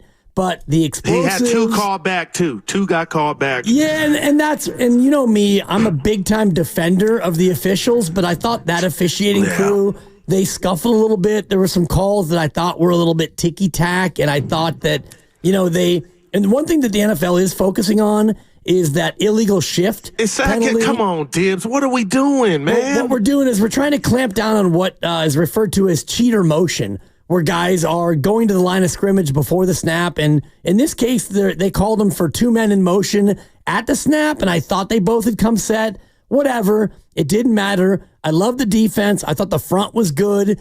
And, I don't want to dwell on the negative on a Victory Monday. No, you can't, Dibs, because go ahead. I got something for you. Special teams, my God. Well, a guy running into another guy. It's kind of unfair, Willard. Did you put that on the special teams? It was two guys, Abbott and Costello. It's on the special teams, but it's not on the special teams coaches. Okay. That play is not on the coaches. That's on Garendo. What are you doing, dude? Well, what are you doing? Yeah, no doubt. Willard, I got to say this to you guys, and I got to be careful. Brock Purdy without McCaffrey and was without Debo, was without Kittle. I'm in the mansion now, but where he's at in the mansion is almost stardom. What he's doing with his legs, and I don't like he's running for his life a lot of the times, and his ability to look downfield and now firing the ball like they're listening to 95.7 The Game, and the callers say throw it downfield, he's putting himself in a situation or a category to where he's one of those guys. I'm just saying, I'm going to slow my roll, but Brock he's become must watch. 288 yards on 15 completions. Quick math, that would be 19.2 yards per completion. Man. But the Patriots stink, so we need to file that away under. No, we don't, because he looks the same every time he plays. So Goo, no, it's real, man. When you say you're going to file it just short of stardom, I question even that. I don't know why we're still doing this. And I know I'm Mr. Know-It-All, so I hate doing this, but if your opinion is anything other than Brock is awesome, you're wrong. You just I'm there. It's going past there, though. Not even you. I just mean everybody listening to us. It's beyond crazy. I wonder if everybody heard what Drew Brees said on Cowherd's show on Friday. Oh, no, I missed that. He said, I could tell Brock was incredible the second he took the field against Miami in his very, very first game. And he goes through check by check all the things that he sees in Brock Purdy that lead to success at the quarterback position. And I wonder what Joe Fan or, whatever thinks, not the actual Joe Fan, just anybody named Fan. I wonder how many people do we need to hear from? Because you've heard from Breeze, Brady, Kurt Warner, Troy Aikman, Acho, Steve Young. It's constant. The greatest quarterbacks in the game are telling you you're staring at a star. A star. So if you think anything short of that, I don't know what to do with you anymore. It's factually incorrect. The guy's phenomenal. But they dink and dunk, Mark. 36 yards to Ayuk. Checks notes. He had a 55-yarder to Debo. You want to know? 45-yarder to Jawan. Do you want to know? You want the hot take of the day? You want to know who the dink and dunk quarterback is in the NFL? Watch the games. It's Josh Allen. Oh, right. It's Josh Allen. He got Evan 8 points last night and allowed me to look like wrap up a victory. They won't let him drop back anymore. He's throwing little boop, boop, boop to behind the line of scrimmage constantly. Like, look, the data will tell you that Brock Purdy is forcing the ball downfield more than any QB in the game. That's data. They had 6 explosives in that game. Yeah. Sorry, Steiny, go ahead. No, that's all right. The data also shows that Brandon Ayuk had a shorts problem on Friday. We missed your show, man. I didn't. Yeah. We were in a restaurant celebrating Steiny's birthday. Give us the skinny, we did the whole show on it. I couldn't believe it. Man shorts. I couldn't believe it. It was something. It wasn't a nothing burger. That's all I could tell Steiny. It felt like Jim Leland and Barry Bonds back in the day. There was some energy behind Kyle's words, whatever they were. Someone asked me if you could envision, for anybody who saw the video of it, could you envision Fred Warner doing that? You mean in Ayuk's spot or in Kyle's spot? Ayuk's, yeah. Ayuk's. Could you imagine Fred? Never. The parlay is you wear the wrong shorts, then you try to talk two bosses into keeping those shorts on, and then in the end, you take the shorts off and swing with your leg and try to kick them across the practice field. That was a bad look, Can you imagine Fred doing that?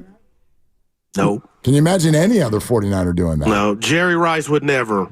And how do you have the wrong color on after, like, you know what I'm saying? Come on. It was intentional, Goo, is what it was. Okay, and that's infantile if that's true, Dibs. Agreed. And if you look at the way the game played out, and he got some targets, and he actually had great diving catch. Oh, incredible diving catch. And that just reminds you of why he's so important. And I'm looking at the game log, and the first target that Brock had was Brandon Ayuk, 36 yards out of 21 personnel. And he only got, I think, 4 more targets. I think 2 more targets. He had 3 targets and 2 catches. Okay. Yeah, I'm rooting for him, guys, but I can't sign off on that Friday. That was bad optics, man. Yeah.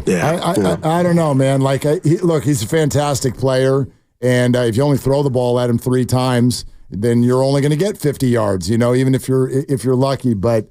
I don't know, man. He's going to need to have a game one of these days. And the worst part about it, real quick, I know we're up against it, is his teammate, Jawan Jennings, it's not like they're hemorrhaging at the wide receiver. Brandon, we really need you. It's almost like in a crazy way it's looking bad that Brandon is looking like the $30 million receiver. And Pearsall's available next week, potentially. Yeah, man.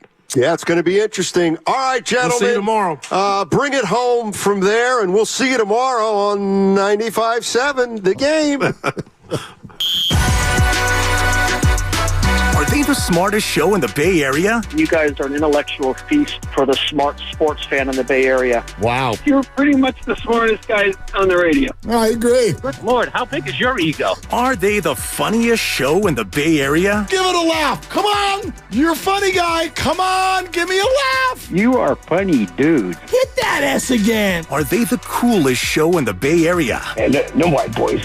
They're cool. That's what people are saying. You guys are phenomenal. This is one of the most perfect ways that I could end my day, getting a chance to talk to Mr. Mark and Dan, you know? We'll let you be the judge. Oh. All I know is it's a couple of Bay Area boys talking sports. I know nothing. Thanks. It's Willard and Dibs on 95.7 The Game. Oh, LFG. Yep, it is a Victory Monday, but which organization am I talking about? That's great. Which organization am I talking about? You tell me, because I went to multiple public establishments today. Me too. I'm not kidding. People are celebrating openly. I'm a guy in the grocery store, the employees throwing their hands up in the air, waving them like they just don't care. Because to fans, I know for a lot of you it feels like ding dong, the witch is dead.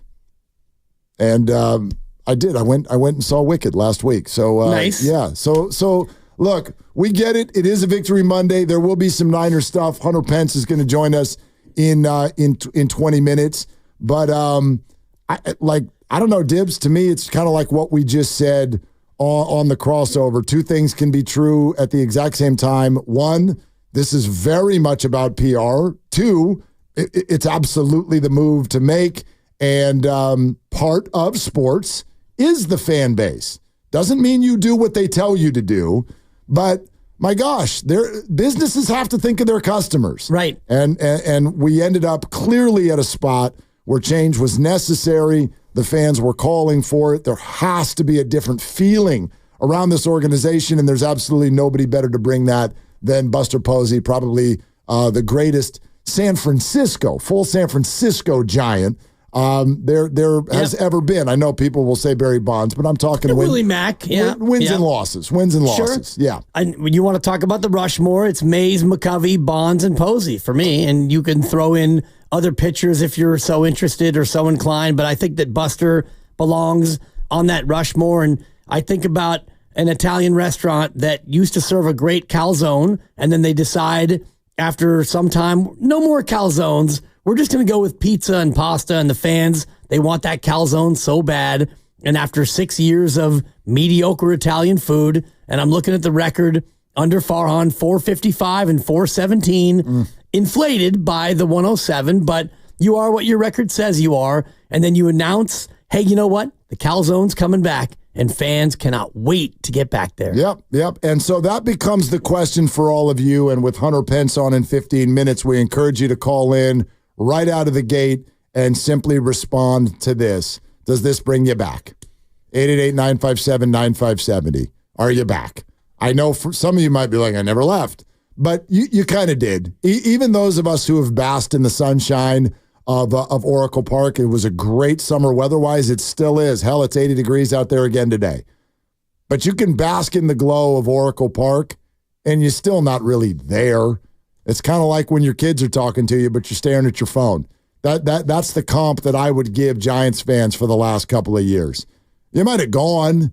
You might have turned the TV on in the background. At no point were you on the edge of your seat. At no point were you really feeling connected. That's the word they tried to use. Remember last offseason, connectivity? Yep. Didn't swing and a miss again.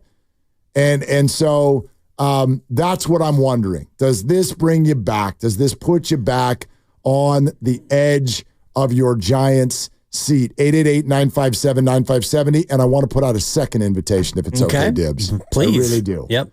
I want to wear this one because I deserve it. Okay, You've done this before. You don't need to do this. Mark. No. It's not that, and I appreciate you saying that. My point is I want to extend that invitation directly to the callers.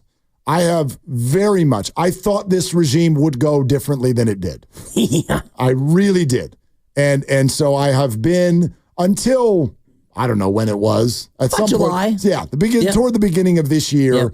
Until then, I have been very, very supportive of Farhan Zaidi. I think he's a smart guy. I think he's a good guy. I think his intentions were all there. I think at times there were a couple of things that weren't right in terms of the way he handled players and also the way that the regime as a whole communicated with the fan base. I think those things could have been buttoned up.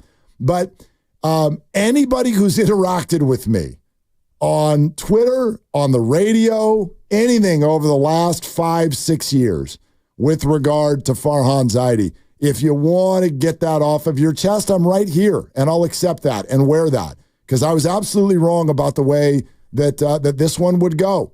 And even until its final season, I remember opening day this year. I was excited. They spent a bunch of money. They had people who could hit the ball over the fence. I thought it would go a different way. It did not. This is absolutely the right thing to do today. Yeah. And if you look at just the last 3 years, they were 240 and 246 over the course of 3 seasons. And the attendance this year was the highest of the 3 years, 32,688. But if you transpose that against the last year of playoff baseball where they drew 41,500, they're down 9,000 fans a game. And this is now post-pandemic. So you can't look at that anymore as a reason for them not yet coming back. You are down 20% in attendance, and you've become a mediocre 500 club, even though this year you spent more than $200 million on your payroll, it still wasn't good enough to have a winning product or a product that really drew the fans. And so, yeah, today's a day where the change is dramatic. And I'm thinking about my father-in-law who texted me earlier today, and he said, what did he say? He's down on Farhan, and he has been for years. Of course. The head of the snake is now dead. Long live the new king. Buster to the rescue? ? And I think that in 3 sentences is really kind of where we are, because whatever, head of the snake is a little bit dramatic, but he's been down on Farhan for a long time. Long live the new king. Buster to the rescue ? That I think is something that we can get into as the winter and the spring unfolds, because can Buster really come to the rescue? What does that mean? That's interesting, because I don't even know if I view it that way of like Buster to the rescue. It's more just like Buster kill the anxiety.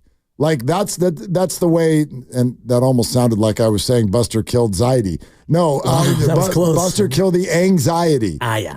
Just like that's all this is. I think we just need everybody needs a calming force, and that's what Buster is. Buster Posey is a smart guy. He's a leader. He was a catcher. He's a Giant great. The whole organization right now, all of its like front-facing jobs are being held by former Giants. Buster Posey, president of baseball operations. Bob Melvin's the manager. Matt Williams is over at third base. Pat Burrell's the hitting coach. Like, you can see what they're doing. And your dad-in-law's right. I don't know long-term if it'll work. I used to make fun of the Los Angeles Lakers for doing this every single time they needed a head coach. They'd trot the 1985 team picture out and have a press conference. And everyone's like, throw a dart at it. Yay, we love Byron Scott. Magic. Byron, Magic. Didn't work. So I don't know exactly how it's going to go, but it's a calming force. I don't think he's going to be running every single daily operation the way Farhan did. I think he's going to hire a staff. He's going to come in and do the big stuff. Everybody trusts him. They should. He knows what he's doing. And yeah, I think it's going to get everybody back on board for as long as it goes okay. Right, and it ultimately is dependent on who he hires to help him, because he's not going to do it alone. And I wonder about Pete Patilla, who was a Farhan guy, if he remains the GM, and nobody even knows that he's the GM because Farhan was the czar of everything. So for me, it's, if you want to talk about the baseball side of it, there are so many questions to ask about scouting, minor league development, GM, and the rest of it. But for me, just today, the big 30,000-foot view of it, optics-wise, this is incredible. Oh, gosh. Because you took somebody who is becoming decreasingly unpopular and a guy who hasn't been popular for a long time, and now he's gotten to a spot where many people wanted him out, and now you replace him with one of the most beloved figures in Giants history. You're talking about optics? Optics. This feels like a grand slam off of Matt Latos. Right. That's what it feels like. Let's go to Diego in Oakland. 888-957-9570. Does this bring you back? Hey, Diego, thanks for calling. Hey, guys. How's it going? What's up? Well, I'm happy right now, but feel like this was a little bit more like better late than never type of decision. Feel like he should have left with Kapler. We got rid of Kapler, brought in Melvin. Just feels like Farhan has been intruding since then. But as far as coming back, I never left, but I'm ready for Giants baseball to be exciting again, for sure. I heard this. Yeah, Diego, thanks. I heard this from a lot of people today. The season has been over for 24 hours, and I heard a lot of people be like, I'm so excited for next season already. Exactly. Yeah. And it's interesting what Diego said, because the reports are at the end of last year where they were going to move off of Gabe Kapler, and they did before the end of the year, and Farhan Zaidi reportedly went to ownership and said, I got a plan. Here's my plan. I can do it. Let me try it. And they said, all right, we'll let you try it. And they let him try it, and it kind of worked, but it really didn't, because ultimately you are what your record says. But he said, let me have a year to bring up the young guys, and this thing will turn around. And I do think that the things that he said that he would do, he did, and it mostly worked. But ultimately, when you're 80 and 82, it didn't work. Let me throw a scenario at you that I don't know is true. Okay. But when they held on to Farhan for one more year, what if it was because Buster didn't feel ready yet? No, it's possible. But they already knew that that's what they were going to do. I guess the caveat would be if they go 93 and 69 sure. and they, they're a wild card team, then, It's kind of like Kyle Shanahan says all the time when someone gets hurt. It's like you have to have a contingency plan. That's what we go through all the time. So I'm sure there were contingencies, but it took me about 15 minutes after this announcement to go, God, the second that he moved his family of 6 from Georgia, where he grew up, to the Bay Area, to Lafayette, the second he did that 2 years ago, we should have known that it was for more than just a piece of the Giants' pie. You know what I mean? Where does Charles Johnson live? Exactly. None of us even know. You don't need to live here to be a part of the ownership group. We should have known that Buster was destined for a day-to-day role and a very, very front-facing one as well. Yeah, but I guess when we think about Buster Posey as a player, and we've all known Buster forever, I never thought anyway, I can't speak for you and the fan base, but I never thought that he wanted to be a part of this. I thought that he would, and Steiny said this earlier, he'd retire, and his retirement presser, it's like, I'm going to Georgia. All right, Buster, we're going to never hear from you again. I thought we'd never see him again. Not quite Tim Lincecum never hear from you again because he could live in Nova Scotia. We have no idea. He's in full recluse mode, but I thought Buster was going to go back to Georgia, raise the kids, he and Kristen, do your thing, and we would never hear from him again. Agreed. But that's why I look at it this way. When he moved to Lafayette, I'm like, that had to mean that there were big plans in the works. And it was just a matter of how much he could take on and when was he ready. Real quick, let's do Carlos in Berkeley. Hey, Carlos, thanks for calling. 100 pence in 5 minutes, everybody. Go ahead, Carlos. Oh, geez, I get to lead into 100 pence. You sure do, so you better be awesome. I'm going to be quick. I'll be quick. First of all, I'm going to get to say it. First time to caller, long time listener. I didn't get it out right. Sorry. Thank you. That's all right. We got you. I was a big fan of both of you on the other station. I will tell you this, and this is good for you guys to keep on. I followed you guys over. I'm on this station because of you two, so you guys are awesome. Listen, Farhan going. Zaidi's got to be gone. We all knew it for a long time. But the biggest news is what you just talked about, the energy that we all have because of Posey. That is trust, man. That's trust. We believe. And it may take more than a year or two to get everything going. But you know what we're going to do? We're going to believe it. We're going to go, you know what? This guy's got our back. Okay, now the conspiracy. Was Zaidi brought in from the Dodgers to mess us up? I want you to think about it. No. Think about it. Something for you for a later story. Story. Carlos, thank you very much. Thank you for the kind words. I've always laughed at this idea that Farhan was an agent of the Dodgers. He worked for the A's before the Dodgers. Right. Why would Farhan crater his career that way? So no, I don't buy that conspiracy theory, but I will be open to the idea that Buster has been in the plans for this job for longer than the last 2 months.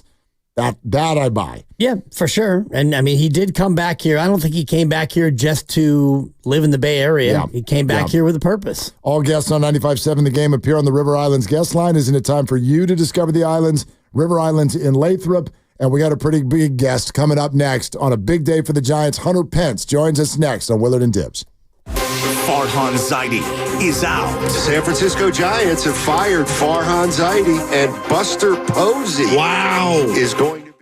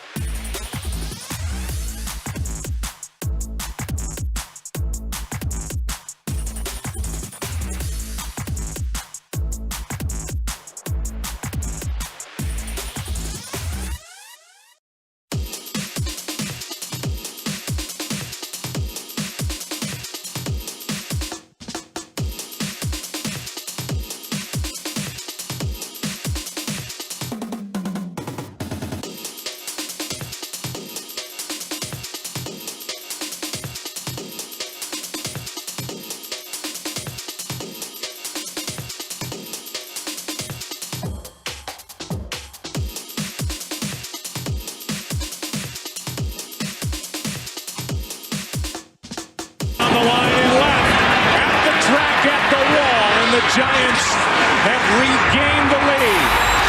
Home run Buster Posey. And their cleanup hitter, the potential MVP of the regular season and the comeback player of the year. Now, back to Willard and Dibbs on 95.7 The Game. Well, I mean, you hear Joe Buck there say Buster Posey in this town. This is what's so exciting about this. You don't even need to use his last name. He's one of those like Madonna type people. Right? Buster. Yeah. They made a change. They hired Buster. That's it. That's all a Giants fan needs to know. And I would imagine Giants fans would love hearing from another favorite today here on Willard and Dibbs. And that's why right here on the River Islands guest line, we're bringing on Hunter Pence. Hey, Hunter, what's going on? Oh, my God. You make a great point, and it is an exciting time. I got chills right now. I like MVP caliber, 3-time World Series champion player taking on this task. And I mean, what does that tell the city, the organization, how much he cares, and he wants to see a certain standard, and it's exciting. I mean, as someone who was a teammate, and you both took leadership roles, but different styles, like how would you describe what Buster has as a leader that you think will work in this role? I mean, obviously he has a lot of poise. He has he's brilliant. He's respected. And, just everything he does is methodical. Everything he does makes a lot of sense. And, he's just so brilliant and extremely witty. But at the end of the day, it's a gamer term, but he's five-head. He sees up many angles, and like having that as your catcher and then having that as your GM, the catcher has to, be able to juggle so many things like what does the pitcher have that day? What is the batter strong at? What's he doing right now? Has he moved in the box? Also, I got to hide the signs from the base runners.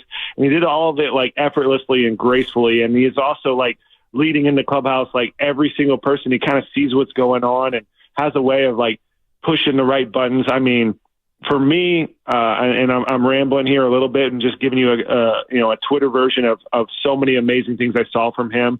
There was no coincidence in the 3 World Series championships when he arrived, and there's no better baseball mind. I think that this is just a glorious day as a Giants fan.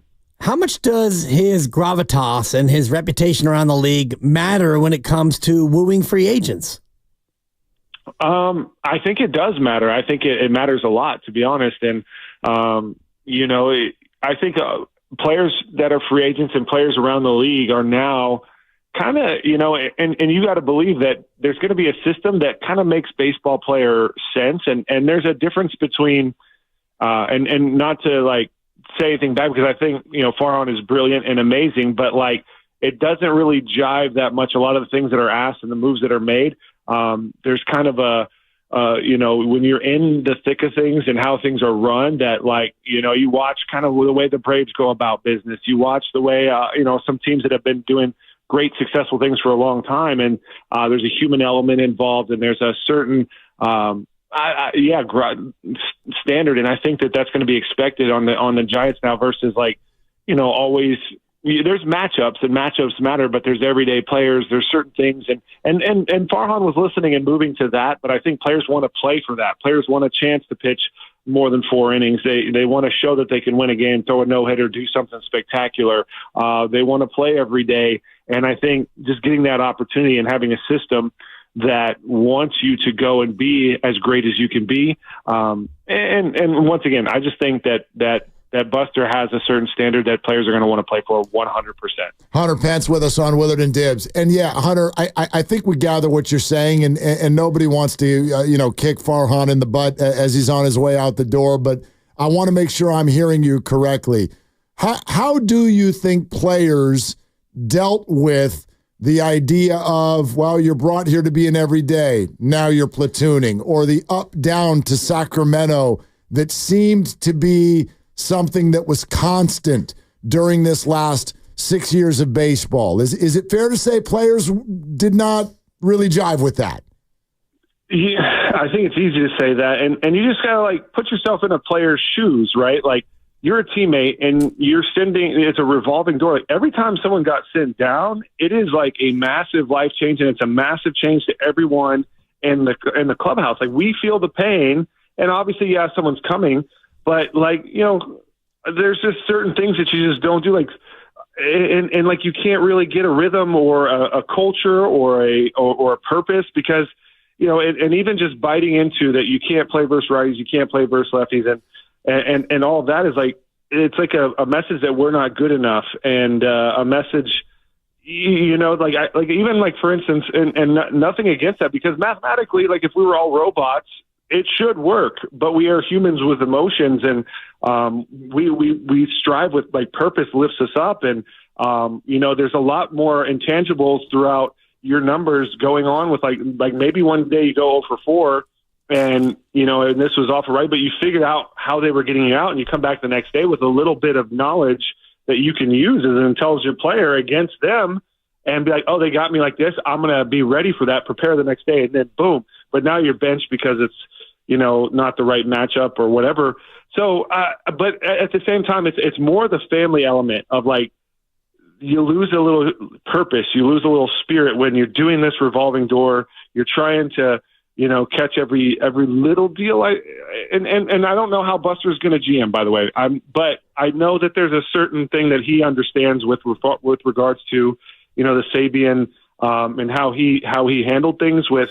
There was a long integrity. You earned it. It was hard to earn. It was hard to lose. But when you lost it, you lost it. And when you got it, you got it. And you had to really earn your way out of the lineup, earn your way in the lineup, and kind of. But you can build a culture. You can build a family, and players want to play for that, and fans want to root for that. Like, a lot of times, and by the way, as a player, you want to do what's best for the team, whatever it takes to win. But for the business side of a player, you're biting a huge bullet to do that for the team. And like, when you treat the player like he matters to you, that it's not just the numbers that he puts on paper, you're sending a message that makes them walk a little prouder, walk a little taller, that in giving him that opportunity, you earned it. You go and you pitch 5 innings and you win a huge game, and yeah, we need an arm, but you've earned the right to still be here. We're not going to just send you down and bring you back up and fly you all, you know, it's just like these things.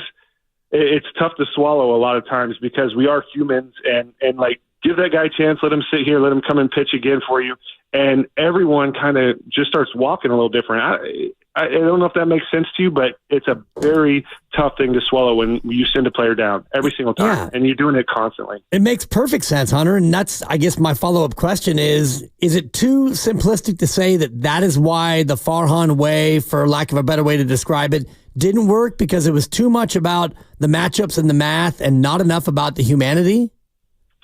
I mean, I don't want to just, I do think that, I don't want to just say that why it didn't work for Farhan, because I think he's extremely smart. You know, but I personally think that that's a very challenging thing for players to manage. It would be hard as a leader on a team run like that to get buy-in. Yep. Okay. And so what about this? If you're Buster Posey and you've been watching all of this, what did you kind of learn from the last 6 years that will help you in where the Giants go next? Well, I do think if you were in the playoffs right now, the way we were playing this last month, and by the way, I think, let me just to start here, because there's a lot. I feel like I've gone a little bit harder on Farhan than I wanted to for this, but I am excited. I do think players are going to want to come here, because, once again, I think Farhan made great deals. He worked amazing, and I know he's going to continue to succeed in baseball and learn valuable lessons. I think this year it was easy to say that he put a team that we expected to make the postseason. Like, everyone, it was easy to believe that, and the fact that we didn't was a bit of a head scratcher, and it just didn't click this year for whatever reason. But at the same time, if we were in the playoffs right now, I would still believe we could win the World Series, because we are playing our best baseball this last month. And we went through teams that needed wins, playoff teams, and just dismantled them. Like, the Diamondbacks might not get in the playoffs because of how we played in that series. And some of these rookies are showing. We had a lot of young players step up that did massive things. But just imagine if we were able to get Snell a little bit sooner, and we saw that for the entire season, and just the confidence when he takes the mound and how dominant he was and it just kind of lifts everyone up. There's a little bit of a momentum, whereas he was playing on the back foot, and we were playing kind of on the back foot the whole year. But if we made the playoffs right now, how confident would you be?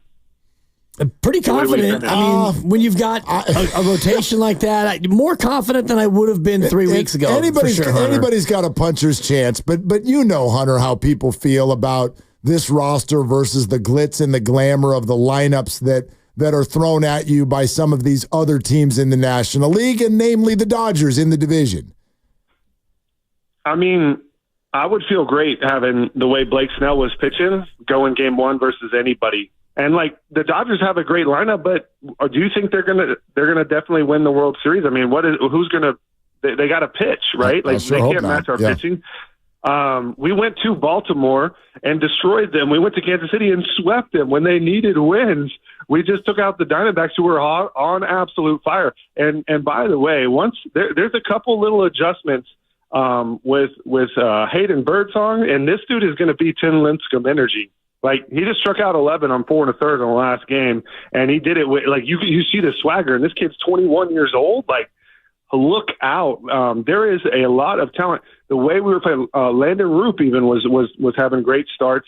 But you're telling me Logan Webb, Blake Snell 1 and 2, they can get you through a series right now. And I mean, Matt Chapman is swinging the bat. They made some major, if you ask me, and I would like to hear from him because I see it, incredible swing adjustments, and he is just a tank. And for me, I think that right now, the last 2 weeks, maybe the month is too long. The last 2 weeks, we were ready for playoff baseball. We just unfortunately faltered early on and had a lot of setbacks. Yeah, couldn't quite get over the line over the last couple of weeks, much better. So if you're sitting in Buster's seat and you look at what you have, and you mentioned Chapman, he's a tank, and you got some young pieces and a good couple of young arms in the rotation, what do you look at as the number one job or the first thing that you need to improve to get this team to where you think they could be? You know, well, we definitely have, honestly, it is a core that you can see that a window is near.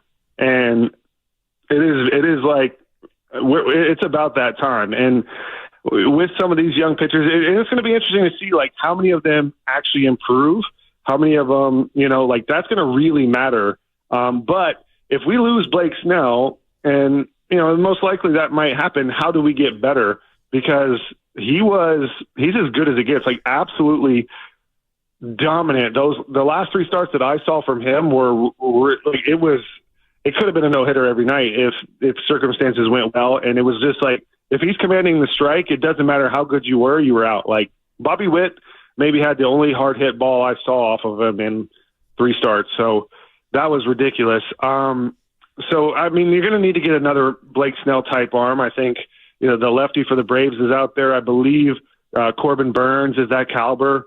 So obviously you're going to need a starting arm. We're going to be counting on Robbie Ray, and Robbie Ray is an absolute beast.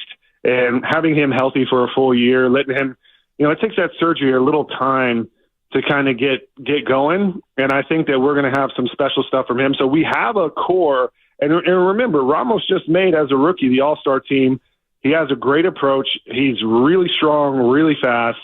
Tyler Fitzgerald could, you know, maybe a second base option, because we expected Tyro to have a better year than he had. I don't know what happened there, but that was definitely an Achilles strike. So shore that up a bit. And Jung-Hoo Lee coming back is going to be big. So there really is a big window, and it's some micro adjustments. It'll be interesting to see what he does. I have no idea his thoughts, but I do know that he's going to want more everyday players, and that's why I think it was really important for him to sign Matt Chapman right off the bat. Hunter Pence with us on Willard and Dibs. Even though I sort of get the same vibe as you do, I'd love for you to expand on why you think it seemingly is unlikely that Blake Snell will be back.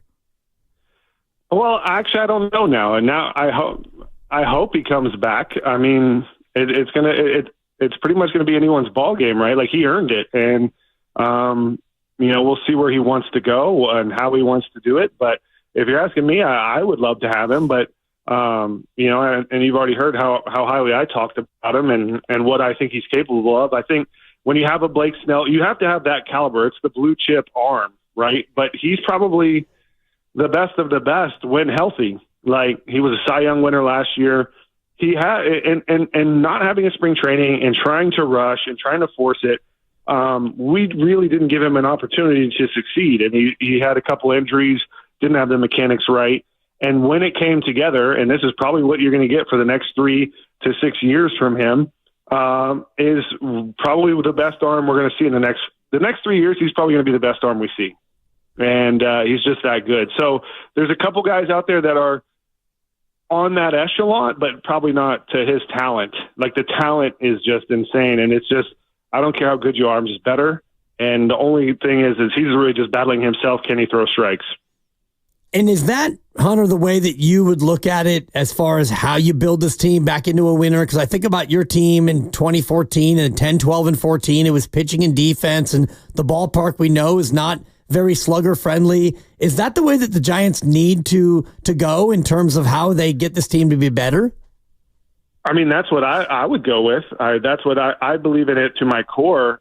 There was definitely way better superstars. I mean, we in 2012, obviously Buster was the MVP, and we had some star power. Pablo did what he did, but it was Prince Fielder and Miguel Cabrera. Well, I think Miguel Cabrera won the Triple Crown or something that year, and they were great. So we were never the best offense, but we put the ball in play. We played extremely good defense. We were gritty. We all loved to be out there. We also, we had our confrontations within us, but it was all confrontations for competitiveness, for bringing out the best in each other. And those things are one thing.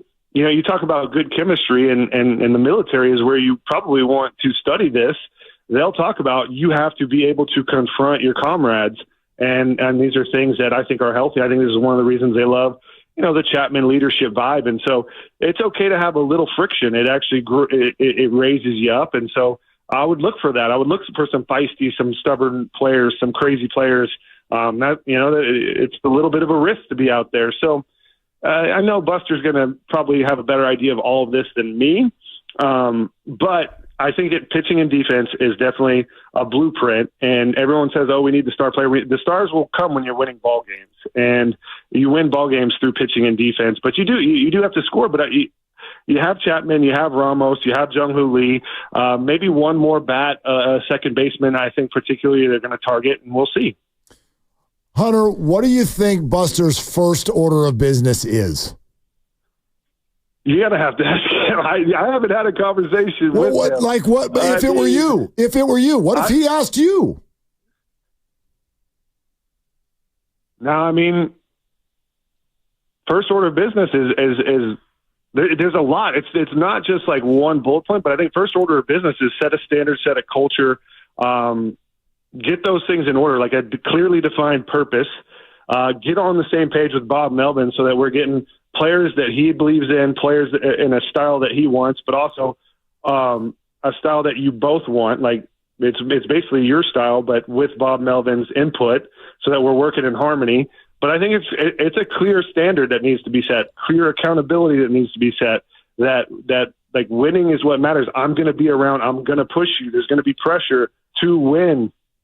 And I think that's number one. Is like you have to define who you are before you can do anything.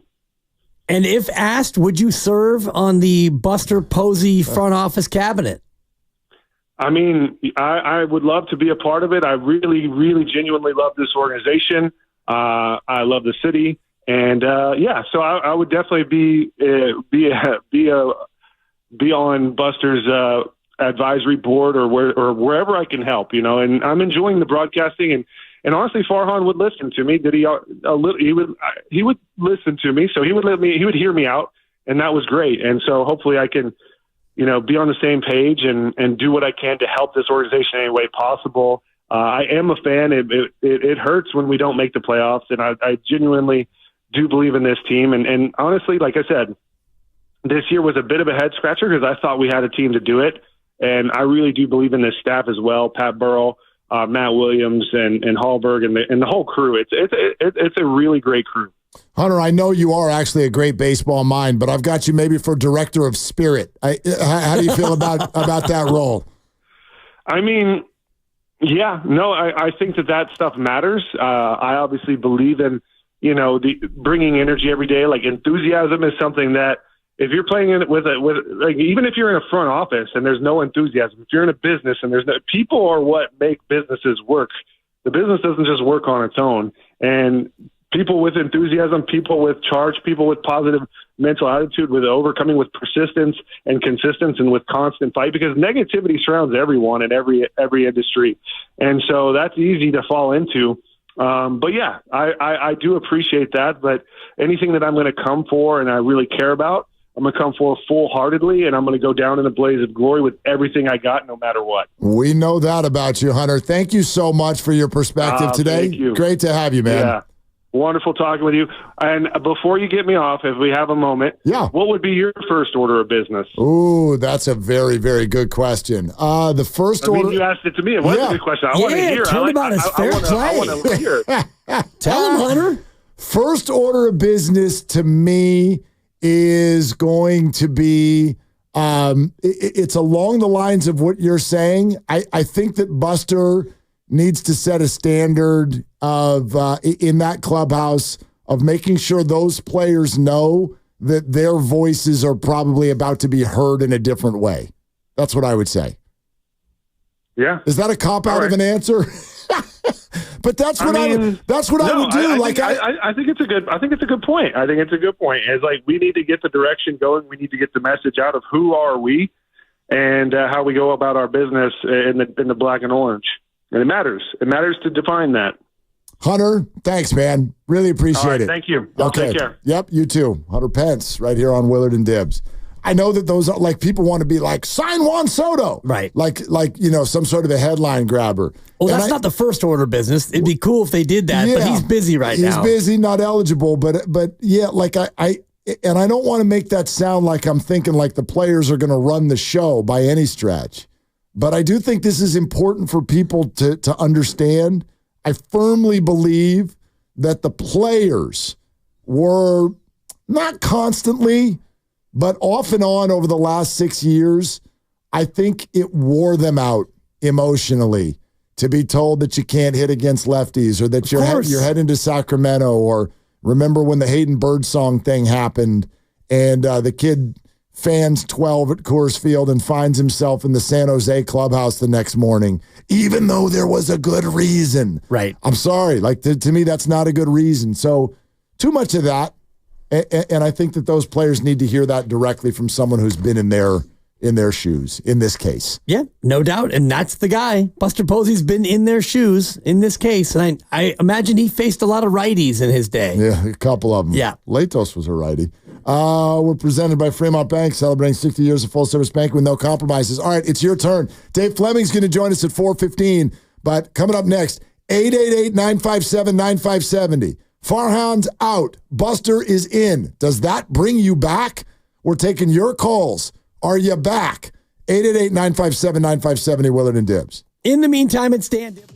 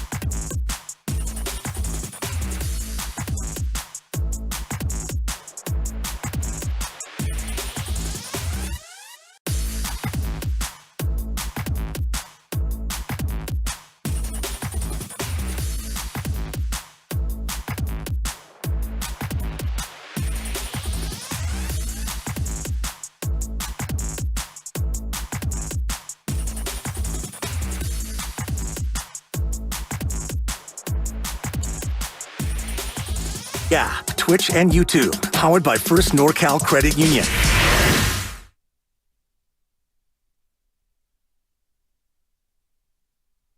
Now, back to Willard and Dibs. Absolute pleasure. Willard and Dibs, y'all take it easy. Have a good one. Enjoy the game tonight. On 95.7 The Game. Yeah, I'm not kidding, man.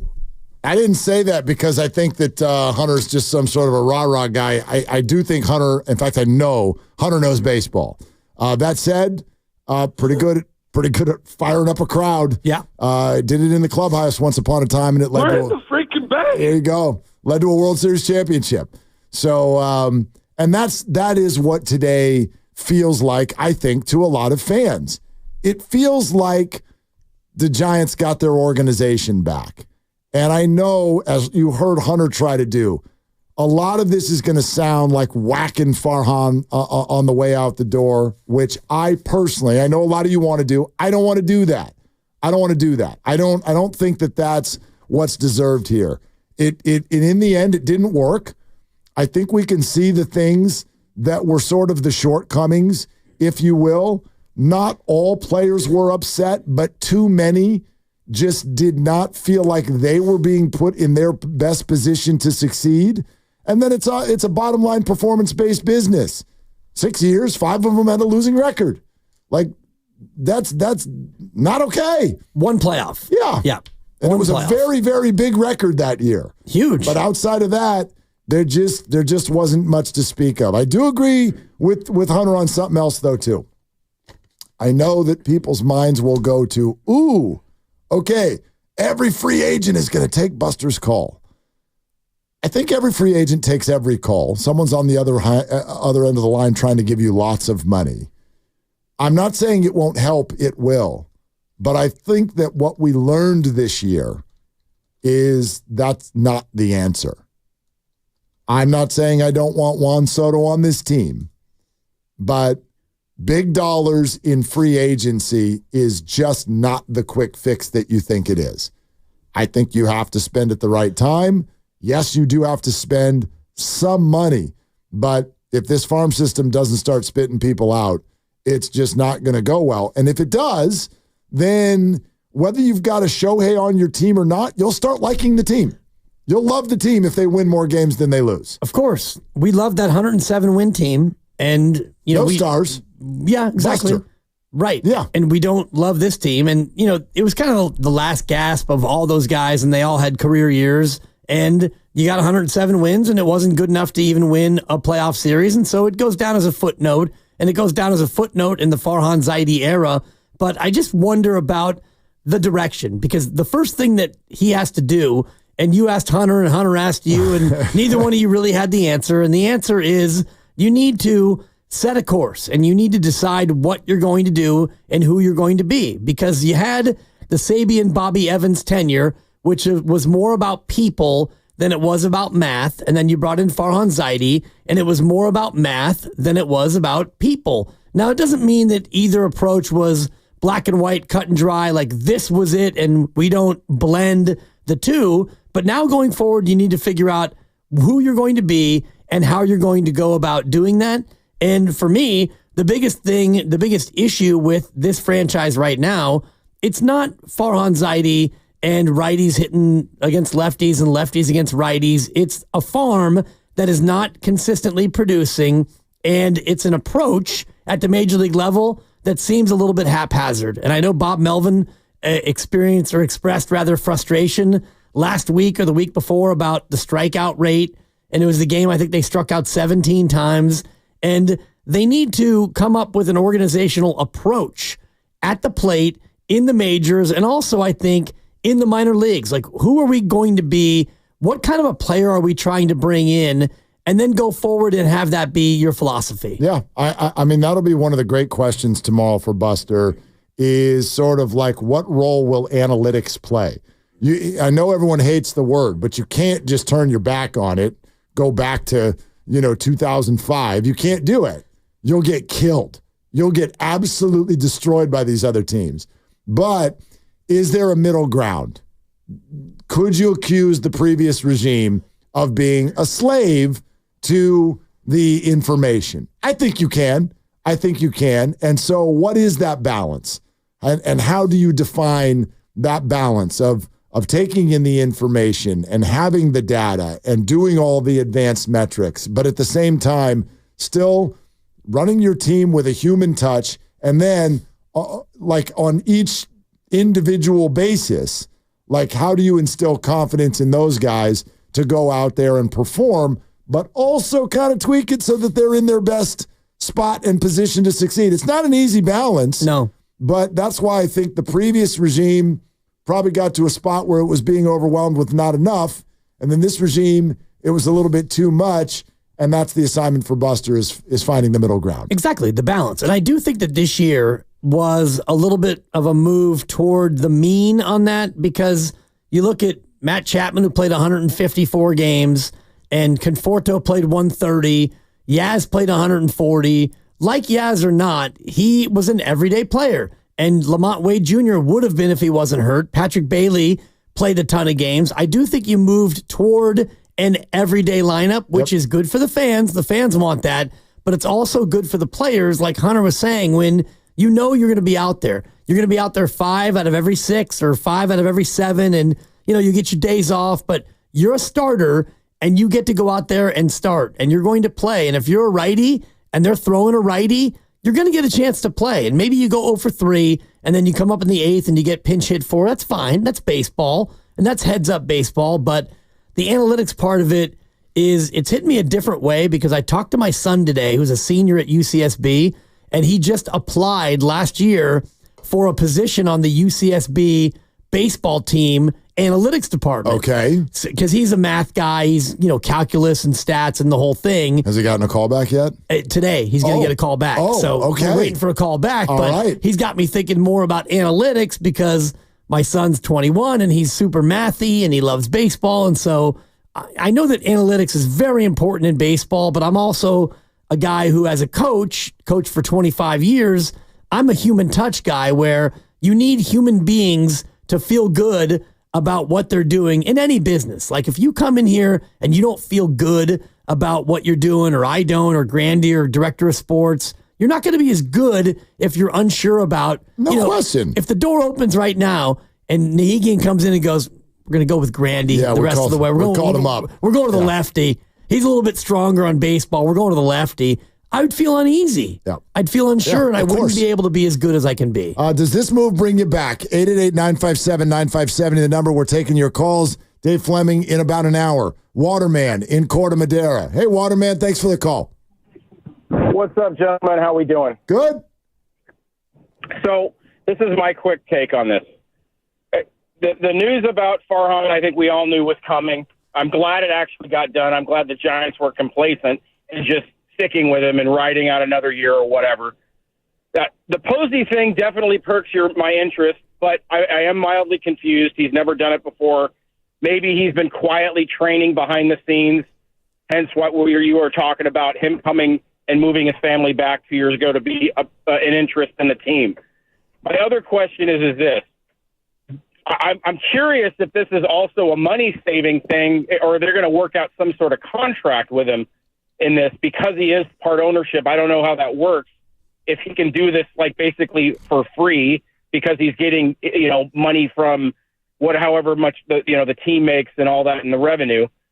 And then this is their interim way of using him, bringing the interest back in the team, because clearly the fans weren't happy.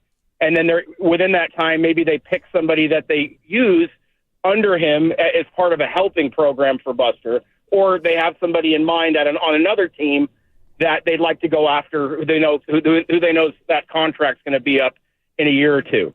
Waterman, my other thing is this. Yeah, here we got a boogie, but thank you for that. Let's answer that. I would say, and I don't know, and he'll answer some questions tomorrow. I am wildly certain, though, that Buster Posey is going to have a salary. Right. He's not doing this for free just because he's on the ownership group. So yes, he can take this job. He will get paid for this job. But I do think, Waterman, what you're talking about is going to be a thing. He's going to have a big staff underneath him that's doing a lot of the day-to-day. Those are the indications that we're getting. Buster, that does not mean he's just a figurehead. I think he's going to do a lot, but I think he'll have more hands and eyes on deck than Farhan did. That's probably a good thing. Absolutely. Delegation. It's going to be a delegation sensation, Mark. I should have thought of that. Yeah. But you pay the buck. That's good. I'd be happy to. Yeah. We're sponsored by The Veranda in Concord. Dave Fleming in an hour. Your calls continue. Does this bring you back? Giants fans, you heard it today. Farhan out, Buster in. What did that do for you and your Giants emotions? 888-957-9570. It's Willard and Dibs. Hey, it's your boy Guru.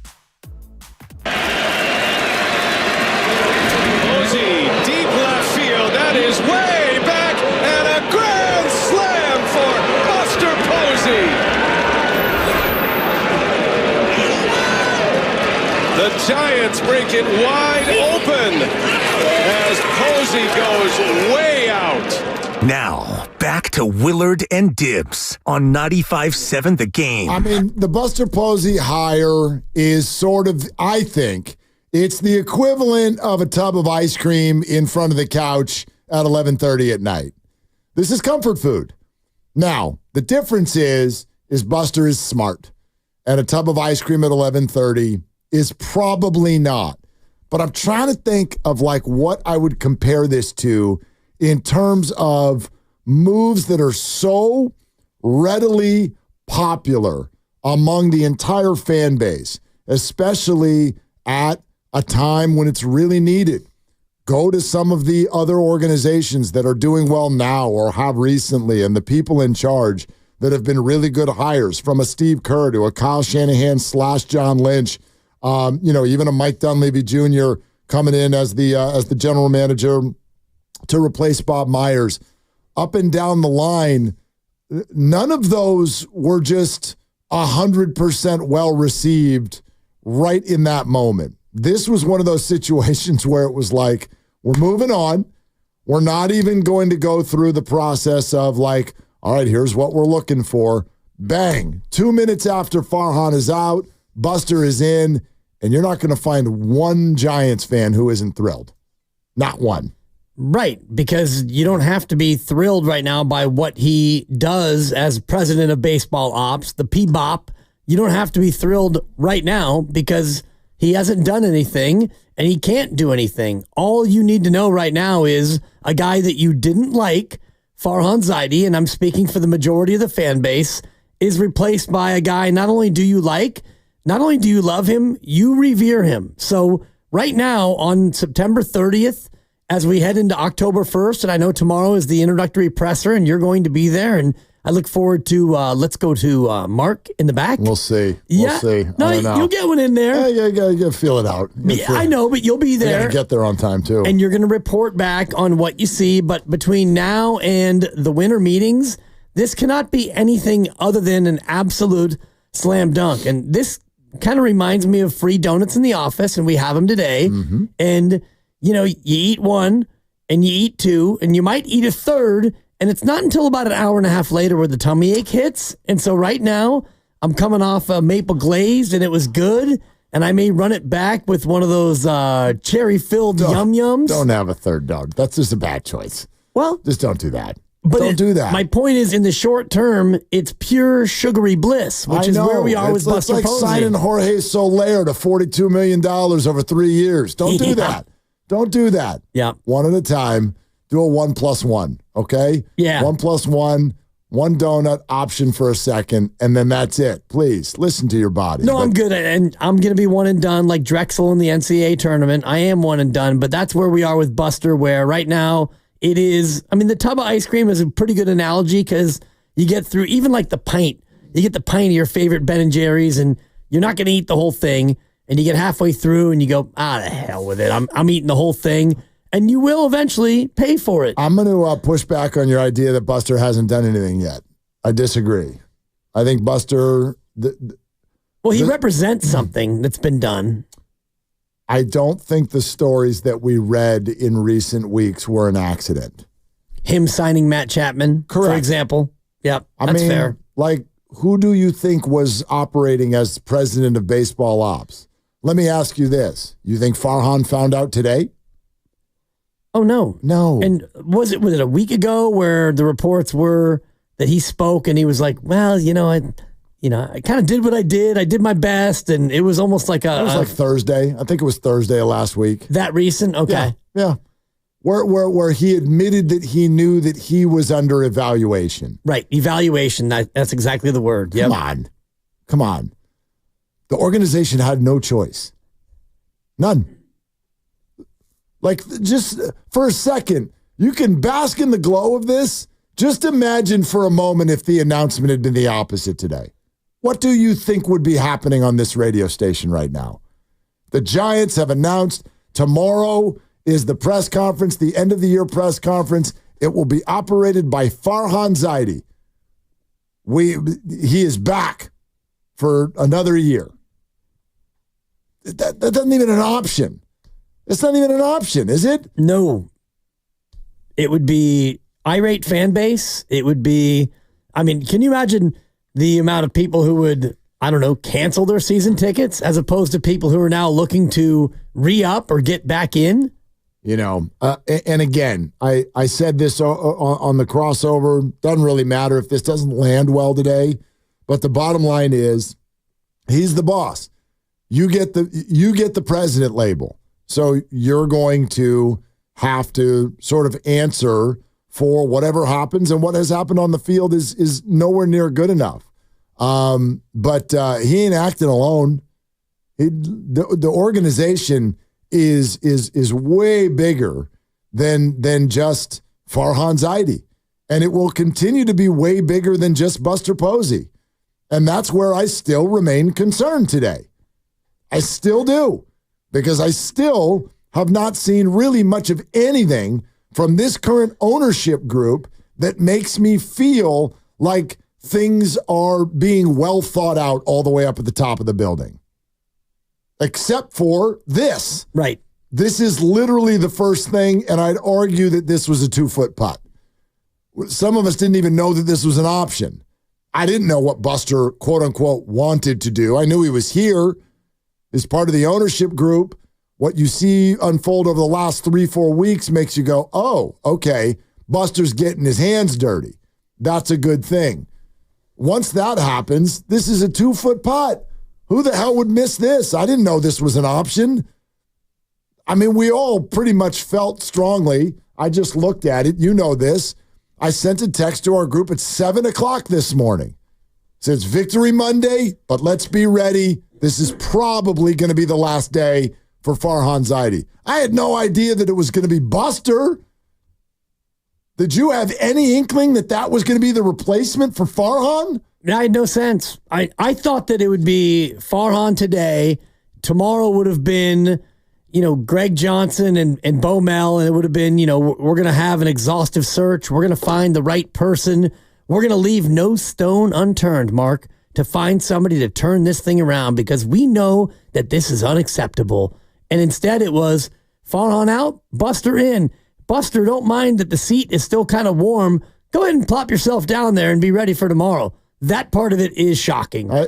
Totally. You and I talked about it on Friday, and even as a group, we all said, man, Monday, it looks like the Niners should win. And, Warriors Media Day. And keep in mind, the Farhan stuff might also drop. And I was all, we all were kind of thinking, wouldn't it be cool if it was Wednesday when they decided that? That way it's a nice soft spot in all of our schedule, but life doesn't work that way. No, but they couldn't. They couldn't like this. No, they couldn't. You're right. And Giants fans, I wonder if you feel like there's a couple different ways to feel about this.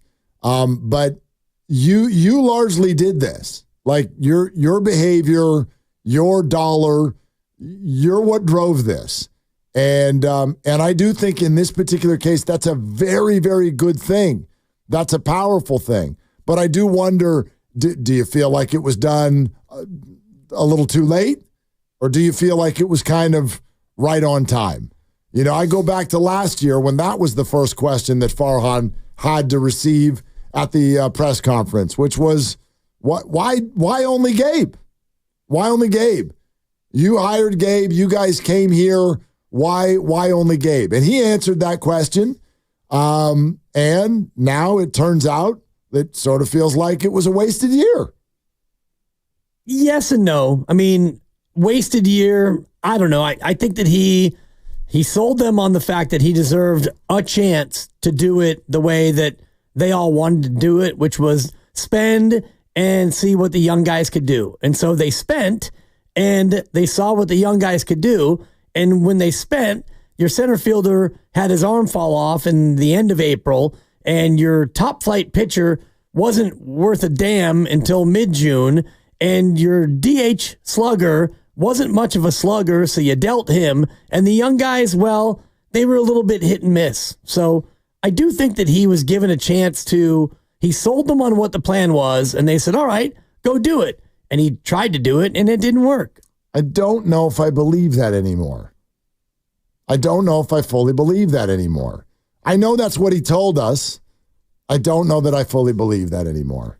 What do you think happened then? That the ownership just said, we've got no better candidate, and Buster's still unpacking boxes, so let's go ahead and give him one more year, and Buster, you go ahead and get loose in the bullpen just in case. Kinda.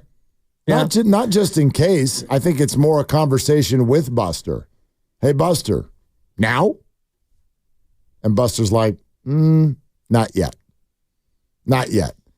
Let me continue to work behind the scenes for another year. Let me learn a little bit more about this position, and let's see if we can. Because look at the philosophy shift. Look at what happened.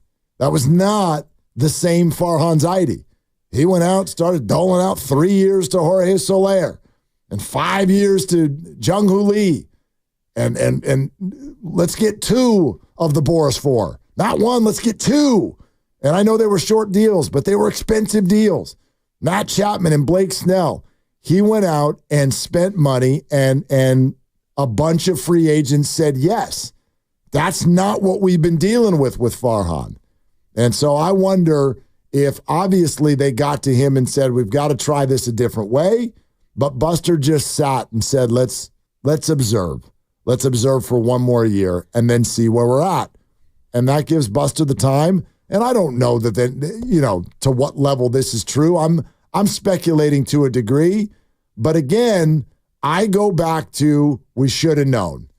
The second he moved here, I got to tell you, I go back to that day, I was like, really? I was shocked that Buster Posey, a Georgia guy who wouldn't even stay out here for COVID because of 2 young kids at home. Yeah, skip the year. And has been living in Georgia his whole life except for being a Giant. And then all of a sudden he retires, and a year later he packs up the 4 kids and goes to Lafayette. Like, we should have known right then that Buster was going to be a day-to-day guy. Yes, but that's how I feel. Okay, then I think back to his comments from the Andy Bagley article last December when he'd already come out here, and he said, something that's noteworthy that keeps popping up from players and their wives is there's a bit of an uneasiness with the city itself as far as with crime and with drugs. He said to Andy Bagley in The Athletic, whether it's fair or not, perception's reality. It's a frustrating cycle. Baseball is secondary to life and the important things, but as far as a free agent pursuit goes, I've seen that it does affect things. And so when he says that told me at the time, like, he's either out of touch or not really interested in the day-to-day, because if you're going to take the job that he's now taken, I wonder if he looks back at those comments and regrets it, because those are things that he's now going to have to confront. Well, he's going to have to confront. If he regrets them, he probably already regrets them. I look at those comments and I think less about sort of what he's saying, and I think more of that he said it. That was my issue with it back then. Like, he's the one talking to free agents. He's the one there. If that's what people are feeling, then that's what people are feeling. What bothered me about it is that he said it to Andy Bagley. Yeah. And made it public. Because to me, that gives it credence. Is he trying to fight that by, like, well, let's move to the Bay Area? Like, I'm a Georgia boy. I'm a Moodna. I know he lives in Lafayette. But that's kind of the point. Oh, they all live in Lafayette. There's none of these guys. Austin Slater was, of course, one of the rare exceptions. To think that these players are coming out here to live in a high-rise right, just south of Market. Like, come on. That's not what San Francisco Giants and their salaries are largely doing. Maybe some of the young guys who are just coming up. Maybe. But that's not what Giants are doing. So this whole narrative never made sense for 1,000 reasons.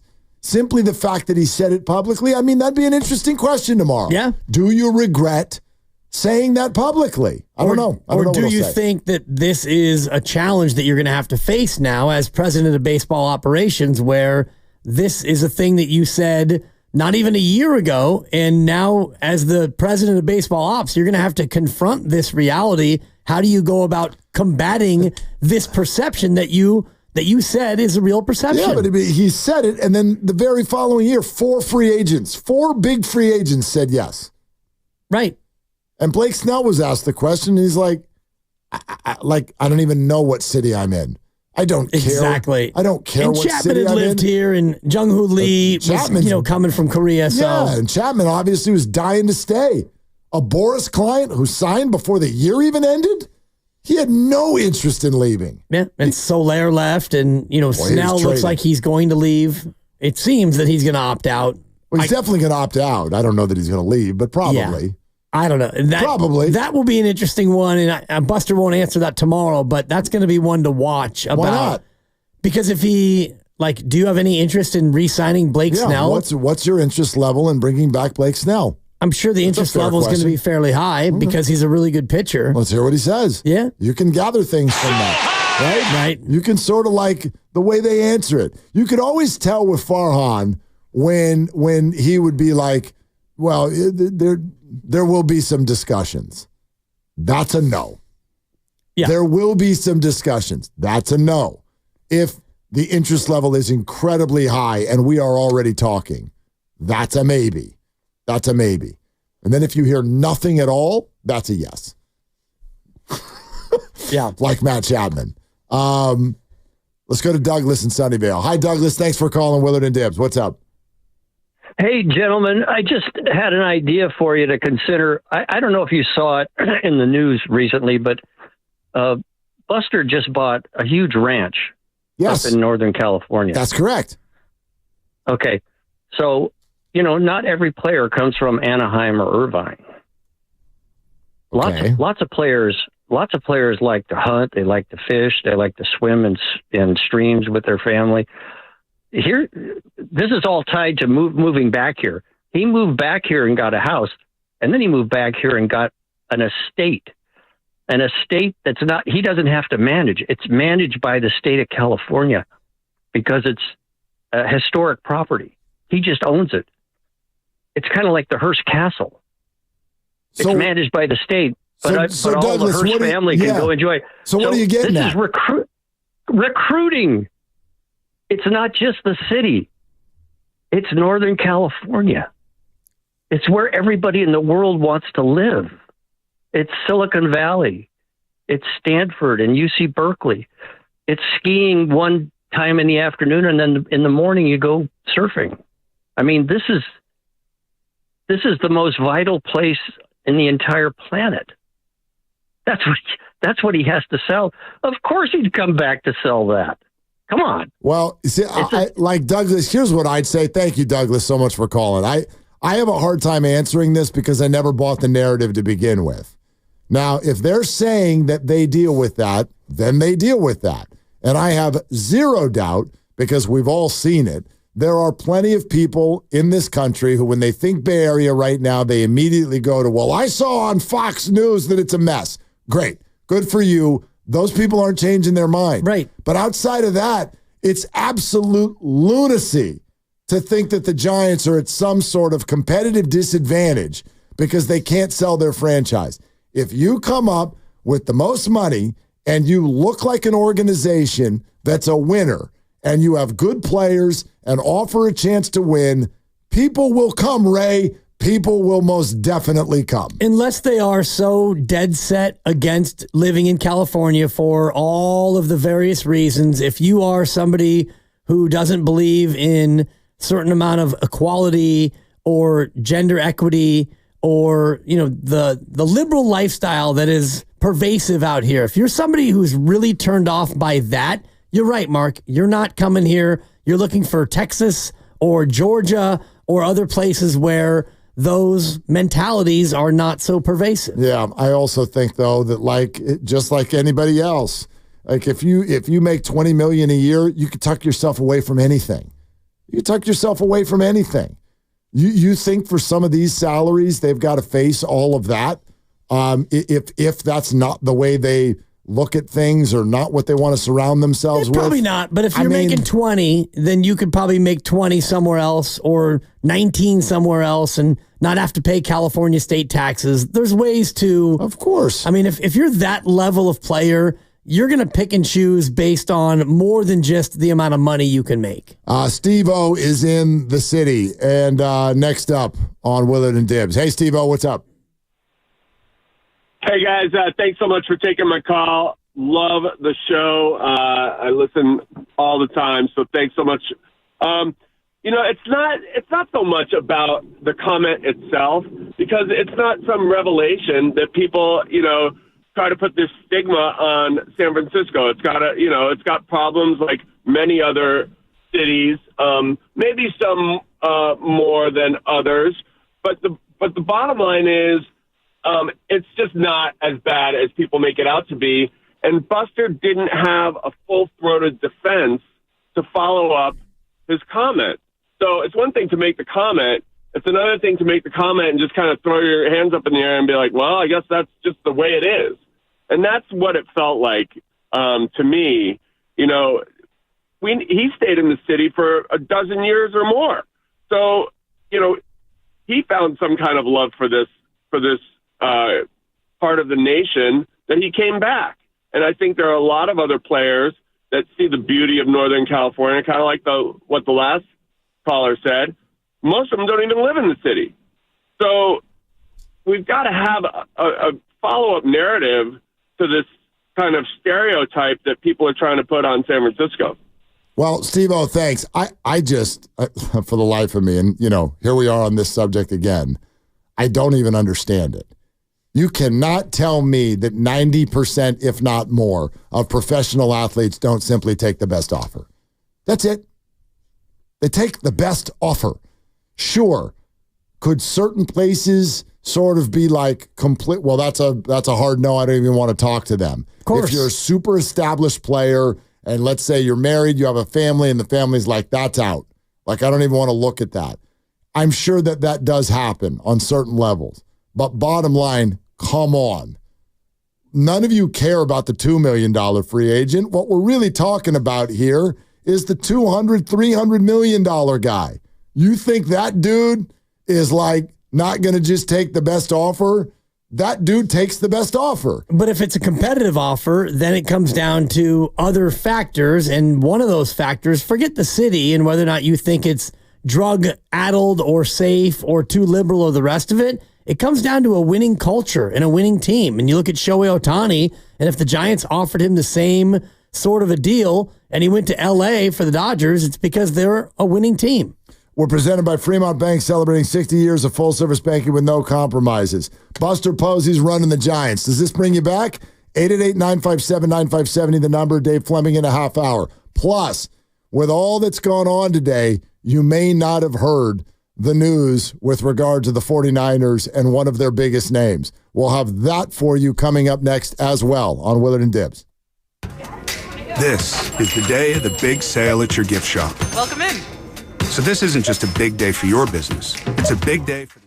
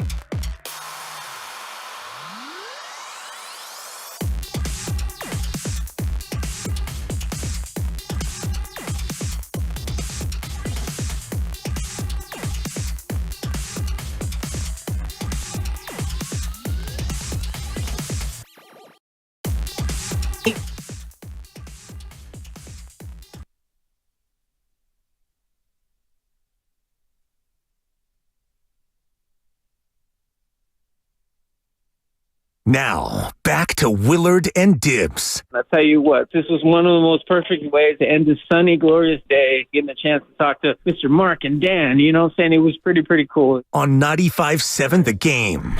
All guests on 95.7 The Game appear on the River Islands guest line. Isn't it time for you to discover the islands, River Islands, and Lathrop? That guest line will be hot and popping.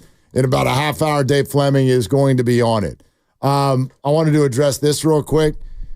So once upon a time, John Lynch was hired to be the general manager of the San Francisco 49ers, and I got into a hot debate on the radio with my then partner. Goes by the name of Rich Ornberger. I love him. Former NFL player. You know our guy, Orny. And, smart, former player, funny. Super funny. Insightful. Yeah. Yep, all of those things. But wrong in this particular case. Oh, God. Because he went off about how John Lynch is completely unqualified for this position. And it was along the lines of what we've seen grow in popularity around sports recently. Steve Nash, you've been retired for 4 minutes. You're a head coach. Boom. All right. That's exciting. And so I'm not saying it always works, but I argued that day when Kyle Shanahan sort of handpicked John Lynch to be on by his side if he was going to get the gig in San Francisco. And I was like, well, hold on a second. Like when you go, oh, he's unqualified for the position, what does that mean?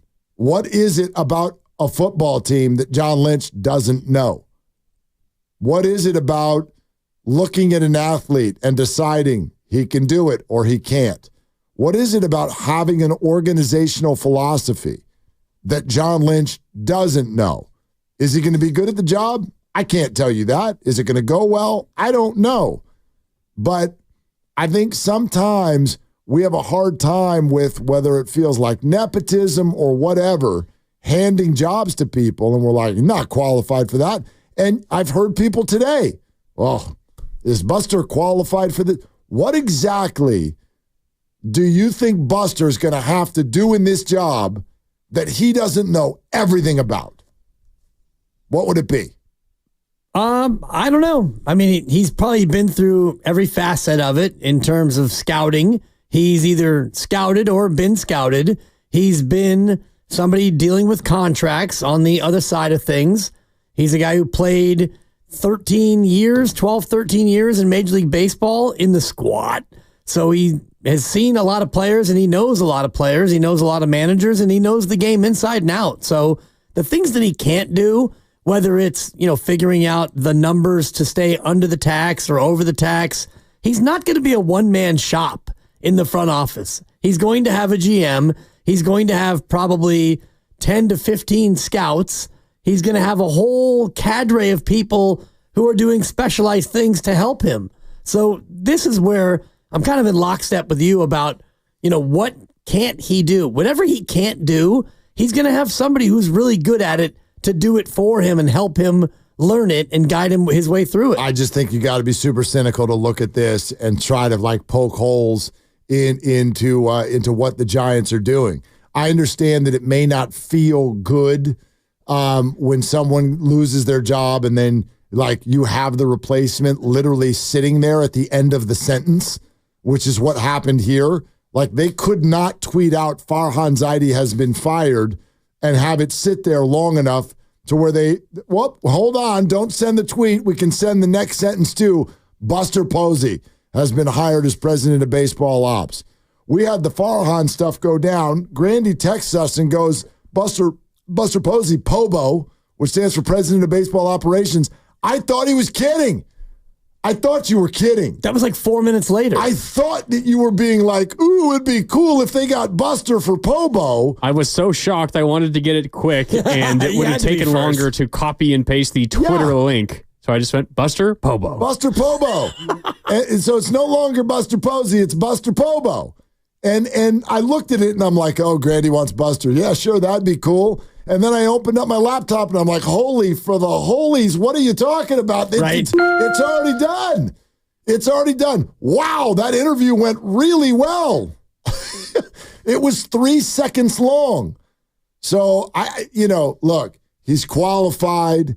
And the bottom line is he's for you. You know what I mean? I'm not trying to make this sound like some sort of a presidential speech or something like that. But the bottom line is, if you're a Giants fan, you did this. You did this. This is for you, and I think you're the one who phrased it this way. Fair or foul doesn't matter.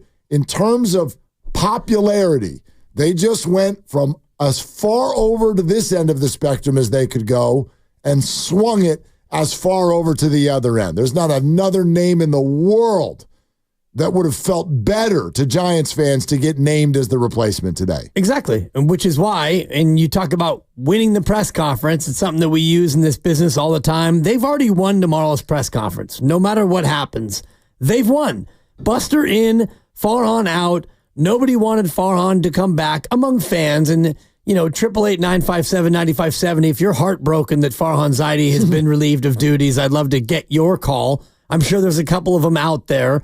But you go from Farhan, who everybody wanted out, to the replacement is an absolute legend, somebody who everybody adores and reveres. And so, yeah, you've won the press conference. Now you set about the real hard work, which is turning this thing around. Because what it is right now is a mediocre team that is mostly dull without a lot of help on the farm. And we can Bryce Eldridge and we can say that name between now and March when he shows up to camp and all the rest of it. But this organization right now, you are so mid.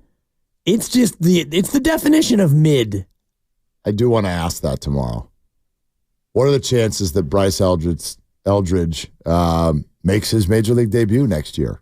That's a great question. Thank you. It's probably a too soon question. I doubt Buster will have much to say about that. Yeah. But so what? Right. Let's find out what he says. Especially if you're going to ask a question in like the 11 or the 12 hole, which I know you like to lay back. You're not a big look at me guy in these press conferences. Check out what's going on out there. Yeah, let's see what's doing. So if you're going to lay back, I'm fascinated by our show thread this morning because I was watching the Niner game back a second time, as I do. It's my Monday morning ritual. And I see your tweet, tons of penalties, many of them horse bleep. They were. Then you write, fade the dinners, and I think you mean fade the dibbers. Did it autocorrect the dinners? I thought it was fine, but we can discuss. And then Grandy comes in moments later with, by the way, with his weekend plans, and congrats to your friend. He's going to a wedding in New Orleans, too, by the way, which that's a nice, solid stretch. I'm going to eat some beignets. Yeah, you are, among other things. Then Lucas drops the slush bomb. You say yep. And then 4 minutes later, it's Buster Pobo. So life comes at you fast. We go from you crying about the refs again. Not crying. Look me in the eye and tell me that George Kittle was holding. Look me in the eye and tell me that you think George Kittle held that man. Can't do it. Well, look me in the eye. Look at my notes. I can't read your notes. Those are 10 feet away. I don't want you to read them, but Why'd you say read my notes then? I said take a look at my notes. That's I didn't a say great read question. it. You said read my notes. I said take a look at my notes. And what I do as I go through the game for a second time, I write everything down.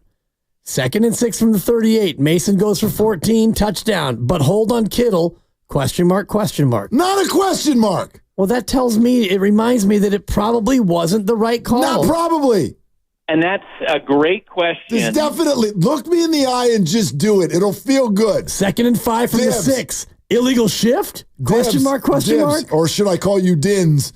Just look me in the eye. This will feel good, I promise. Just repeat after me. Mark, on that play, the refs were wrong. Mark, on that play, Kittle showed poor technique. Oh, for crying out loud. We'll get to it.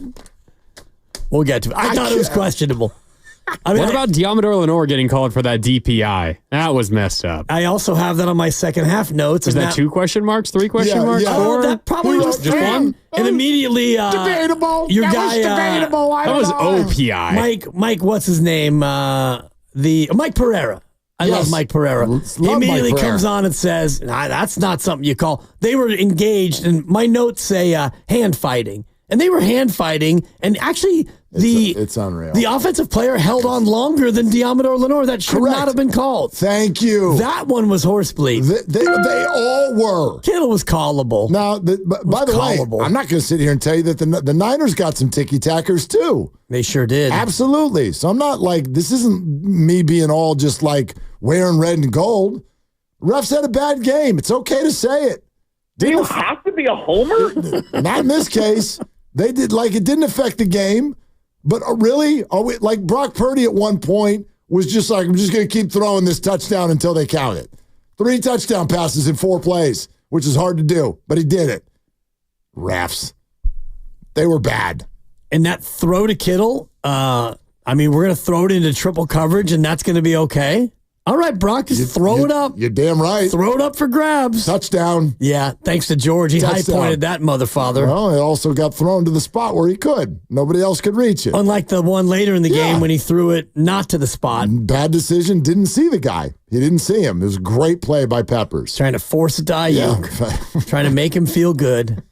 Anyway, we'll get into it. Yeah. Anyway is right. Anyway. I don't even remember what the hell. It all started with Buster Pobo and the text and how everything happened with such rapidity. It was so rapid from, oh my, the Farhan thing's actually dropped. Wait, it's Buster? Well, I also, and we can get into this a little bit with Flem, I feel like you're overstating where the cupboard sits for Buster. Like you're overstating it to the negative. I'm not going to tell you that the Giants are like a very good team right now. They're not. But this idea that, we bring up Eldridge, this idea that the farm system is not turning anything out. I don't know. That feels a little unfair in this moment. Okay. I don't know how much proven commodities it has given, but Elliot Ramos just made the All-Star team. Okay. I know how Bailey hit down the stretch, but Bailey is Bailey. That's your catcher. I'm going to give you Ramos, Fitzgerald, and Bailey. Okay. Those are... No Birdsong, no Kyle Harrison. Let's just start with the first 3. Okay. Ramos, Fitzgerald, and Bailey. Bailey's your 8 or 9 hitter.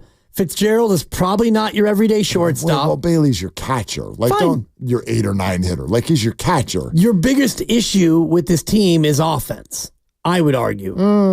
And your pitching was underwhelming this year. Exactly. And if you want to talk about Birdsong... He is a number 4 starter. Logan Webb's not an ace. What? Logan Webb was, he was medium. He was fine. For the love of God. Blake Snell's an ace.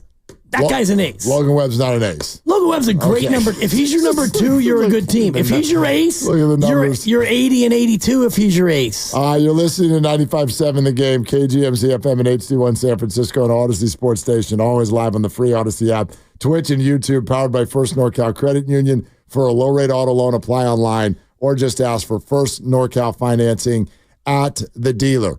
More on the calls. We got to get to that Niner news. Dave Fleming in 15 minutes. But you know what else we need to do? Tell me. Well, I was so happy on Friday. You made my whole weekend when you picked the Patriots. You're welcome. And I did that intentionally. I know you did, but no, you don't get credit for that. I don't need credit. Listen. They were my 16 pick. The Niners were in my confidence pool. The Niners were an easy cover. And thank you. Got a little dicey late. It's never a doubt. Never a doubt. You're in the red zone. Anyway, you're coming off a loss, dog. Yeah. Let's fade the dibbers. No longer hot.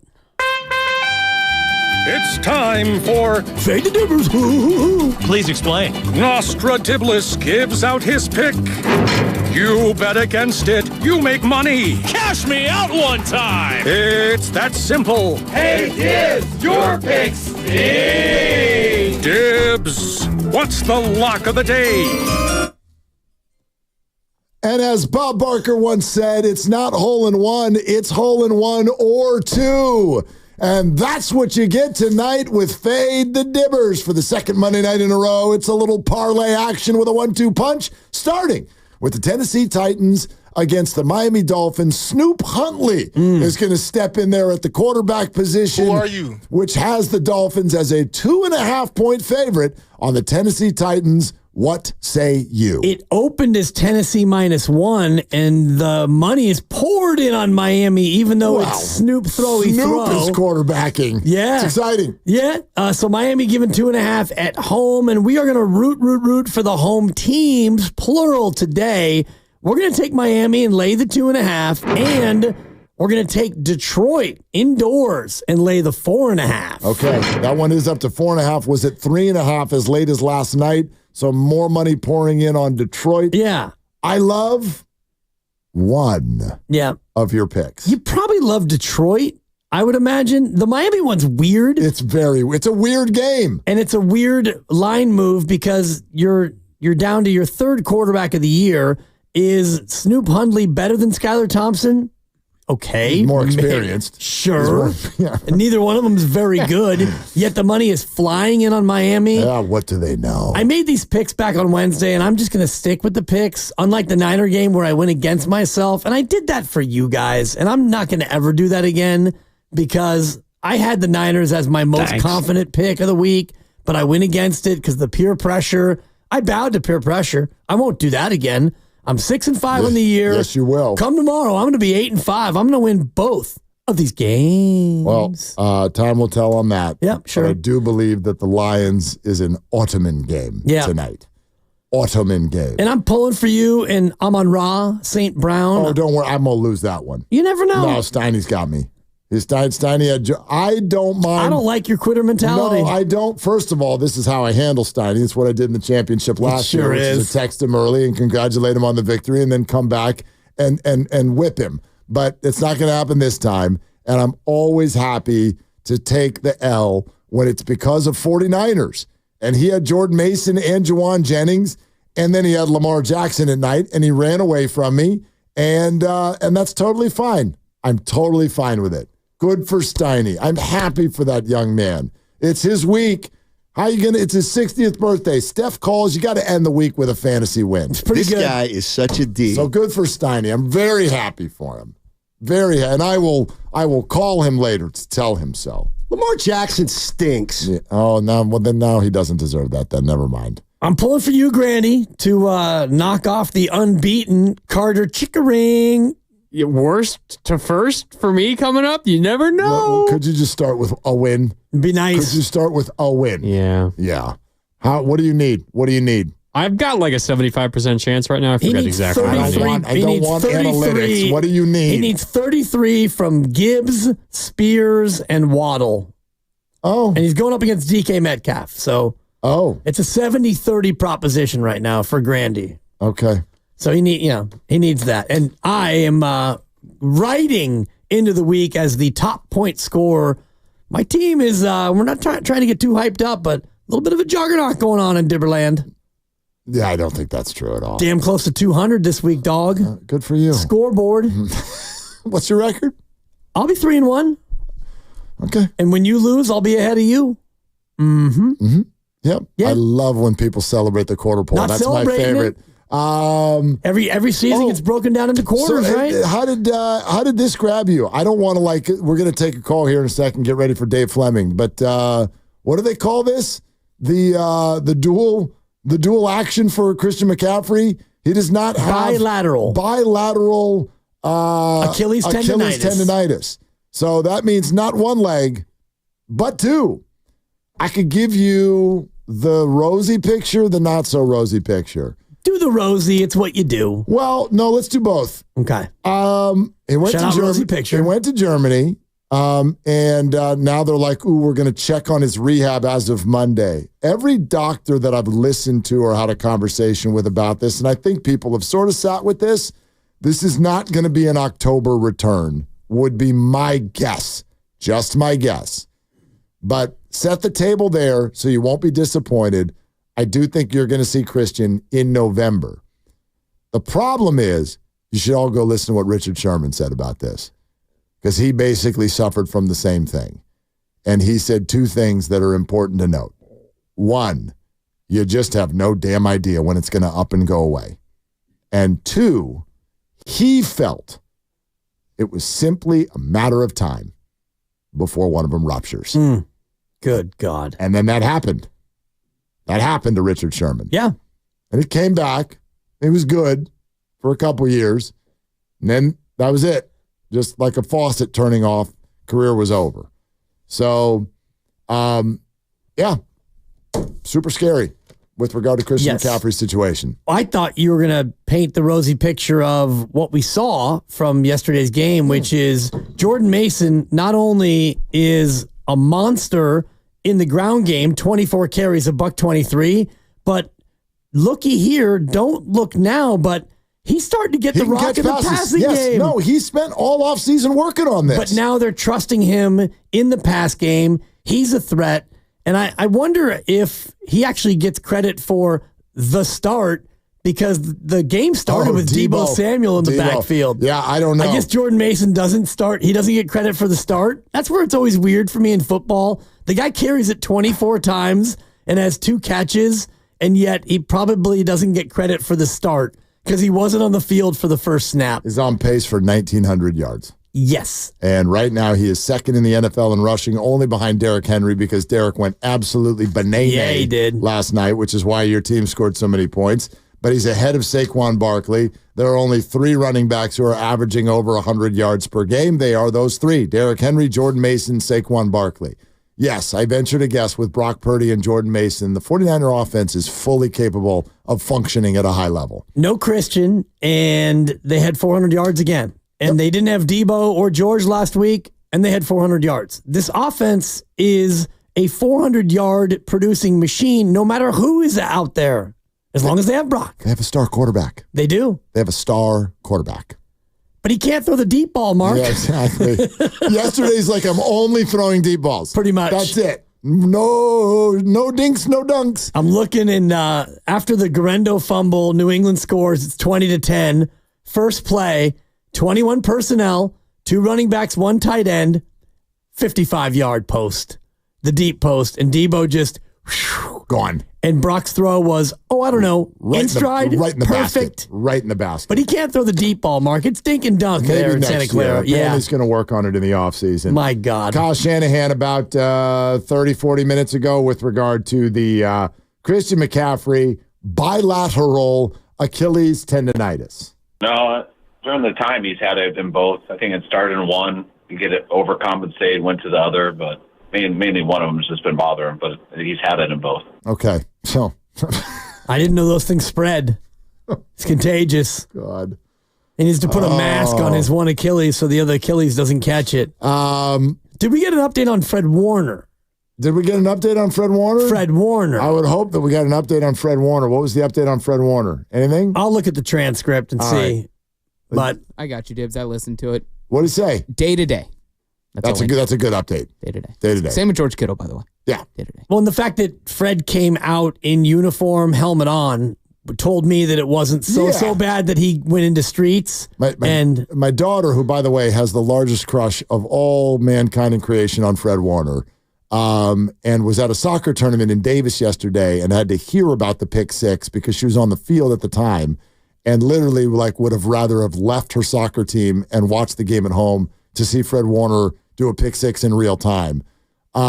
Literally almost got to the point of getting mad at me in the car this morning because I was like, I don't know about the injury with Fred. She's like, Dad, he was out on the field with his helmet. I'm like, I know, but he said it takes a lot for him to tap out, and he tapped out.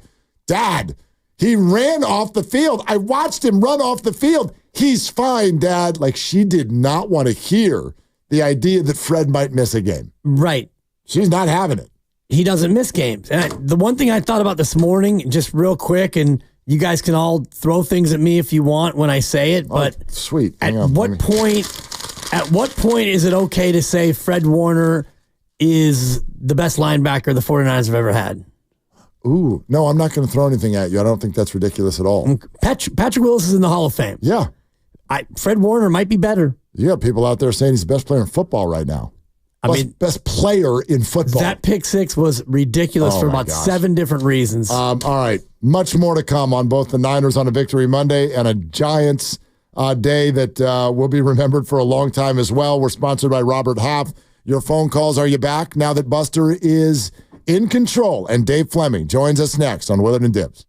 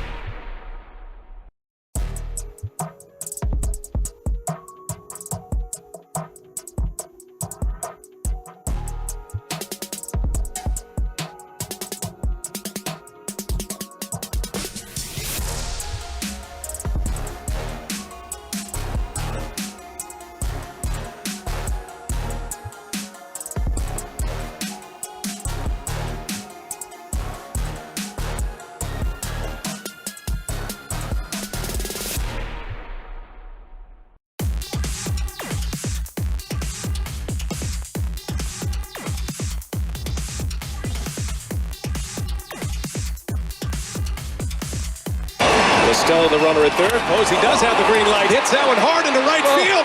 That is way back, and goodbye! Buster Posey! A two-run blast! And the Giants are on the board first. Now, back to Willard and Dibbs on 95.7 The Game. The Buster Posey home run right there, of course, one of his many great moments. Are there now more coming as an executive? We're going to get to all of it, but also, hell, it's been a day of a lot of breaking news. Yeah. Man, social media is rocking and rolling from the idea that Farhan Zaidi has been let go. Buster Posey is now in. Let's see, Christian McCaffrey with the bilateral Achilles tendonitis. Dikembe Mutombo has passed away. And we just got word that Pete Rose has also passed away today at age 83. And we go out to the River Islands guest line and bring on our very good buddy, Dave Fleming. Dave, before we get to everything with the Giants, wanted to give you an opportunity to say some things about that. Pete Rose, the hit king, has passed away. Well, I didn't know until you just said it. So that's brand news to me. Tragic figure in sports in a lot of ways. I mean, the highs and the lows it's hard to match sort of the gamut of his career. I always lean on, Mike Krukow played with Pete Rose in Philadelphia and had some amazing things to say about Pete as a teammate. And I think, he was so admirable as a player on the field. Nobody's ever played harder, more consistently. Nobody's ever shown more respect for the game on the field as a player than he did, which makes it even more sort of confusing and tragic what happened after he was done playing. He did not bathe himself in glory or class after his career was over, but I hope he's remembered for an all-time great player. He was an all-time great player. And he crested 200 hits, I believe, 10 times in his career. And just thinking about the hit king and 4,256 hits. Is that sort of a approach to the game? Is that now a bygone idea where a guy would go out there and just try to get knocks? I don't think so. I mean, I think Luis Ariz is doing it. I think there are some other guys who are maybe trending in that direction. The Giants have a kid in their minor league system, Wade Meckler, who we saw last year in the big league level, who is sort of a style like that. I think with the new rules, I think there's a chance that we see some of those players start to come back. Clearly, there's nobody like Pete Rose out there right now, but I think the game is trending back towards where we might see more, at least hitters who style themselves like that. There might never be another Pete Rose exactly, but I think Jung-Hoo Lee has a chance to be that kind of hitter as he matures and develops. So I hope that's not true. Baseball is more fun when you got guys like that around. Yeah, no doubt. And who knows? Maybe that's going to be part of the new philosophy of the San Francisco Giants as we get a regime change. So Dave Fleming with us on Willard and Dibbs. Farhan Zaidi is out. Buster Posey is in. And I guess sort of the two-pronged question is, what do you think this will mean for the emotion of the fan base? And then what do you think it'll mean for the baseball? Well, the fan base is obviously going to be energized by this. I mean, it's no secret that the fan base, and I understand why, has been very cranky over the last year or two. And I think there's a couple reasons why. Number one, the Giants just have not won as many games as they expected to or believe they should have. So that gets everybody cranky when you feel like you're underachieving, when you feel like you're not making progress. Number two, it's just an incredible contrast over the last few years of what's going on with the Giants' main rivals down in L.A. And so I think those two things together have made everybody really unhappy around here. And, probably hastened the decision that got made today. Not just the bottom line results for the Giants, but also the contrast with what has happened year after year with the Dodgers. So I think I think Giants fans are going to be energized by the fact that it's Buster. I mean, Buster is just a beloved and deservedly so part of this baseball family. He means, I think he embodies what the Giants fans believe this team means culturally. Buster sort of is the perfect emblem of modern Giants baseball. So everybody believes he's smart, he's capable, he's motivated, he's serious, he's determined, all those things. So I'm sure Giants fans are happy about that. What does Buster inherit as a contrast to what Farhan inherited? Because it seemed like Farhan came in as the aging championship core was being turned over. What does Buster come into now as far as the farm goes and the roster and what the upside is in the near future for this franchise? Those are hard questions to answer, I would say. I mean, I think he inherits a better situation than the Giants had following 2018. The Giants were not in a very good place organizationally in 2018. And they have, and Farhan deserves some credit for, a lot of credit for getting this franchise in a better position than it was then. That argument carried more weight for me a few years ago. In other words, like 6 years is a long time, even with COVID sprinkled in the middle of it. And I think, there is an expectation that there would have been more progress on that front, but it's hard to deny that the player development hasn't been pretty robust these last couple of years. There are a lot of development success stories at the big league level. They're young players who I don't know if you're going to call them building blocks. I think they are. I mean, maybe not superstar players, although some of the pitchers I think have a chance to be star level players, but certainly you got young talent that can fill your roster. You have a minor league system that is not nearly good enough yet. I mean, the Giants, I think one of the main reasons why this all happened today is even with some of the successes, the overall strength of the system just isn't as robust as it needs to be. But you got a young first baseman who's got a chance to be really, really good, who's going to be here sooner rather than later in Bryce Eldridge. So I think overall it's in a better place than it was in 2018. It's just, this is 6 years from then, and it probably needed to be in a better place even more so. Dave Fleming with us. I mean, I'd love to hear maybe even a little bit more on that. When you look back on the Farhan Zaidi era, because I love listening to you talk about this because you will point out all of it, right? The good and the bad. But when you look at the whole thing, what really was it that didn't work? Well, I would say two things that come to mind immediately. Number one, first-round draft picks did not work very well. And Patrick Bailey is a big exception, and Bryce Eldridge looks like he's going to be a massive exception. And if that turns out to be the case, then one of the legacies of Farhan's era here is going to be that kid who has a chance to be a big-time star for the Giants. And that would, I think that would very much change Farhan's legacy, looking ahead if Bryce Eldridge turns into that kind of player. But otherwise, you got, a high round draft pick track record that didn't produce enough impact. And it's not just impact that gets to the big league level. It's impact that you use in trades, in deals, in being creative. It's something we've seen the teams in the National League West do. All of them. Dodgers have done it. Padres have done it. Diamondbacks have done it.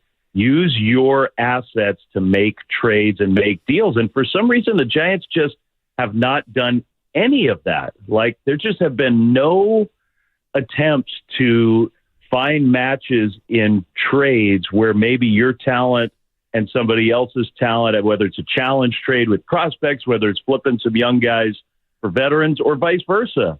That just didn't happen over the last 6 years, almost without exception. There were a lot of good trades at a lower level. Lamont Wade is a great trade. Giants killed that trade, but it didn't move the needle enough on the big league level to sort of mitigate what these other teams have done. So I think that's part of it for me. I think the other thing that just didn't work very well was this strategy of trying to patch together the big league roster with short-term contracts, with opt-outs. I think it's a really hard. I know why Farhan did it. I know why the Giants have done it. There are lots of good reasons why, but I think we ran an experiment over these last years that also shows why it's hard to develop roster chemistry, roster continuity in building your team that way. And I think that was that's ultimately a big part of the story of these last few years. So many contracts like that. And when you line them all up, not a lot of them worked out very well. Does that become the challenge for Buster Posey, Dave, to find a way to attract and sign and bring in these high-priced guys? Or is the ballpark too much of a preventative factor, especially when it comes to signing free agent offensive players? I think it is a complicated question. I think the ballpark is definitely a detriment when you're talking about the historic level talents, the guys like Harper, Ohtani, Judge, who want to go to the Hall of Fame and put up record-setting numbers. I do believe when they have choices that they choose to go to a place that can help their numbers more. And that's just a fact. And maybe Buster's going to actually consider, moving in the fences or reconfiguring Oracle Park a little bit to account for that. I think it's at least worth considering. Because I do think it's it's not just attracting free agents. It's also like, are your own homegrown players becoming less productive than they would be because they change their approach to the ballpark or they get discouraged because of the ballpark? I mean, the Michael Conforto thing this year is just amazing. The difference between Michael on the road and at home, his offensive numbers, and it's eye-opening. And you don't want that. You don't want your home ballpark to somehow be a disadvantage for your own players. But I ultimately think that in almost all cases, money wins. Money and proof that you are a winning franchise and a franchise committed to winning. And if Buster can deliver a better big league team consistently, then I think the free agent signings can follow. I do. So, Dave, I've seen it suggested by some in the beat writing community today that this move brings Juan Soto back into play. Do you buy that? I don't. I don't. I don't want to throw a bucket of cold water on that idea, but I don't see Juan. I don't think Juan Soto. Everybody, the Padres have it going on right now. Padres have this amazing thing happening with their franchise over the last couple of years. It did not go well for Juan Soto there, and I think he is a guy who's very attached to playing closer to home. He's been much more comfortable in both Washington and New York than he was out here.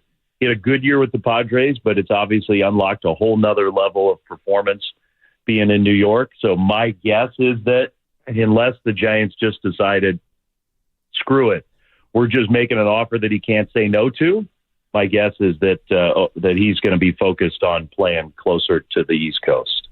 How much, or how many rather, Dave, other changes would you anticipate with Buster Posey taking this role? Is it scouting? Is it a general manager? I'm not asking you to name specific people, but when you have something like this happen, how much would you anticipate bigger changes ahead?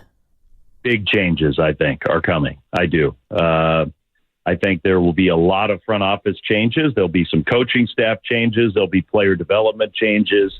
I think part of why this is happening is the Giants were less than thrilled with what was going on under the hood, up and down the organization. And, some of that's reflected in just pure player development. Some of that's reflected in communication with your staff up and down your organization, all that kind of stuff. Well, I think it's natural. It's just independent of all that. I think it's natural for somebody who's taking over to have an opinion about the types of people and the sort of the philosophies that person wants in place.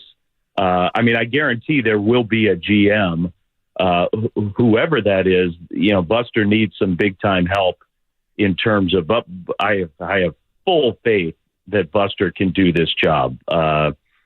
Smart, driven, motivated people can figure out how to do this. It's complicated, but it's not that complicated. Like he can do this job, but you need some help on just the rules, transactions, day-to-day nuts and bolts stuff. If you've never worked in a front office, he's familiar with all that stuff and how it works sitting on the executive committee, but he probably needs somebody who really has some experience and know-how in that regard to help him out. So I'm sure they're going to be interviewing some people for some high-level front office positions, assistant GM, whether it's a full-time GM or however they structure it, I think we'll see a bunch of changes. Dave Fleming with us, Willard and Dibs, 95.7 The Game. Dave, I kind of already asked you about the fan morale. You can correct me if I'm wrong. I've certainly heard whispers over the last couple of years that the morale of the organization has been hit at times. What do you think this move does for the morale inside the building, not just outside?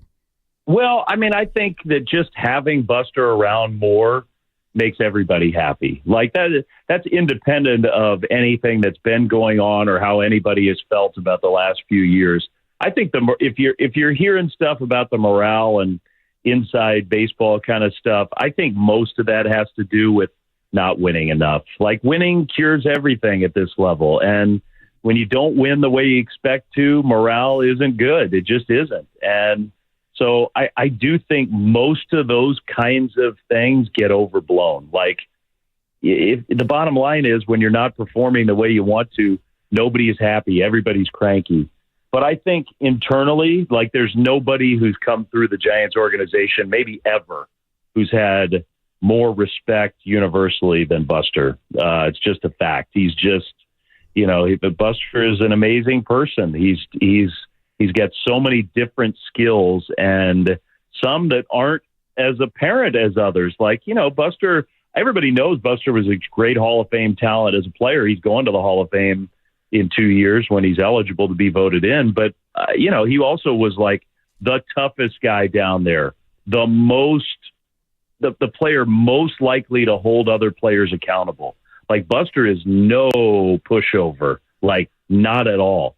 There will be a set of expectations in this organization that if they're not met, there will be consequences. Like, Buster is a very serious guy, but in the best way. Like, I'm going to do my job, you do your job. And I think that's what everybody has always loved about Buster, and I think that makes him a good fit for this particular spot. And he's got a little bit of credibility too, Dave, which can't hurt. He's got a lot of credibility. Yeah, when you've done what he's done. When you look back at this year, which players are you most excited about heading into next year? Guys who maybe popped, who you didn't anticipate doing as well as they had? The guy that comes to mind when you first say that is Birdsong. I think Hayden Birdsong's got the stuff and the ability to be a top-level starting pitcher in the big leagues. He's got work to do. He's got a lot of work to do to get there. But he's got the tool set to be big time. And I didn't expect that from him. I didn't know much about him. I hadn't seen much about him. But I really, really was impressed with him. And I think Buster, one thing Buster always knew and watched, what plays in this sport, high-level starting pitching plays in this sport. And I think Buster knows that and really values that. And I think Hayden Birdsong can be a big part of the Giants' future. I think Kyle Harrison can too. But Kyle also is a guy who has a lot of work to do at a young age, but a lot of work to do to get to that level. And that's good. Like, it's almost never the case where somebody just shows up and they're a finished product. It's never the case. So those two guys can be bedrock players for the Giants going forward. But Birdsong's the one that when you first asked that, he's the first name that sprung to my mind of a guy like, wow, I just was blown away by how talented that young guy is. Dave, should we have seen this coming? And here's what I mean by that. Like, this whole thing today made me think back to when he moved the family from Georgia to the Bay Area, which surprised me then. But now I feel today like, gosh, we should have known that a more front-facing, day-to-day operations type of gig might be in the future. To what level did that surprise you? And should we have known this all along? Has this been the plan? Well, I think I was still surprised by it. I was. And I know Buster really well. Like, Buster and I are friends. I see him, I talk to him, but I was still surprised by this. And just because, I did believe him, and I think it was not like he was lying when he said he wanted to scale back when he retired and be around his family more. And he still, you can be a family guy and do this job, but this is a big job, a big time commitment. And so that part of it did surprise me. The place where I think what you're getting at and where maybe we could have seen this coming is if you listen closely to Buster over the last year and the things he said about the Giants and helping the franchise recruit players and his role on the executive board and all that stuff, what comes through to me is, and even just moving back here and being back in the Bay Area, like Buster cares so much about this franchise. He does, like deeply in his soul.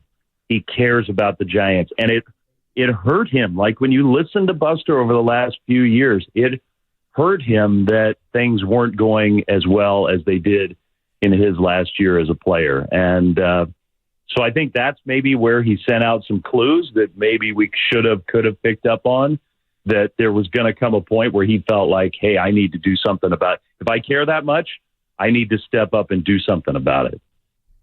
Dave, it's fantastic to have your perspective today, man. Thank you so much for joining us. I think everybody should be excited. I mean, whatever you think about Buster Posey in a good way is true. Like, he's the real deal. Yep. So I think everybody should be excited about today and what this means for the Giants. Having Buster around is going to be a really, really good thing. Hey, do you think Bryce Eldridge makes his major league debut at some point next year? Yes, I do. That's a good answer. Yes, I do. That's the correct answer, Dave. That's a good. Yeah.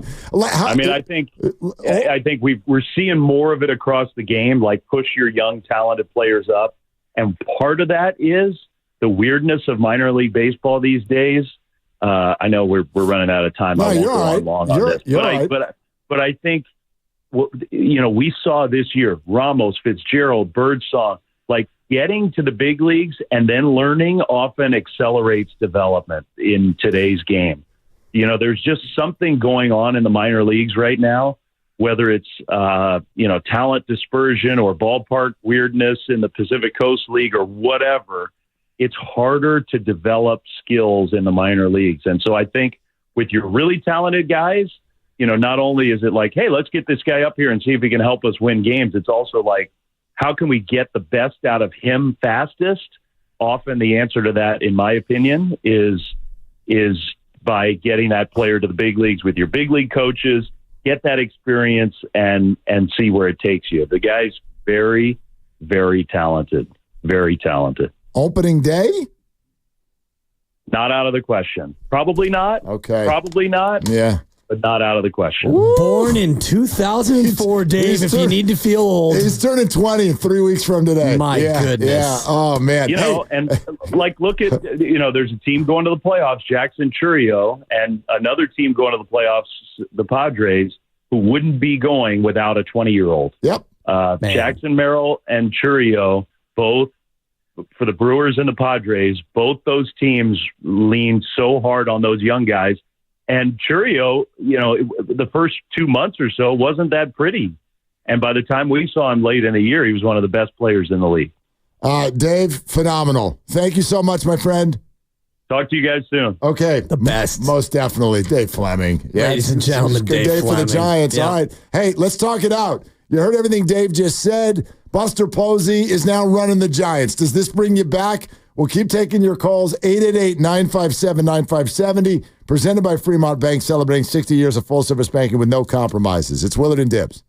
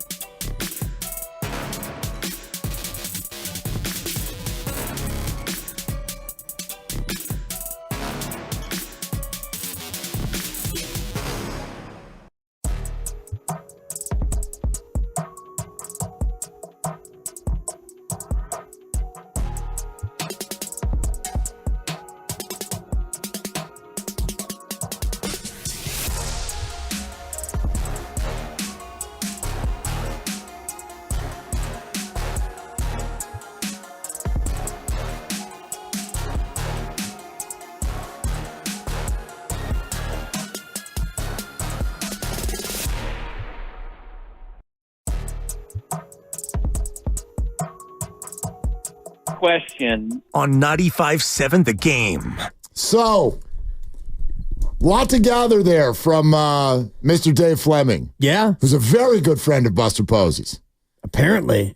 The confidence is high. The confidence is high. But if somebody was like, oh, you had Dave on, what'd he say? Let me give you 3 headlines. Okay? He likes the higher. 1 billion% confidence in Posey. Yep. Yes, you'll see Bryce Eldridge next year. Early and often. And maybe the fences are coming in. Now, that was one that was a little bit of an eyebrow raiser. And I looked at Michael Conforto. Yes. And his splits. What are his home road splits? He had 20 home runs. Yeah, good for him, by the way. Nice little... good little year. Yeah, good marker. 3 home, 17 road. Good God, are you serious? He hit 3 at home? 3 home, 17 road. OPS at home, 632. That's not good. That's not good. OPS on the road, 852. That's really good. Damn. He was an all-star on the road.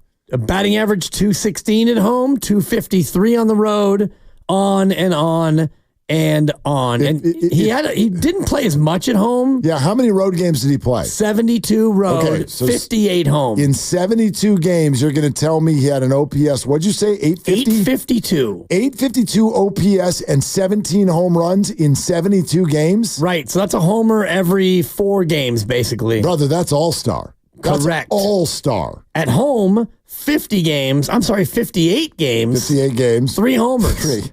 That projects out to be a 9-homer year. That's Sacramento. Right. Let's send him out. So there's your Michael Conforto. Crazy. Your Jekyll and your Hyde from Conforto. I want to be real that Dave, because Dave would be upset if we're like, hey, I hear the Giants are moving the fence. That's not what he said. But what he said is maybe Buster looks at that. Like if everybody has really come to the decision, and let me raise my hand, I have. Yeah, you have. The damn ballpark is beautiful, but it's getting in your way. That's how I feel. It's so beautiful. I don't know what to tell you, though. If you want a fancy free agent, if you want guys to enjoy hitting there, and if you want your team to stop having to win every game 3-2, the ballpark is pushing against you now. That's just the fact, Jack. It doesn't mean you can't win there. They've won 3 World Series there. So I'm not saying that.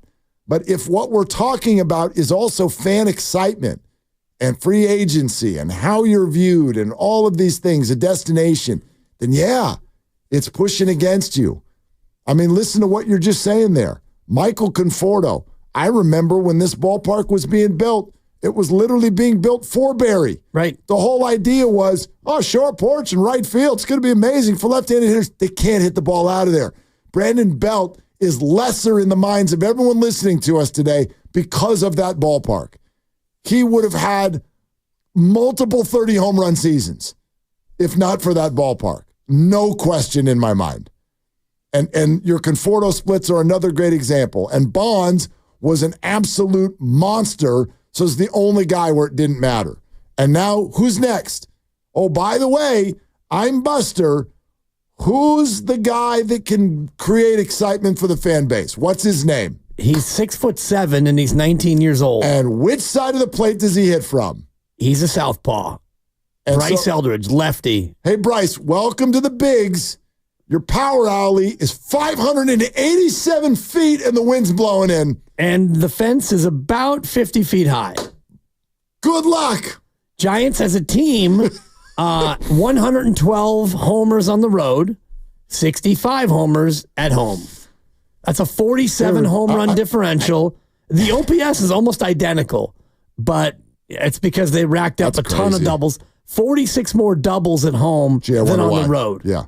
So it wasn't that they can't hit at home. It's just they can't hit home runs at home. Yeah, because your alleys are huge. Right. Your alleys are huge. And you traded away one of your better right-handed hitting sluggers. Well, he wasn't slugging.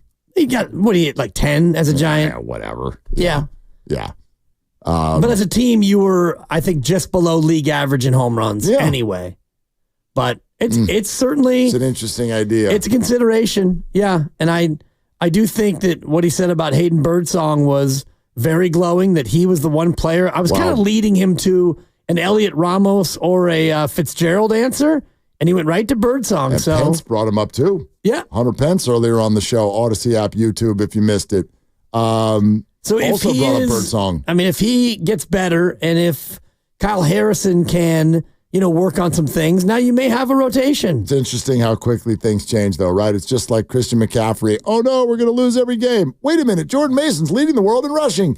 Like, Kyle Harrison, I'm not saying that everybody is out on Kyle Harrison by any stretch, but the shine is off a little bit because that didn't quite look as fancy as we thought it might. The fastball didn't have the life. The second pitch didn't have the consistency.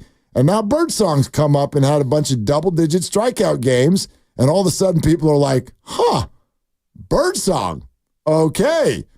And then Kyle Harrison is like an afterthought. I'm sure that doesn't feel great for Kyle, but Dave's right. Like, there's improvements to be made there.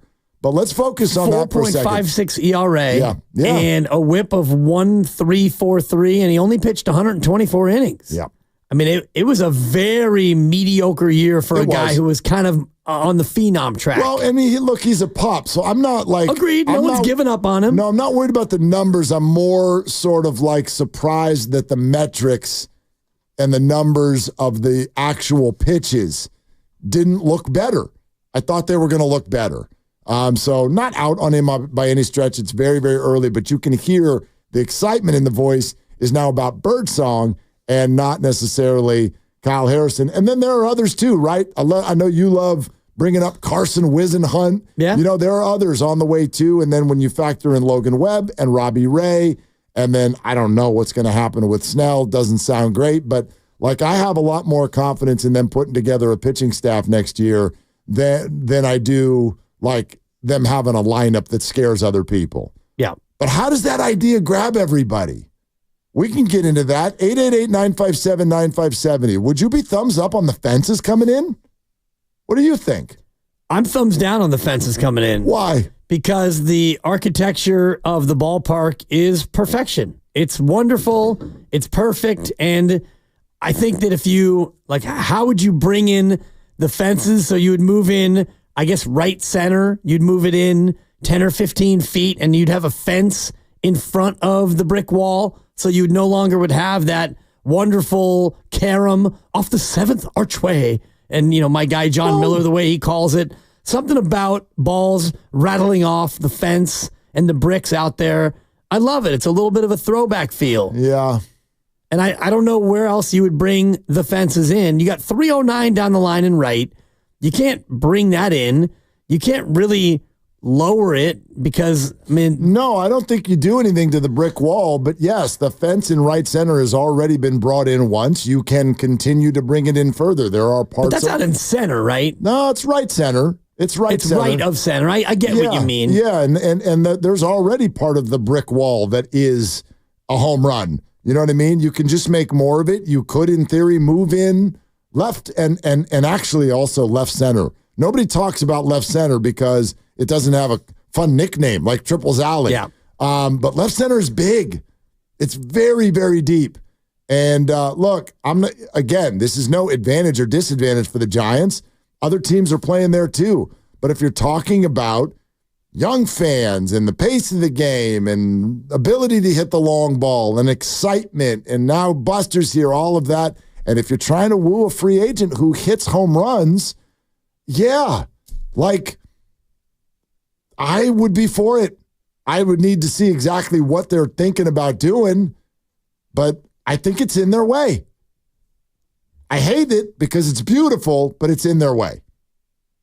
That would be my answer. Yeah, the pitchers gave up 71 home runs at home. So you got outslugged 71-65 in your own ballpark. Yeah. So 71 home runs allowed, not a huge number relative to 81 games. It's a homer a game, but that kind of speaks to the total. 136 home runs then in the 81 games at Oracle Park between two teams. Drew is in Sunnyvale joining us here on Willard and Dibs. Hi, Drew. Thanks for calling.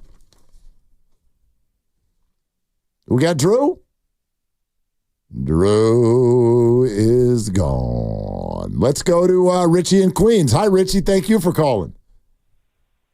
Hey, boys. How are you? What's up? Oh, man, let me tell you. First of all, I'm watching the Mets here. You know, the Giants are my first team. Mets are the second team. Incredible game. Obviously, I wish the Giants were in there. But the Posey deal, Posey's never... I love Posey. Look, I loved him. I never liked what happened with that Strickland incident, that he never went out. You guys remember that? Oh, very well. Went out with Harper. Why didn't you like it? What did you not like about it? I think he's got to protect his pitcher 100%. I don't care if you like Strickland or not. You got to protect your pitcher. But I always felt that Posey was, a little bit up, not uppity. But bottom line here, look, the fact that he took this job, I think is going to be great for the organization, because I think it's like they told him he's not going to tolerate losing. So they must have said, you know what, we're going to do everything we can to build this organization back up, because it's been pretty much a disaster the last few years. So I think it's a great move, and I don't know if you guys are hearing about maybe Soto coming there. I heard it from New York that they might be, because they need a power hitter. They need a presence, because if they do get Snell, and you got Webb, and you got Ray coming back, and Harrison and Birdsong, you have a good bullpen. You just need some bats, and they could be competitive, So I think overall it's a good move getting him. You guys agree with that? You're talking about Juan Soto? Yeah, talking about Soto and Posey. Do you like the idea of Posey? The Posey, absolutely. Richie, always great to hear from you. Thanks. Here, let me make a promise to everybody. I'm going to read this, and then I'm going to make a promise to everybody. You're listening to 95.7 The Game, KGMZ FM and HD1 San Francisco, and Odyssey Sports Station, always live on the free Odyssey app, Twitch and YouTube, powered by First NorCal Credit Union. For a low-rate auto loan, apply online, or just ask for First NorCal financing at the dealer. Okay, Posey question first. Posey's not uppity. Posey is demanding and almost perfect through my, admittedly, not the most educated eye, but I've been in that locker room a time or two. Orange and black colored glasses, for sure. He is next to perfect as a leader. From the position he plays, to the way he handles people, to his knowledge of the game, to his understanding of all pieces of the picture. Buster Posey, this is an absolute grand slam of an idea. He is absolutely qualified. He will be respected by everybody inside the organization and out. And I know that he would not take this job if he did not think that he could do an unbelievable job of it. And I defend him for the Hunter Strickland incident, because Hunter Strickland is a knucklehead, and he threw at Bryce Harper knowing full well what was going to happen. And I'm sure Buster had a conversation with him prior to that saying, dude, don't throw at him. We don't need to get into this. And he did it. And so Buster just stood there. Normally I would rip a guy for not defending his teammate, but not this time. Yeah. That was a clear-cut case where Hunter Strickland went rogue, and Buster's like, all right, you can go ahead and handle this one. Yeah. Exactly. You want him, you got him, Toyota. There Totally. you go. All right, now the other question, and here's my promise. I will wait to be wrong and then surprised if the Giants sign Juan Soto. Until then, I refuse to give any time, credence, or energy to the idea of Juan Soto joining the San Francisco Giants. I'm so happy to hear that. Not happening. So we're not going to the DR to try to woo him? Well, I'll go to the DR. That sounds fun. Yeah, we'll do a show anywhere you want. No I doubt. don't care. Yeah, I'll talk I'm to you glad anywhere. you're saying that, because I mean, every time we've gone through this, it's gotten to be less and less likely. And I know with Buster Posey, it feels like a new regime, and now there's a newfound chance. But you watch him as a Yankee playing with Judge and with Stanton and in that city, and Dave Fleming even said it to us about a half an hour ago. He's a lot happier on that side of the country than he is on this side. So I don't think that Juan Soto is going anywhere. First of all, we could make an entire list of all the reasons why it's positively absurd. From his experience on the West Coast not being good, simply to the fact that he's in the playoffs right now and is a Yankee. He's a Yankee. We literally just did this last year or 2 years ago when people got to the end of it and went, oh, yeah, people don't leave the Yankees. I forgot. I'm not going to, you know what I mean? Fool me once, great. Shame on you. Fool me twice, shame on me. We're not playing that game. And, oh, by the way, we're sitting here talking about a ballpark that has a right center field alley of like 415 feet. Like, if you wanted to go to Juan Soto and go, okay, here's what we're going to do. You go get all your offers from other teams. And when you're done, you come to us. We will raise that offer by 10% per year. We will move the fences in at least 20 feet, and we will build a structure in McCovey Cove and call it the Soto Boto. That's actually funny. That's the only way you're getting him to even pay attention to you, in my opinion. And I don't Tell me more about this Soto Boto. What are you envisioning here? Well, first of all, it's going to block McCovey Cove Dave from getting any more balls. That's right. About enough of that. The Giants have had it with you. Okay? Big barge. Let's call it a barge. A floating barge. It's got animals. It's got a bar. It's got a hot tub on it. Okay? It's got music. It's got a DJ. It's got flashing lights. All of that. It's the Soto Boto. And if he hits the Soto Boto with a ball, free tickets for everybody. Everybody's reimbursed for their expenses for the entire night. That's my idea. Yeah. Juan, are you coming? Still not coming. Still not coming. Wait a minute. Okay, but you're getting offered $550 million. That's enough for me, Doug. You're getting offered $550 million, whatever that is per year. Let's say it's 10 years, $550 million. You make $55 million. That's Brock Purdy money. We'll give you a 10% raise per year. Yeah. All right. So now you're making about 61 with us per year. Who's going to protect me in the lineup? Am I hitting in front of Yaz and behind Bailey? In front of Yaz. I'm taking Yaz's position. You will be knocking in Jung-Hoo Lee and protected by Matt Chapman. Ooh, where do I sign?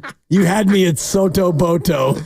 And we've got this youngster named Bryce Eldridge. He's 20 years old, and we promise you that he will also be hitting the Soto Boto at least twice a month. Yeah, twice. I like the idea, but I liked it better when you said... I didn't get him? Nah, I don't think we're getting him. We're not getting him. So why would he do that? Yeah. And I don't want to... I like your idea about not talking about it. This is fun, but I actually was thinking on the drive in today as I was mulling over the Farhan and Buster news, like, I am not looking forward to a December, January, and February of Juan Soto. He bought a cable car. He bought a replica cable car. He got sourdough bread delivered. He's coming. Here's the only adjustment I'd love to make to the conversation. What bothers me, and so don't make it Soto, any free agent. What has bothered me through the years is when people get sarcastic and sound like the Giants are some sort of second-rate joke of a place. Right. I get bothered when people will be like, who would come here? Like, here is stupid. The team is awful. The city's awful. You got a nerd running the show. This place is lame, dog. Stop it. You don't have to be that dramatic, though. But that's what it sounds like from a lot of people. I get that, but the reality is, and maybe the Buster move changes it, but the reality is, you don't have a lot of good hitters in the lineup. You are dead flat mediocre in terms of record, and you have a general manager up until today who is really, really tinkering at the very least. Yes, but I would argue that none of those things are the reason why an Aaron Judge won't come. The reason why a Bryce Harper and an Aaron Judge won't come is probably more like ballpark and taxes. Like, that's probably what we're actually talking about. And filth, crime, and drugs. You got to throw that in there. I mean, who doesn't like a little bit of that? But anyway, do you know what I mean? Yeah. Like, I just get bothered when people use, the Giants didn't get this free agent. All right, let's spend 20 minutes talking about how awful here is and what a bozo of an organization this is. It's not that. It's not that. It's a lot of things. And I'm sure it's different for every person, but I got to bet that it's a lot more about ballpark and taxes than it is about who would come there. Their city connects are ugly. It's just like, come on, man. The Giants have plenty of credibility within the industry. That's not the problem. It's not, but they're not the number one destination. And no, if of they're course the number not. 5 or 6 destination, and you want to put it that way, then that's kind of where you wind up with Shohei and Judge and Bryce Harper. And, you're a finalist and you're in there. Yeah. You might be like at the old town fair where they'd give out ribbons to the top 6, and the blue ribbon goes to first, and then the red ribbon, and then the white ribbon goes to third, and then you get down to like the copper ribbon, and then the yellow ribbon. They're kind of in that yellow ribbon status where I don't know, man. You were 5th in the county fair. Your blueberry pie was good, but there were 4 pies better. Maybe, but again, if we're judging them based on Ohtani and Judge and Harper, you're literally talking about the creme de la creme, top 3 free agents of the last 8 years in the sport. But this guy is in that same group. Absolutely, and that's why I'm telling you he ain't coming. Right. But Correa, Chapman, Snell, Soler, well, right? Like, yeah, now we're reaching. No, we're not. Like Soler. Hold on. Soler had one good year. First of all, that's not true. And secondly, it one great year. Where that conversation has ended the last 3 years is, quote, nobody's coming here. Well, yeah. Yeah, actually, a bunch of people have said yes.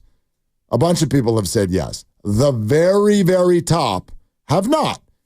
Other than that, you're not going to bat 1,000, but the idea that a free agent won't join here, I think, has been disproven. No?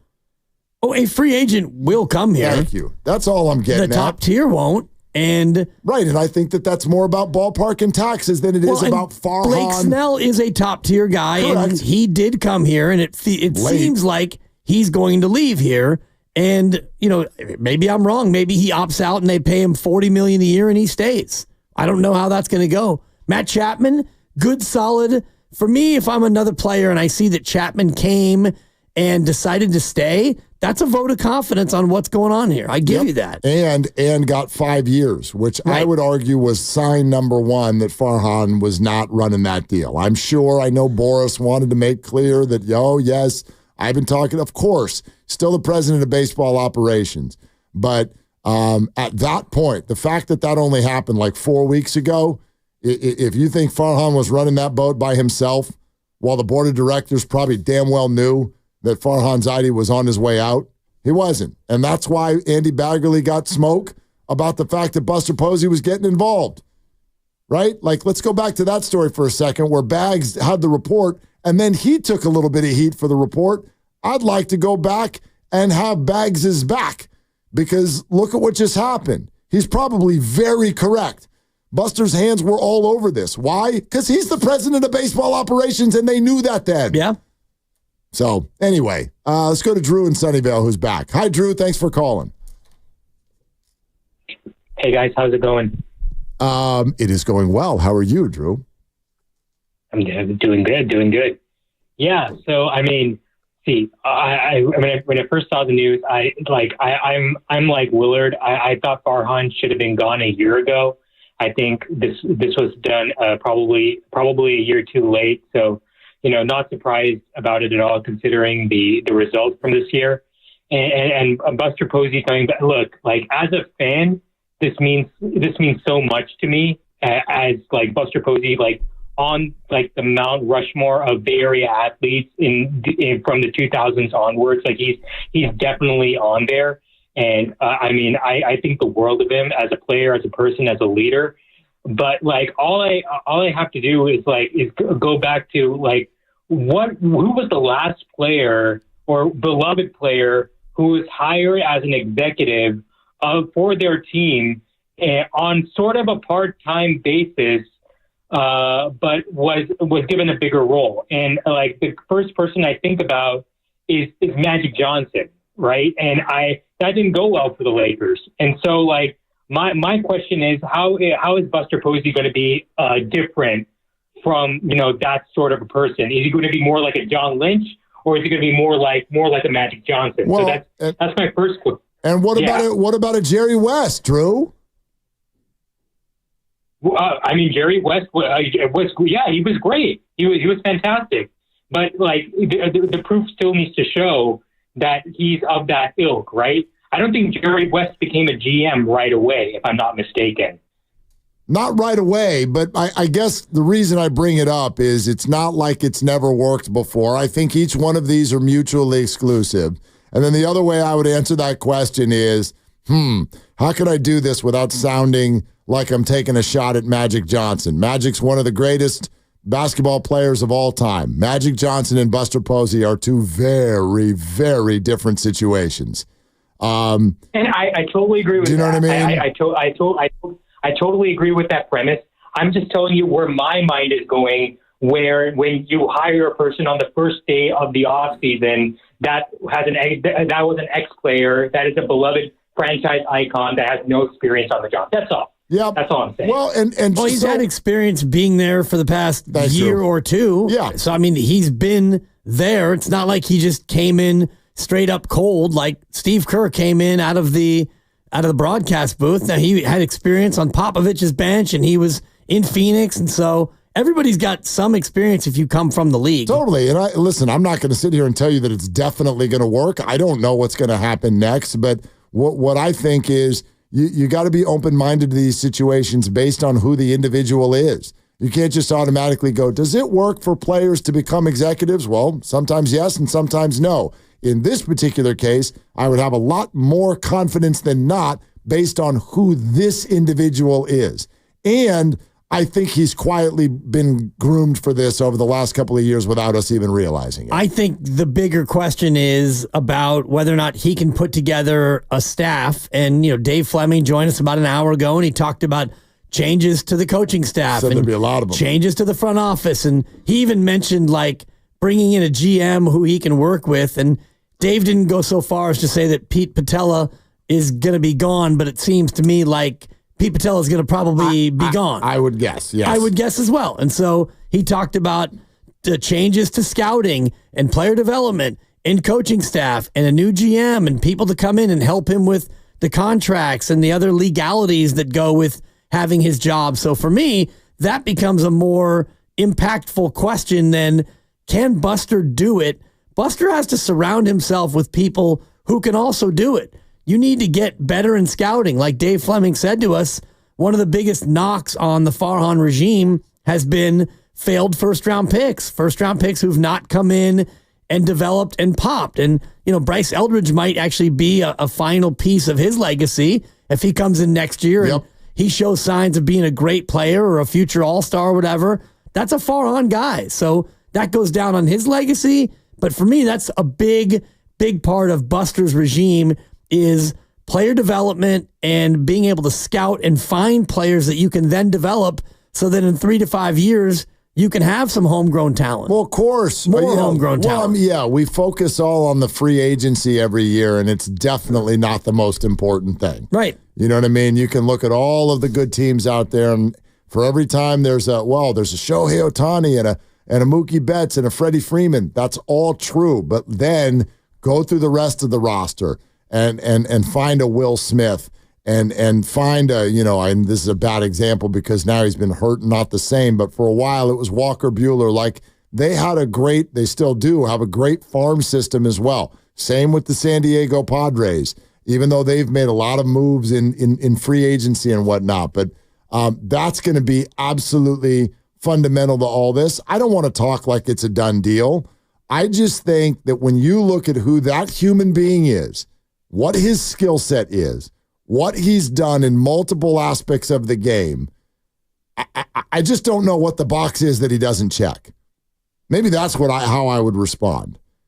What characteristic does Buster not have that makes you think, I'm a little worried about that? Well, we don't know if he can evaluate talent, and we don't know if he can acquire talent. These are things he's never been asked to do. Now, Buster knows what good baseball looks like.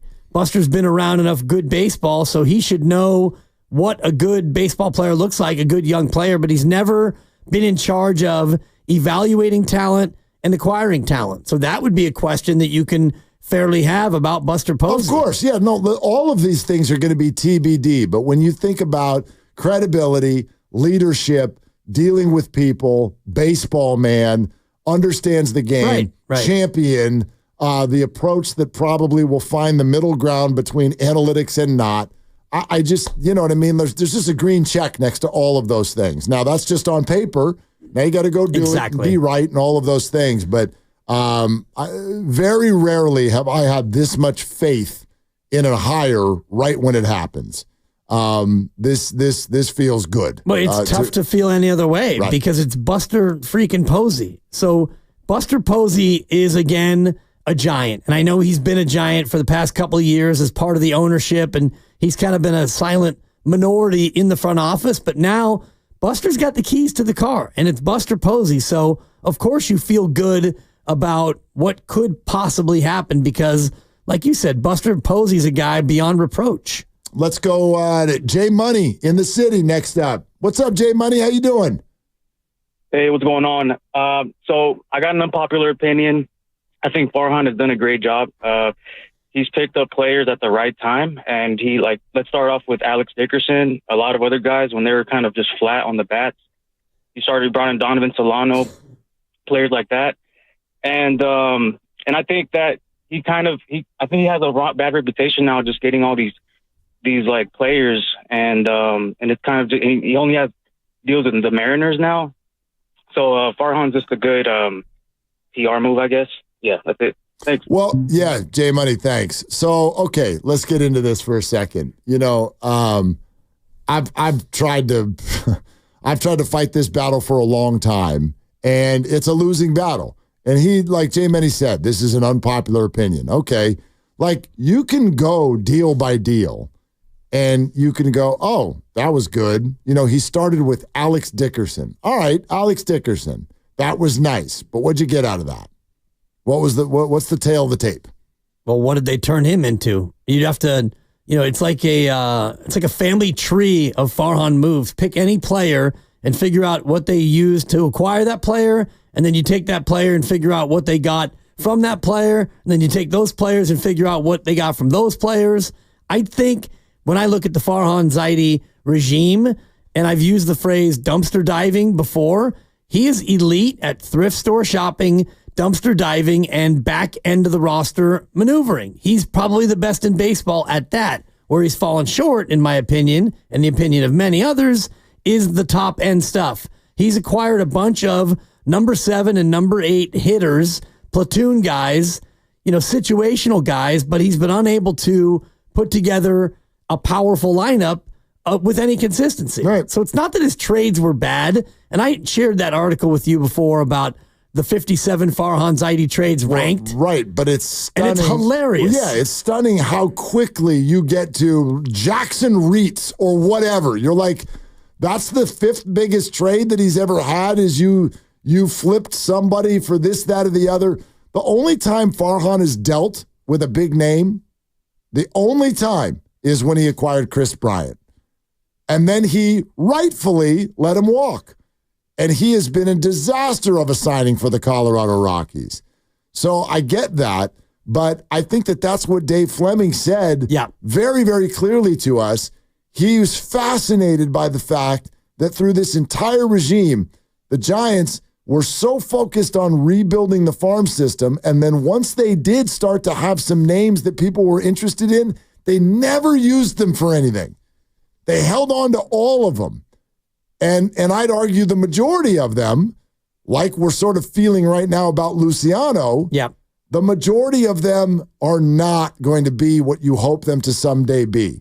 And so the whole thing ends up feeling like, whether true or not, because their payroll was big this year, but it feels like everything you're doing is always at the discount rack. And fans, that's not going to get them going. You know what I mean? I don't go to Target with the kids and then tell them, wait till you see the deals I got. Wait till you see how much money I saved at Target. They don't care about that. They want the good stuff. What'd you get, Dad? What'd you get? Well, I got Kleenex 2 for $1. Yeah. It's a great deal. You got Kleenex? Did you bring any electronics home? Right. Well, no, not this time. Yeah. Maybe next year. Nobody cares. I misspoke. It was 70 trades from Farhan Zaidi, and this article is from last July, and this writer has ranked the 70 trades, the top 70, and I know between last July and now, you could probably add another 10 trades on top of it, but you're right, and none of these, like there's the Yaz, you got Tyro Estrada for cash, you traded Sean Anderson for Lamont Wade Jr., the famous Darren Ruff trade, where you got J.D. Davis, Zapucky Seymour, and Zwack.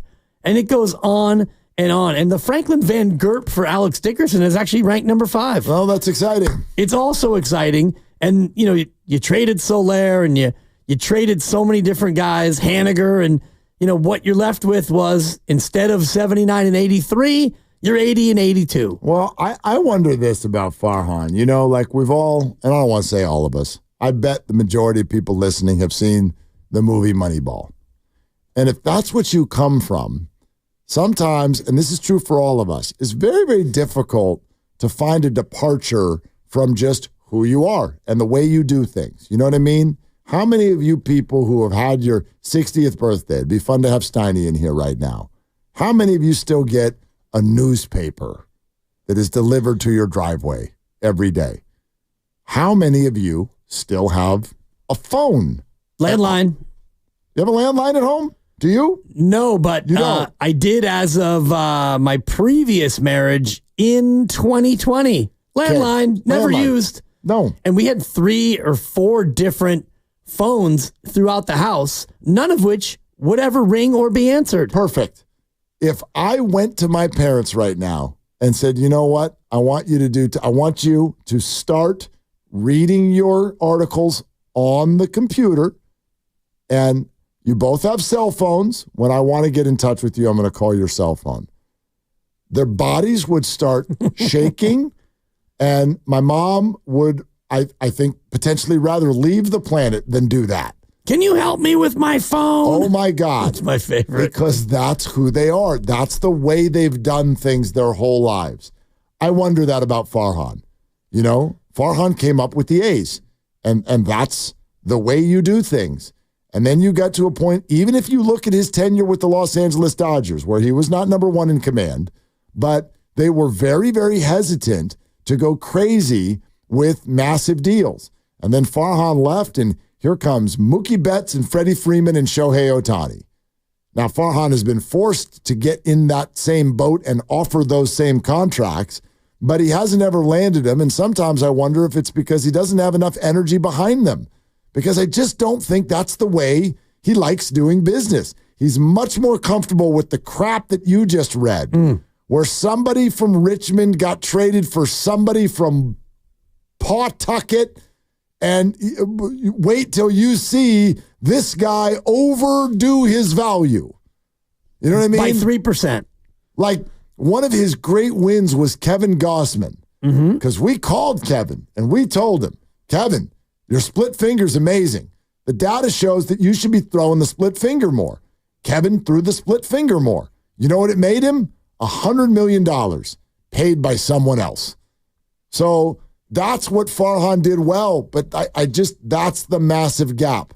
The disconnect is Farhan did some things well, and those things offered very little to the fans.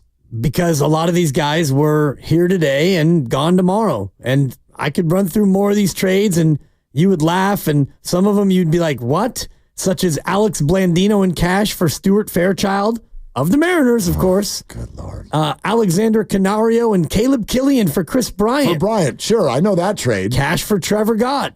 Blake Sable for Jake Wong. Cash for Alex Young. And on it goes, where you take 3 of your not-so-good players and you get another guy who's not so good, but better than they think, and he outperforms by 5%, and you chalk it up as a win. And meanwhile, fans are clamoring for some of these big names that a lot of these other teams that are still playing and playing later this week, they've got some of these household names. We should get Kevin Dan on the show so he can say, cash me out 70 times.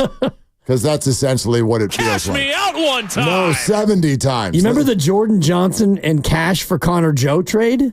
I don't. Of course not. I remember when Connor Joe ended up starting in left field, though.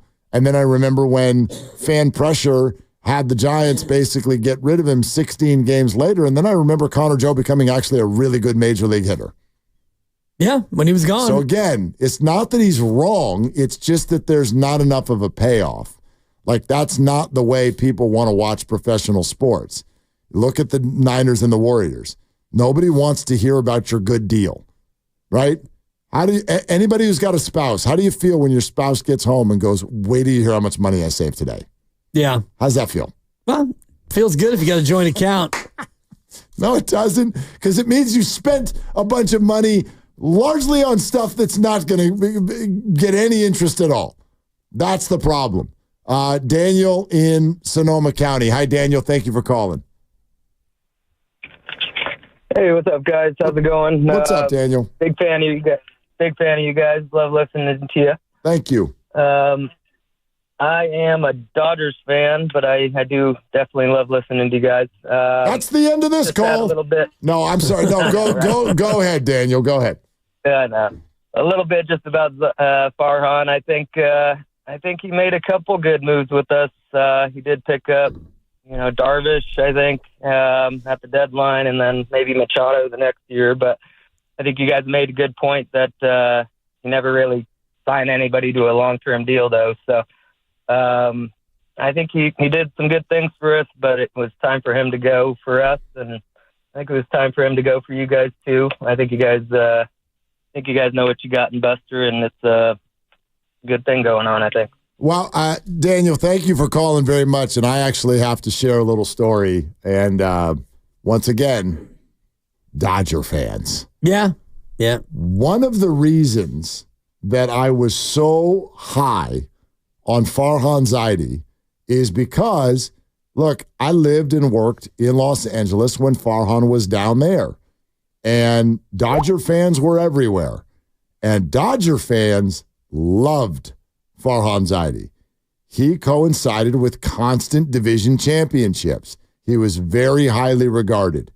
And when the Giants hired Farhan away from the Dodgers, you could not find a Dodger fan in LA that wasn't feeling this way. They're like, oh, crap.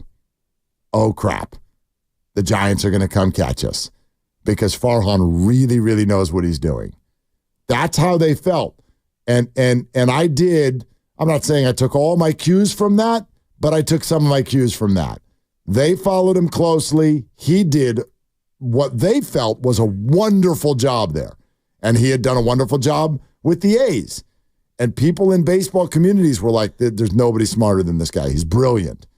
And so there was an excitement and a trust that he was going to come and really, really do some wonderful things. And I just think the adaptations that he had were too little too late.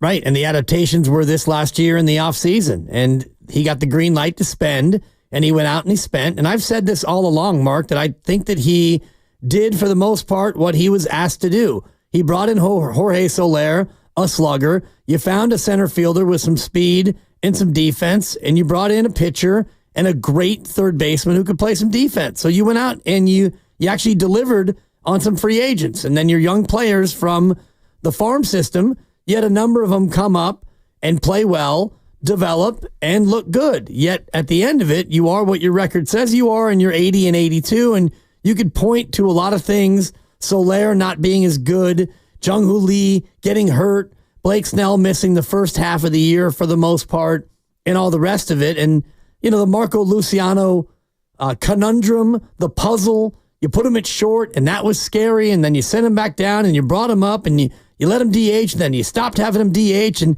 that's one thing I hope gets asked tomorrow of Buster Posey. What, Marco? What do you think about Marco Luciano? What's the plan? Did you hear what they're doing? Marco Luciano? They're sending him to the fall league to practice in the outfield. Okay. Yeah. I mean, I think that what they saw this year has helped them to the position that he is not an infielder. Right. Yeah. And it took you 6 years to figure that out. And again, this is not to throw dirt on the casket of Farhan Zaidi. No, but this is on everybody. I don't know how Right. the hell, like, the scouting. This is where Dave Fleming talks about player development, because when you have a young player who looks like he can hit, he's got an ability gap to gap, he's got some power and all the rest of it, let's find him a place to play. And if you thought it was shortstop for all these years, and then he gets to the bigs and it's clearly not shortstop, what are we doing, to borrow your phrase? Yeah. You know? And you throw him at second. He never played anywhere but short his entire minor league career, other than a brief stint in the Winter League where I think he played a couple of innings at outfield. So to me, it's a shocker that you made it this far without at least giving him a chance to do what he's going to do now. Well, and I mean, look, this is something that might be tucked under the covers because a lot of people sort of moved on from Giants baseball a number of weeks ago. But did you even hear about, did you see the Tyler Fitzgerald, Marco Luciano play on a pop-up over to second base? It was a game the Giants eventually won. They held off. I can't even remember who they were playing, Mariners, Braves, whatever it was. They were up by a lot of runs and then held on and won by 1 run in the end. And part of the reason the other team came back was because of an error made over at second base, and it led to Luciano and Fitzgerald kind of getting in each other's faces in the dugout right after the inning. And the reason was a ball that was popped up to what could only be described as absolutely unequivocally second base. But Fitzgerald ran all the way over from shortstop and basically bumped Luciano to try to catch the ball, and the ball fell in between them.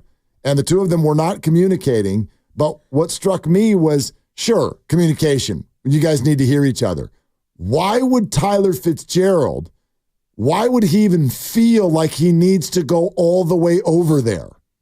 Why would you do that? There's only one answer to that question. You don't trust Marco Luciano. Like, that was, and I don't even know if that was like a thought where he's like, oh God, it's Marco. I think that's just something that ends up in your bloodstream. Oh, I'm looking at it right now, and it was in San Diego, 7-2 in the 7th inning, and it's absolutely because it was Marco Luciano. Mm-hmm. Fitzgerald's playing about 12 feet to the shortstop side of second base, and this ball is about 28 feet to the right of second base, and it's right to Luciano, Mark. I mean, this thing... No, there's like zero question. It's like a kick returner and a fair catch. He is underneath the baseball. And Fitzgerald's at the 15, he's at the 20, the 25, the 30. He goes all the way over there, and it's boop! And it's shoulder to shoulder, glove to glove. Yeah, so it absolutely was because it was Marco Luciano. Yeah. And you can't I'd forgotten about this. There's too many times I thought when you look at, and this is another sort of a black mark on the Farhan era. There are too many times the last couple of years where you would see things and you would go, is this big league baseball? What the hell are we doing out here? Yeah.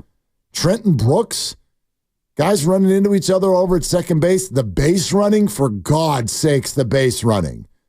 You know what I mean? There were too many moments like that where you're like, this is like what is this? What are we watching here? I don't know. Like, okay, they're a young player, but it's like they're not 8. Yeah. Like, you're out there doing stuff that the 8-year-olds are learning. You're 22 or you're 25. You're in the major leagues. Sometimes I feel like we do that with young players. Well, you didn't know that, you're supposed to turn 2 when there's a runner at first. It's like, what are we doing? Come on. Coach him up, for crying out loud. Yeah. Will in the East Bay, next on with Willard and Dibbs. Hi, Will. What's up? Good to talk to you guys. My God, I'm shocked. I talked a minute or two ago. I think Dibbs said on this, about 10 or 15 minutes ago, and it's the scouting, okay? 2 things, all right? We need to take a good look at the scouting, okay? I mean, this is no coincidence that the Dodgers, have this, funnel of players coming into the league that succeed, and they either get traded and next man up or whatever. But that's my feeling with the Giants. Is you got to look at the scouting, okay? There's another thing. When you're trying to, get a guy on your team, a left-handed hitter, they know what that that ominous wall in left field or in right field looks like, okay, to hit a home run or whatever. And it is ominous. And there's also this feeling, that those beautiful summer nights in San Francisco, with the fog rolling in and the cool air, it's hard to it's heavy air. It's hard to hit a ball out of there. Okay. And I'm just saying, I thought Dibbs really hit on it on the scouting. We need to maybe take a really good evaluation of the scouting staff. We know what's going on with the Dodgers, the Orioles, or whatever. Okay, a lot of success there. But that's my point. By the way, I want to weigh in when the time is right, not tonight. Pete Rose passed. But I have memories of watching him as a Red and as a Philly, okay? And I think hopefully you're going to do a program on that, in the next day or two. I can promise you that we won't, Will. So if you want to say something about Pete Rose, you got about 20 seconds right now. Sorry, we're going to be talking a whole lot of 49er football for the remainder of the week. Giants too, by the way, with a big press conference tomorrow. Okay, well, I understand that, okay? But I'm telling you, 110%, okay? He's a pathetic figure in death, okay? But when I saw this guy play, nobody played like this guy. Nobody had more passion for the game. Nobody played more positions than Pete Rose, okay? And maybe when the smoke clears, you'll do a program on it, okay, Willard? Because I think he deserves that and a little bit more. That's my take.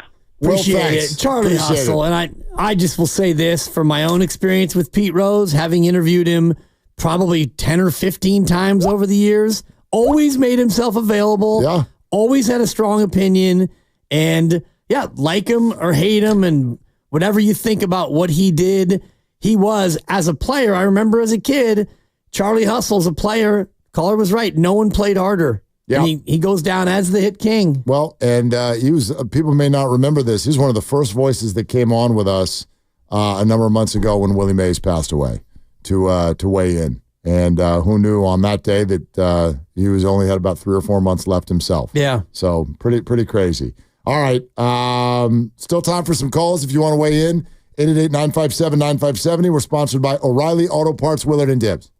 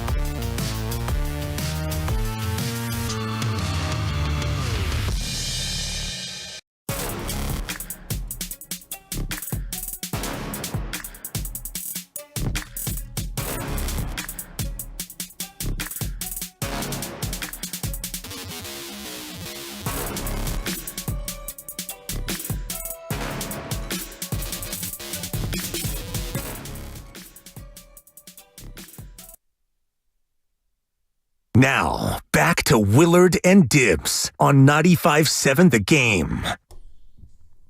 This is fresh and somewhat interesting and unexpected. I'll be the judge of that. So, this torn ACL for Rashee Rice? Yeah. Might not be a torn ACL for Rashee Rice. It reattached? Please explain. Well, it was never confirmed that it was torn. So yesterday, remember, the reports are there's fear of a torn ACL. Of course. 9 times out of 10, whenever that happens, you get a torn ACL. Maybe better than 9 times out of 10. Maybe 99 out of 100. When Schefter tells you there's fear of a torn ACL, it's usually a torn ACL.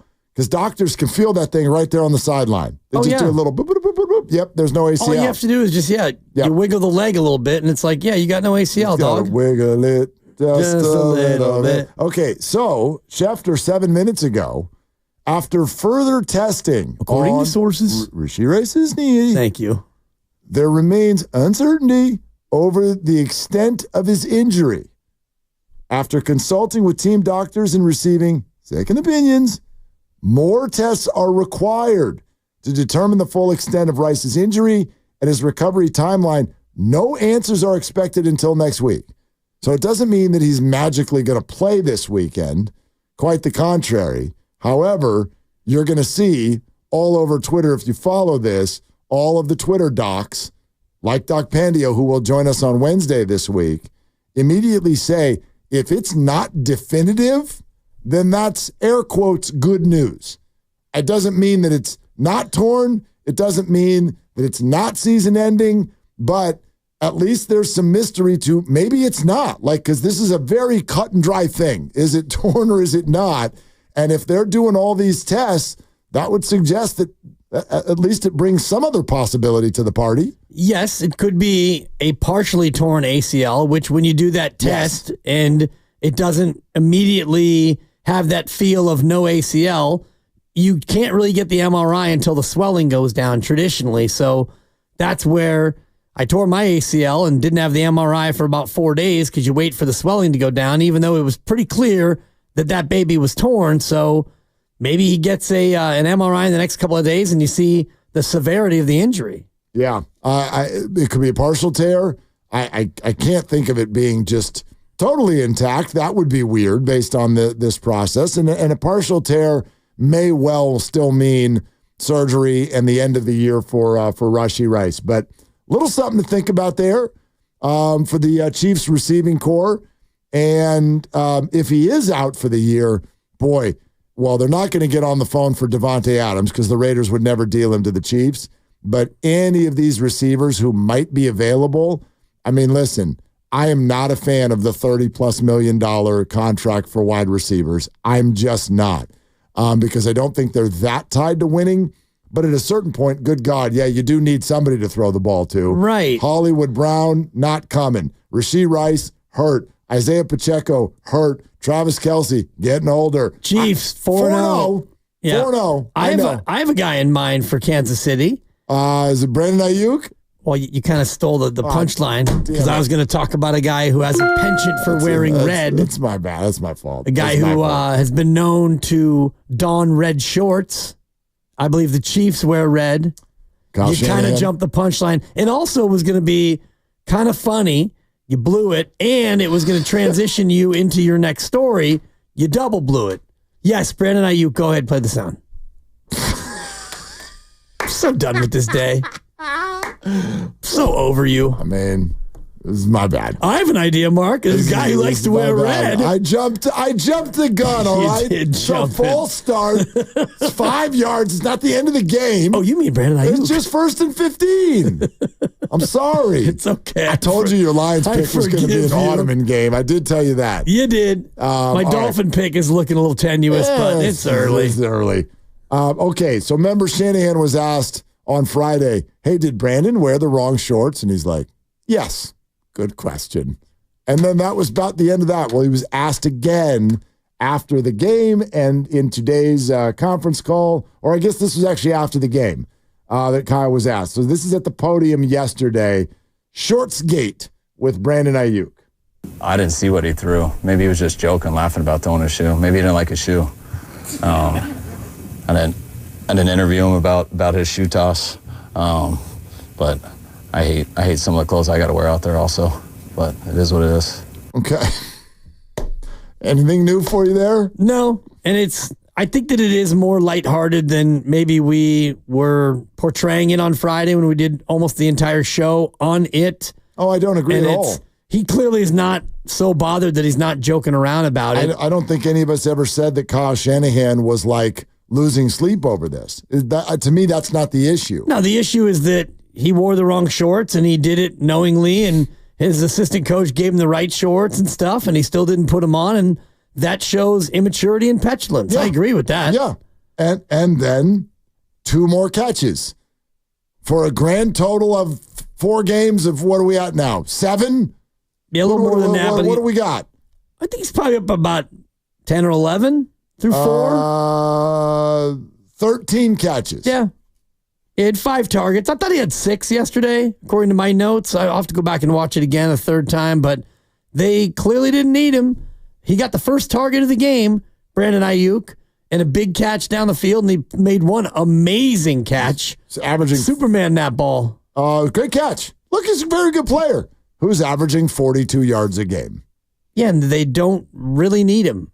They didn't need a lot yesterday, but they certainly didn't need him. If you don't need him, then don't pay him $30 million. Well, that ship done sailed now. I know. Anyway, I just wanted to play that to see if there was anything new from Kyle Shanahan. But like you read that as it's lighthearted. I don't think it ever wasn't like, at least in a press conference form, it was never not lighthearted. But Kyle is also like, yeah, boy, I'd love to wear something else too, but I can't. So there you go. That's the end of that. Like, in other words, this is a rule. This is a rule. We're not budging. You follow the rule. So it's funny because he had said on the TK pod over the summer, Kyle had, that there are certain rules that he puts out the first day of camp. He lays out the rules, and that's one thing from which he does not budge. And I'm sure this was one of those rules. And so when he comes out in the red shorts, Kyle Shanahan, meeting time and certain demeanor things, Kyle Shanahan was very clear in the Tim Kawakami podcast about rules are rules and I don't bend them for anybody. Right. And here you have a guy wearing red shorts. The shorts are black. 4th on the team in catches, by the way. 4th on the team in catches? Yeah, Jawan, Debo, George, and then Brandon Ayuk. Brandon. Yeah. Okay. Let's go to Charles in South City real quick after a big Giants day. Hey, Charles, thanks for calling. Thanks for having me on, guys. It's been a minute since I called. I just want to weigh in on the whole thing with Buster and obviously Farhan gone. First and foremost, to all Giants fans, let's rejoice, my friends, because we're finally free. Second, I feel like Buster's going to be a huge, he's already valuable to his organization. The fact that he played for many years and he's soon to be a Hall of Famer. And him stepping up, taking the job as, the president of baseball ops. And I feel like he's a great fit because, he knows Giants baseball like the back of his hand. And what better way to bring in a guy who played for us a couple years back, or 3 years ago, during in his last year when we had one of the best winning seasons in the history of this organization. So I feel like you bring a guy in like that, he's the type of guy that, bring Giants baseball back to San Francisco, because with Farhan here, I can honestly say he has separated this fan base from the team. We don't even know we don't even know who's playing out there. All these journeymen, we want someone we can grab and hold on to. And with Buster, I feel like we have a better chance of that. So I like the move, and I'm not expecting moves from Posey immediately out the gate in the next few months during free agency, but I believe the future is bright for this team, and look out playoffs hopefully next year. But thanks for taking our call, guys. Have a good one. All right, Charles, thanks. Yeah. That's kind of the idea is in one afternoon, you went from, as a Giants fan, completely angry to now optimistic that they will make the playoffs next year, and the roster didn't change one bit. Yeah. And that's why they did it. Right. Yeah. That's exactly why. Yeah. It's like you go back to your car and somebody had smashed in your window, and then you go in and you got glass in your car seat and you're like, man, somebody smashed in my window. And then you look inside the door and the burglar left his wallet there, and there's $1,000 in the wallet. It's like, oh, okay. That worked out all right. You know what's coming up next? It's the football hour. It is. With Sterling And Grandy. No. Kyle. And Grandy. Yes, Good job. Mark Grandy and Kyle Madsen. Almost got my first buzzer of the week. They're going to talk football. Close. They're going to talk football. It's going to be a Buster Posey free hour coming up. I like it. It's all going to be Niners. 1 hour to talk about Ronnie Bell as a healthy scratch. You got a teaser take, Grandy? You want to give us? Does style points matter? Do you care? Okay. We're going to get into this tomorrow. I like that. Okay. It's brought to you by Fremont Bank, celebrating 60 years of full-service banking with no compromises. You just mentioned tomorrow. You want to do it again tomorrow? It turns out I'm committed. All right. You'll be here. For Dibs, for Grandy, for Lucas, I'm Mark. Shoot your shot. That's all you got.